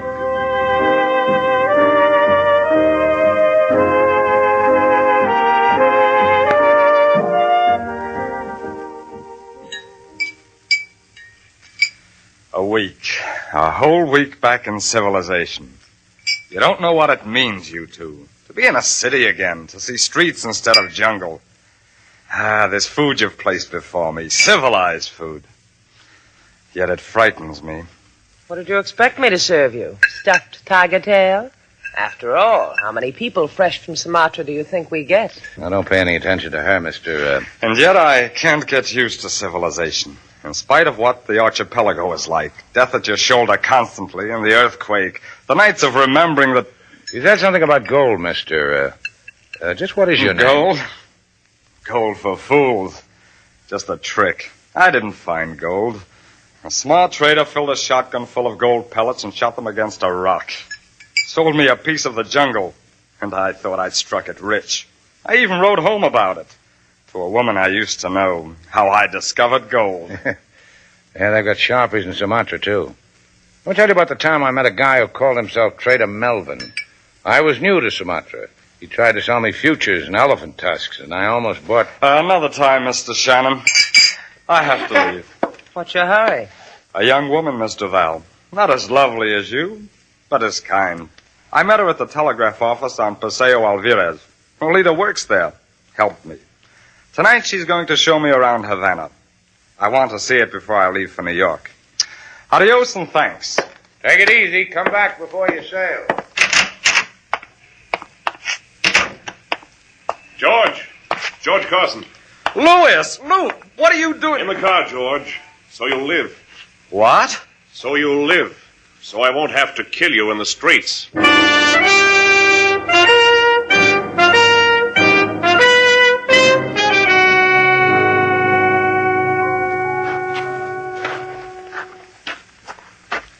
The moon shines bright, the sea pounds, and it's like the beat of my heart.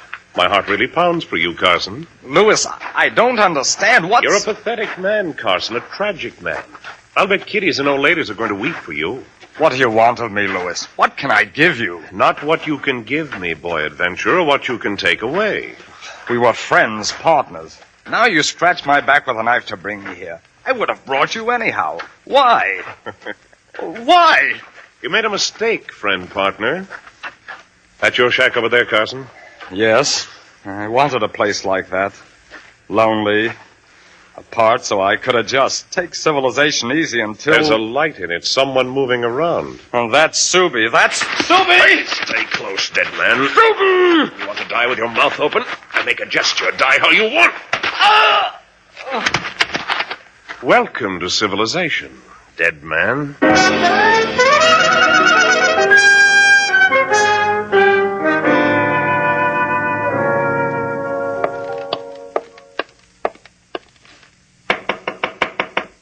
Hey, Slate, can I come in? Sure. Sit down, sailor. Be with you in a minute. As soon as I finish cleaning this gun. You see this gun? It was with me in Sumatra. You see this notch right here on the stock? You know what it's for? I better read this to you first. Then you can regale me. That is, if you feel like regaling after you've heard it. No, what's the matter? Let me read it to you. In the morning paper. Unknown man washed up on beach near Morro Castle. An unidentified man was found late last night by fishermen who were returning to Havana. The man had been stabbed to death. He was 6 feet tall, middle-aged, weather-beaten, skin yellowed as if he had been taking quinine against malaria. He was... Hey, that could have been our friend from Sumatra. Let me... Sit still, I'll get it. Yes? What? You'd better open the door, Slate. What's the matter? He's 7 feet tall. He wears earrings in his ears. I don't believe I saw him. And he wants to come in. What's unusual about that? I'll get it. Hello, come on in. I thank you. I am Subi. Slate Shannon. This is Miss Duval. It is my pleasure. As long as you're in town, we're glad you stopped in. I am of the tribe of Djibouti. As if we didn't know. That's a Sumatran tribe, isn't it, Subi? I think I remember a tribe with markings on the Kali River, right? Indeed it is, Mr. Shannon. Slate, if he's from Sumatra, how come the language is so easy for me? Until today, I've always had trouble with the dialects. I was educated in a mission school, Miss Duval. A question, if you please. Sure. A man came to you. He was from Sumatra? That's right. I needed to know that before I kill you! Sailor, the gun. Yeah. I'll teach you to mess with Slate as long as I hold a gun in my hand. Nice going, sailor. I'll get up, Subi. Now, what's all this about? Next time, I will not be so foolish. When I return next time, you will die, my promise to you.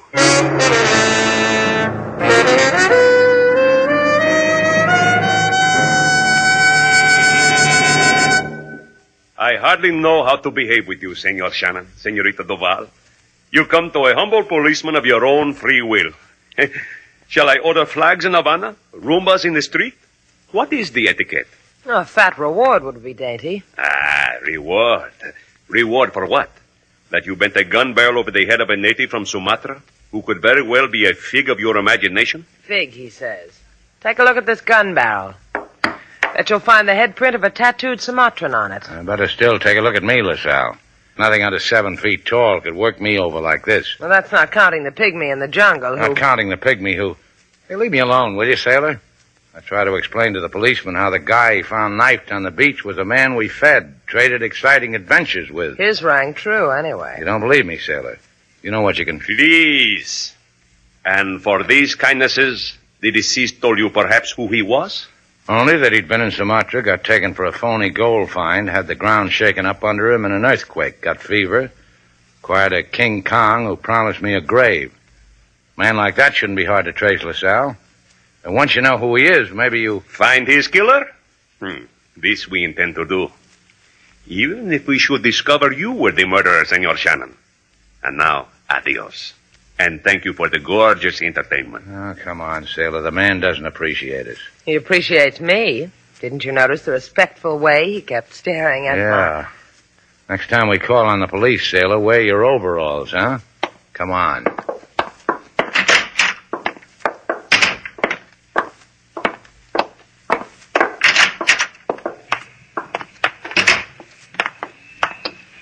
You tell LaSalle a 7-foot lad threatened you with death, and LaSalle doesn't even bat an eye. You're not liked, Slate. No? I've got news for you, kid. Mr. Shannon? You're the thrilling Mr. Shannon? Oh, why, yes, indeedy, miss. I am he. You look as if I can help a girl like you. You can. You will. A man from Sumatra can bring us so close together. You could do that, huh? At my place. So restful there. Coming? Well, as soon as I get rid of... pardon me. You understand how it is, sailor. A lonely girl needs help, wants to be close. Sure, I understand. You go ahead, Slate. A little bus for old time's sake. Anything you want, honey. The red one just stopped over there on the corner. You'd better run for it.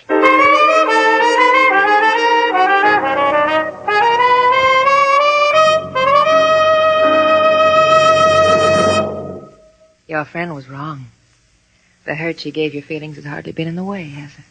Made it more thrilling, baby. You know, pain mixed with delight. It's a thing a man dreams about, works for. Well, I'm a fortunate fellow. I cast my bread on the waters And get me. Vera Shea. You don't like the name? Call me whatever you want. Oh, I will. Give us time. Only there's a slight fee, Slate mine. A mountain of gold on a Sumatra waste. Oh, that. Oh, you mean the gold he told me about.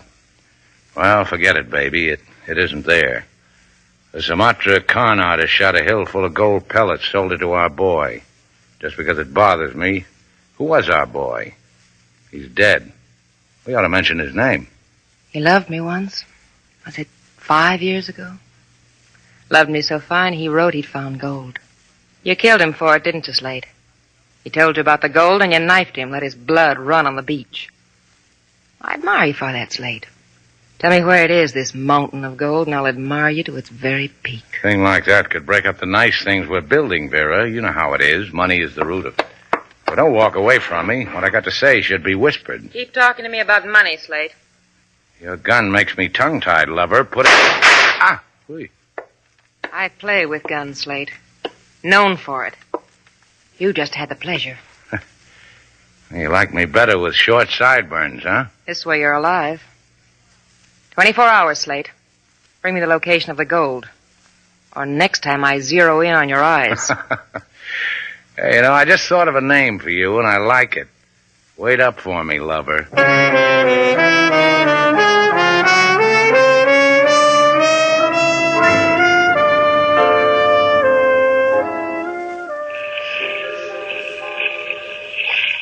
I know, it's real poetic, Slate. A man with short sideburns ought to come out to his boat and think about it. I recommend it. But why won't you talk to me? Oh, come on.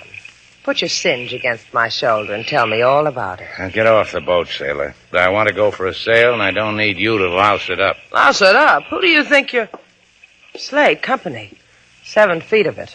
I told you I would come back, Mr. Shannon. Put away that knife, Subi. We've got to talk. We've got to... Goodbye, Mr. Shannon. Subi, don't. Don't throw. Sailor. Sailor, help me. Help.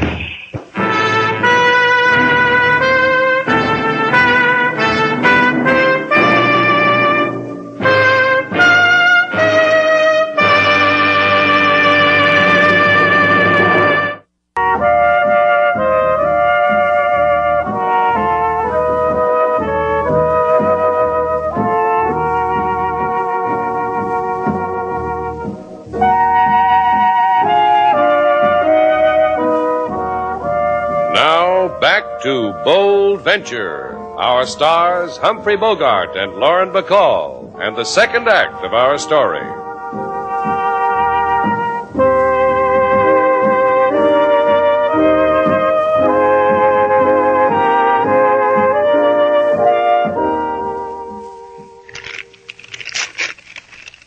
Now, what's that, sailor? What? You just lie still till I open this. It's a surprise. See? Surprised? I sure am. What is it? It's 8 tortillas I cooked for you. One for every day of the week. This one with the carabanza beans, that's for Sunday. I know how you don't like hospital cooking, so I thought I get a crooked dagger pitched through my shoulder, and you cook me 8 tortillas. I'll never forget you for this, sailor. Go on, eat one. This one on top is today's. Look, sailor. Havana's finest surgeon stitched me up. Havana's most beautiful nurse can't wait till I push her night buzzer. You want me to louse all that for one of your home-cooked tortillas? I appreciate your cooking things for me. I appreciate your kind thought, trying to ease a wounded man's arm. Sorry to see you feeling so well, Slate. It really hurts. Now, don't pout, sailor. Someday into your life will come a man who... He came. He just went out.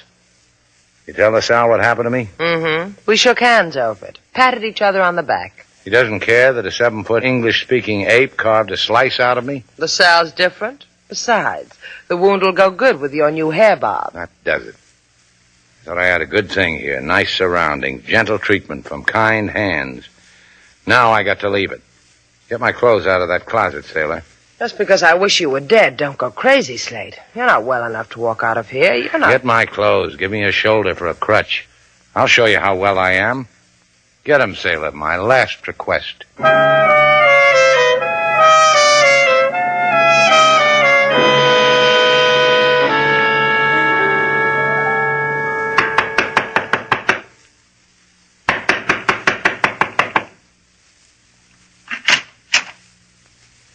I figured you wouldn't be able to think of anything to say, Louis.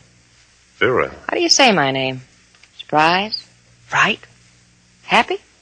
Come in. Why are you in Havana? I got a wire from George. And I thought a thing.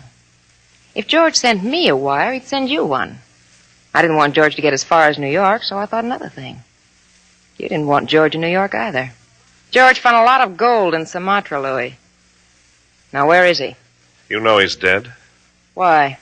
Because you found out where the gold is and killed him? Gold? Why do you keep asking about gold? 5 years ago, George wrote he'd found it. Then I didn't hear from him again till last week. I thought he was dead, Vera. You remember that earthquake in Sumatra? Right after that, no word from him. But the gold, who cares about that? Me. I care a lot. Put away the gun, Vera. I care a whole lot, Louis. Just talk, will you? George was my partner. He left for Sumatra. Hunting trip. He never came back. The business grew. Thousands. Hundreds of thousands. All right. No hysteria, huh? It's the truth. That's why I didn't want George to come back. Half is his. Now it's mine. Part of it. I'm taking his place, Louis. Half, maybe more. I'll think about it. We've got to be careful, Vera. George brought a native with him, a giant, and he's been talking to... Yeah, I know. Slate Shannon. Those people bother you, Louis? Ah, Louis, they don't bother me. They can be gotten to, one way or another.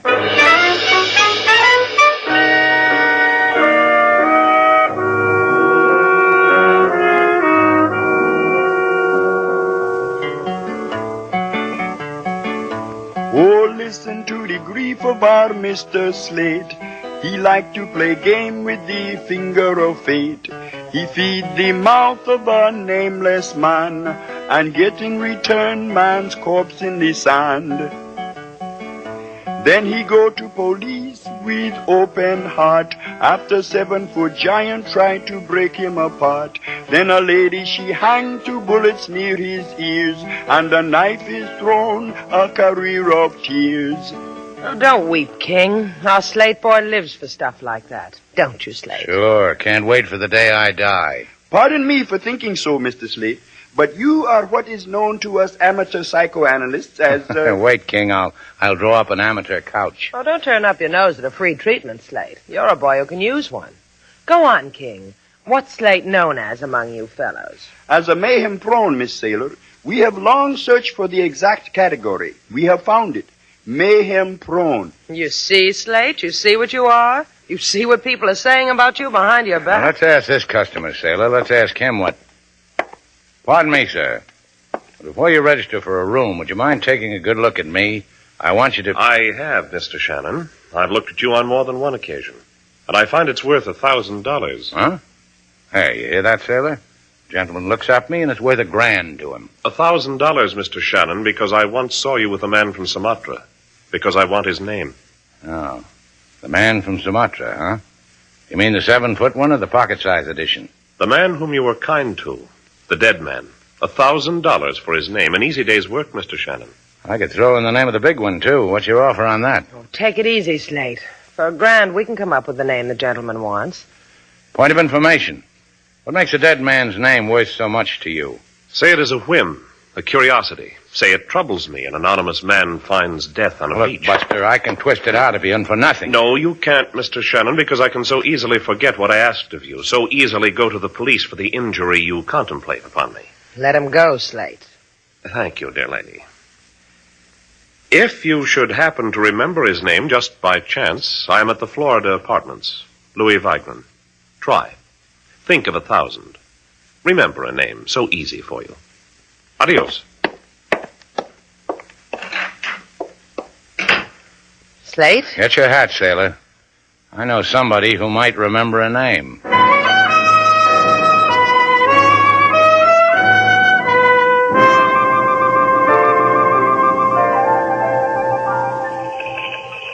That's right, Angel.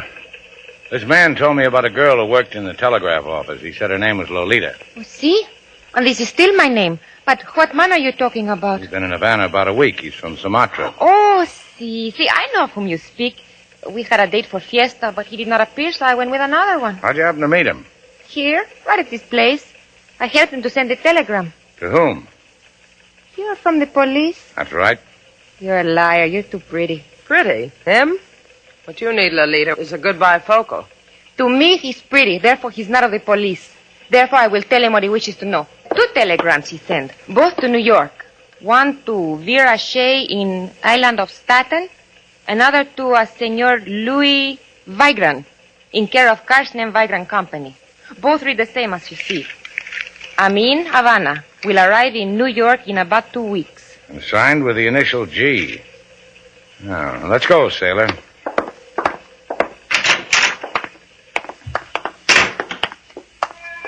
Well, genius, what did we find out on this fine night? That Louis Vigran knew who the man from Sumatra was. All he wanted to find out from me is if I knew he... Sailor, duck!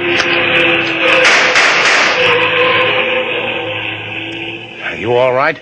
Yeah, I think so. Yeah, well, come on, let's get out of here. Whoever was in that car is liable to be back down this alley. Mr. Shannon? Huh? Oh, it's you. Please. Slate, he's bleeding. Yeah. Hey, what happened to you, Subi? 2 hours ago it happened.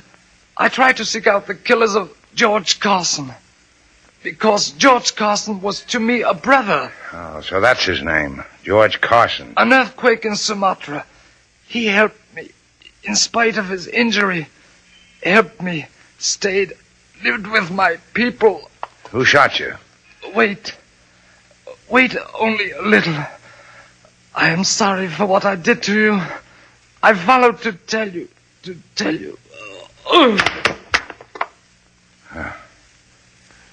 He's dead, sailor. I'm sorry. I really am. Let's tell the police about it. Then we can tell a man I know. He's got $1,000 for us.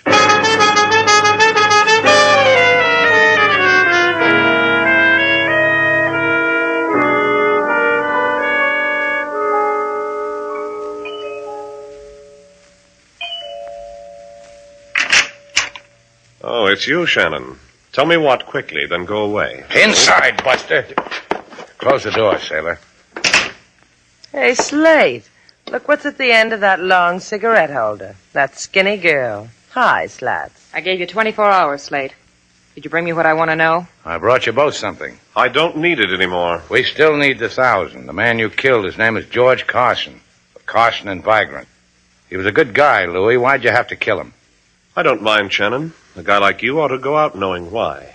Carson was my partner. He should have stayed in the South Seas. I don't need a partner anymore. Don't say that like you mean it, Louis. You've got a partner. Me. I know. You brought me a packet of goodies, too, huh, Slate? Unwrap it for me. Show me. Ask your partner. Ask Louis. He knows where the gold is, too. Do you, Louis? Vera. Sure he does. Carson told us he wrote Louis all about it. Louis! Vera, for the love of... Because he lied to me, Shannon. You've seen me work before. You know he's dead. Well, you're good, Vera. You really are. One thing. How come you missed me from that car? I could have had you hurt, too. The way I got that Subi. In your case, it was just a gentle reminder that you didn't have much time. About the gold, huh? About the gold. Carson found it, didn't he? He found it. You and me, Slate. Her, too? You and me. You already got his sideburn curls, miss. How much more do you want? Hey, sis. You mean me, ma'am? You, sailor. You've got to go, sis. Look, honey. 2 dolls like us, we can divvy up a fellow without that gun you're holding. She's got to go, doesn't she, Slate? Right now. You'd do it, too, wouldn't you, Slate? Turn your back on him and... Who do you think you're pushing? Fool! Watch out, sailor. I'll take that gun, Vera. Let go of me! Let go! I'll kill you! How about you? Throw sailor at you and you still got wind to talk. Now, drop it. Pick it up, sailor. Hold her still, Slate. I'll get you back a pair of sideburn curls. No, just point it at her, baby. The police will hate us if we bring them damaged goods.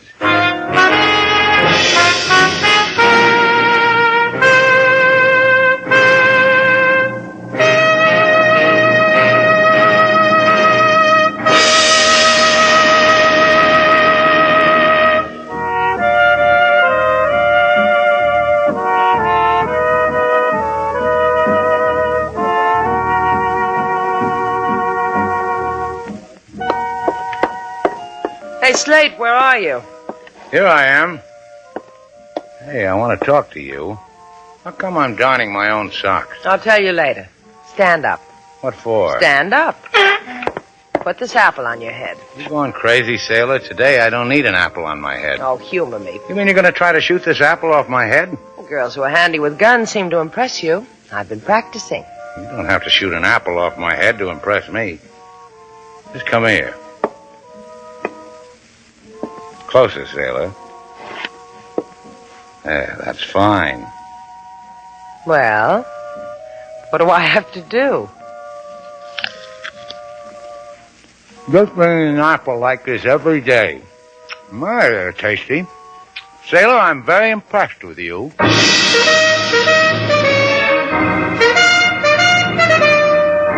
And so, our 2 stars, Humphrey Bogart and Lauren Bacall, have brought to a close our latest bold venture story.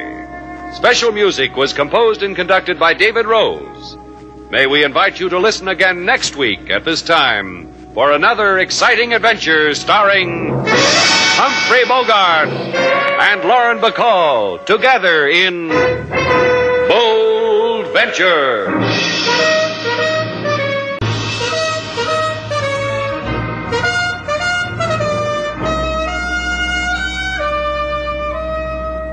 Bold Venture. Adventure, intrigue, mystery, romance, starring Humphrey Bogart and Lauren Bacall.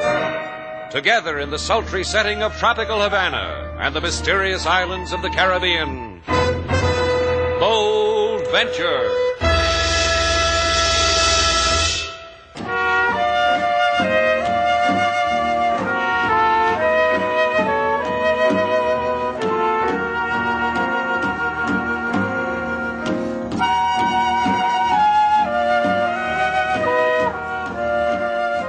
Once again, the magic names of Humphrey Bogart and Lauren Bacall bring you Bold Venture and a tale of mystery and intrigue.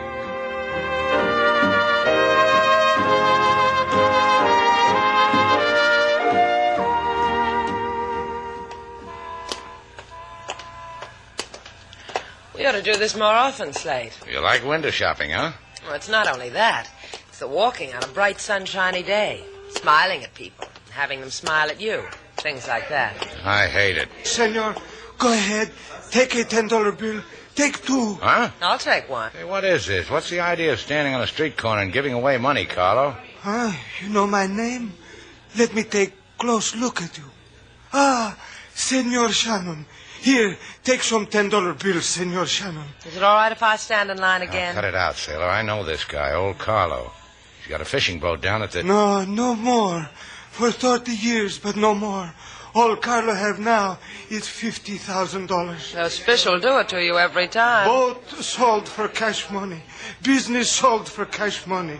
Plus other cash money Carlo has saved from selling the friendly fish is $50,000. Have some, Senor Shannon. Oh, put it away. But why should I not give away money, Senor? Well, you tell me. I will be dead pretty soon, so what good is the money? Oh, you've got a long time of living, Carlo. No, my brother will kill me. You will see. Take some money, Slate, let's take him home. Sure. Come on, Carlo. No one's going to kill you. Oh, my brother. No, don't worry about it. I'll see that nothing happens to you. A promise? Sure. Sure it's a promise. Come on. We'll take you home.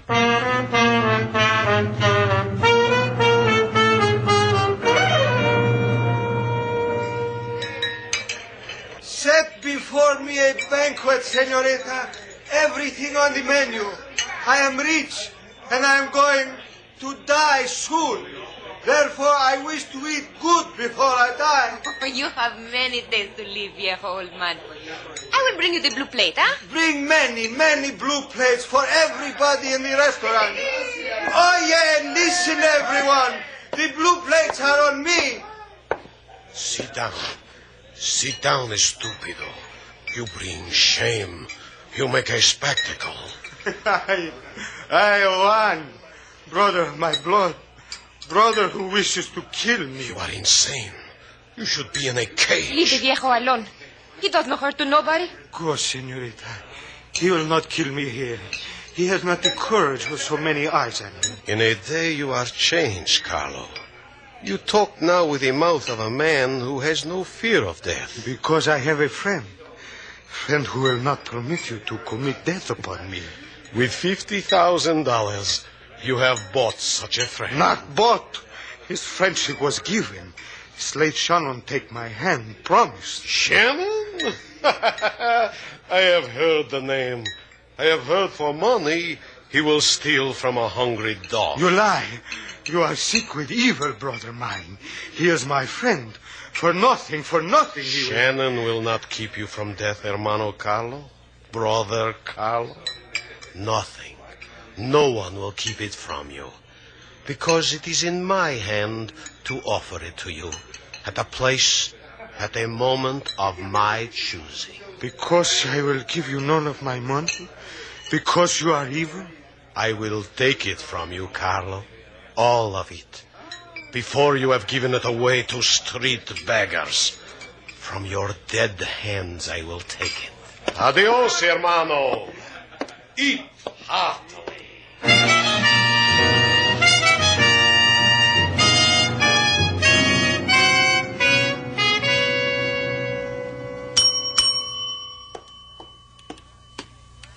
Shannon's place welcomes you, senor. And I welcome Shannon's place.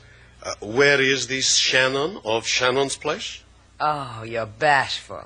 You don't like to sign a register in front of a lady. Sure. Slate, come here. Oh, what do you want, sailor? I'm busy. Oh. Shannon's place welcomes you, senor. The Hotel Nifty, rooms 3... You are Shannon of this nifty Shannon's place? Real nifty, huh? I have come here to ask you not to help my brother Carlo. Oh, wait a minute. Who did you say you were? Juan Ruiz. Brother of the crazy one who gives away money on street corners. Brother of Carlo. Please, he will do no harm. Do not ask of the police to put him away in an asylum. He says you want to kill him. For this delusion, I am sending him to a doctor. So he will be cured. So he will know that I have for him only the brother-to-brother love. The doctor will vouch this, what I tell you. The doctor for the head. The Dr. Tracy Jones. Tracy Jones. That's a nice, normal name for a psychiatrist. Was that you having a thought, Slate? Very funny. Slate Shannon speaking. He tried it again, senor. My brother tried to kill me. He did, Carlo? When? This instant he shot at me, but he missed. Oh, that's fine. I'm glad he didn't hit you. You promised. You promised. Do something. I'll be right down, Carlo. That was your brother, Senor Ruiz. What did he want? Said you tried to shoot him just now. It is ridiculous, senor. I am here in your very nifty hotel. What are you going to do about Carlo, Slate? I don't know. Let's go see how he almost got killed.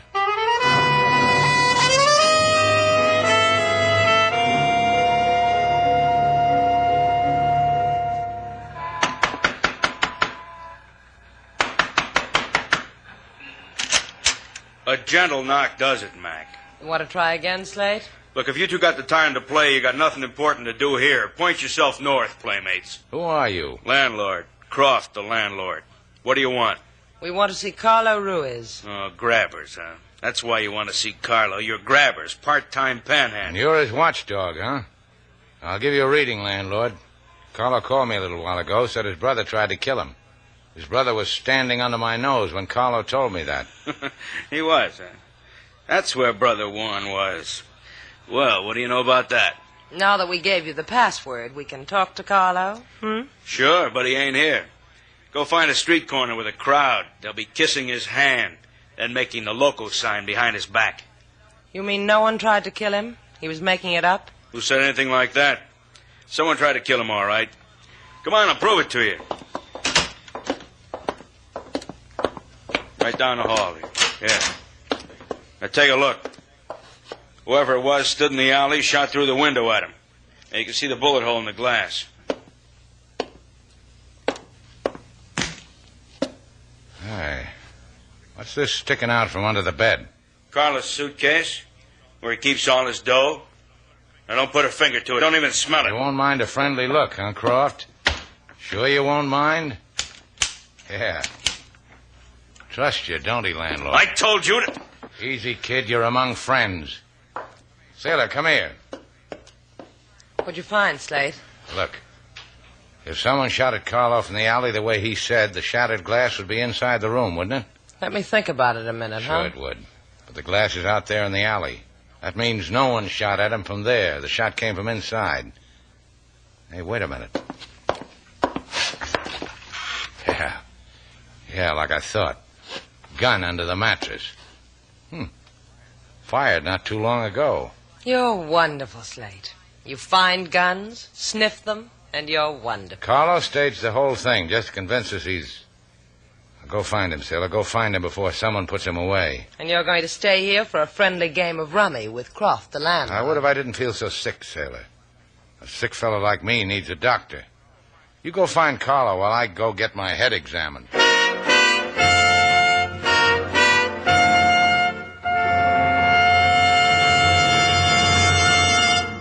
The way you keep looking at me and adding me up, I wouldn't diagnose as neurotic. Not in the least. How would you diagnose it, Dr. Jones? Oh, part surprise because I'm a woman doctor. Part delight because I'm a woman. Mr. Shannon, when were you first aware that you were in need of a psychiatrist? Well, there was the time... then after that, years later, there was the time Carlo Ruiz tried to prove to me his brother was going to kill him. Oh, he told you that? But doesn't he tell everybody? 2 weeks ago, his brother sent him to me. Because of that aberration. He's been coming to my office every day. I have a professional interest in Carlo. What's yours, Mr. Shannon? He's an old friend. I want to help him if I can. Mm-hmm. He does have a lot of money, doesn't he? And he gives it away. Ever have trouble with violent patients, Doctor? I only ask because I can feel it coming on. You would be a provocative one. Don't be angry. I find greed universal. I have it myself. Now, how about you, for instance? I could be greedy. Shame on me. Yes, you think you could hold the blush long enough to show me your records on Carlo? You'll have to listen to it. I record the things my clients tell me on tape. Like a radio program, you know? Oh, I'm crazy for soap operas. Let's hear it, shall we? Now, normally they're confidential.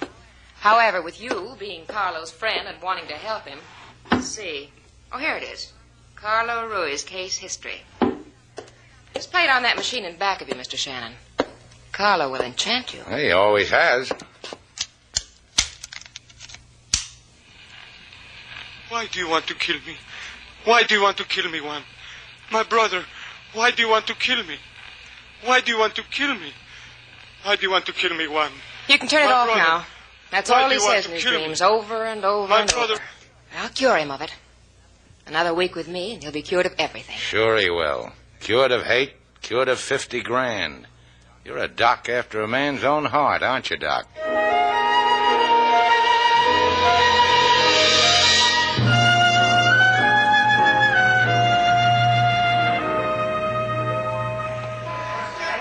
And for you, senor, a $10 bill.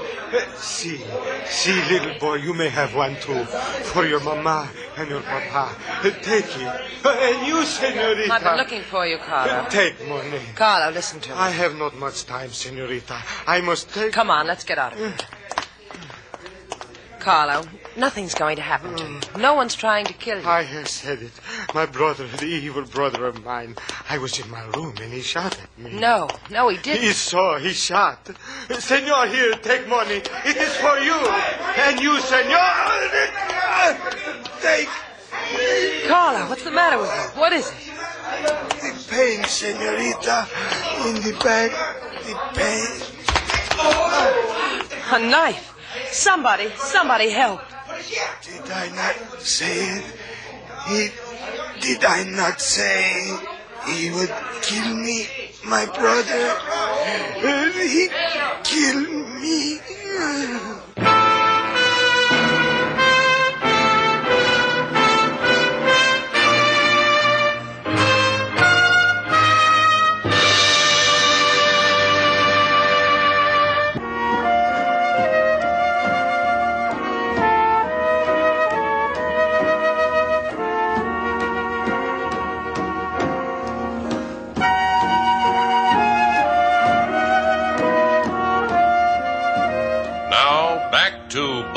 Adventure. Our stars Humphrey Bogart and Lauren Bacall, and the second act of our story.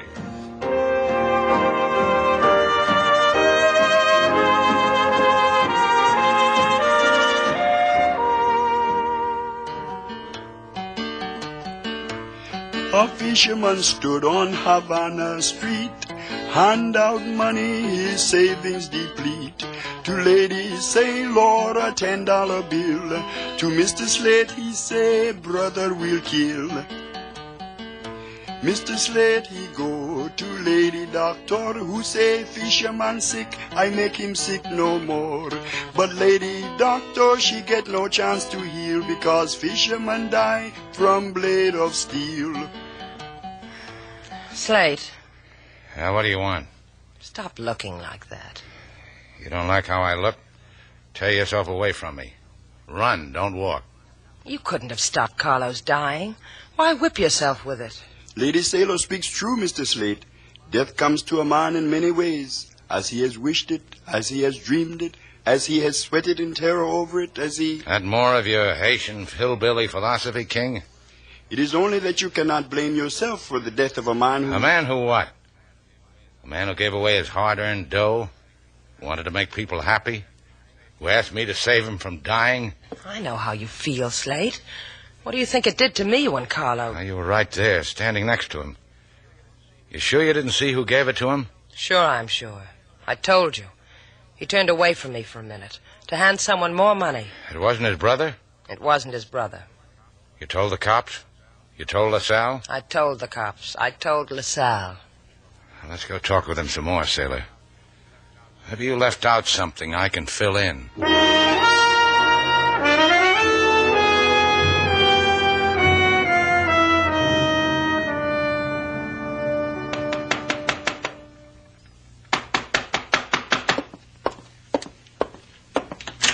Come in, quickly.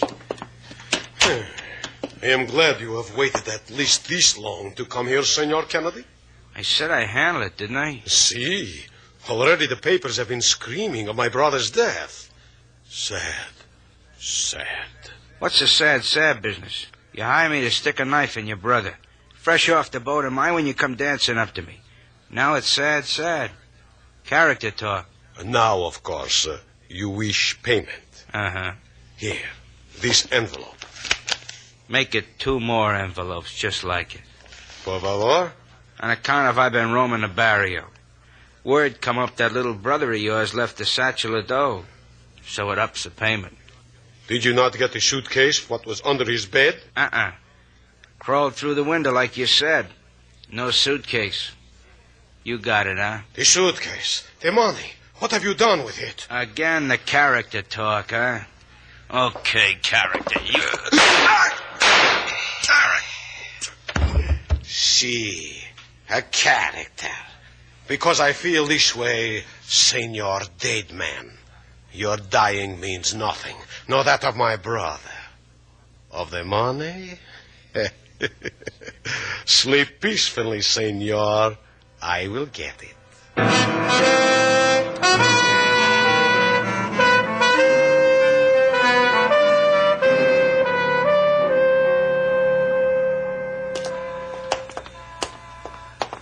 So you told the police all you knew. What did it get you, Slade? Well, you saw what it got me. A hearty handshake, a slap on the back for citizenship, 2 passes to the policeman's ball, and an official clucking of the tongue because I wasn't included in Carlo's will. You're lucky. All I got was a fanfare from a rookie's police whistle when I turned my back. Go back and get his name, sailor. Who knows? You might overpark in a 10-minute zone someday. Go on. You don't want me to do that, Slade. When he blew his whistle, he trilled. And you know what that means. Well, go anywhere you like. Just leave me alone. That's how you want it? That's how I want it. I need time to think. I think good when I walk by myself. You walk close to me and things get mixed up. Wait till you see how mixed up it gets without me. Bye, sucker.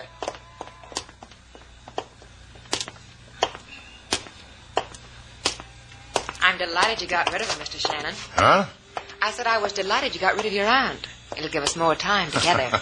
She's not my aunt, Doctor. She's... Isn't she, though? But you prefer to travel light, is that it? Sometimes. Man never knows when he'll need his hands free to... Of course he doesn't. But first he must bring his doctor a gift. In a suitcase. In Carlo's suitcase. And leave off the pink ribbon. Oh. Carlo's money belongs to you? Is that what you're trying to tell me, Doctor? He promised it to me. You must give it to me. And I'll thank you. In a gentle way. Golly day. No doctor ever talked to me like that before. No doctor... Hey. What's the matter? That guy walking down the street all dressed up in fancy clothes, new clothes. Well, what about him? He interests me. When I saw him before, he was a dream in a dirty T-shirt. So long, Doc. Happy head bumps. Foolish man. So close to death, and you think you can run away from it. Foolish man.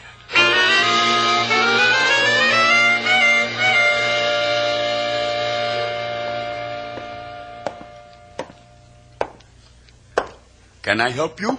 Where is Senor Shannon? On the sidewalks of Havana. At the present moment, he is not with us. He is... I must see him. I must see him. Find him for me, quickly, immediately. Bring him to me.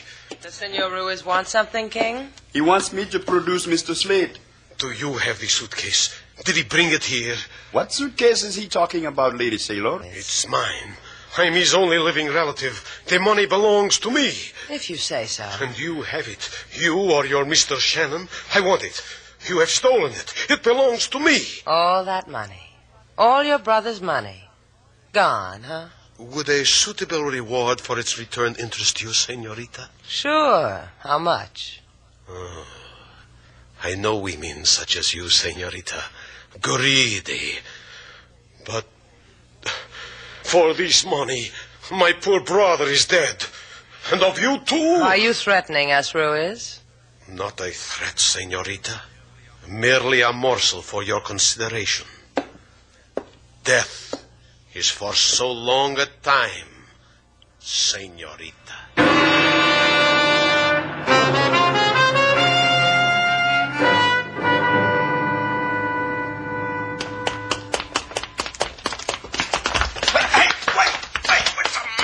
You get off your rocker? Yeah, I'll rock on this. Get up, Croft. Your new suit will get dirty. How come a poor landlord like you blossoms forth with new clothes right after his prize tenant gets murdered? Carlo gave me $100 before he got killed. 10 crisp sawbucks. Makes 100. So I bought clothes. Gave it to you, huh? Or did you slip that knife into him and suddenly get wealthy with $50,000? You know something? None of that what you said I could do. It's a weakness with me how I'm in love with good people like Carlo. All right. Carlo have any callers? Sure. You and that dame. Who else? His brother. His brother? His doctor. His what? His doctor. A perfumed girl doctor. Called on him, huh? Like how often? Like practically every day. A beautiful lady doctor. Was a thing a man could look forward to. Where you going? I ain't finished with my confession yet.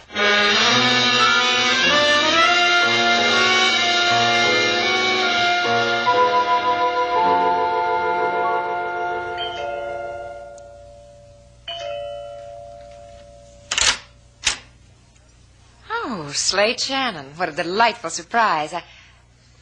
No, it isn't either. I see you brought your aunt. Slate, this is a doctor? It is. Your slip showing, Doctor. Well, let's all go inside and join the National Geographic, shall we? You won't mind that I'm a bit disheveled, will you? My last patient thought he was a housefly. Tried to light on the chandelier. Hand me that magazine, Slate. Thanks. You just lost your patient, Doctor. That's it, girls. Have fun, but don't fight. I'm going to look around. Don't go in there. You leave him alone. He can go any place he wants. Get out of my way. I told you can't go in there. Pretty living room. Planning a trip, Doctor? No. That's good. Because this suitcase, it's kind of shabby for a career girl like you. Leave it alone. And the initials CR, what do they stand for? Tracy Jones in code? All this money. Hey, sailor. Breathing down your neck, Neff. Carlo's money. He could have made so many friends with it. He gave it to me because I was going to cure him. They cure it with murder now? That must be a patient, Shannon. May I answer it? Sure. We'll wait in your office. Come on, sailor. Get rid of him, Tracy. We got a lot to talk about. I will. I'm sorry. Do not be sorry about anything. Let us go inside. I can't very well argue with a gun, can I? What do you want, Ruiz?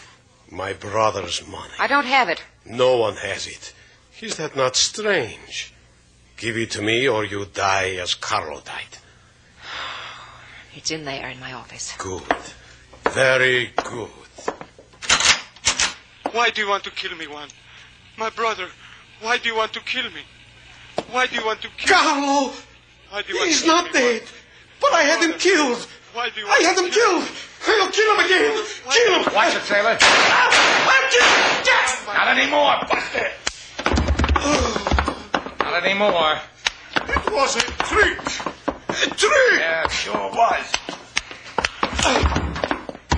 Nice going, Slate. How do you like my nephew, Doc? Now listen to me. That money, I'll explain how I got it. I went back and I took it and I was going to turn it in. The cops will listen. Get your smelling salts, Doctor. You're going to need them.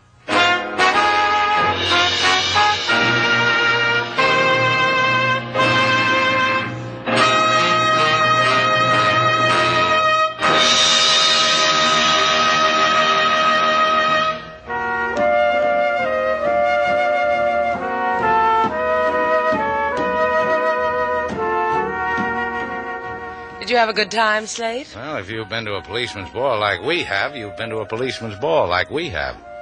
More than that. Well, have you ever danced with a policewoman, sailor? You ought to be proud, Slate. That was Senora Sergeant Babe Alvarez you danced with. She's got 6 notches in her gun. 7. She had a hard day today before the ball. Aren't you proud of me, too? Well, just because they made you honorary captain of Precinct 12? Yes. And you're walking on my beat now. Pull over to the curb. That's right. Now come here. How'd you like that ticket? 2 in one night. My. Get out the book, officer. There's going to be a crime wave tonight.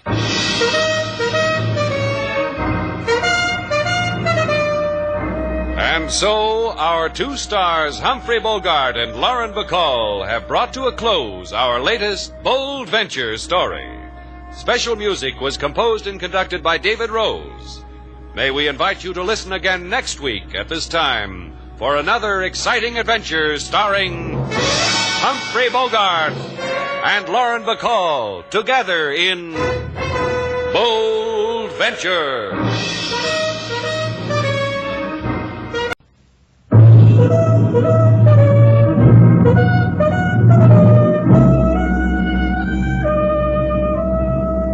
Bold Venture. Adventure, intrigue, mystery, romance, starring Humphrey Bogart and Lauren Bacall. Together in the sultry setting of tropical Havana and the mysterious islands of the Caribbean. Bold Venture.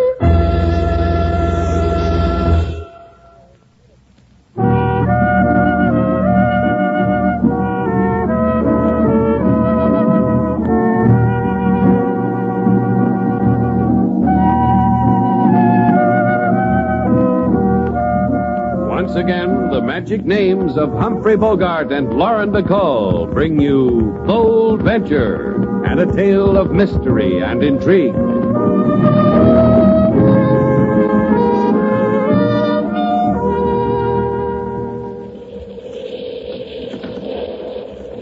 Where are you, Slate? Stop yelling in my ear. I'm right beside you. Did you find the candles? Where you told me, in the pantry under C.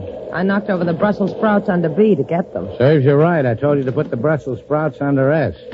Hold still till I light them. Yeah, that's a little better. All the lines are down, huh? Telephone is in. That's about all. Oh, there goes that hotel sign again. It's always falling down. Yeah, ever since the last time you sang in the shower. I'll get it. Quickly, come on in. Out there it's wet. Come in so I can close the door. You're going to have to register by candlelight, miss. The management isn't trying to be romantic. It's just that the electricity is out. Who are you? Where is this? What's the matter with you? Tell me where. Slate, come here. Look at her, Slate. What do you think I'm doing? Hold your candle up to her. Yeah. Tell me when my hand catches on fire. Nice rain we're having, isn't it, miss? Don't come near me. Don't come near me. Slate, watch her. She's got a gun. Hey, take it easy. You little fool, drop that gun. Your hands, take them off. Drop it, I said. Okay, sis. You made a good entrance. Now tell me why you did. Well, me or the cops? Cut it out, Slate. Can't you see she's sick? We'd better get a doctor. When a girl roams around in a storm with a gun, she needs a cop. This time we'll do it my way. We'll get a doctor.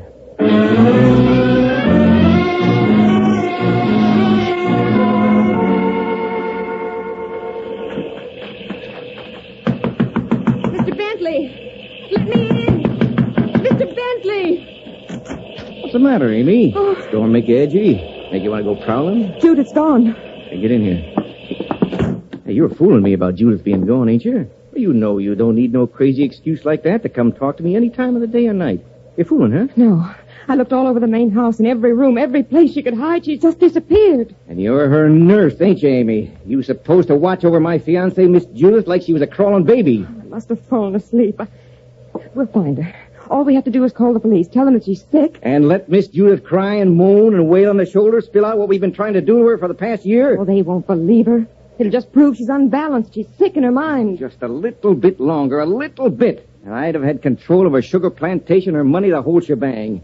Me, just an ordinary boy from the country with a knack for managing. And you fell asleep. I'll find her for you. You'll see. I'll find her. Sure you will. And they'll put her away. It'll be just you and me. Just the way you wanted, the way you planned. You sure fancy yourself, don't you, Amy? John Bentley speaking. This is Slate Shannon. The girl came into my place a while ago. You're lucky, mister. I just lost one. Maybe this one belongs to you, then. Judith Harper. This phone number, Eldorado 13. You got acquainted fast, mister. We found it in her purse. She wandered in here sick with a gun, tried to shoot me. We got a doctor. If she's yours, maybe you better come and get her. Sure thing, mister. Just tell me where. Shannon's place on the waterfront. I'll send her nurse, mister. Because my Miss Judith is sicker than you know. Someone found her. She's at Shannon's place on the waterfront. You're so lucky, Amy. You just don't know how lucky you are. John, I... Get her. Bring her back to me. I don't care how. Just bring her back.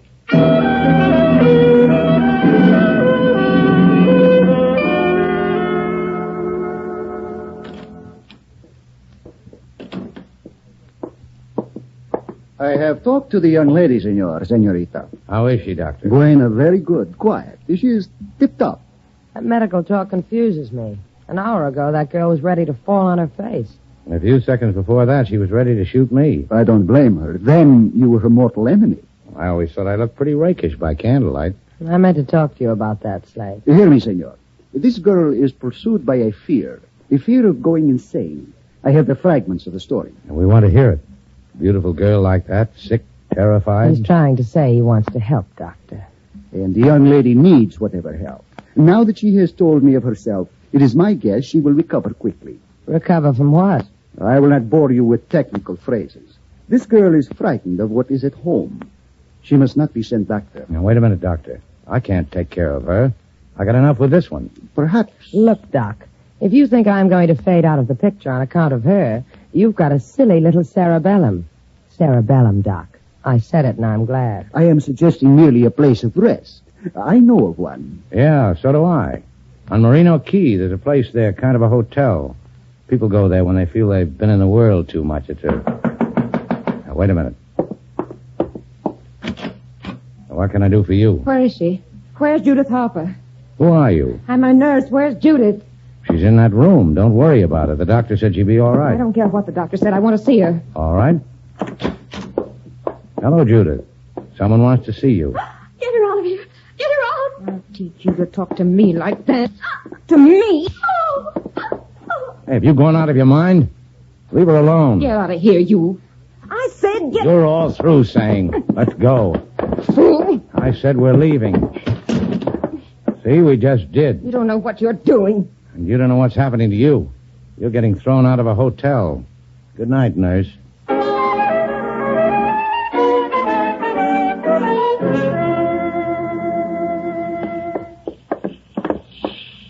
We about ready to shove off, Slate? Just about.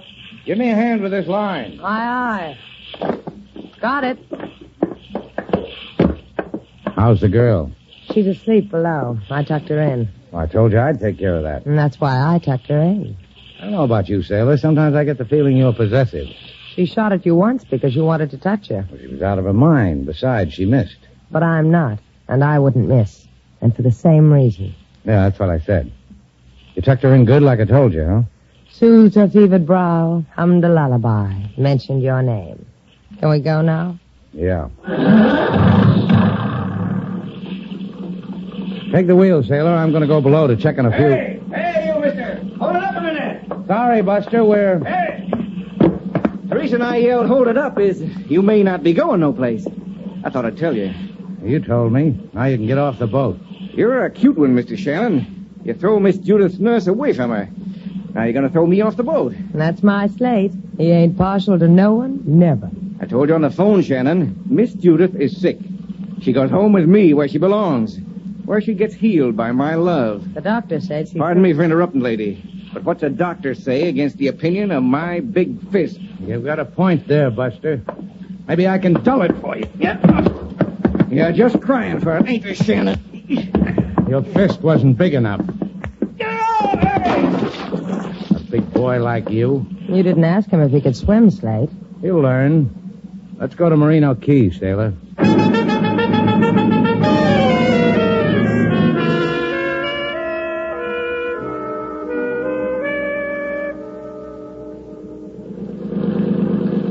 Comfortable, Judith? Yes. So wonderful here, sitting on the deck. The ocean, the air. There isn't much that combination can't cure. I want to apologize to you, Mr. Shannon. But taking a shot at me, forget it. If it didn't happen at least once a week. Hey, sailor, what's the matter with you? You let her fall into the trough. Look to starboard, Slate. Over there, those clouds. Oh, yeah. The black squall. You better get below, Judith. I don't mind. I like the rain. Here it comes, Slate.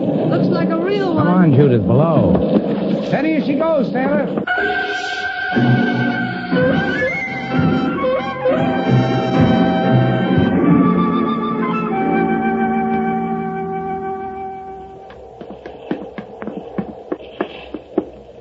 She's okay, Slate. I just fixed her something hot to drink. A nice rest cure we're giving her.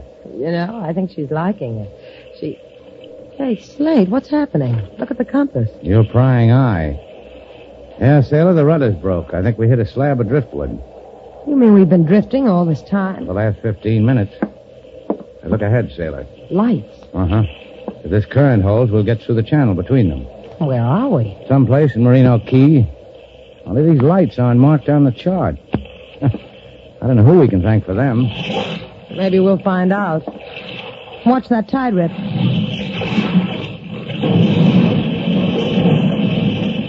You all right, sailor? What happened? As far as I can make out, we're aground on a reef. But the lights. They put us there. Better go see about Judith. Tell her to get comfortable all over again. I got an idea. We're going to stay here for a while.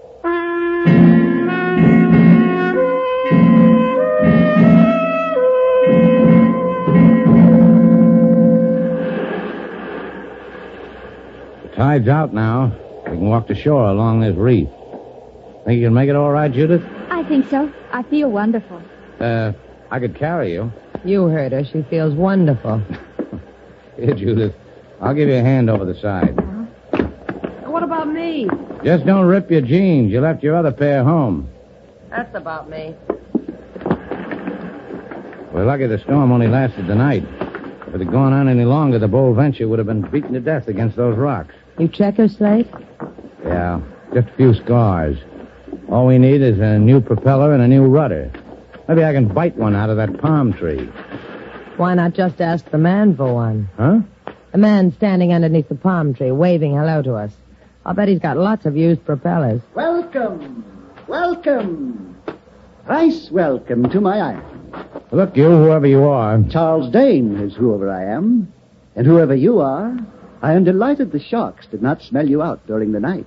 You shill for sharks? Only for myself, Joan. And now you may kiss the sands of my island. For you have found a refuge. Well, that's good, because... Because it's a refuge you will never want to leave. Welcome.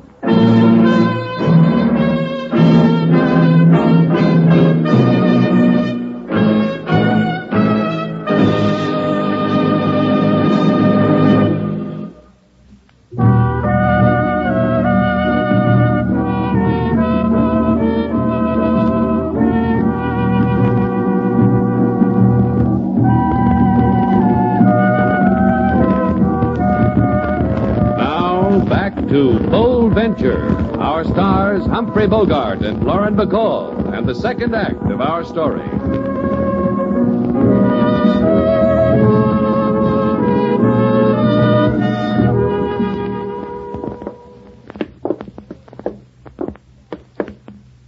You see, dear ones, all the delicacies of civilization without its penalties.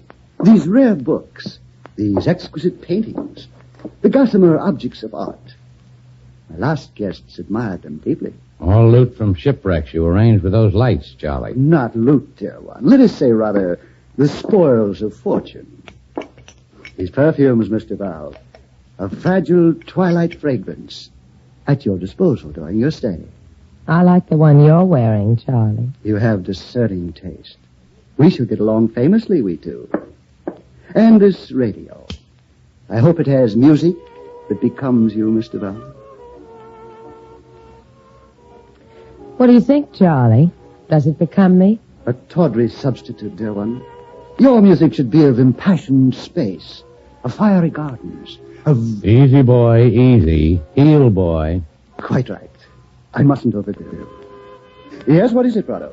Oh, you may come whisper in my ear. Thank you, Prado. Prado informs me that Miss Harper is quite comfortable in the guest room, and that your boat has been floated and tied up at my private pier. Which brings us to the question of... please, Mr. Shannon, I care to hear this. News bulletin. Senorita Judith Harper, owner of the vast sugar plantation on the outskirts of Havana, has disappeared. Any knowledge of her whereabouts is to be communicated to her plantation manager, Senor John Bentley. Mr. Shannon, my deepest bow to you. You are a kindred soul. I pirate ships, you... Judith's a sick girl. We were taking her to Marino Key so she could rest, so she could get well. If she goes back, she'll have a relapse. You can stop now, Slate. Charlie's not listening. Come, Mr. Shannon. I want to show you a thing. Come. Don't go away, sailor. The thing. A shortwave radio transmitter. My contact with the other lonely souls of this world. You going to get word to Bentley after what we told you? Precisely. I believe Bentley should be with us. For the game. Oh, what game? A precious game. A delightful game. A game that could possibly kill you.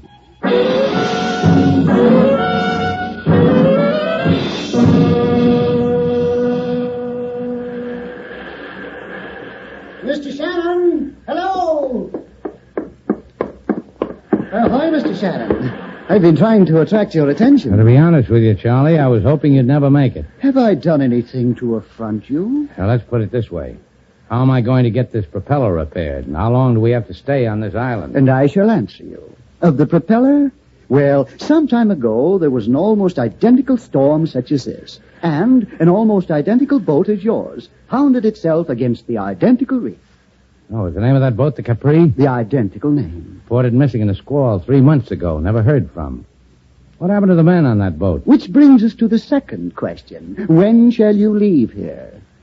Never, I'm afraid. Hey, look, friend, I asked you a civil question. So I want a nice, clear answer. Please to note. You're soiling my linens, Mr. Shannon. And please to note. Well done, Prado. Prado watches over me, Mr. Shannon. And when you touch me, his hackles rise. And if you will, sir, you might cast a glance out there, seaward. Another boat. In haste to answer my message to Havana. Oh, have no fear, the tide is in. The boat will not crash on the reef. Now, do try to look more neat for dinner. Good afternoon, sir.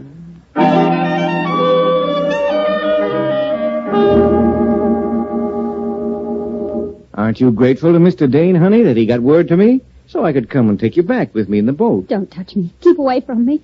How can you say things like that, honey? You don't want me. You want the plantation and the money and that woman. Honey, just by saying things like that proves you ain't well in your mind. That's why I just got to take you back. But not before we have our dinner, Mr. Bentley. What are you doing in here? 2 things. One, eavesdropping, because I thrive on it. And second, inviting you to dinner. I thrive on that, too. I'm taking her out of here now. I don't think so. I'm afraid you have no choice, Mr. Bentley. You like games, Miss Harper?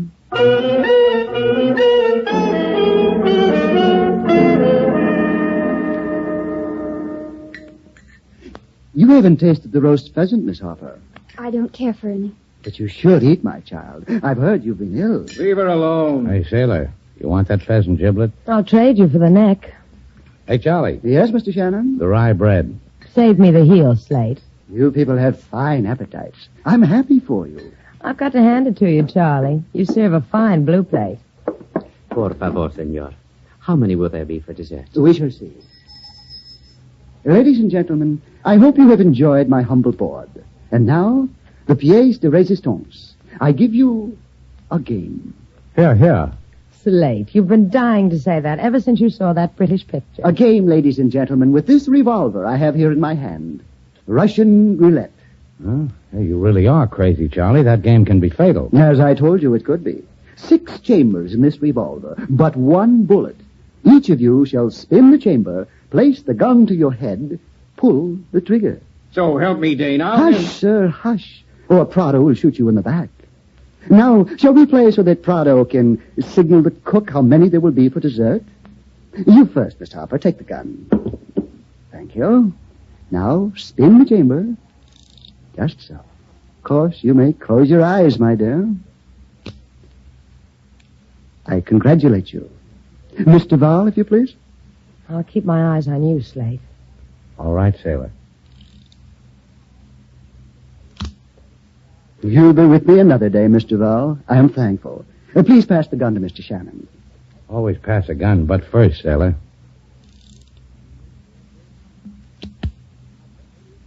Hi, sailor. I'm thankful, Slate. Now, please pass the gun to Mr. Bentley. You're crazy, all of you. I'm not going to have any part of this. You're all of you out of your minds. Hello! All right. All right, give me the gun.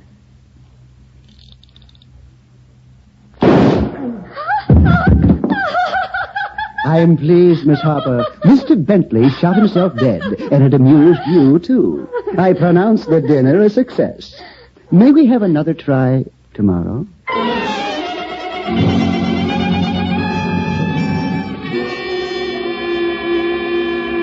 Mr. Dane, Yes?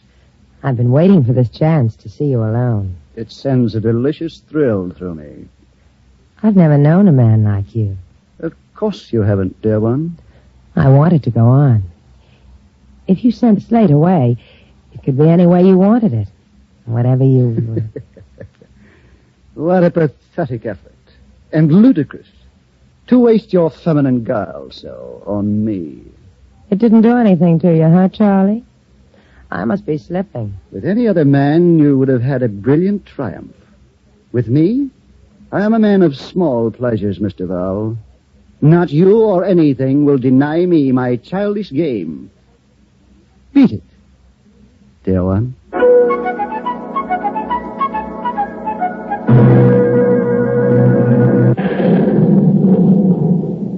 Now it's your turn, Miss Harper. Give her the revolver, Shannon.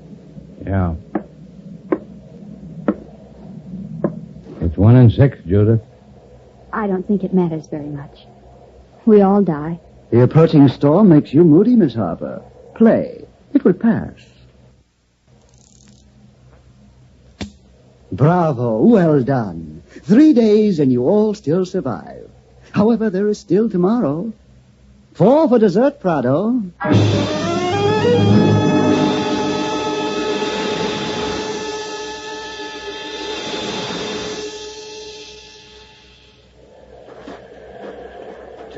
To work, Mr. Shannon, Miss Duval. Take them out on the reef, Prado. Si, senor. You're lagging, Miss Duval. Come, those lanterns aren't that heavy. Why don't you light up your own shipwrecks, Charlie? Don't worry about your conscience, dear one. It won't be with you very long. Okay, Prado, take the gun out of my back. I'm walking. But walk faster. You too, senorita. I shall wait here and observe. Hurry back, dear ones. I'm desolate without you. Aquí. Put a lantern here. Bueno. Adelaide. Move. What a racket this Charlie has. Arranging these lights to make it look like a clear channel. Aquí. Here. A lantern. Sailor. I can't hear you. Speak up. After we set down the next lantern, slip, fall, grab Prado. You too. No whisper. Here. A lantern. Give me a hand, Prado. Si, senorita. My pleasure. You're wrong, kid. It's mine. Senor Dane! Senor Dane! You said the wrong thing, Prado. Now what? Now what is, we've got his gun. What's the matter, Prado? What's wrong? Prado! Prado! Get out of the way, sailor. Out of the way is in the water. That's right. Get in it. It's not deep. Just hold on to that rock. Prado! Quick, sailor. What are you going to do? I'm going to be a hero. Get in that ocean. Did you get Prado, Shannon? I got him. My congratulations, sir. Does it hurt, Shannon? Where? In the stomach? Or did I get you? Oh! It hurt, didn't it, Charlie, for a time? It doesn't hurt anymore, does it? Sailor! I heard you cry out when Charlie shot. What do you do when a bullet creases your skull? I run to somebody so I can put my head on his shoulder. Lend me a shoulder, sailor. I got just the head for you. Lean on me, Slate. I'll see you get home.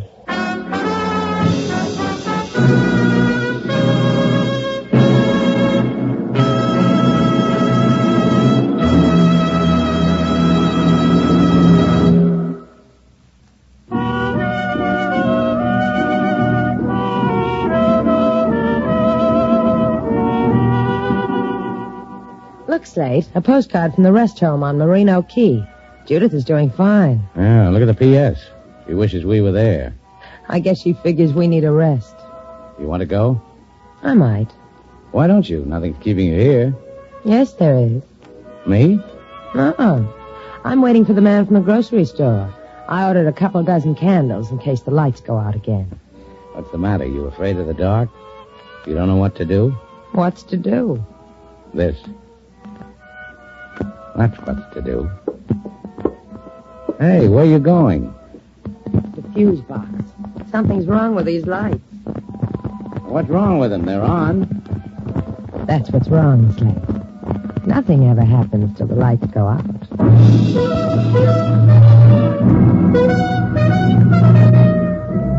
And so our two stars, Humphrey Bogart and Lauren Bacall, have brought to a close our latest bold venture story. Special music was composed and conducted by David Rose.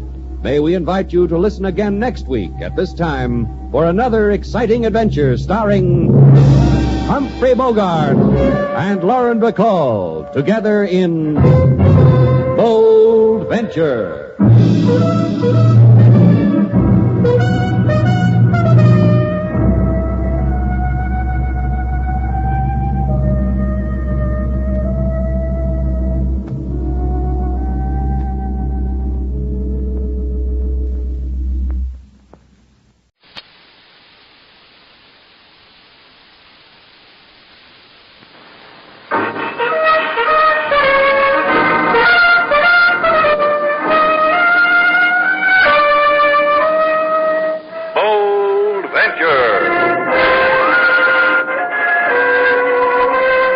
Adventure, intrigue, mystery, romance, starring Humphrey Bogart and Lauren Bacall.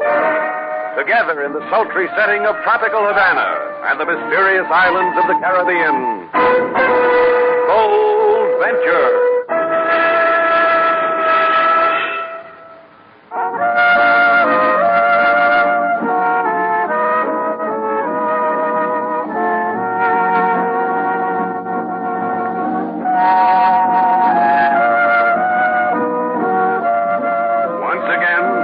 Names of Humphrey Bogart and Lauren Bacall bring you Bold Venture and a tale of mystery and intrigue.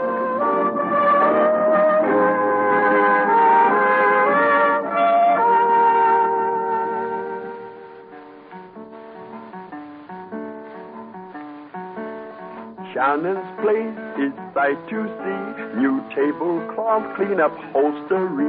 For couple come on, laugh and smile. We just got wedded, we'll stay a while. So Mr. Shannon, he make nice party to get through our matrimony. How big time paint he place red, big say not he is newlywed. That was fine, King. Thank you, Mr. Slate. You can bring in that cake now. Right away. Be back with it in a minute. Oh, a cake, too? Why, my husband and I are speechless, Mrs. Shannon. Miss Duval. Oh, we don't know how to thank you. Well, don't bother to try. Just tell your friends, Mrs. Cheney. Well, a friend told us about Shannon's place. Just last night in Miami before we were married. Go to Shannon's place in Havana, Bill, he said, if you don't visit anywhere else. You two known each other long? Oh, a couple of months.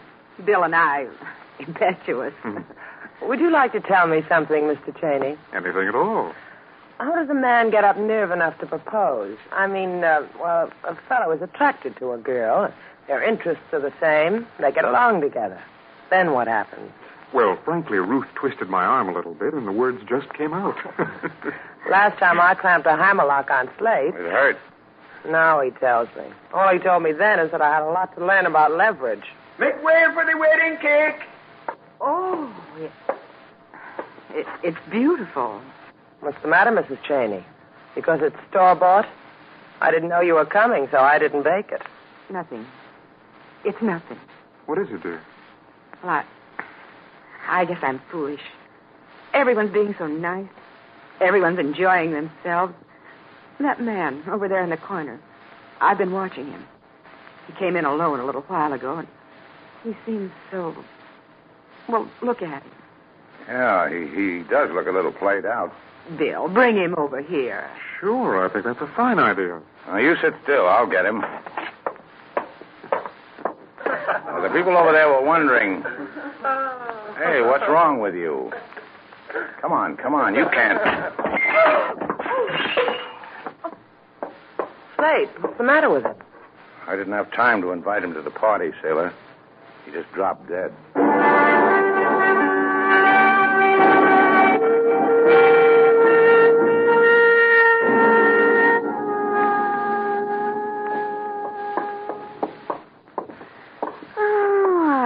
Tired, Bill. Got that old tired feeling. Yeah, me too, baby. For the gay party, wasn't it? The best you've ever given me. I'll cherish it always. And the wedding present. You like that, too? The dead Senor Juan Contreras. I like that best of all. You've given me a new life. I feel like a brand new bride with a brand new husband. We murdered a man so you get that feeling. You and me, baby. Which one are you talking about, Bill? The one back home or this new one, Contreras? The one we poisoned? Contreras doesn't count. He was a greedy punk. I was thinking about the guy back home. Thanks. Just wanted to keep him straight in my mind. I owe him a lot, don't I, Bill? That derelict who came to the door for a handout and you beat him to death, planted your identity on him, and then burned it all to the ground. So my old Bill could be dead. I could collect his insurance money and marry my new Bill again. I owe him a lot. When we get back home, I'll put flowers on his grave. It's my grave, isn't it, baby? With my name on it. Oh, and I'm a happy, happy widow with a brand new bridal veil. Nothing can stand in the way of that. Can it, honey? Nothing? Nobody? No one. I'm tired, baby. Let's get some sleep.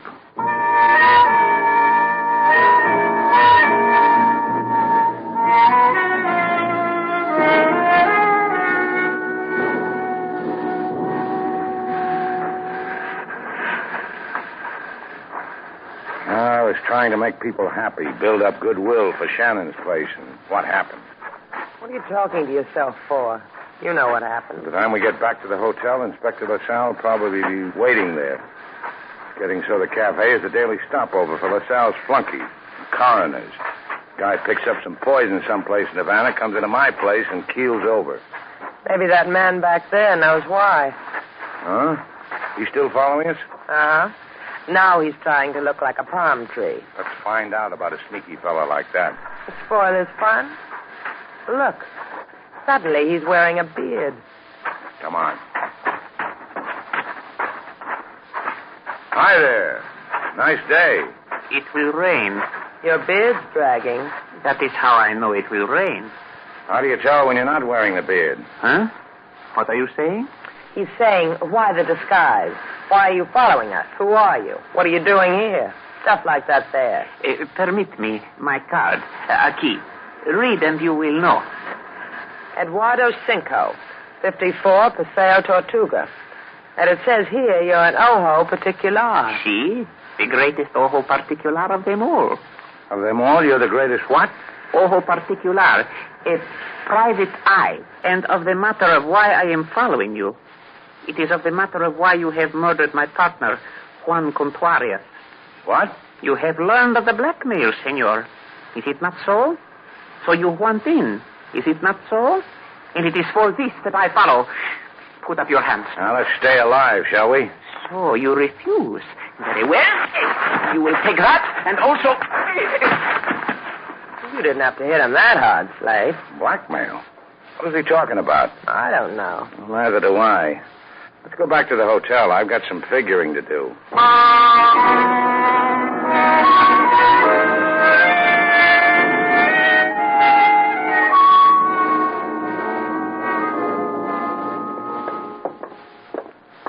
Inspector LaSalle wasn't in the lobby, Slate. No, it looks good that way, doesn't it? Never saw it look better. How about a dead body? I peeked. Not one. We must be slipping, huh, kid? Well. You know what I always say, sailor? Uh-huh. But say it anyway. I always say if a cop's going to wait for a fellow, why doesn't a cop just wait in a fella's office where it's cozy? You comfy, LaSalle? You are a thoughtful man, Senor Shannon. This swivel chair of yours has a remarkable velocity. I came to warn you, Senor, because in so many small ways I admire you. Now, don't tell me. Let me guess. Want to put your hands over my eyes while I guess? I admire you, Senor, for how violent is your shadow, for how you beat up a ridiculous little man on a beach. Slate does that when he gets angry. And the reason for your anger? I had reasons. He pointed a gun at me. You left out the best part. He said you killed his partner, Contrarius. Oh, yeah, that too. Why would Eduardo Finkel think such a thing of such an admirable man as you, Senor Shannon? Maybe he gets his kicks that way. Nothing else? Yeah, something else. He thought I wanted to cut in on a blackmail racket. Bend more my ears, Senor Shannon. It is thrilling what you tell me. Now, the man who was murdered in your hotel. Listen to me, LaSalle. Your cops were here, ran their noses all over the place, whispered in each other's ears, ate up the wedding cake. And I wanted to save a piece to put under my pillow. Perhaps they were hungry, Senorita. With the same hunger, I have to discover why Senor Shannon should kill, commit violence. I came only to tell you I will appease this hunger. Hasta luego. Till again, Senorita. The man wasn't kidding, Slate. He made it cold in here. Yeah. Throw me a warm kiss, sailor. I'm going out. Where? To find out what gives LaSalle such a big appetite.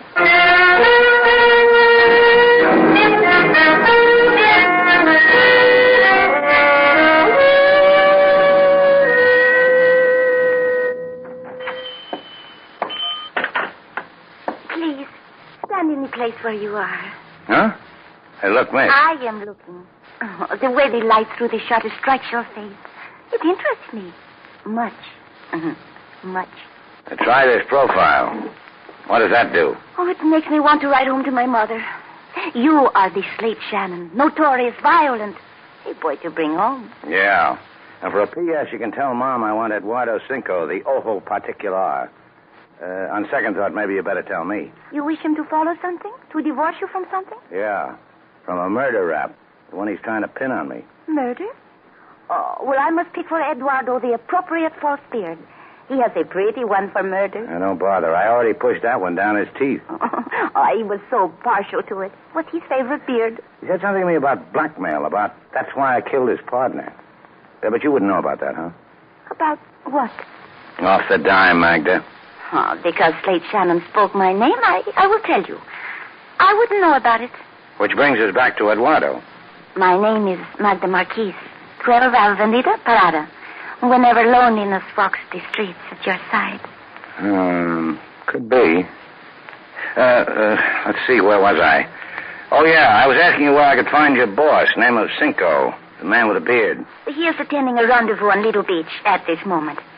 Because you said, could be.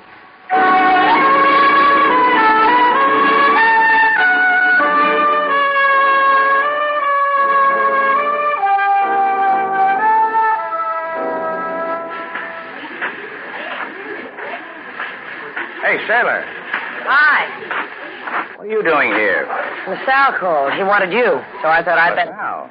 What do you want me for? Maybe you'd better ask him. There he is. Over there in the crowd. What's going on? I just looked and didn't believe it. You better see for yourself. Inspector LaSalle. Oh, welcome, Senor Shannon. You have returned to admire your handiwork? Well, what's happening here? Move! You see, Senor Shannon? The man lying here on the sand has been stabbed to death. Well, that's the little private eye, Eduardo Cinco. Nor did he forget you. Mira, at his fingertips, he has written a name in the sand. Do you see it? He has written the name, Slate Shannon.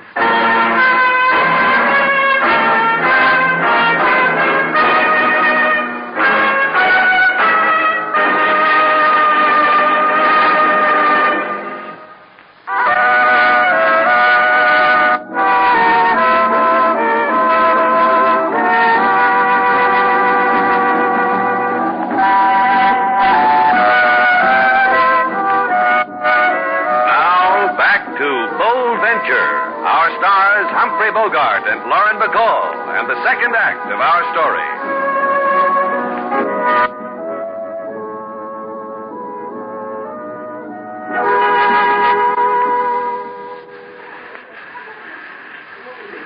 Look at those people over there. Even after they take the body away, they hang around. Violent death, Mr. Val, holds its own particular mirror up to each of us. We look at it, we see what we wish to see. And each of us shivers because it has touched us. Is that why I'm shivering?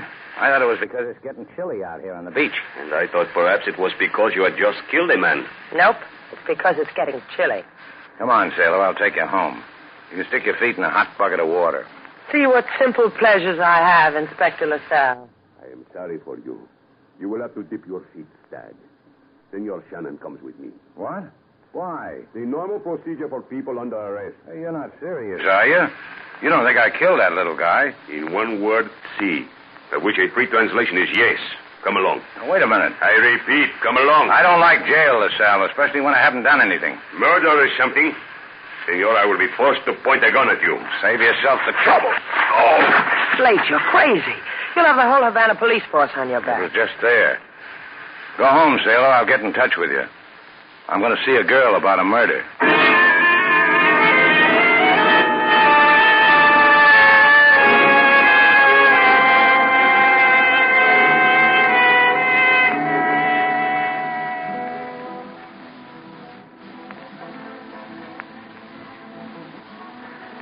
King, it scares me. I don't think Slate should have run away. They would have tried to hang him for murder, Lady Sailor, and they might have succeeded because they wanted so much. Don't, King. Oh, forgive me. I only meant to. I know. Don't stop playing. It helps. Where do you think he is now? I do not know, but it would be in some place where he can find a way to spare his life to us. And to himself. Why would a dying man write Slate's name in the sand? The dead have many whims. Mr. Ball, my husband and I want to... What's the matter, dear? You look so forlorn. I've got a keen reason. They want Slate for murder. Are you kidding us, Mr. Vall? They say he killed that man at your wedding party. They found another man on the beach. They say Slate killed him, too. You have any unsolved murders, Mrs. Cheney? I've got just the guy for you. They got you, Mr. Shannon, in jail? No, he got away. So he could find the real murderer. That's one for our side. Maybe. I'm sorry I pried, dear. I'm sure at a time like this you'd rather be alone. You're sweet, Mrs. Cheney. Thanks. If we can help in any way, Mr. Vall, please feel free to... Come on, Bill. Leave her alone.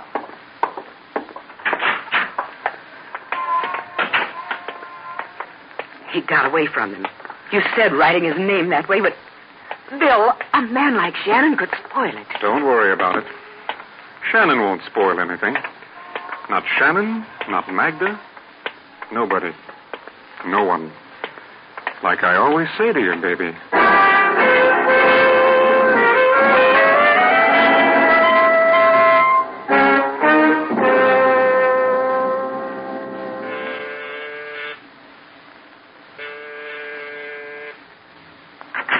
Yes? Oh, it's you. Oh, get away quickly. Go. Hey, wait a minute. I'm the guy who impressed you, remember? When the light through the shutters strikes my face, you used to jump up and down without getting off the floor. Oh, you must go, I tell you. Now, I'm coming in. Oh, you do not know what you're doing. All right, you are. Get out of here. In a little while, after you explain some things to me. No. Who poisoned Contuarius, Magda? Oh, please. Please, you must go. You must. And who had the rendezvous with Cinco on Lido Beach? You must not ask this, please, senor. Go quickly while... While what? I will be dead if you do not go. I will die like Juan, like Eduardo. What's happened to you? Who's frightened you like this? Here. Give me your hand, Magda. Oh, please. Oh, please, you must go. Oh, isn't this a lot better than being frightened to death? Yes. Your mascara's running. Yes. I don't care either. Oh. Tell me what's happening. No, you will not trick me to stay.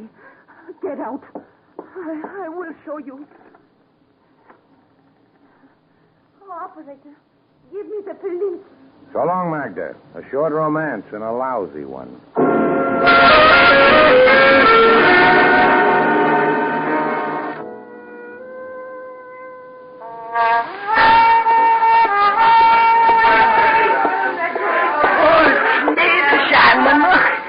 mi alma. How is it with my slate, huh?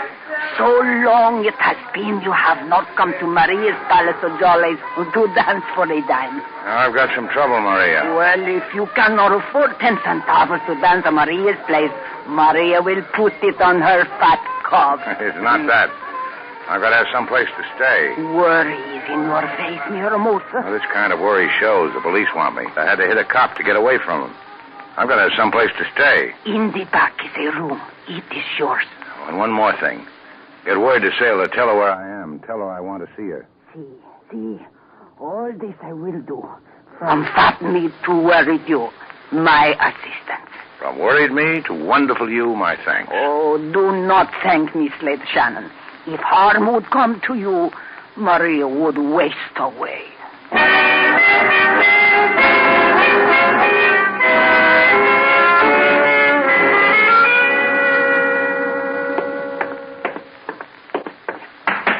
Lady Sailor! Quick, Lady Sailor!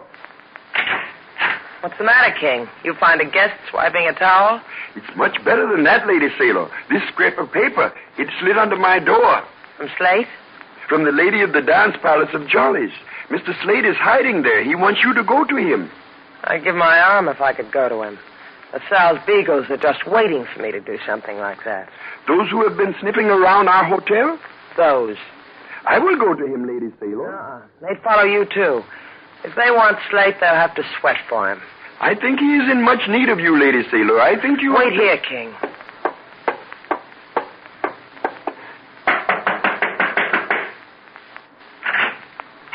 Oh, it's you. You'd care to come in, Miss Duval? Thanks. Ruth, it's Miss Duval. This is an unexpected pleasure, dear. Please sit down. Mr. Cheney, you said if I needed help, I could call on you. Well, that depends, Miss Duval. What kind of help? I just had word from Slate. Oh, you must be very happy, dear. And you want to share it with us. You couldn't have come to two people more suited. He wants me to go to him. If I did that... The police would follow you and arrest him. Maybe hang him. Will you two go? Tell him I got his message. But I can't come to him because the police will follow me. Where is you, Mr. Shannon, dear? At the Palace of Jollies in the barrio. Tell a woman named Maria that I sent you. She'll take you to Slate. It's like Baby said, Mr. Vall. You couldn't have come to two people more suited.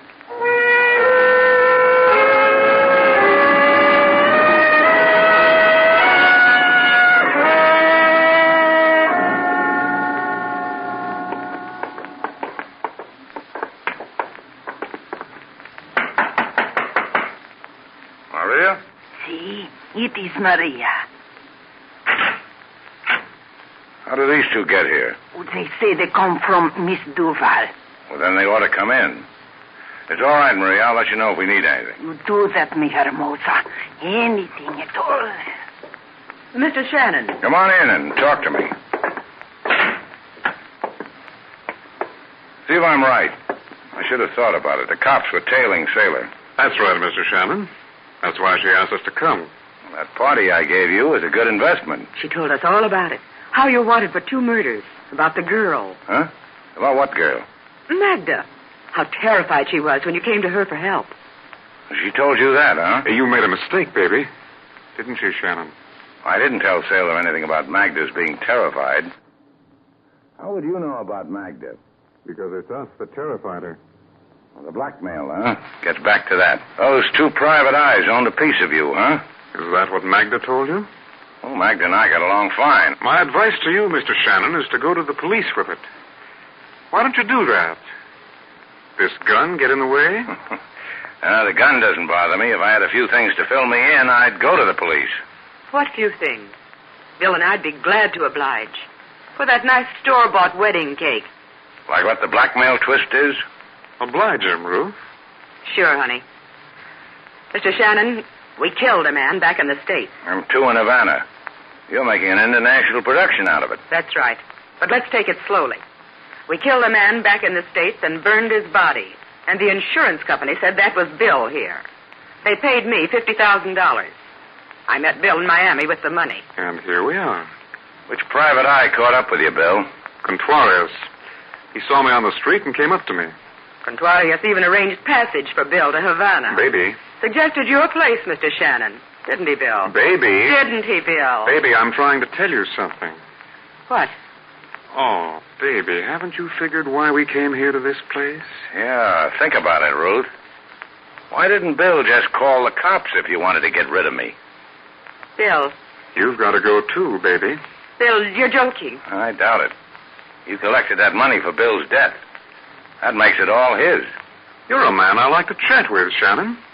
You understand how things are. Right and wrong. Bill, you're just tired, honey. You don't know what you're saying. I know. He really does. Bill, listen to me. This is Ruth. We killed 3 men together. You want it from up close, Ruth? Keep coming. You don't know what you're saying. You don't... I'll never let you go. I'll hold you down. Ruth, let me go. Stop holding me. Hold on to this. No. Shouldn't have made her love you so much, Bill. Slate, Shannon. Slate, Shannon. Now, don't come in here, Maria. But what has happened? Call the police. But why? What should I tell them? Tell them Slate Shannon's here. I'll tell them the rest.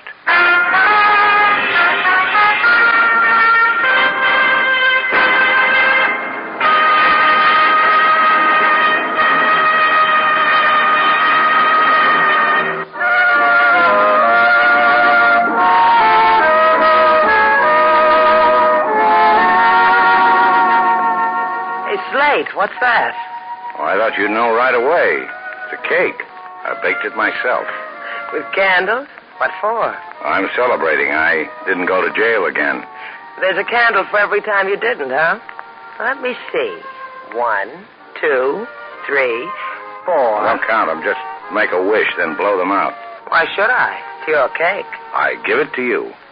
All right. I'll make a wish. That's very good. What did you wish? If I tell, it won't come true. Never does. Never? Come here, sailor. See? I didn't tell. Came true, huh? Go bake another cake. I could keep this up forever.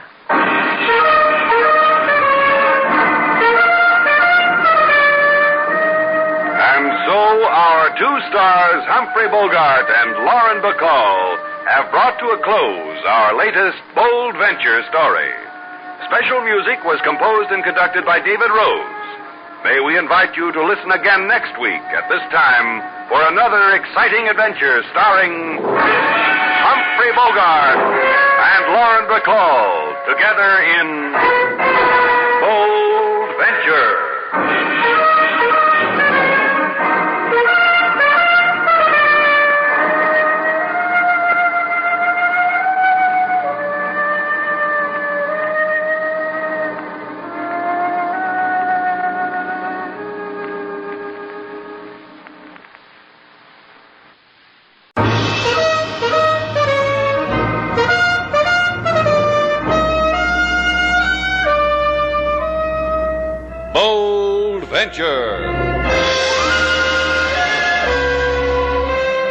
Adventure, intrigue, mystery, romance, starring Humphrey Bogart and Lauren Bacall. Together in the sultry setting of tropical Havana and the mysterious islands of the Caribbean. Bold Venture.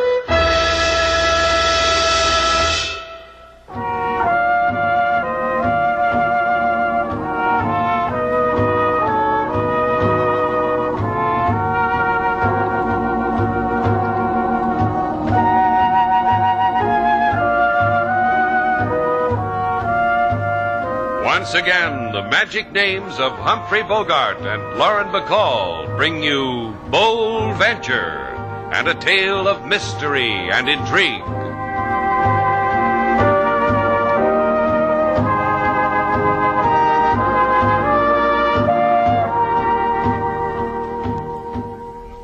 Now, look, Mrs. Baker. Please let me finish. I know I'm not as young as you might like, but I am well off, and I could make you very happy, Mr. Shannon. What are you blushing for, Slate? You never been proposed to? A catch like you? Now, you keep out of this, sailor. Go darn a shoulder strap. Mend a sock. Your trousseau's an apple pie order, dear. Besides, if a fellow's going to get married, somebody has to give him away. I give you away. Take him, Mrs. Baker. Thank you, dear. I'm quite sold on him. He's everything they told me he would be, and more. I was recommended, huh, Mrs. Baker? By Darby and Joan. Darby and Joan. Joan sounds familiar, but Darby throws me. Look it up in my files, sailor. Darby and Joan incorporated the Lonely Hearts Club. It was there that I saw your picture.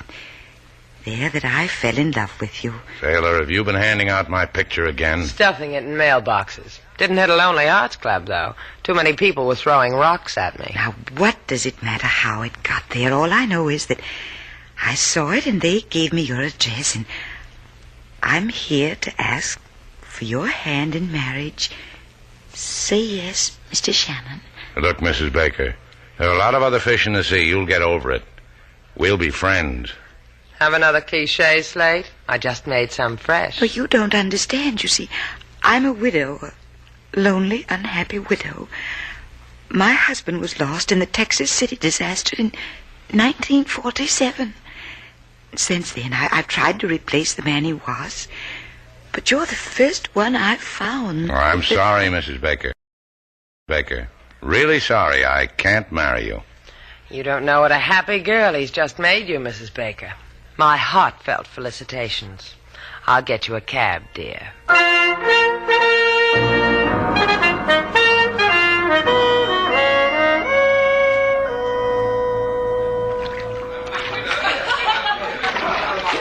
Having fun, Laura? Love it.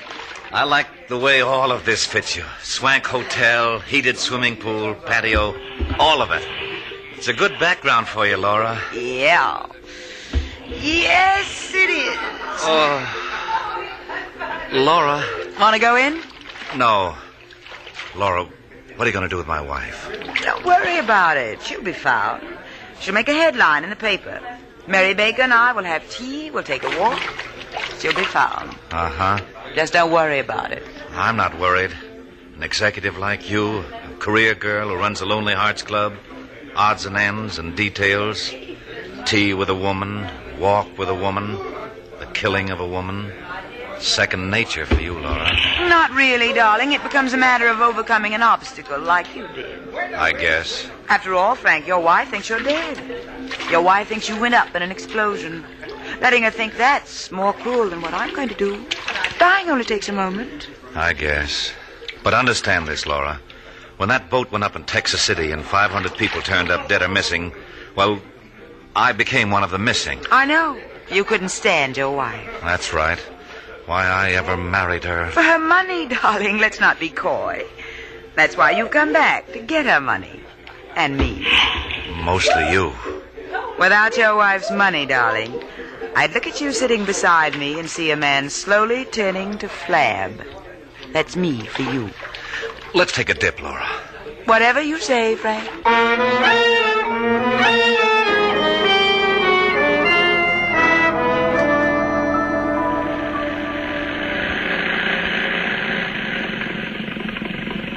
Got your motor, sailor. Okay. Ease her in. I'll hop up on the pier and make her fast. Throw me a line, sailor. Okay, secure. Give me a hand, Slade. The sea air make you dainty, I'm busy. Let me to give you my hand, Senorita Duval. I have one I'm not using. Sure you can spare it, Inspector LaSalle? Thanks.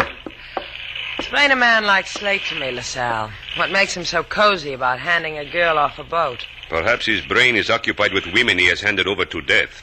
Hi, LaSalle. Had a rotten day today. No fish. Huh? You said something, LaSalle? You will come quietly, huh, senor? You will not upset the equilibrium of the harbor, of my delicate stomach.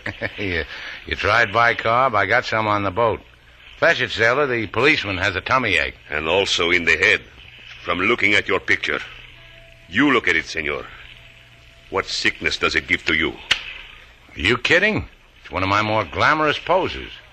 Where else have you seen an open throat like that? You want Slate's permission to wear it in a locket around your neck, LaSalle? Gee, my Slatesy's in demand. Aren't you, boy? What'll I write on it, LaSalle? To my favorite gendarme, with regret, A confession would be nice to write on it. What have you boys been up to? A confession to the murder of a Mrs. Baker. Well, that's the lady who wanted to marry me. You think I'd kill an intelligent lady like that? The motive we will discuss later in the calaboose. But first we will study the matter of her lying on the patio of your hotel with a bullet wound in her heart, with the gun that made the wound in your room where I found it, next to her purse empty of $150 and full of this picture of you. You're crazy. That picture was taken by a chubby, red-headed sidewalk photographer for 25 centavos. I never... In the jail, we will take one of you for free, senor. Please, do not make me to shoot you in the leg. Our police doctors are so overworked. But the hangman... Slack for him, huh? Get bail, sailor. After you get your mouth closed, get bail.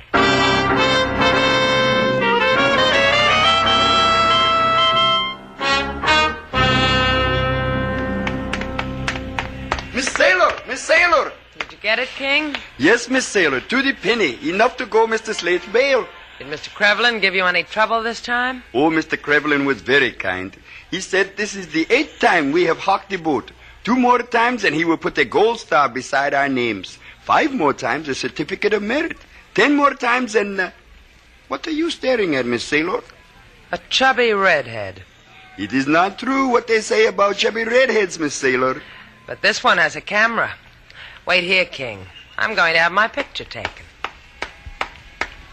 Hi there. Oh, I fall on my face. You are so beautiful. Take my picture and I'll autograph it for you. Oh, I faint from the sheer joy of such a suggestion. However, I will take your picture and you will send me 25 centavos. See? See. Bueno. Stand as you are. So. Smile. So, it is done. My card, my address, and money I will send picture. No money, no picture. Known as law of supply and demand. I like the way you handle your camera, senor. Luis, my name to those who enjoy me. I enjoy you. Tingles all over, see? I'm fighting it, but tingles all over, see? The picture would still cost 25 centavos, senorita. I'll pay you for Slate Shannon's picture, too. Por favor? Slate Shannon, the man whose picture you took the other day. Is a mistake. Adios, senorita. Goodbye. Hey, come back here. Hey, you, Louis. What happened, Miss Sailor? Why is he running? I don't know, King. Let's tell Slate. I'll bet it'll tingle him all over.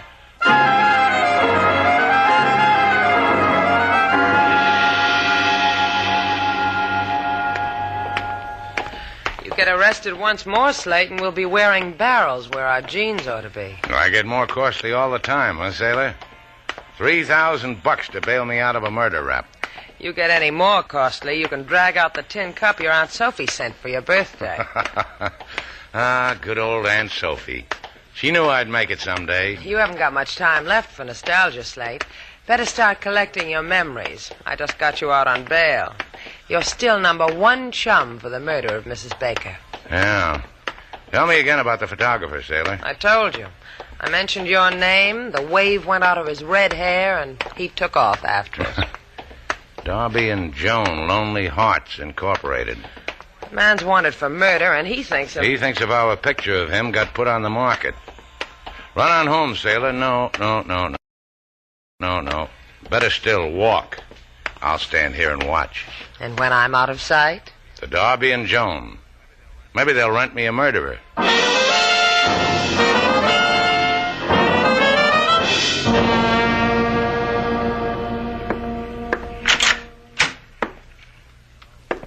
Hello.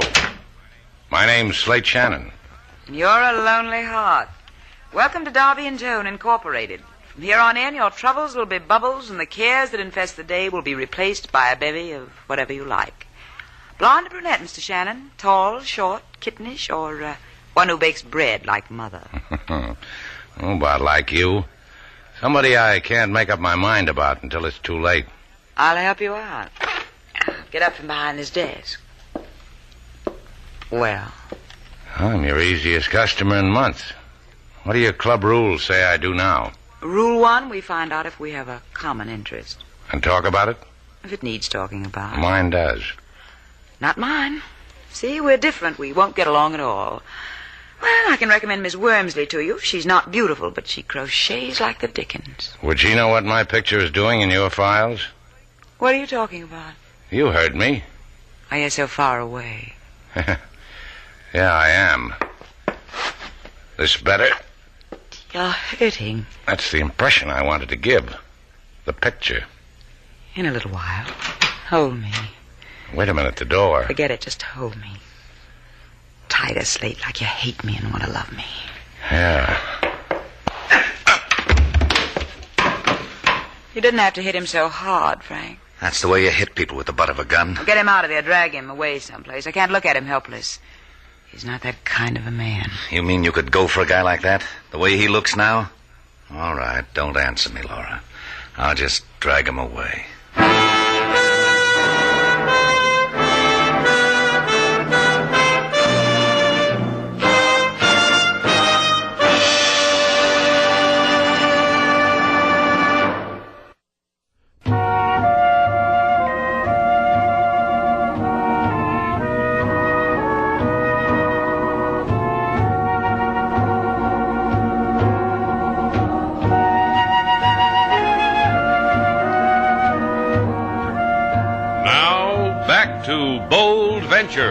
Our stars, Humphrey Bogart and Lauren Bacall, and the second act of our story.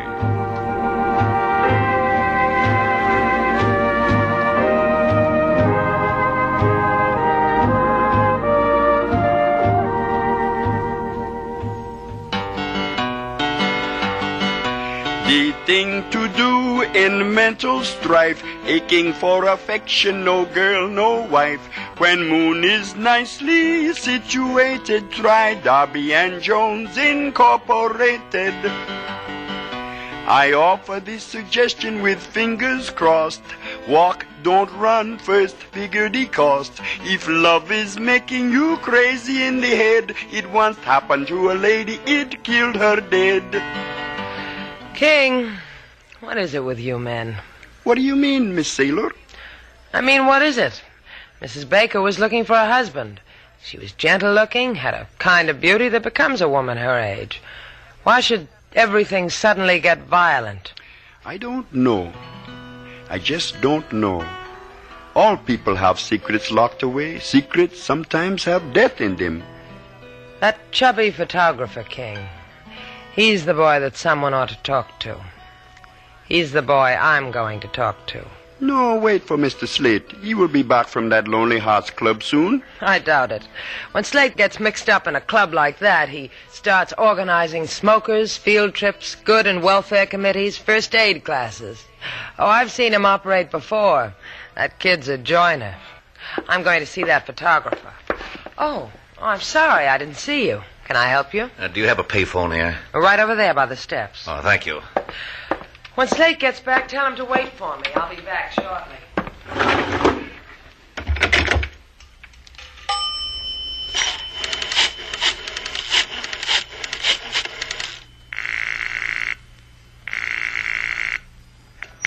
Hello? Laura, this is Frank. That Duval dame's going to see Louis. Meet me there right away.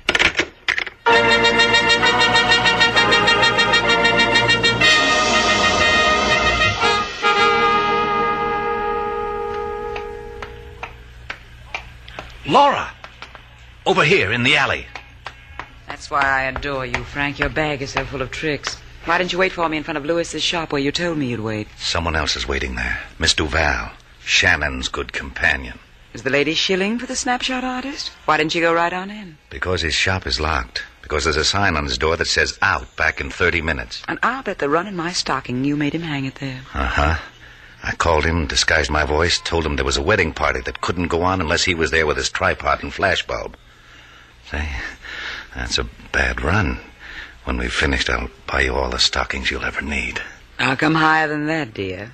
Higher because I killed your wealthy widow, remember? I'll remember it like it was our song.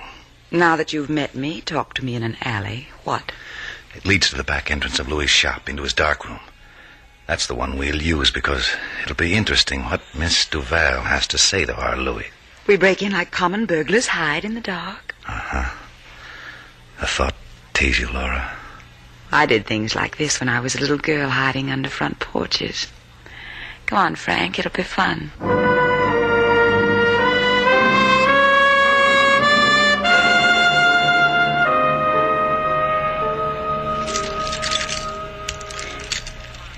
Come on, Louis. Stop fumbling with those keys. Open the door. Very well, senorita. Inside. I will lock it. Now, what is it you wish? The picture you took of Slate Shannon. Por favor, senorita, you talk crazy. All right, let's hear what the cops think. Unlock the door. Wait, senorita. You going to give me that picture? Wait. I will give you the picture.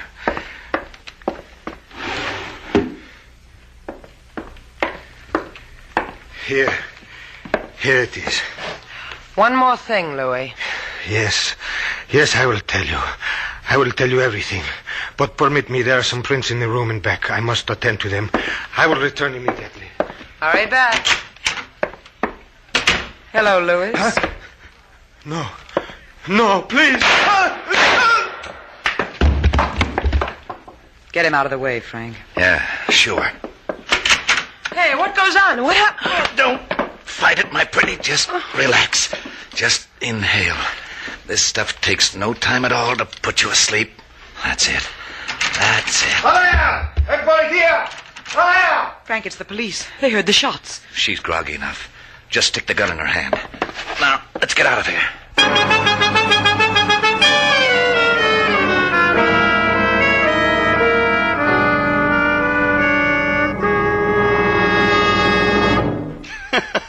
Tell me again, Mr. Slate, how the Miss Lonely Hearts took you in her arms, and all of a sudden there was a slam, bang, alakazang on the back of your skull, and the nightingale sang, and the stars dripped gold. I really made it live for you, huh, King? Where's Sailor? Fly, Mr. Slate. It is 10 fingers of the law. Save it for amateur night, King. Hi, LaSalle. What brings that sparkle to your teeth? They sparkle when I grin. I grin because I am jolly. I am jolly because I have come to return the deposit you made on your life. What? Your $3,000 bail, senor. We have found the motive for the murder of Senora Mary Baker. It was jealousy. I'm sorry she's dead. She seemed a fine woman. She was. This we have learned. When her husband was lost in the Texas City disaster, she was insane with grief. They had to prevent her from taking her own life. But it didn't stick, huh? She told me she was rich. Who gets her money? For the dead, there are always those who wait to get the money. They weep, then grovel for the money. But from Luis, the photographer, they will get nothing. The redhead? What are you talking about? He has also been murdered, senor, by the same who killed the senora. Murderer, to wit, one Sailor Duval.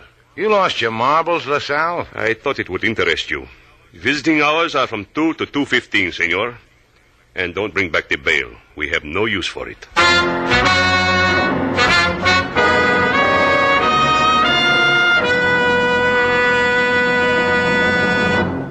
I will give you 3 minutes, senor. Thanks. Maybe I can do something for you sometime. Like break your leg. 3 minutes, senor. I will stand here watching them fly by on my watch. Look at me, Slate. I'm a killer. Like the role? What happened, Sailor? I went to Louis to get that picture of you. He balked. I said I'd call the cops. So he gave it to me. Then he went to the back room to enlarge a snapshot or something. Then there were shots.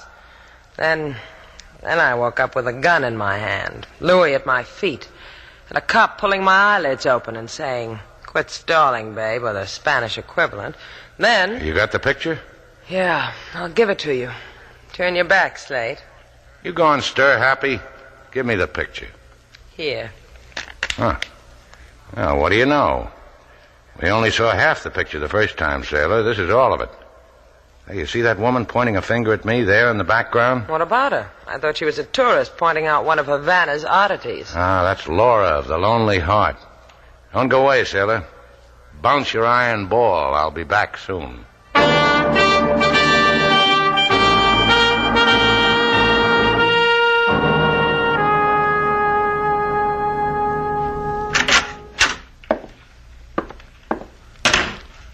Hi, Laura. I brought you something. Well, you don't have to bribe me. Oh, take a look. You and me together in one picture. We'll take 1,000,000 more. You were pointing out a pigeon to the photographer. You were showing him Slate Shannon. I wanted you for my album. I stay up late nights with my album. Pigeon. Me. For the murder of Mrs. Baker. Well, I thought you were a man in the crowd. Now I know better. How were we the last time? Like this? Just about. About now comes the hit over the head.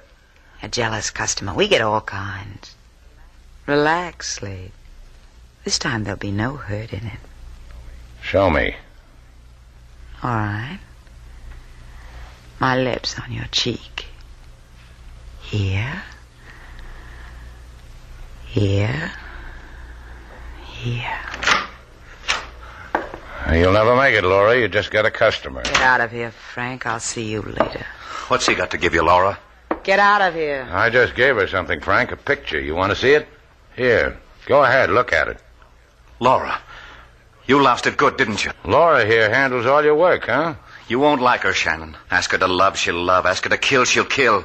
Either one buys a man grief. Slade, don't listen to him. He's furious because I'm with you and not him. You got anybody you want killed, Shannon? A photographer, a wife? A wife? You had one of those, Frank? Yeah, I lost her. Uh-huh. No, that's not the way it was. She lost you in Texas City in 1947. Then you followed your wife to Havana and teamed up with Laura because you got lonely for your wife's money. It's a great loneliness. Now what, Frank? Now what? I start running. I'm leaving you, Laura. To Mr. Shannon. He can have you and the 2 murders on your hands. Bye. Frank. What, Laura? And now you know how much I hated him, Slade. You did it for me, huh? I wanted you to see me do it. You know, it's a time like this when I'm putty in a girl's hands, especially when she's holding a gun on me. You can change that. How? Make me believe you want to change. All right. Believe me? Uh-huh. Making love at the point of a gun, that's exciting. Throw the gun away. I can take it from here. I believe you. I'll keep my eyes open, Slade. I want to watch your face.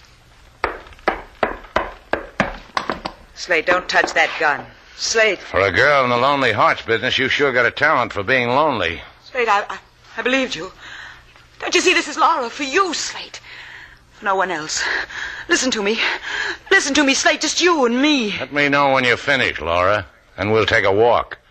Sailor's hands must be numb bouncing that iron ball.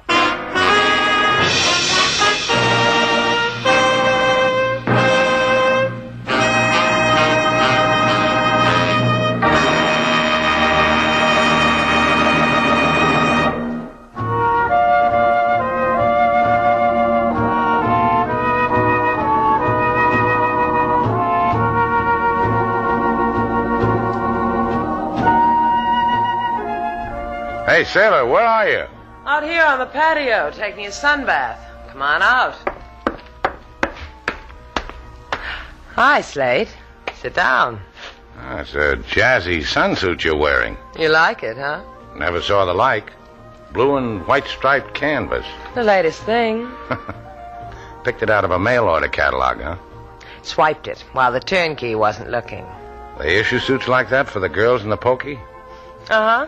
I cut it down for my uniform. Well, bye, Sailor. Hey, where are you going? I don't know, that convict suit, that stuff's liable to rub off. No, it won't.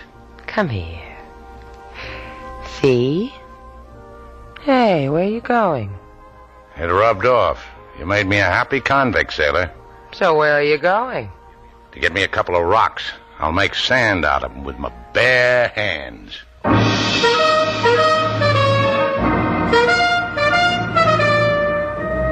And so our 2 stars, Humphrey Bogart and Lauren Bacall, have brought to a close our latest bold venture story. Special music was composed and conducted by David Rose. May we invite you to listen again next week at this time for another exciting adventure starring Humphrey Bogart and Lauren Bacall together in Bold Venture.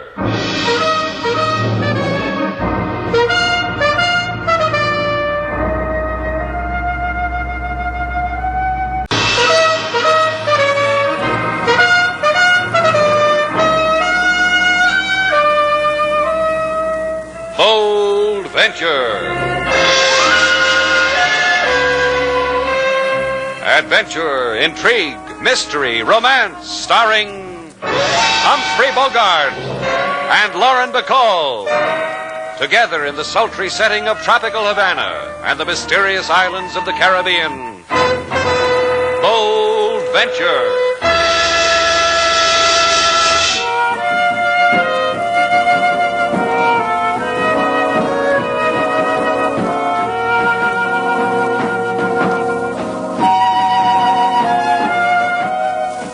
Once again, the magic names of Humphrey Bogart and Lauren Bacall bring you Bold Venture and a tale of mystery and intrigue.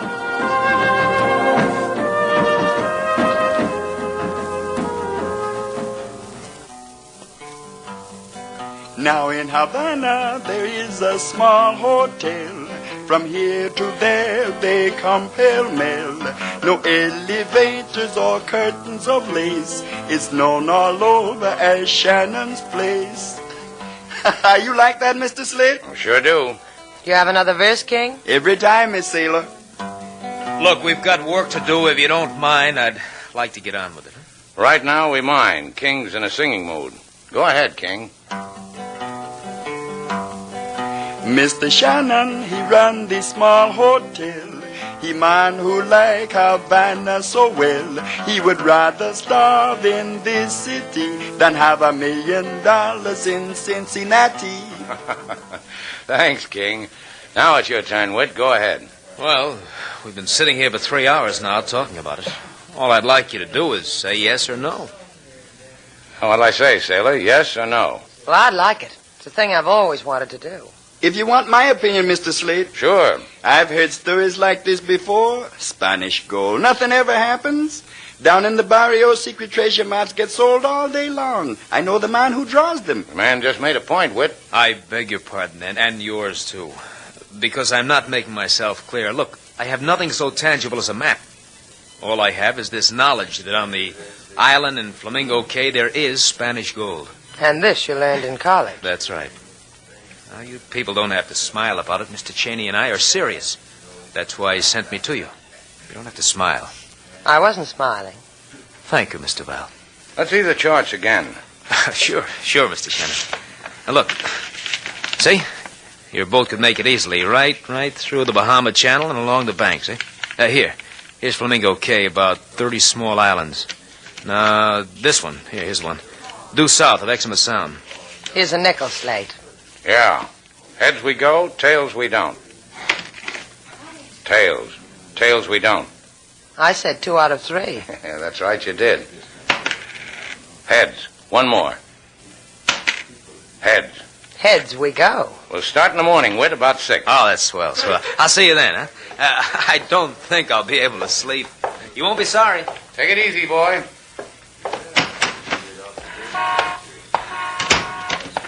Whit. Uh-huh. Did he bite? I learned a word for his type in college. Sucker.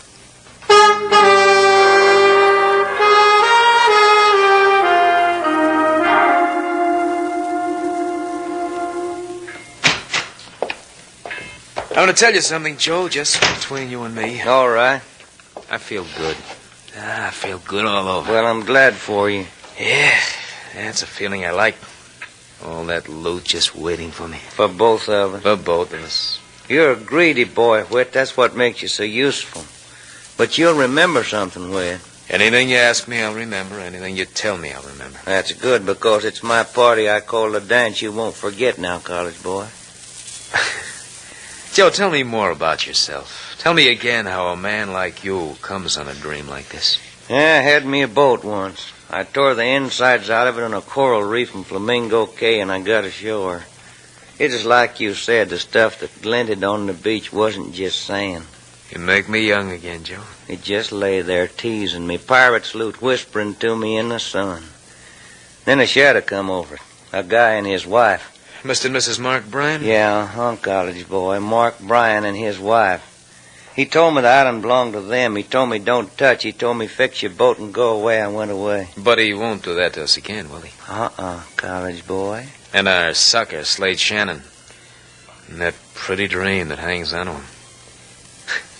What do we do with them, Joe? We use them. Then we lay a Spanish doubloon on their foreheads so they shine in the sun. So the seagulls can find them. Thank you, Joe. I can sleep now.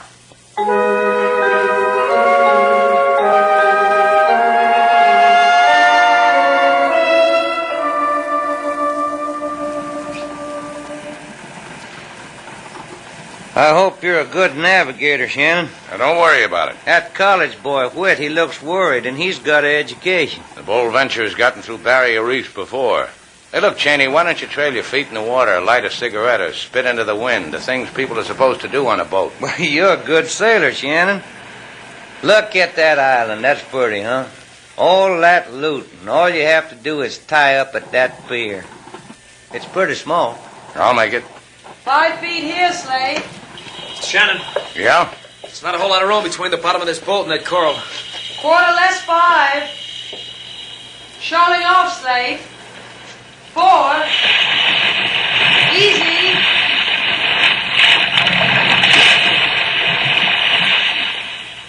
Yeah, that does it. We'll tie up here. Maybe. Huh? Look what we got, a committee standing on the beach. He's got a gun, Cheney. What is this? What it is Mark Bryan and Miss Bryan, looking as red-headed as usual. Sailor, come here. What is it, Slate? Make her fast. I'm going calling. Hey, that looks like a shotgun the man's holding. He couldn't miss with it if he tried. Just make her fast, sailor. Hello. Get out of here. Your name Bryan? And you're Mrs. Bryan. My name is Slate Shannon. Hello, Slate Shannon. Get back on your boat and get out of here. I've counted 4 on your boat. We can put you up. We're lousy with bamboo shacks. I weave them in my spare time. You've come for the gold. It's dug up and put away. I didn't say anything about gold. Who are you trying to fool? That man, him, standing on the pier? Don't you think I know him? Joe Cheney. Why don't you just listen for a minute? Listen? You listen. What do you think I... Bryan. Oh, that crazy college punk. Shot my husband. What do you know? Someone finally called Mark's bluff. Pick him up, Mr. Shannon. As I said, I've got accommodations for everybody.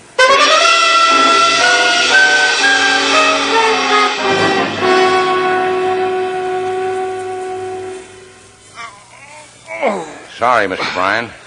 That's all right, my boy. I don't expect you to mend me without some hurt. One more twist of bandage and you... You know, you're good, Slate. If I'm ever shot in the shoulder, if I'm ever hurt, remind me to call you. Yeah, I'll do that. 2 weeks and you'll have your shoulder back, Mr. Bryan. You want me to be grateful? Shall I kiss the hands that heal me? I think we could bear it. Don't misunderstand me, you two. It's only that for me, the difference between living and dying is very slight. I rather wish your friend had potted me into eternity. I'll go get your wife, Mr. Bryan. No. Leave her there with her newfound excitements. 2 new men. That can make Lucy very happy. See? This occasion is a rare delicacy for Lucy. Life with me on my island bores her.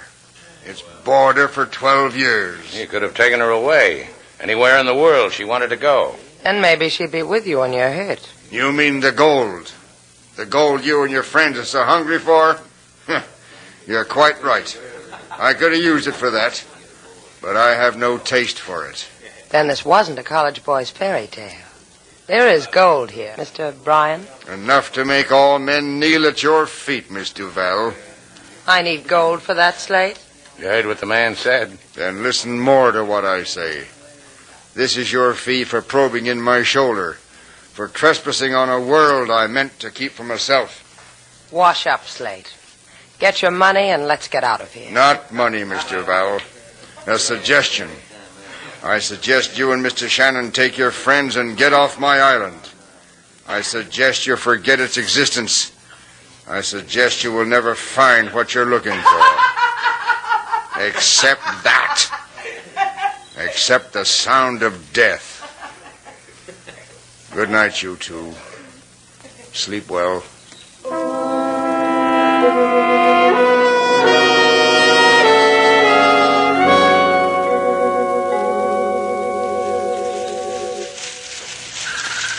You done good, college boy. You impressed Miss Bryan, I could tell. Redheads and me, Joe, there's an affinity. I tell her the things I'd do for a girl like her if only I had money, so she whispers in my ear where her husband hid the loot. The other side of the island. Take it, she says. It's yours. And now you go to work on Miss Duval, that sailor girl, huh, Will? Hide someplace where you can watch me, Joe. It'll be a revelation to you. I couldn't live without it. You're on your own, college boy. Now, don't louse it. She'll love every minute of it. Goodbye, Joe.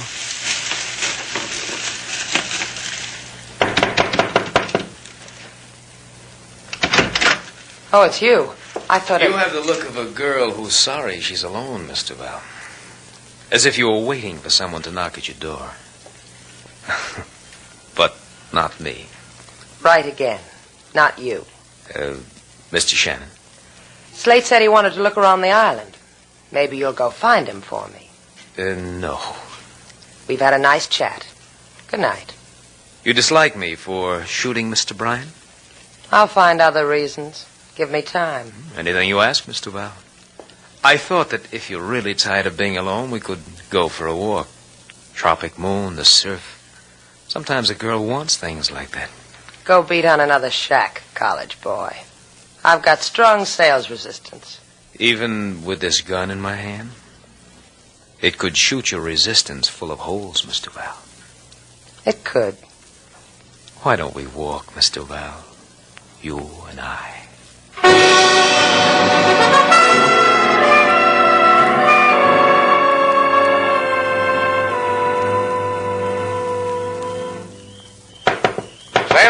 Sailor, get decent and open the door.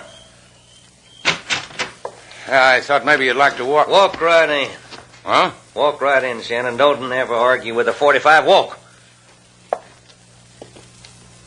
Good. Turn around, Shannon. What did you do with Sailor?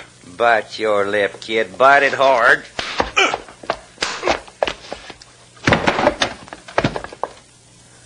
You stay unconscious too long, Shannon, you'll rot.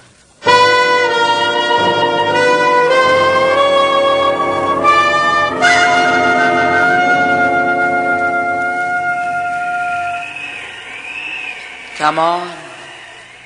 Come on, Slate. Oh, you'll have to do better than that. What the... Ah, that's better. Open your eyes. Help me up. Thanks. Where's Sailor? In the boat. I guess she's in the boat. Look out the window. Huh? Yeah. Hey, the boat... Gone? That's right. She's in the boat, only the boat's gone.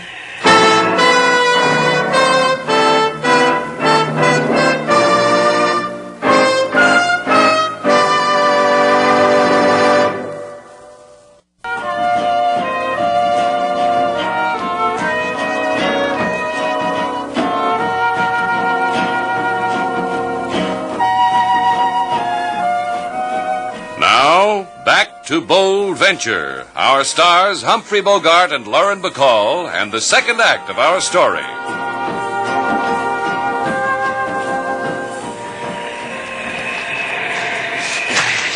She said it would be here. She said all we have to do is dig right here. That redhead crossed me, I'll... Keep your sweat for the digging, college boy. It'll be here. I said dig. Maybe if he digs hard enough, it'll turn out to be his grave. You're real funny, Mr. Val. You run a boat good, and you're real funny. What did you do to Slate? Did I forget to tell you? I hit him on the head with the butt end of this 45. It must have hurt him because he didn't talk back. That's what I done with Slate. You dig for a while, Joe. I want to tell a lady about the splendors of where we are. Little-known facts. She'll enjoy it. Do that, college boy. Maybe it'll do something for me, too. This lagoon you sailed us into, Mr. Val, it's really just a saltwater lake filling up a hole that used to be a volcano. Imagine that. And all of this cove with these sheer cliffs all around, rising up into the sky like a cry for help. Stunning, isn't it? But it won't touch us here. Because Mother Nature built this place so no storm could touch it. M is for the millionth thing. And on the other side of the island, you're Mr. Shannon. The redhead, her husband, all at the mercy of a tropical hurricane and no place to hide. Will you cry for Mr. Shannon, Sarah? I found it, kid. It's here. Just like she said, it's all here, wrapped in an old sail. Let me look at it, Joe. Get out of the way so I can look at it. We're through here, kid. Yeah. Make the boat ready, Mr. Val. We're sailing away from this lovely place. Wrong again, college boy. What? The black-winged hurricane, remember? The one you were telling me about? Boats die in it, even with me sailing them. Joe. She's right. We wait here till it blows away. I don't mind, Joe. I don't mind a bit. I got the gold to keep me warm.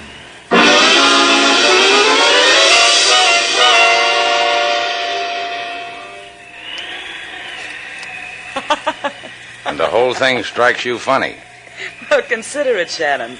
Look at it the way I do and join me in a big fat laugh. Yeah, I know. It's about your husband. You're getting a reaction from his shoulder wound. Him? Lying in our shack, drinking up all this tropical paradise? Him? Nope. You want to know what makes me laugh? I can see it from here. The moon. I can see it. A fire moon, a hurricane moon. Hey, look, Mrs. Bryan. It's an intimate time. Say, Lucy, I'll answer you. Where did they take Sailor? Lucy. Where did they take her, Lucy?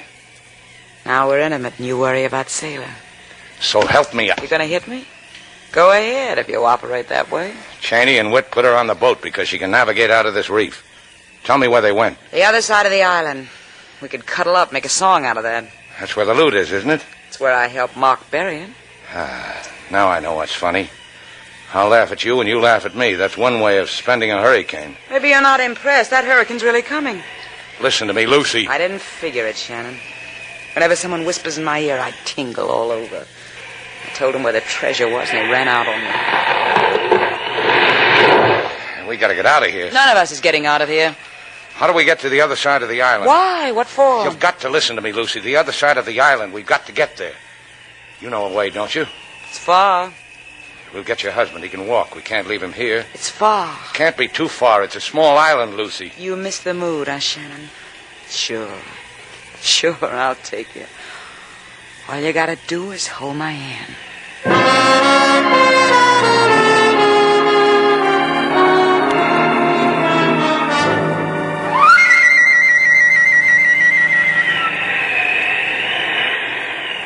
You know something, Joe? What? I'm glad we're down here, not up there. People could die up there on top of the island in that hurricane, and we don't want to die, do we, Joe? That's right, kid. I sit here and I dream of what I can do with all this loot. Makes me shudder. Sends chills down my back. Care to share it with me, Mr. Rock? Maybe I would. What? Because I see you in a new light, college boy. That would be the reflection of all this gold, wouldn't it? That's part of it. Tell me, what else would there be? You, the way you are. The dark things you stir up in a girl once she gets to know you. And when did this wonderful thing happen to me? It began when you came into Shannon's place. It built when you shot Mr. Bryan. And the way you handled me when you made me bring you here in the boat. I liked it. You surprised me.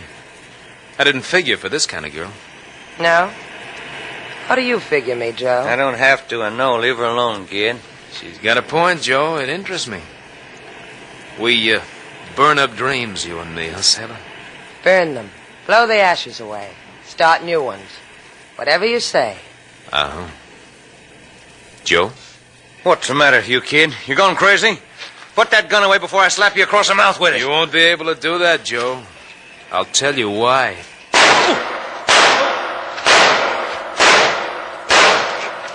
Oh, you built this. No. That's why, Joe. Brush your cheek against mine, sailor. I'm in love.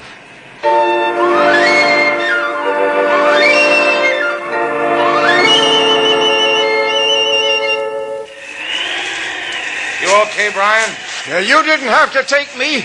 Two of you could make it faster. You lean on me. Leave him alone, Shannon. What's the matter with you? I said leave him alone. You love him all of a sudden? Shut up. How much further? We'll never make it. Never. Down that crater. There's a passageway that leads to the other side. Then we can... That tree! Watch out! Mark! Help me with him! Help me! No, it's no use. Help me with you! I can't budge the tree. Come on, Lucy. You can't help him. Lucy. Get out of here! Get out! You can't stay here. I did wrong, Mark. I did wrong, and this happened. It's my fault, Mark. It's mine. He's dead. No. No, it isn't my fault. It's your fault, Shannon. Coming here with that boat. Those men. Get out. Get out, will you, and leave me with my husband. The wind's dying. You'll be all right. Can't you understand? I want to be with Mark. Tell him how sorry I am.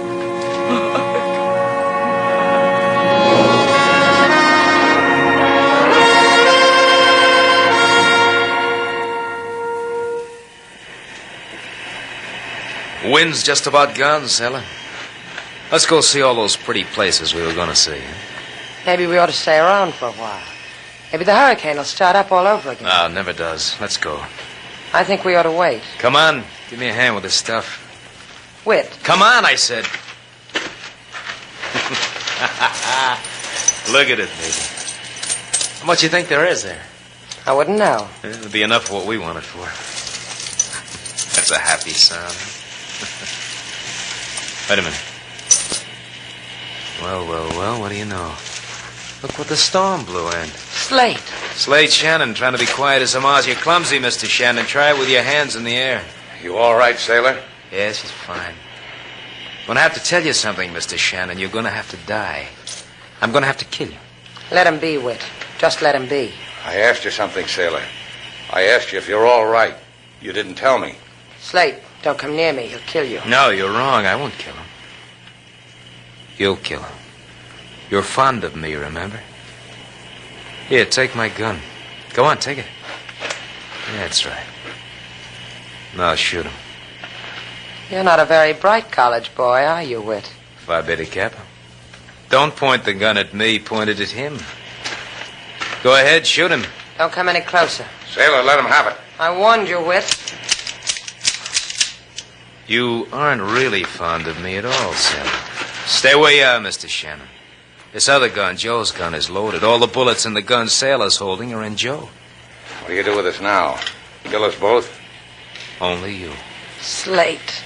You tried, sailor. Pick up that sailcloth with the coins in it. Pick it up, Shannon.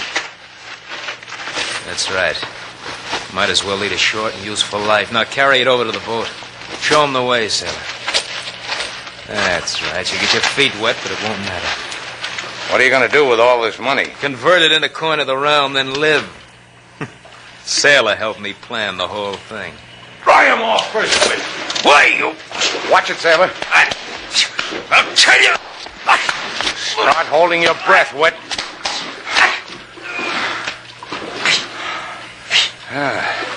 What do you know? Short-winded. Slate, you'll kill him. Don't suggest anything, sailor. Let him up.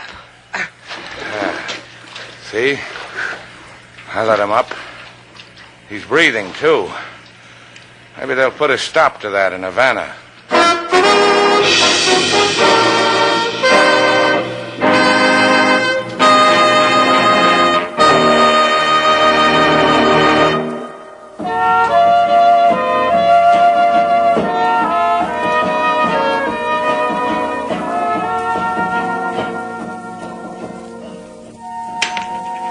There it is, sailor. It's pretty. Piece of 8. We go on a treasure hunt and we come up with one crummy piece of 8. Mrs. Bryan said you could take all you wanted. Well, this is all I wanted. Flip it. What for? Well, it's night. I want to go for a walk on the beach. You never want to take me. All right. Heads, I'll take you. Tails, I won't. Tails, I won't. 2 out of 3, Slate. Oh. Tails again. Sailor. Uh-huh. 3 out of 5. Isn't that the way we play it?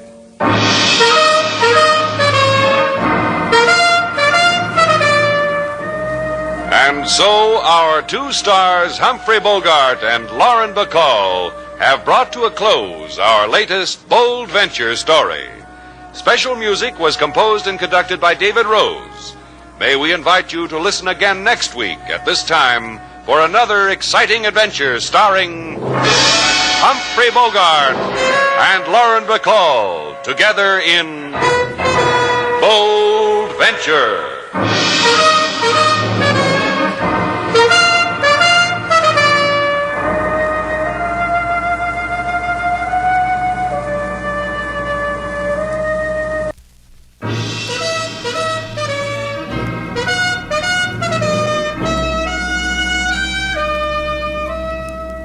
Bold Venture. Adventure, intrigue, mystery, romance, starring Humphrey Bogart and Lauren Bacall. Together in the sultry setting of tropical Havana and the mysterious islands of the Caribbean. Bold Venture.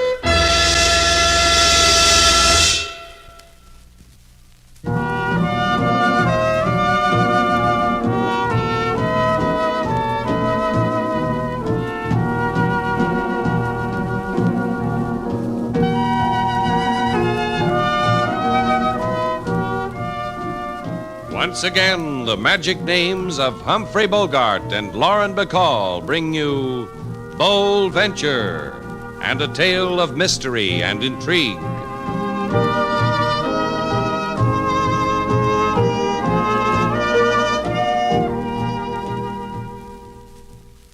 You know the trouble with you, sailor?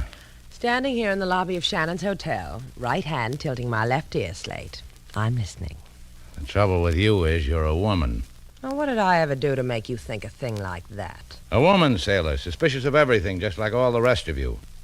Tell me something. What happens to women to make them suspicious of every man who... Ha, ha, ho, ho. Man walks into this hotel, signs the register, Joe Ralston. You take one look at him and throw salt over your shoulder. What's about Mr. Ralston you don't like? I don't know, Slate. He looks like a lurker. Yeah, some of my best friends look like lurkers. So? All I'm trying to tell you, sailor, is that you don't judge a man by what he looks like, but what he is. And if there's any man who can judge character well, that's one thing I take pride in. Mr. Joe Ralston is a bum. Cut my head off. He's a bum. And another friend of mine, Shirtless Gonzaga. You know why they called him Shirtless? Because all you had to do was shake hands with him and he'd take the shirt right off his back and... Good morning, Mr. Ralston. Look how lucky I am. The first person who wishes me well on the new day, you. Hi, Shannon. Your room okay, Mr. Ralston? Sleep well? Real snug. Going out to do the town, huh? Can't afford it, Shannon. Can't afford a thing. Oh, then you came to Havana to look for a job. Is that it? No. I'll tell you why I came here. Oh, please do. Open up the safe. I'm broke. Slatesy. The man's got a gun. You kidding, Mr. Ralston? Open it up. Yeah.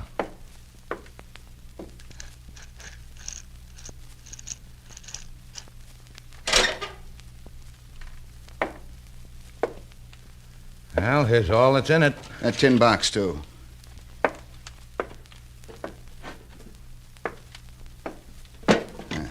Thanks. Now keep your hands up in the air. Now, look, Ralston, that money's not mine. It belongs to the I'm guest. sorry for them. Bye. Slate. Ha, ha. Ho, ho.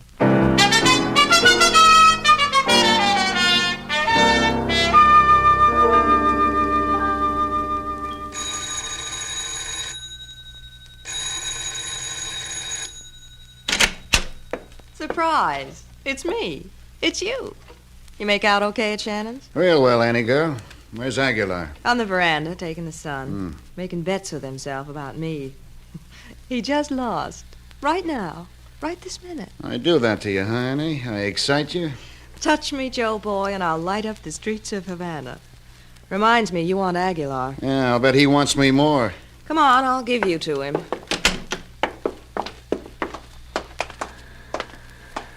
Aguilar, look what just drifted in. Joe, amigo Joe. Friend Joe, who is always a pleasure to look upon, Joe. Why does Senorita Ann speak of you in such ways? Must be I rub her the wrong way. Got it for you, Aguilar. 5,000? So fast? Some places they call me Quickie, Joe the Quickie. Yeah, give it to me. To who else? Here. Deliciosa, preciosa. The emotions $5,000 can bring out in me. Ann? Brings out the boy in him, Joey. You ought to see. Does it bring out Harry Joyce, too, Aguilar? Right out in the open, where I can kill him? We made a bargain, friend Joe. On the installment plan, you agreed to pay me $10,000. For this, I agreed to deliver Harry Joyce for killing. You complete payment. I take Harry Joyce out of escrow. Deliver him to you. Where? Don't worry, he will come to you to be killed. You're a good man, Aguilar. Good businessman. The Havana Chamber of Commerce ought to be real proud of a good man like you. They would lift their noses at my import-export business. If they knew I import men whom other men want dead, you will let us know of the dying of Harry Joyce? The boy sinned against me. It's the least I could do for him. I recommend you around, Aguilar. You too, Annie girl.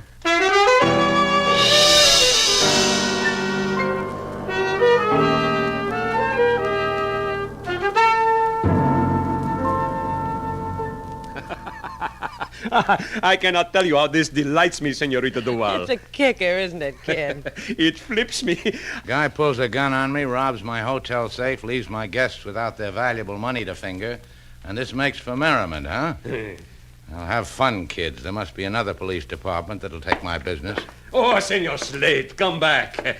And I will explain to you why is funny this funny thing. Oh, you had your chance, LaSalle. You blew it. First is funny because from information I have gleaned from the Senorita Duval, you, Senor Shannon, so misjudged this Joe Ralston as to say in her face this Ralston was not a lurker. A two-bit punk with a gun, maybe, but never a lurker. Which I will proceed to disprove to you. It was but a week ago that we enticed this Joe Ralston into our pokey because we suspected him of burglary. That's how he got to Shannon's place, huh? You whispered to him our till was made for a boy like him. We released him for lack of evidence. But the fact remains, Joe Ralston was a lurker. Otherwise, our boys would never have paid him no mind. It is a motto with us. Cherchez la lurker. Give up, Slate. You haven't got a chance. All right. So, among other things, this Ralston is what you say. But now he's loose in Havana with maybe $5,000 of my guests' money and several layers of my pride. Which makes him an undesirable, no? Now, let's not point fingers and call names, LaSalle, or thieves won't rob us anymore. This is the other thing that's funny. When you first told me of this, I surreptitiously sent Patrolman Gonzalez to pick up this Ralston at 39 Paseo Lumina, his former address before he moved to your hotel. Ralston wasn't there. 39 Paseo Lumina. Maybe Gonzalez didn't look in the nooks and crannies. Oh, Slate, leave it alone. Let the police handle it. You stay here and laugh it up, huh, baby? I got a yen to go nook and cranny hunting.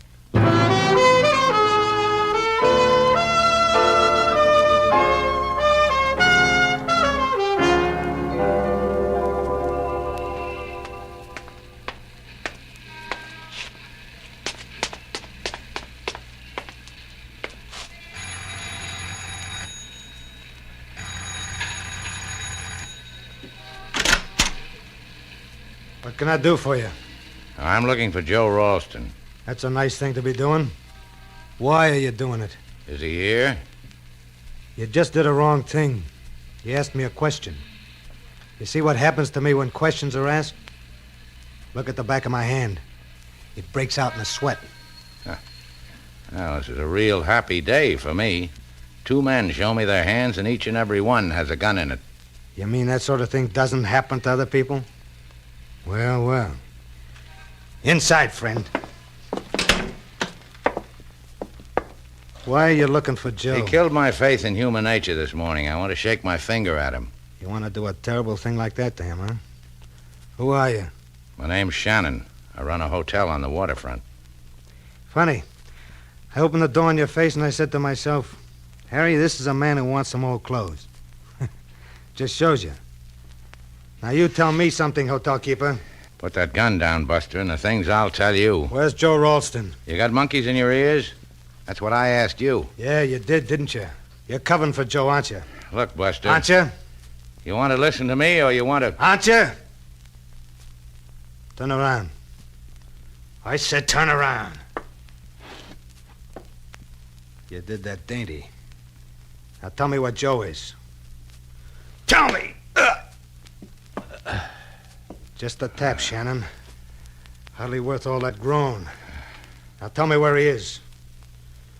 No more chances, baby! You used them all up.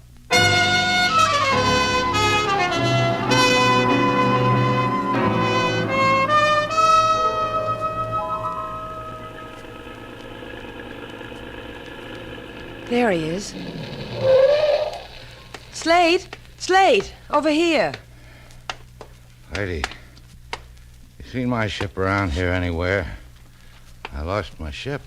Slate, you're hurt. Look, lady, they only gave me 5 hours shore leave in San Pedro. 5 hours just slips right through your fingers. San Pedro used it all up. I got to get to my ship.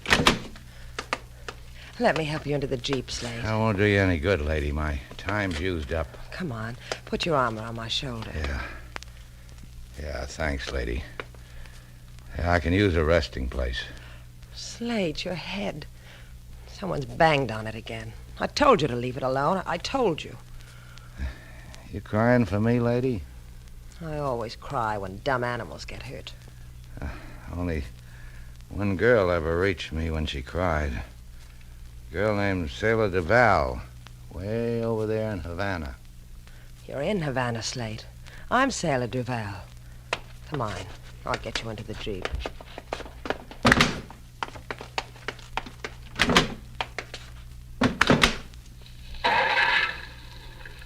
You all right, Slate? Yeah.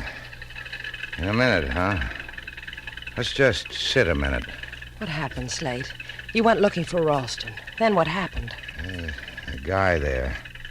Said his name was Harry. He didn't know about Joe. Made me turn my back to him.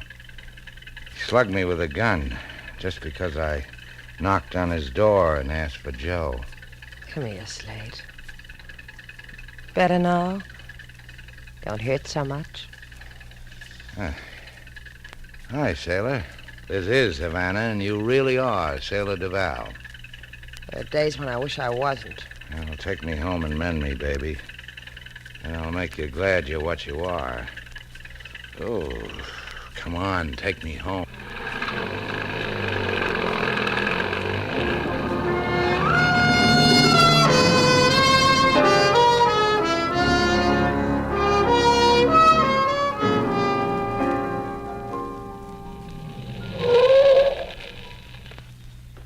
You feel all right, Slate? Yeah, I'm okay. Can you make it over to the door all right? I'll carry your piggyback if you want. Well, the last time you carried me down the street that way, we stirred up a thrilling game of leapfrog. Right now, I don't want company. Come on. Mr. Slate, quickly, Lady Sailor, quickly, come quickly. What's the matter, King? In the lobby. But rapidly, Mr. Slate. What happened? What are you so upset about? I was in the kitchen. I heard the desk bell ring for service, then I heard shots. This is what happened, Mr. Slate, on the floor. Harry. The man who hit me over the head with a gun. Is he hurt bad? He doesn't hurt at all, King. He's dead.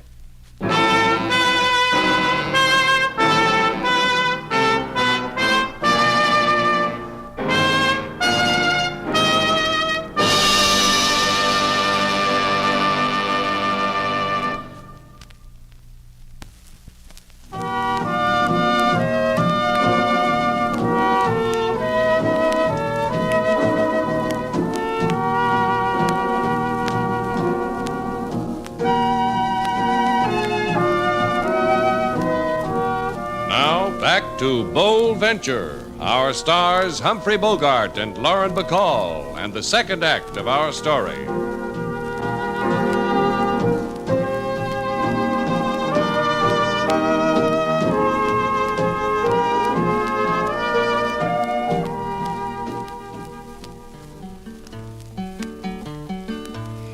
Havana town is a spot to go, with no silk sheets, with no floor show. Is Shannon's place the hotel of note, where man lies dead of a bullet jolt? Oh, the king was in the kitchen cooking rice in a pot. Had to be so, not too cool, not too hot, when a gun cried out in the palm-potted room. Run to see, is a man meeting doom. You see what happens to fellows that try to do me over, sailor? They die. But in your lobby, it's hardly cricket. You didn't see any of it, King, because you were cooking rice. A man has to eat sometime. That's right, King. Don't let him bully you. Anytime you feel the need of a rice snack while a man named Harry is being shot up in our hotel, why, you just go right ahead and... Hey, you're not paying any attention, King. Because at the curb in front of the hotel where there is a no parking sign, Senor Inspector LaSalle has just committed a misdemeanor. And wait till he hears the happy we've got for him. Come on, sailor. You put your hands over LaSalle's eyes, and I'll yell, surprise, surprise. Always fun and games. LaSalle, have I got something for you? Later, Senorita Duval. First, I wish to give you something from me. Now, look, LaSalle, sailor's trying to tell you... Please, me first. It concerns one Joe Ralston, a thiever of you, a burglar of who knows who. What about him? Is about him, he was a hooligan. You don't say. I say, and I'm glad. A hooligan was Joe Ralston, with a buddy, name of Harry Joyce. Harry, huh? Well, that was the name of the man who pistol-whipped me. So Joe and Harry were buddies. Partners also, in Miami, in the alleged enterprise of being hired killers. Partners and buddies until Harry Joyce turned state's evidence on Ralston in the merry month of May last year. But Ralston fled. Rob's Havana blind is not to be found. But we find that... My turn now, LaSalle. See, lovely senorita. I give you something, now you give me what? A TL? Yeah. Harry Joyce. Wear him in good health. You know where he is? Stone cold dead in our lobby. That's where Harry is. You have a Harry and you let me stand and make foolish? Because you sweep a girl off her feet, doll. Heads will roll! Heads will roll! Now, let's get out of here, sailor. I didn't like the tone of that last remark.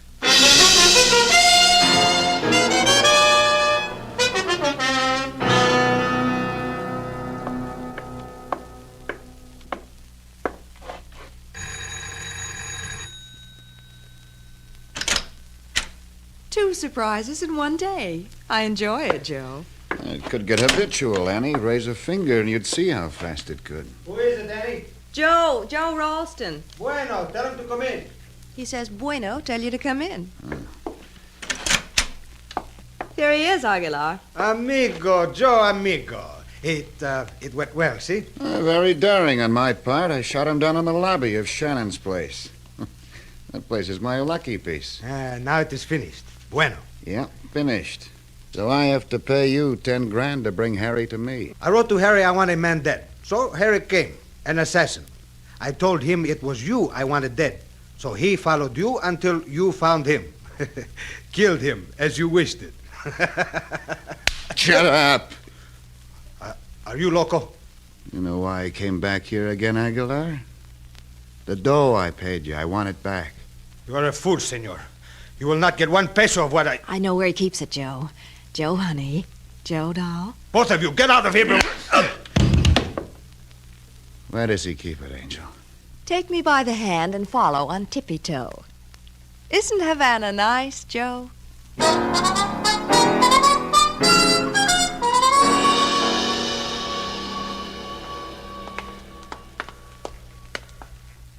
The thing I like about you, Slate... We're in a public library, sailor. Let's not spread around what you like, huh? There aren't enough editions of me to meet the demand as it is. Well, the thing I like is how when people drop dead, you run to the files for last year's Miami papers. I bet not many girls can say that about their fellas. Eat you, huh? Eat you because I burn when a man robs me and another man slugs me. And the man is shot to death in my hotel. It eats you because things like that annoy me, huh? What are you going to do? Wrap up your hurt in year-old newspapers? Just sit down here, sailor, wet your first finger, and flip the pages till you hit the merry month of May. The joys you give a girl. The sunny afternoons you lay at her feet. Say when, Buster. I need a refuel job on my flipping finger. Keep going. Hold it. I said hold it. You start a girl like me thumbing old newspaper slate, there's just no holding her. See what you're looking for? Yeah. Here, sailor. Fourth column, just like LaSalle said. Harry Joyce turns state's evidence on Joe Ralston. Ralston, fugitive. What do you know? Well, get your nose out of it so I can see, too. I can read for both of us, baby.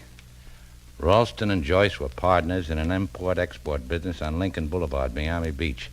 When questioned, Joyce stated that the enterprise was a branch office of the Aguilar and Company import-export concern of Havana, Cuba. I'll give the file back to the librarian, sailor. Curtsy, and then say thank you. Because you got your kicks from news a year old? Because Aguilar of Aguilar and Company is a man I just have to talk to. Don't forget to curtsy, baby.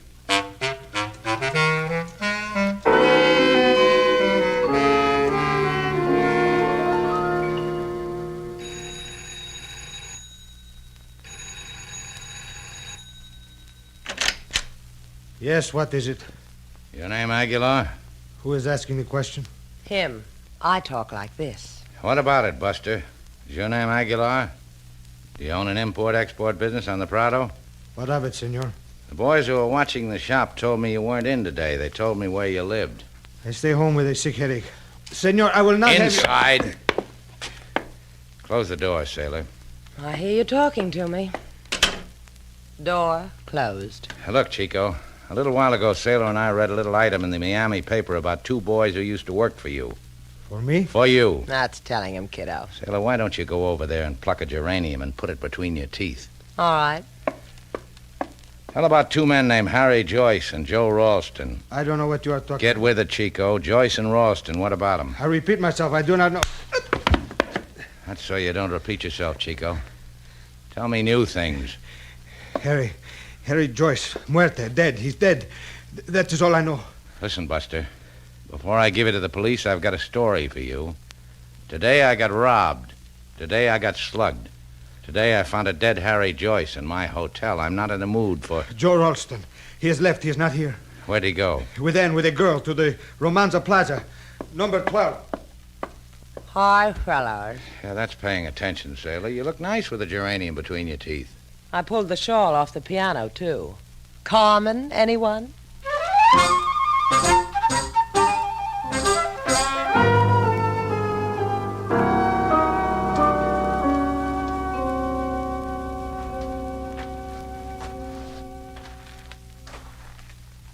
Quite a layout this girl Anne's got. Nice house. What are we going to do now? Ring the bell? Joe's inside that house. The big gun's inside, too. Let's play this cagey. I'm going to have to peek through windows again, huh? That's right. That one over there. It's just about your size. Well, what do you see? There's our long-lost customer, Joe. He's sitting in an armchair, Slate. Uh-oh. What's the uh-oh? Shoulder holster with a gun. What a girl. Is she in there? I don't see her. Wait a minute. Yeah, there she is. She's in the other room. Looks like she's packing. Yeah, you did good.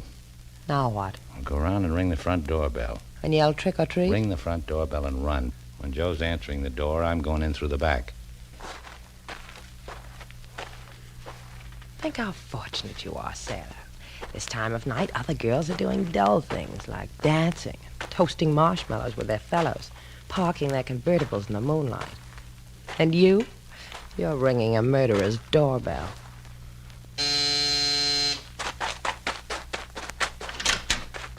Hey, who rang this doorbell?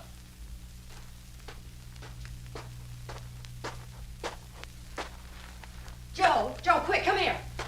Something strange, Annie. I answered the door. Nobody was... How did you get in here? I'll tell you later, Joe. You won't get the chance. Don't go for that gun. Because you say so. Drop it. Yeah. Slade, where are you? Oh, there you are. Be with you in a minute, sailor. Now, let's see. Where were we, Annie? I was telling you how nice it can be in Havana. You have to sit on his lap to tell him about Havana? Slugger, Slade. I like to watch you hit people. You were saying, Annie, Where does Joe keep his dough? In his money belt. Hey, get rid of that bell ringer who just came in. Okay, Annie, you can get down now. You've had it. Joe's got $5,000 that belongs to me. That's what's going to make Havana so nice. You heard him. Get down, Annie. Down, girl. Down. That's right. Sailor, you're my girl.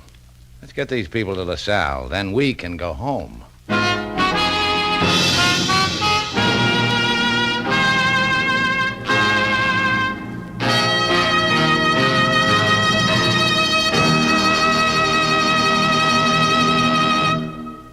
Our stars, Humphrey Bogart and Lauren Bacall, will return in just a moment.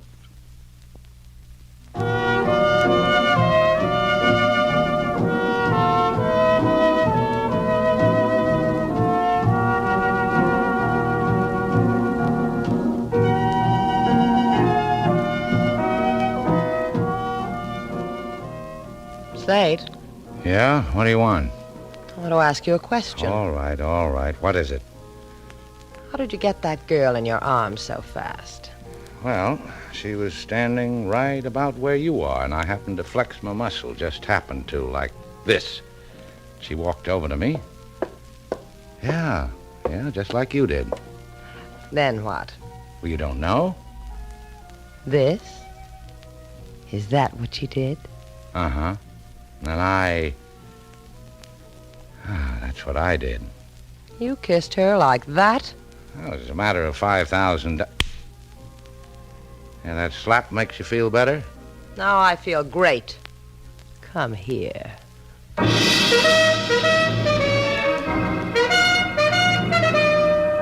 And so, our two stars, Humphrey Bogart and Lauren Bacall, have brought to a close our latest bold venture story.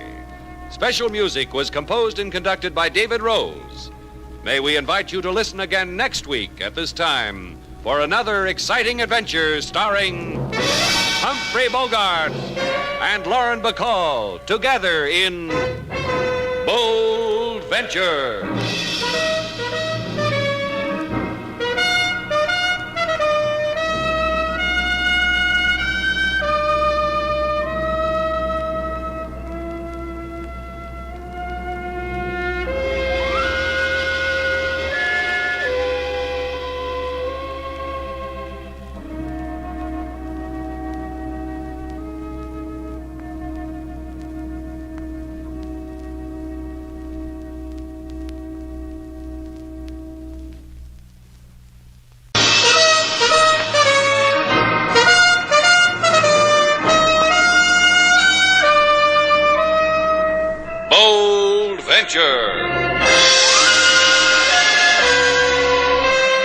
Adventure, intrigue, mystery, romance, starring Humphrey Bogart and Lauren Bacall. Together in the sultry setting of tropical Havana and the mysterious islands of the Caribbean. Bold Venture.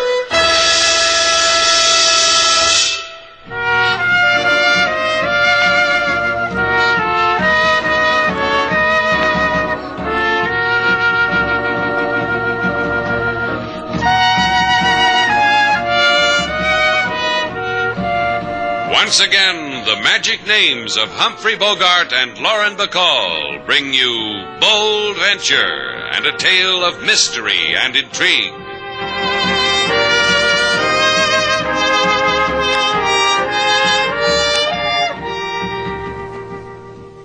Slates, you should have been with us. Laid up for repairs on a jewel of an island and the girls with the wild orchids. Oh. Be gentle with me, Joe. I'm a man of responsibilities now. I've got a boat and a hotel. And me. And her. Every sea orphan to his own paradise. You found yours. And he'd better not stray from it, or I'll beat him over the head with a wild kumquat. You got yourself a tigress this time, huh, Slate? A kitten. You heard what the man said. A tigress. Uh-huh. You signing on with the Tampa Victory again, Joe? First mate on that stinking oil bucket? Oh, no. I don't need her anymore. We're done with each other. I just come off her for the last time. Oh? All I need is right here in this little package wrapped in Shanghai silk. I give it to you. Why, thanks. We didn't expect it, did we, Slate? Don't let the tears well up in gratitude, Miss Duval. You're only to keep it for me till I come back for it. Will you do that for an old seamate? Sure. In a good place where no one can touch a greedy finger to it, eh? Let's see. We got a safe. Will that do? Slate keeps all his valuables in it. His necktie. His, well, that does it. His necktie. It's the best place we've got, Joe. How about it? Just remember that in this bit of silk, you hold the rest of Joe Bishop's life. I'll remember. Then take it. Hey, what's that combination again, sailor? Don't bother to answer him, honey, because he won't need it. Who asked you, Buster? Slate, be polite. He's got a gun. You're cute, honey. Hand it over, you, the thing in your hand. Give it to Tommy. You'll not take it from him. You'll not...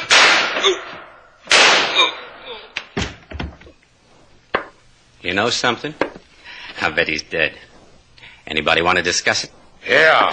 Don't, Slate. He'll kill you, too. You read me, honey. Throw it on the floor, Slate boy. He does what you tell him, doesn't he, honey? Hold on to a man like that. And now Tommy's going to go away with it. Because right now, Tommy doesn't want anyone else to die.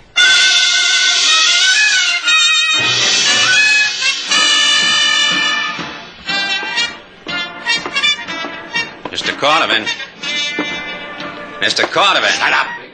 But, Mr. Cordovan, I brought the package. You said My that... current suggestion to you, Thomas, is to shut up, sit down, and watch. Consider the beauty which surrounds you and savor it if you can. Sit down, Thomas.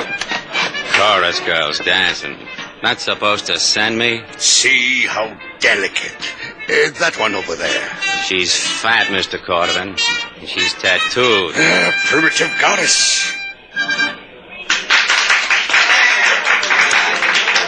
Primitive.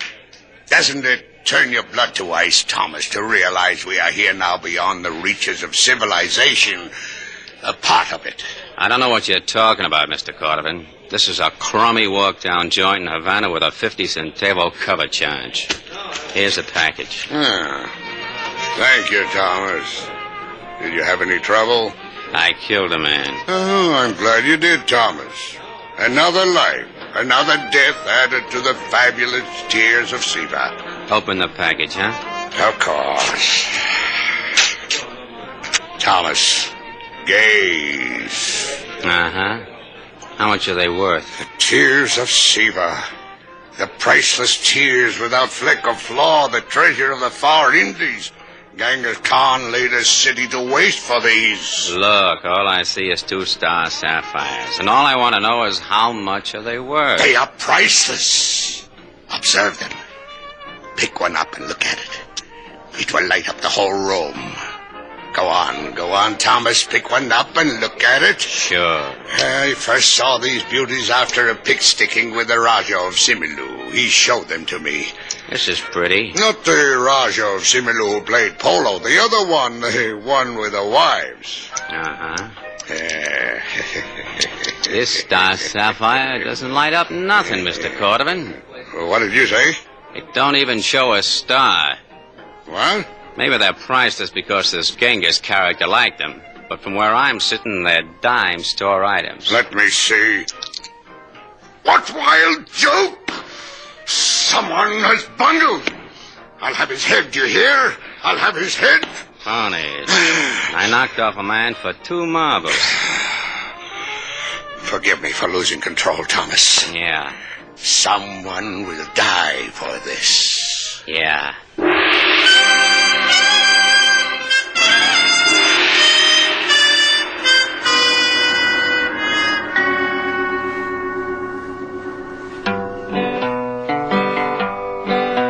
To Mr. Slade come a man from sea who dream of island, say do something for me. Say here is pocket, please put it away. I come back to take it on another day. Then in walk man with death in he hand, say hand over pocket in voice so bland. The seafaring man makes big protest, 2 bullets in chest, give him rest. You think they did that, King? A man finds peace in many ways, Mr. Slate. He only does not know when it is coming to him. I didn't have to come to him that way. Look, Slate, maybe Joe Bishop bought it that way. Maybe he could... tasted wild fruit on a tropical island. He didn't expect to end up on a slab in the police morgue. The police will take care of it, Slate. They'll find his murderer. It's out of your hands. Is it? Is that how you want it? Whatever you want, Slate. Take your hand off my arm. Just go get your coat. I want to talk to the skipper of the Tampa Victory. Whatever you want. Send him away, King. I'm not in to anyone. I'm afraid I heard that, Mr. Shannon. One of my less exquisite vices, eavesdropping. Goody. Now I don't have to be polite. Thank you, sir. I have come to share your bereavement over the deceased Joseph Bishop, and to ask if Joseph's dying song was for me. Might have been. We couldn't make out the words. Joe's pain got in the way. And he had no message for me, for Junius Cordovan is intimate of many places and many memories. No message. The name of a port, perhaps, of a person, of a thing? No name. Try for a number? I have consumed your priceless time. Good day, and may the goddesses of, whatever be with you. May they indeed. You know what's wrong with a roly-poly man? He's going through life thinking he's skinny. Okay, Mama Freud. Just get your coat. Do I have to, Slate? It's a warm night. Where we're going, it might turn cold. Get it.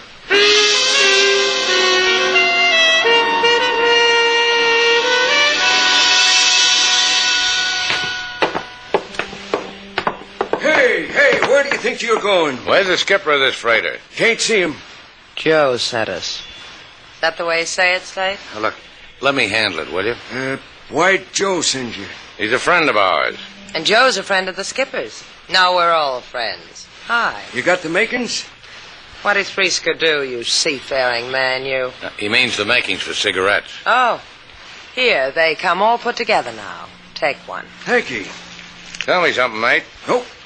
It's about Joe. Nope. Take the pack. Yep. You, were talking about Joe when I interrupted, mister. Joe and the skipper friends? They're going to milk cows together.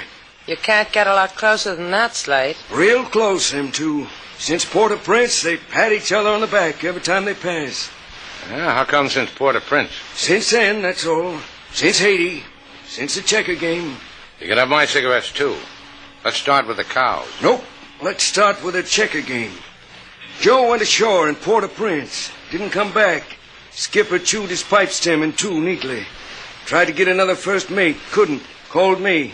Skipper and me went ashore and found Joe. Playing checkers? With a lady. What lady? Owns the Sailor's Rest in Port-au-Prince. I can hardly wait till the part about the cows. They're gonna milk 'em. Joe and the skipper.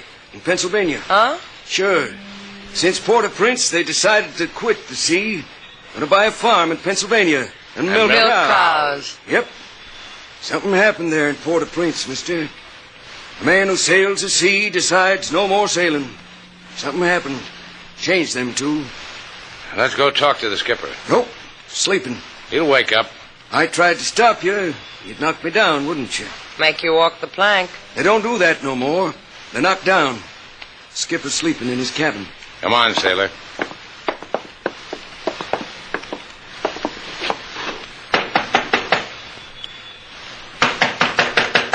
Try the door. You want to handle this, or you're going to let me? I'll try the door. See?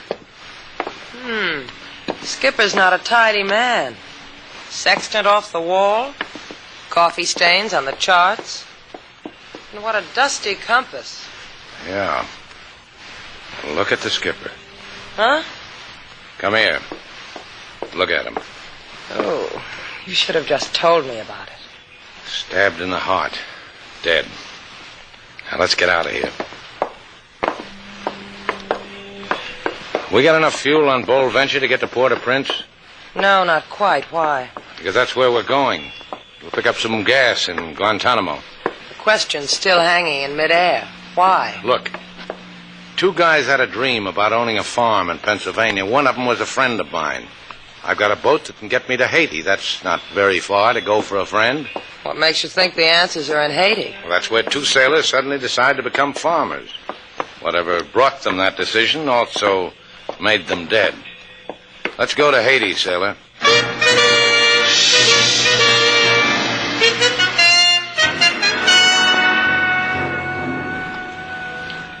Looks like they're about ready to shove off, Mr. Cordovan. Give me the glasses, Thomas. Yeah. You might notice, Mr. Cordovan, that the boat and the girl make a pretty picture. Shh, let me enjoy it.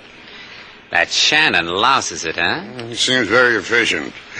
On your wanderings on the dock, did you find out the destination? Yeah. A character whispered to me, Port-au-Prince, Haiti. Well, here's some money, Thomas. Hire a plane. Where to? Port-au-Prince, Haiti. I want to give those two an interesting welcome.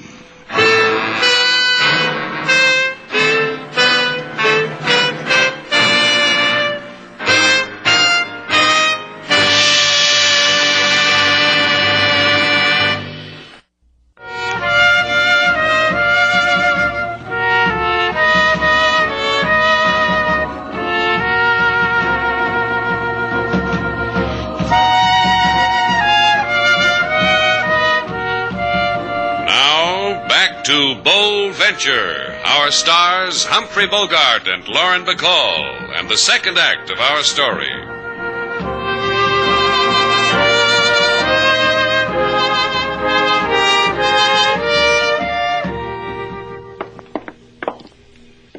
You know what they say about this place, Slate? I know what seamen say. What do they say? They say when Paris catches cold, Port-au-Prince sneezes. Well, that's not the way I heard it. The way I heard it, sailor... Those jeans you wear keep throwing me. Then buy me a Paris dress. Maybe that'll make you remember. Look, sailor, Mille pardons, monsieur et mademoiselle. You are young in Haiti, no? No. Then follow me. $10, the guided tour, and you will grow old. But in ecstasy. $1. $1 for a sailor's rest, run by a lady. The place of Mademoiselle Denise? For $1? Do not insult me, monsieur. I give you that for nothing. 12 Rue des Toussaint. Au revoir, my respectable. And au revoir to you, too, sailor. I'm going with you. Here's some money. Check in at the Elysee Hotel. I'll meet you there. I'm going with you. This is a sailor's rest, baby. How are they going to get any if they see you walk in? Why, that's the nicest thing you've ever said to me. Come back in one piece, respectable Shannon.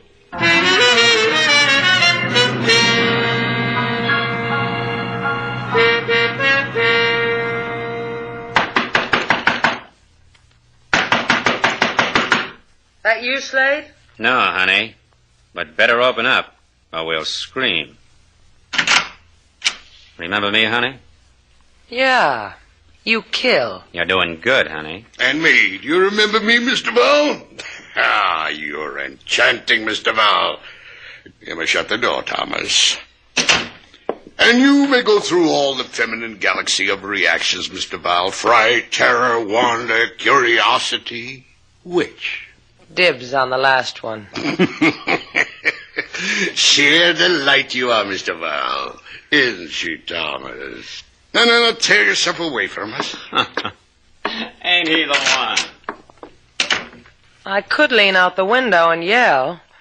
What's the French word for help? Even if I told you, it would never rise to your classic lips, Mr. Val. This gun would bury it in your throat. No.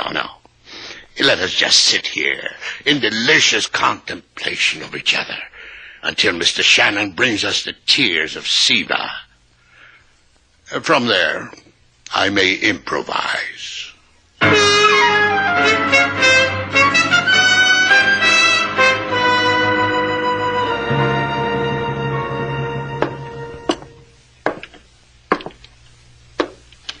You run this place? Oui. You want to play checkers with Denise, no? No. What do you want from Denise? I want to talk to you. Sit down, talk. We play checkers to prevent from boring each other, huh? I'll take the black. You know a man off the freighter Tampa Victory, first mate named Joe Bishop? Who are you? Joe's friend. Move a shekel. How do I know you're Joe's friend? He died in my arms. Oui. I look into your face, I see sadness. Your friend. Jump. Yeah. 2 for 1, you will lose. Joe dead, huh? Uh-huh. He was here. His captain came for him. The captain was knifed to death. It was the Jews, for the bad luck Jews. I don't know what you're talking about. The ones given to Joe by the Mama Loy. I'm still not with you. Mama Loy, voodoo lady. In the hills outside of Port-au-Prince. Why did this, whatever you call it, Mama something, give anything to Joe? Perhaps Mama Loy liked Joe. Can you take me to her? It's not allowed. I didn't ask you that. You wish to go to Lady Voodoo? That's the impression I'm trying to make. Denise will take you later tonight. Now move a shekel.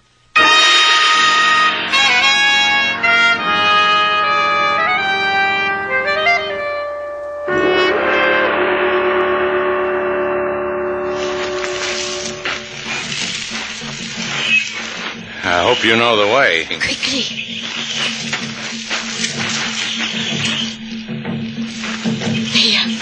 There is her hut. Go to her. How about you? I'll wait here. Go. Mama Lo is expecting you. What? How does she know I'm... Go.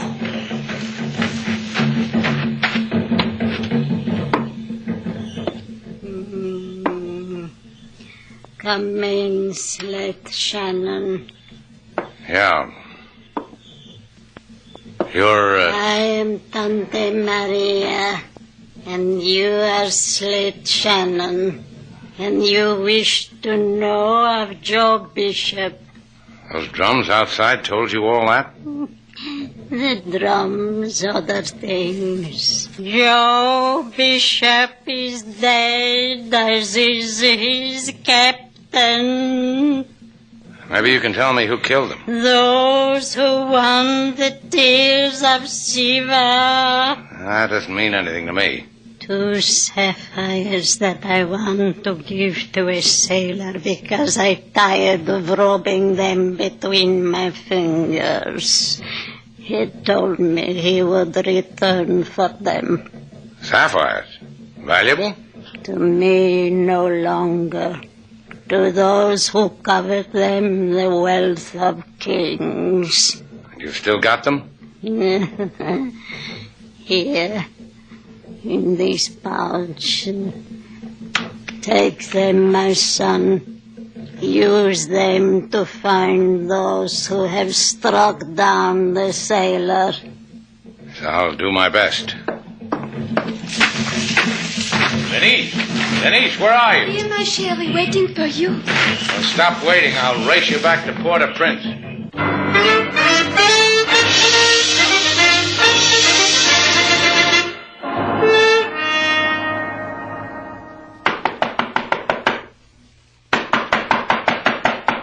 That would be your Mr. Shannon with the tears of Siva.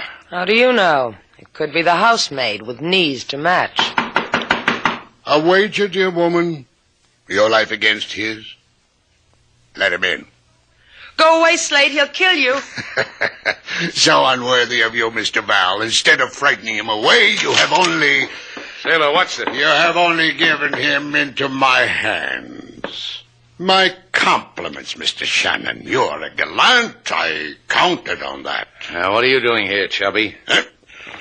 The tears of Siva, Mr. Shannon. You have them? Uh-huh. They've cost me many tragic hours, Mr. Shannon. The hour when the seaman told me he had them would sell them to me. The hours of waiting while Thomas killed him. The desolate hour when I discovered Thomas had brought me worthless baubles of glass. I will not suffer any more such endless agonies, Mr. Shannon. Joe double-crossed you, huh? Was going to sell you phonies while the real jewels were with a voodoo crone, so we could grow sapphires on a Pennsylvania farm. The tears of Siva, Mr. Shannon. Death, Mr. Shannon, like this gun. You don't want them, Slate. Give them to him. Yeah. I'll do that. Take them, Chubby. I'll kill you. I'll kill you. You ought to diet, Chubby. You're fat. You're soft. Exercise more like this. You... Pick up the marbles, sailor. You'll not get away. Watch him, sailor. Run. I'll have your heads. I'll have your heads.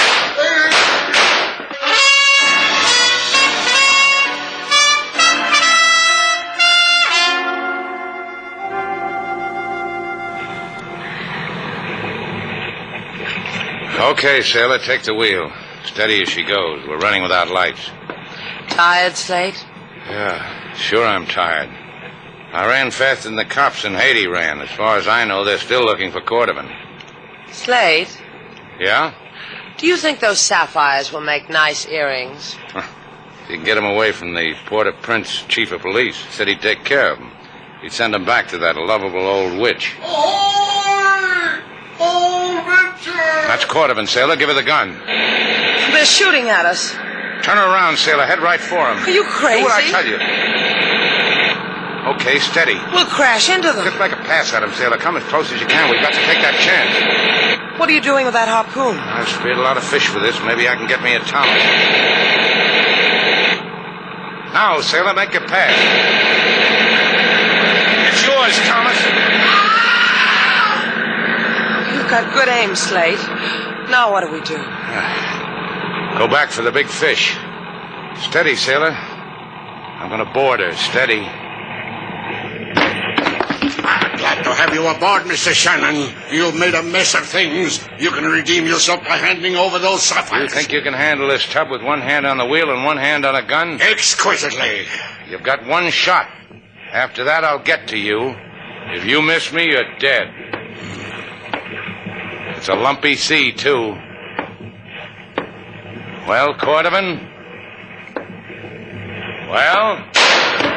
You missed. Now it's my turn. Don't! Oh, I can do this all night.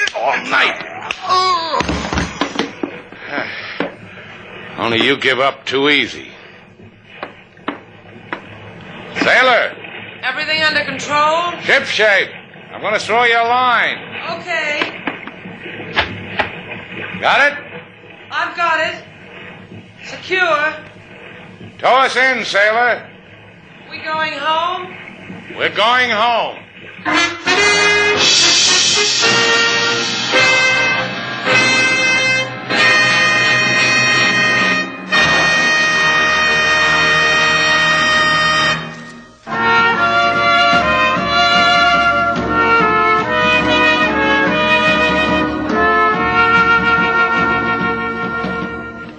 Here, put this on, Slate.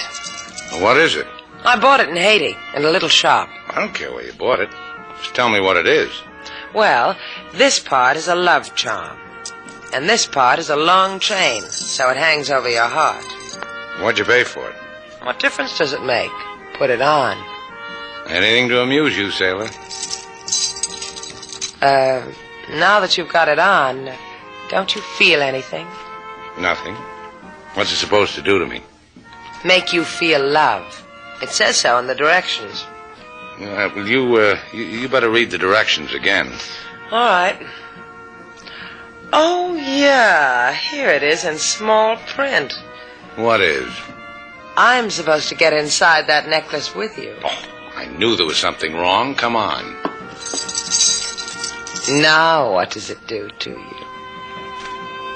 Well, we can take it from here. Throw away the directions, sailor.